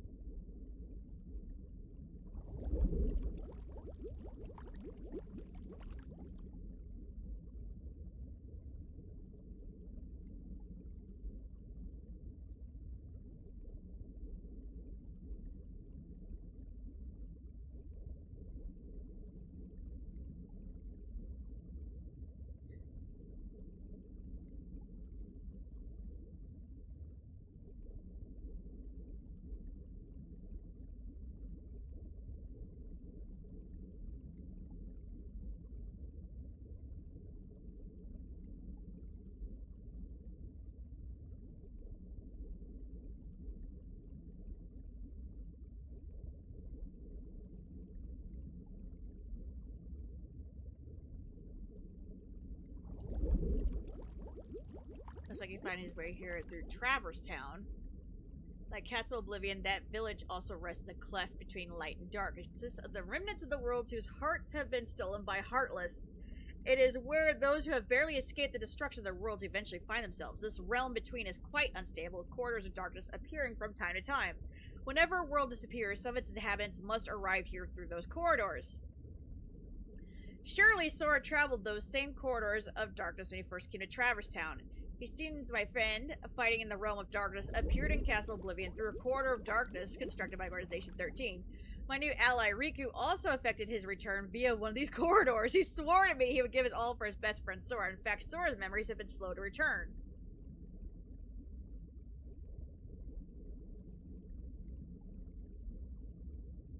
Oh, I read, okay, it says Kairi's exceptional for having no darkness in her heart. I read that as Kairi was emotional for not having darkness in her heart.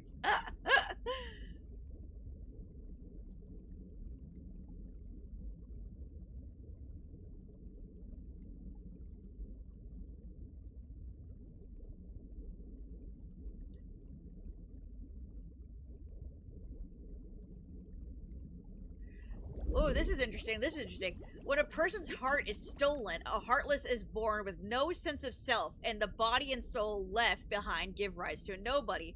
But what if one willingly releases one's heart from one's body? Sora and Xehanort retained LOL. their selfhood after LOL. becoming a heartless. Then there are Kairi and Nobody. Kairi's exceptional for having no darkness. Also exceptional was her heart once freed migrated to a Ooh. new vessel. So that's why Sora was able to walk around like a heartless and be like, Kairi, look at me! And why Xehanort wasn't just a brainless heart. Oh! Because they did it willingly! That's fascinating.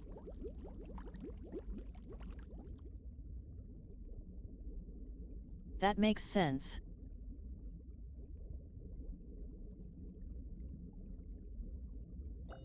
Oh. The combination of the two theoretically unlikely exceptions may be behind this anomaly. Aha!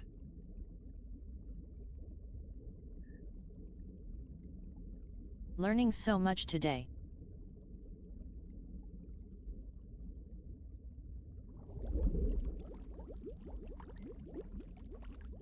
Learning so much. Oh, it's all these little details that, like, I have questioned, but not really. It's like, I accepted it, but yet it's answered. The more things of everything.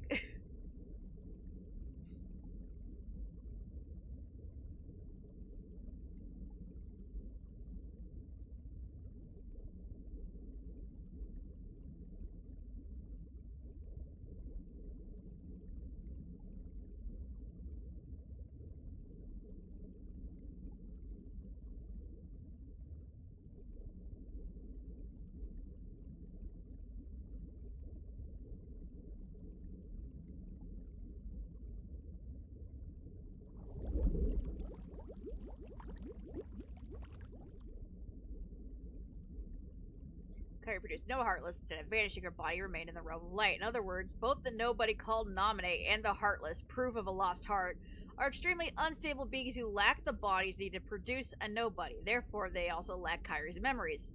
One reason for this may be that Kairi's heart did not return to the darkness when separated from her body, but rather migrate to another vessel deep within Sora's heart.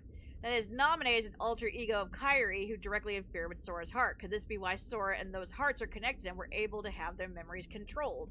She is a non-being in the true sense of the world, not even become a nobody, and with nowhere left to go, she is but the most fleeting of shadows. Ah.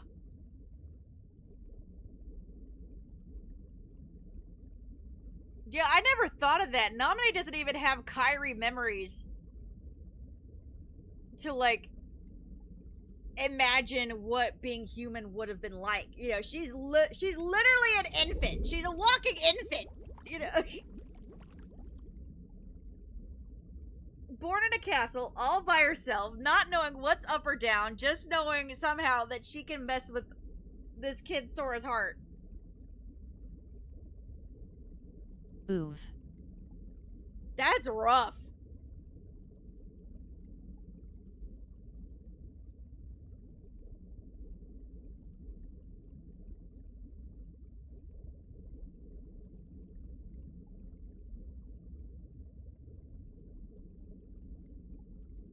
Oi.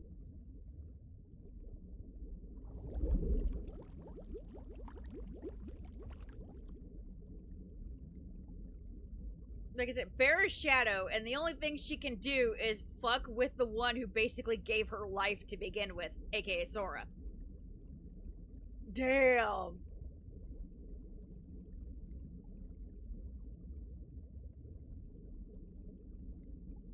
That's heavy. That sucks.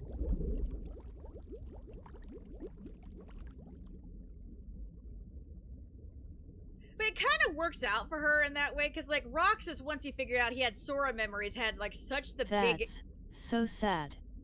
Only experiencing life through someone else's memories. Well, that's the thing, like, Roxas kind of had a freak out, because when he found out that he had Sora memories, because he's like, oh my god, who am I? Naminé, meanwhile, was like, I got nothing.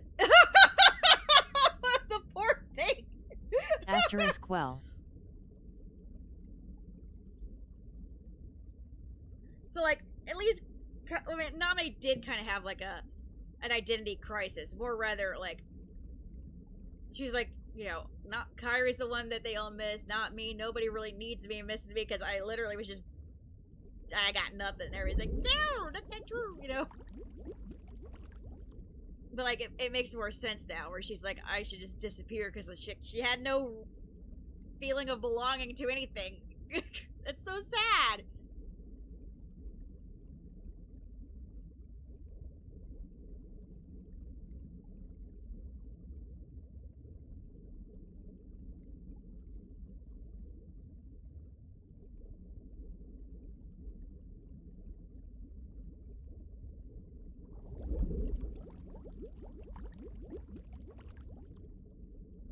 Cries.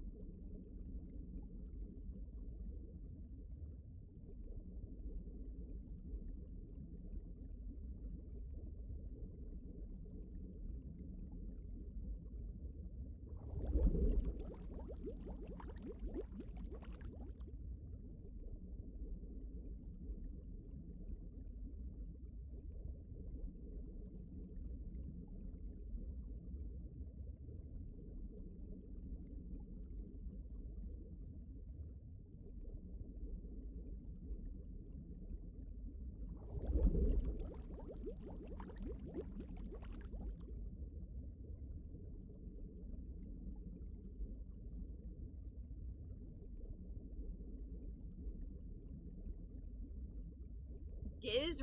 What? My choice to befriend darkness here in the midst of nothingness was a sound one. The moment I steered straight ahead with a calm heart, neither rejecting darkness nor fearing it, I gained a newfound power. A superhuman power. The power of darkness. Diz has the power of darkness? Mr.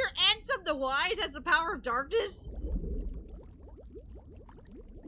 It is likely Xehanort and the others were enraptured by this power, eventually becoming its prisoners. I do not intend to allow my heart to be devoured by the darkness, as they did, of course. With this new power, I uncovered a corner of darkness. While it's still difficult to come and go as I please, my banishment is now a thing of the past. To deceive Xehanort and my apprentices, I first used my power to change form before returning to the realm of light, as I suspected. Since when?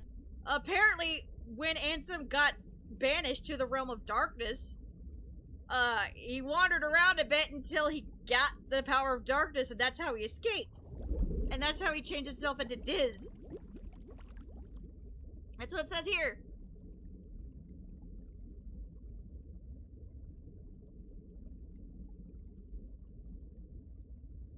Under my name, he commanded other Heartless and Quest to snatch away the hearts of many different worlds. At the center of the heart Xehanort had stolen was Kingdom Hearts, which attracts tremendous darkness itself and attempts to send any and all matter back to its depths. The other 5 had disappeared. Had they become heartless like Xehanort, or did they vanish after Xehanort exploited him? I became an unusual entity while pursuing the truth. There's a soul and body that remain when a being loses its heart. When a heartless is born, okay, so yeah, that's where he become. Well, let's just go from the beginning. Let's go from the beginning.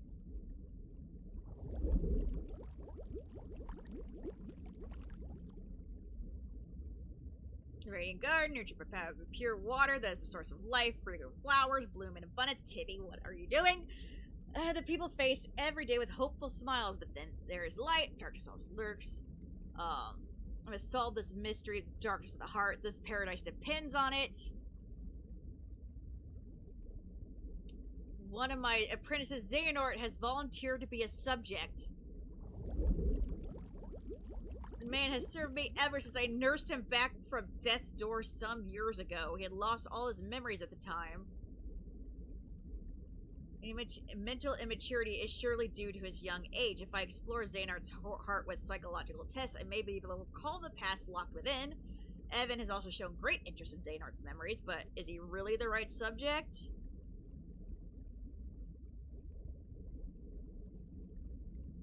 I have made a grave mistake. My study of the darkness of the heart began with a simple psychological test, and it quickly snowballed. Spurred on by my youngest apprentice, Ienzo, I constructed a massive laboratory in the basement of my castle. I don't think that's a simple psychological test. But Ienzo, the baby boy, told you to make a giant laboratory? What?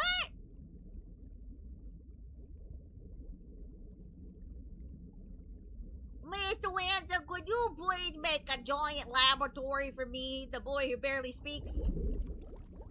Just for me. It's gonna cost you like millions of money, but you can do it for me, right? Baby Ienzo?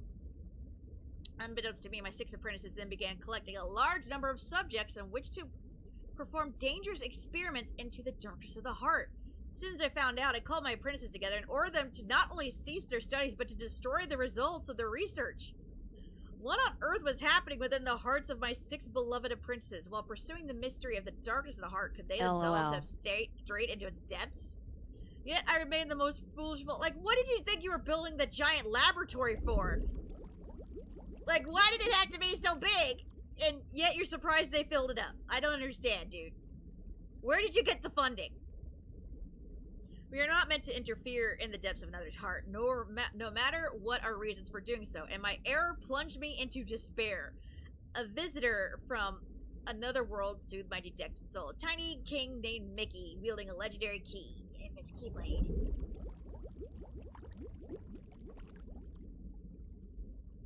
I decided to review the data obtained at my lab. This is when I discovered the answer reports. Though they bore my name, the only one I had written was number 0. Apparently he had gone to pin number 1 through 8 himself.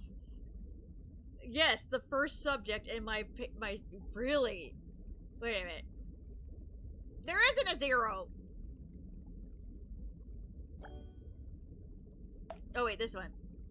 I'm called a sage of things I do not understand. I believe darkness is in every heart, no matter how pure. Given the chance, the smallest drop could spread and swallow the heart.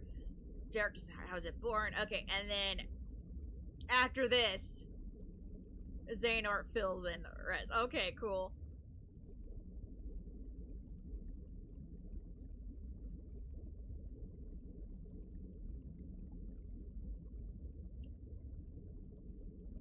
In the Ansem's reports my apprentice Xehanort had written under my name, I found the records of his hideous experiments along with his hypothesis about the door that appeared out of the darkness in my basement. All things have hearts, and the hearts hold darkness deep within. Worlds are no exception. Darkness of its core must be monstrosity. Did Xehanort pass through that door and attempt to contact the Dark Realm? No, not only Xehanort, my other 5 apprentices, believing for sake of research, stared deep into the darkness and were pulled into it.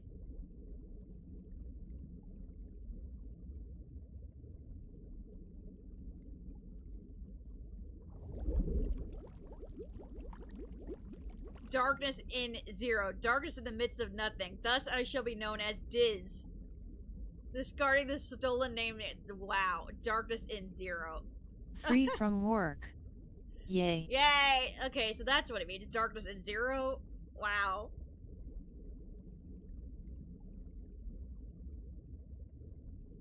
Yay.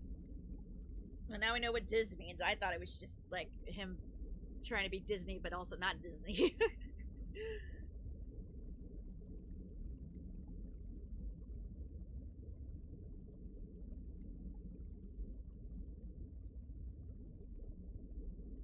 Lurk.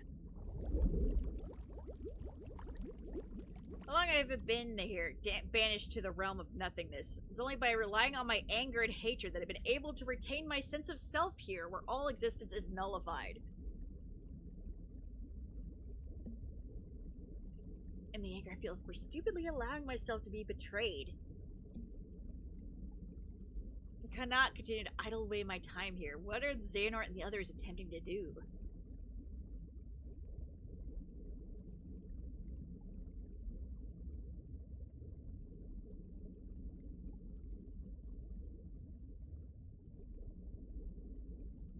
In this realm where all existence has been disintegrated, I have just barely managed to preserve my sense of self by continuing to think and write.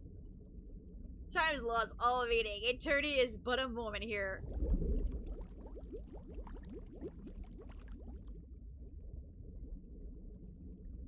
Not only did they generate pure blood Heartless from living hearts, but they then used those Heartless to synthesize artificial versions of the creatures as well. These synthetic Heartless bore insignias and were called emblems. Pure blood or emblem, these Heartless act only to fulfill their instinctive needs. They single-mindedly detect hearts and swarm all around them. A human's commands would be ineffective. The Heartless would easily steal the human's heart and use it to increase their own ranks. But what if an even stronger Heartless is given the orders? If he cast away his own soul and body and became a Heartless, wouldn't he be able to control the otherwise intractable Heartless? Furthermore, wouldn't he be planning to use the creature's instincts? If the heart-seeking Heartless have their sights set on a larger, more powerful heart, their ultimate goal is crystal clear. The largest heart in existence, the heart of the world. This is all conjecture. But it would seem like he is utilizing the Heartless in his search for a path leading to the heart of the world.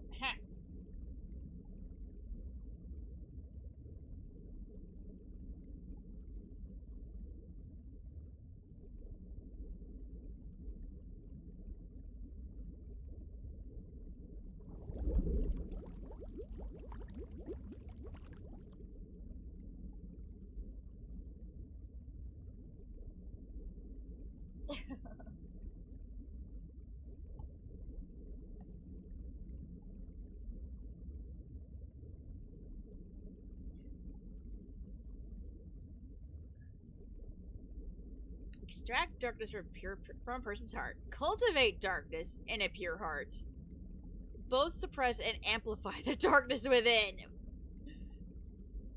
These experiments cause the test subjects' hearts to collapse, including those of the most stalwart. How fragile our hearts are. You think? No signs of recovery. I confined those who had completely lost their hearts beneath the castle. Sometime later, went below was greeted by the strangest sight. Creatures that seem born of darkness. What are they? Are they truly sentient? Could they be the shadows of those who lost their hearts in my experience? You think?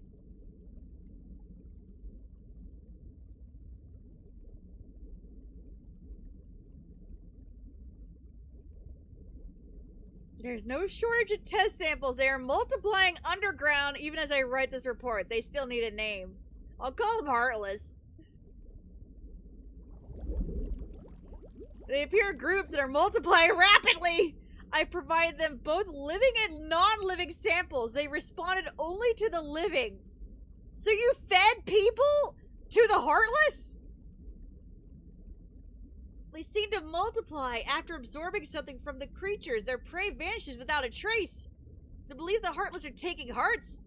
They're born from those who've lost their hearts and thrive on hearts seized from others. Oh my god.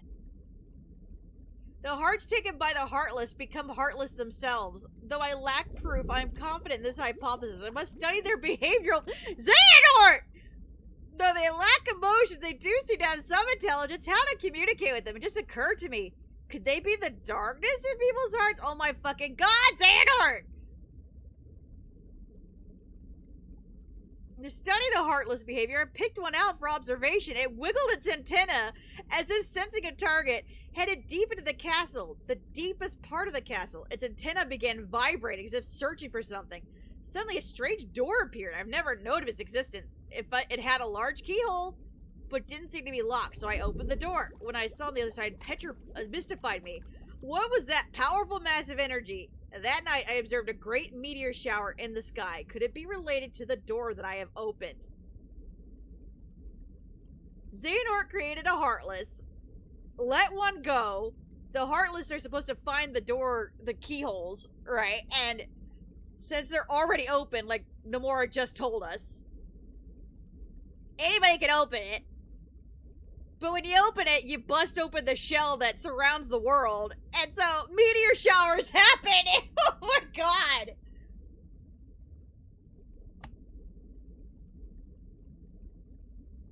You idiot.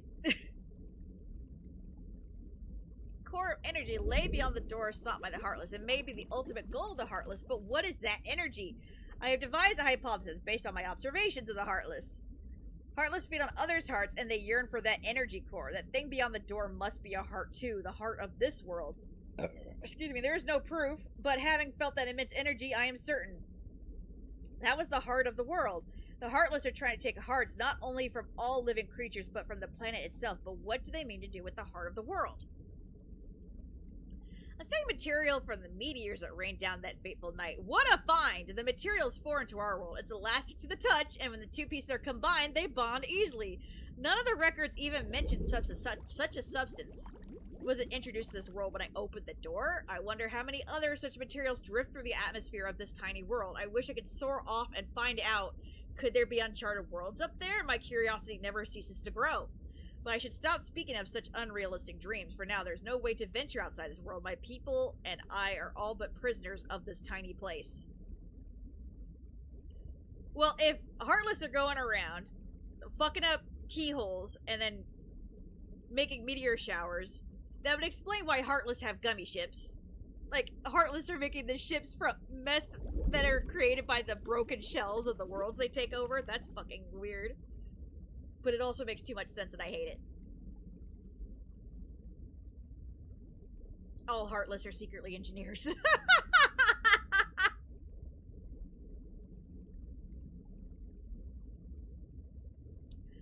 There is no doubt that the Heartless are deeply connected to people's hearts. Okay, yeah, you think? Further study may unravel both their motivations and the mystery surrounding the heart. As a start, I have built a device that artificially creates Heartless. You dumbass! By creating the conditions that spawn the Heartless naturally, I should be able to produce them artificially. This device is the culmination of my research thus far. The machine's test run successfully created a Heartless. This may be a step to creating a heart from nothing. If I could create a Heartless from nothing, maybe I could create a heart from nothing. The artificially and naturally created Heartless showed nearly identical traits, but the two types remain distinct for the purpose of the experiment, so I will mark the ones that are created artificially.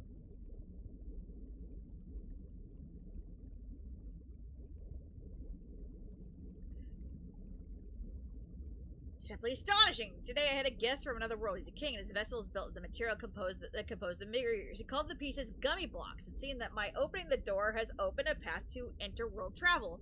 We talked for countless hours, but one story in particular caught my interest. The key called the Keyblade. So, Xehanort wrote 1 through 8, and I guess this is back to Ansem himself. People have hearts, certain worlds, the stars that guide deep world. The Heartless desire those hearts, but I'm darker. Yes, it's it. The Heartless come from people's hearts. It's the darkness. It's the core of the world's heart. The Heartless. I will pursue the answer. They are all knowing. My path is set. I shall seek the wielder, the Keyblade, and the princesses. Okay, then we're back to Xehanort, I guess.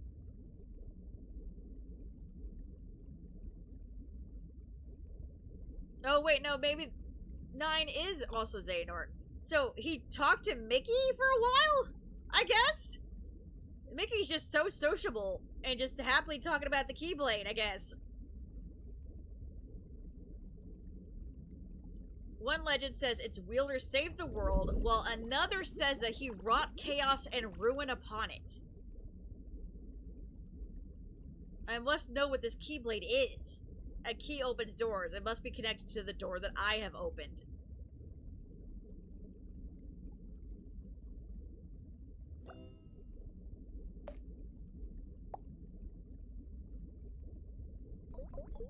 Keys open doors. Keys open doors! Things without hearts should be called heartless.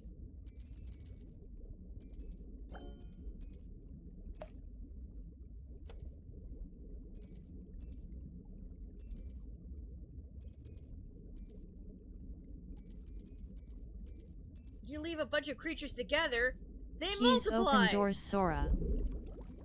They multiply like rabbits. If I make more, they also multiply. What the fuck? Like, why do you need so many? That's what I want to know. Why did he need so many?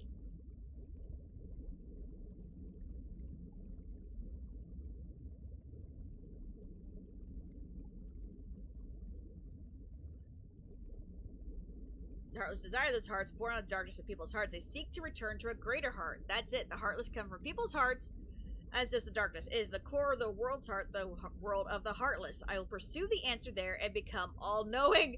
My path is set. I shall seek out the wielder of the Keyblade and the princesses. My body is too frail for such a journey, but I must do this. I will cast it off and plunge into the depths of darkness. I, too, will become a Heartless. And lead my Heartless babies, I guess.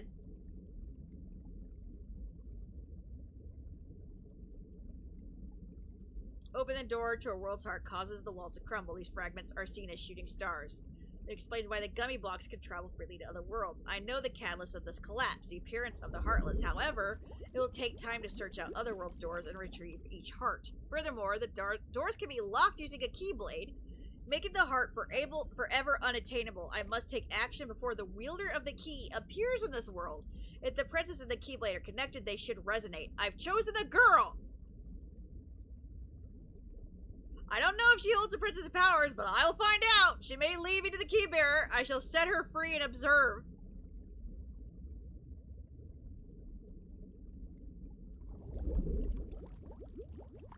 The body is gone. The heart should have returned to the Heartless, and yet nothing. This one is unlike any other. Its memories remain and has yet to take the form of a Heartless. A close eye must be kept on the situation. Much is still unknown. To get to the realm of darkness, one must go through the door of Kingdom Hearts. This place where the world's hearts connect. The place where the world's hearts connects. But beyond this world is a place where darkness reigns. Details should be archived in a separate report. There are many worlds in existence, which know nothing about the world we live in, the realm of darkness, the realm of light, and the world between.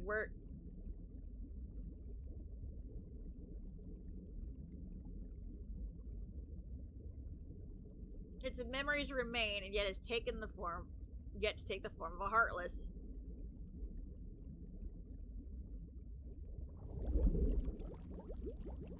Where does the body go when it separates from the heart? If the soul remains within the body, is it still considered to be deceased? When the heart returns to the Heartless, the physical form disappears, but that is merely true in this world. Perhaps the body exists in another form in another world. If that's the case, it's possible for one to exist in two worlds. A being that is neither darkness nor light, belonging nowhere, abandoned by its heart, a mere shell of its former self. The relation between the heart and body is complex. However, I'm certain that if your self exists here, then by definition, the other self cannot truly exist. The other, the one that does not exist, shall be dubbed Nobody.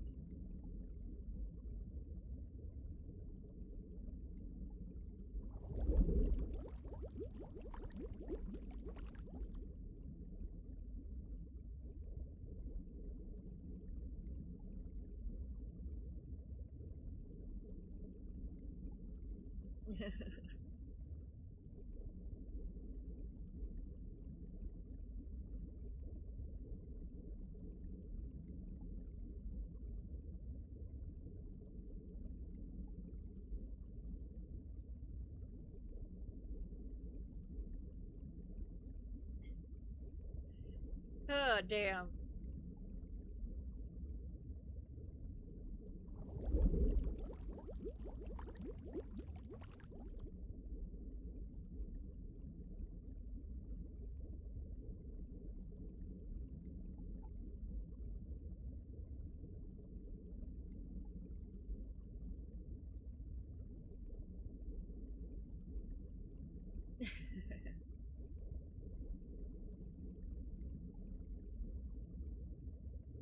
Well, I have been yapping for 9 hours, and if we want to have any hope of me having my voice tomorrow, we should probably stop now. I am also tired. LOL. And my brain cannot absorb anymore. LOL. So, we'll end this here. I I think we're gonna raid Graven. It was fun. Thanks for hanging out. Thanks for joining me in absorbing the knowledge unintentionally. Yeah, that's fair. Yeah. Thank you for the knowledge. Thank fun. Words. I'm running out of words. Let's go. Let's just go. I love y'all a bit. I'll see you tomorrow. Y'all be safe. Stay cool. Thank you for the stream. It was a lot of I'm fun so glad. today. I'm so glad. Thank you for Bye, hanging Wing. out. Oh my gosh. That makes me happy.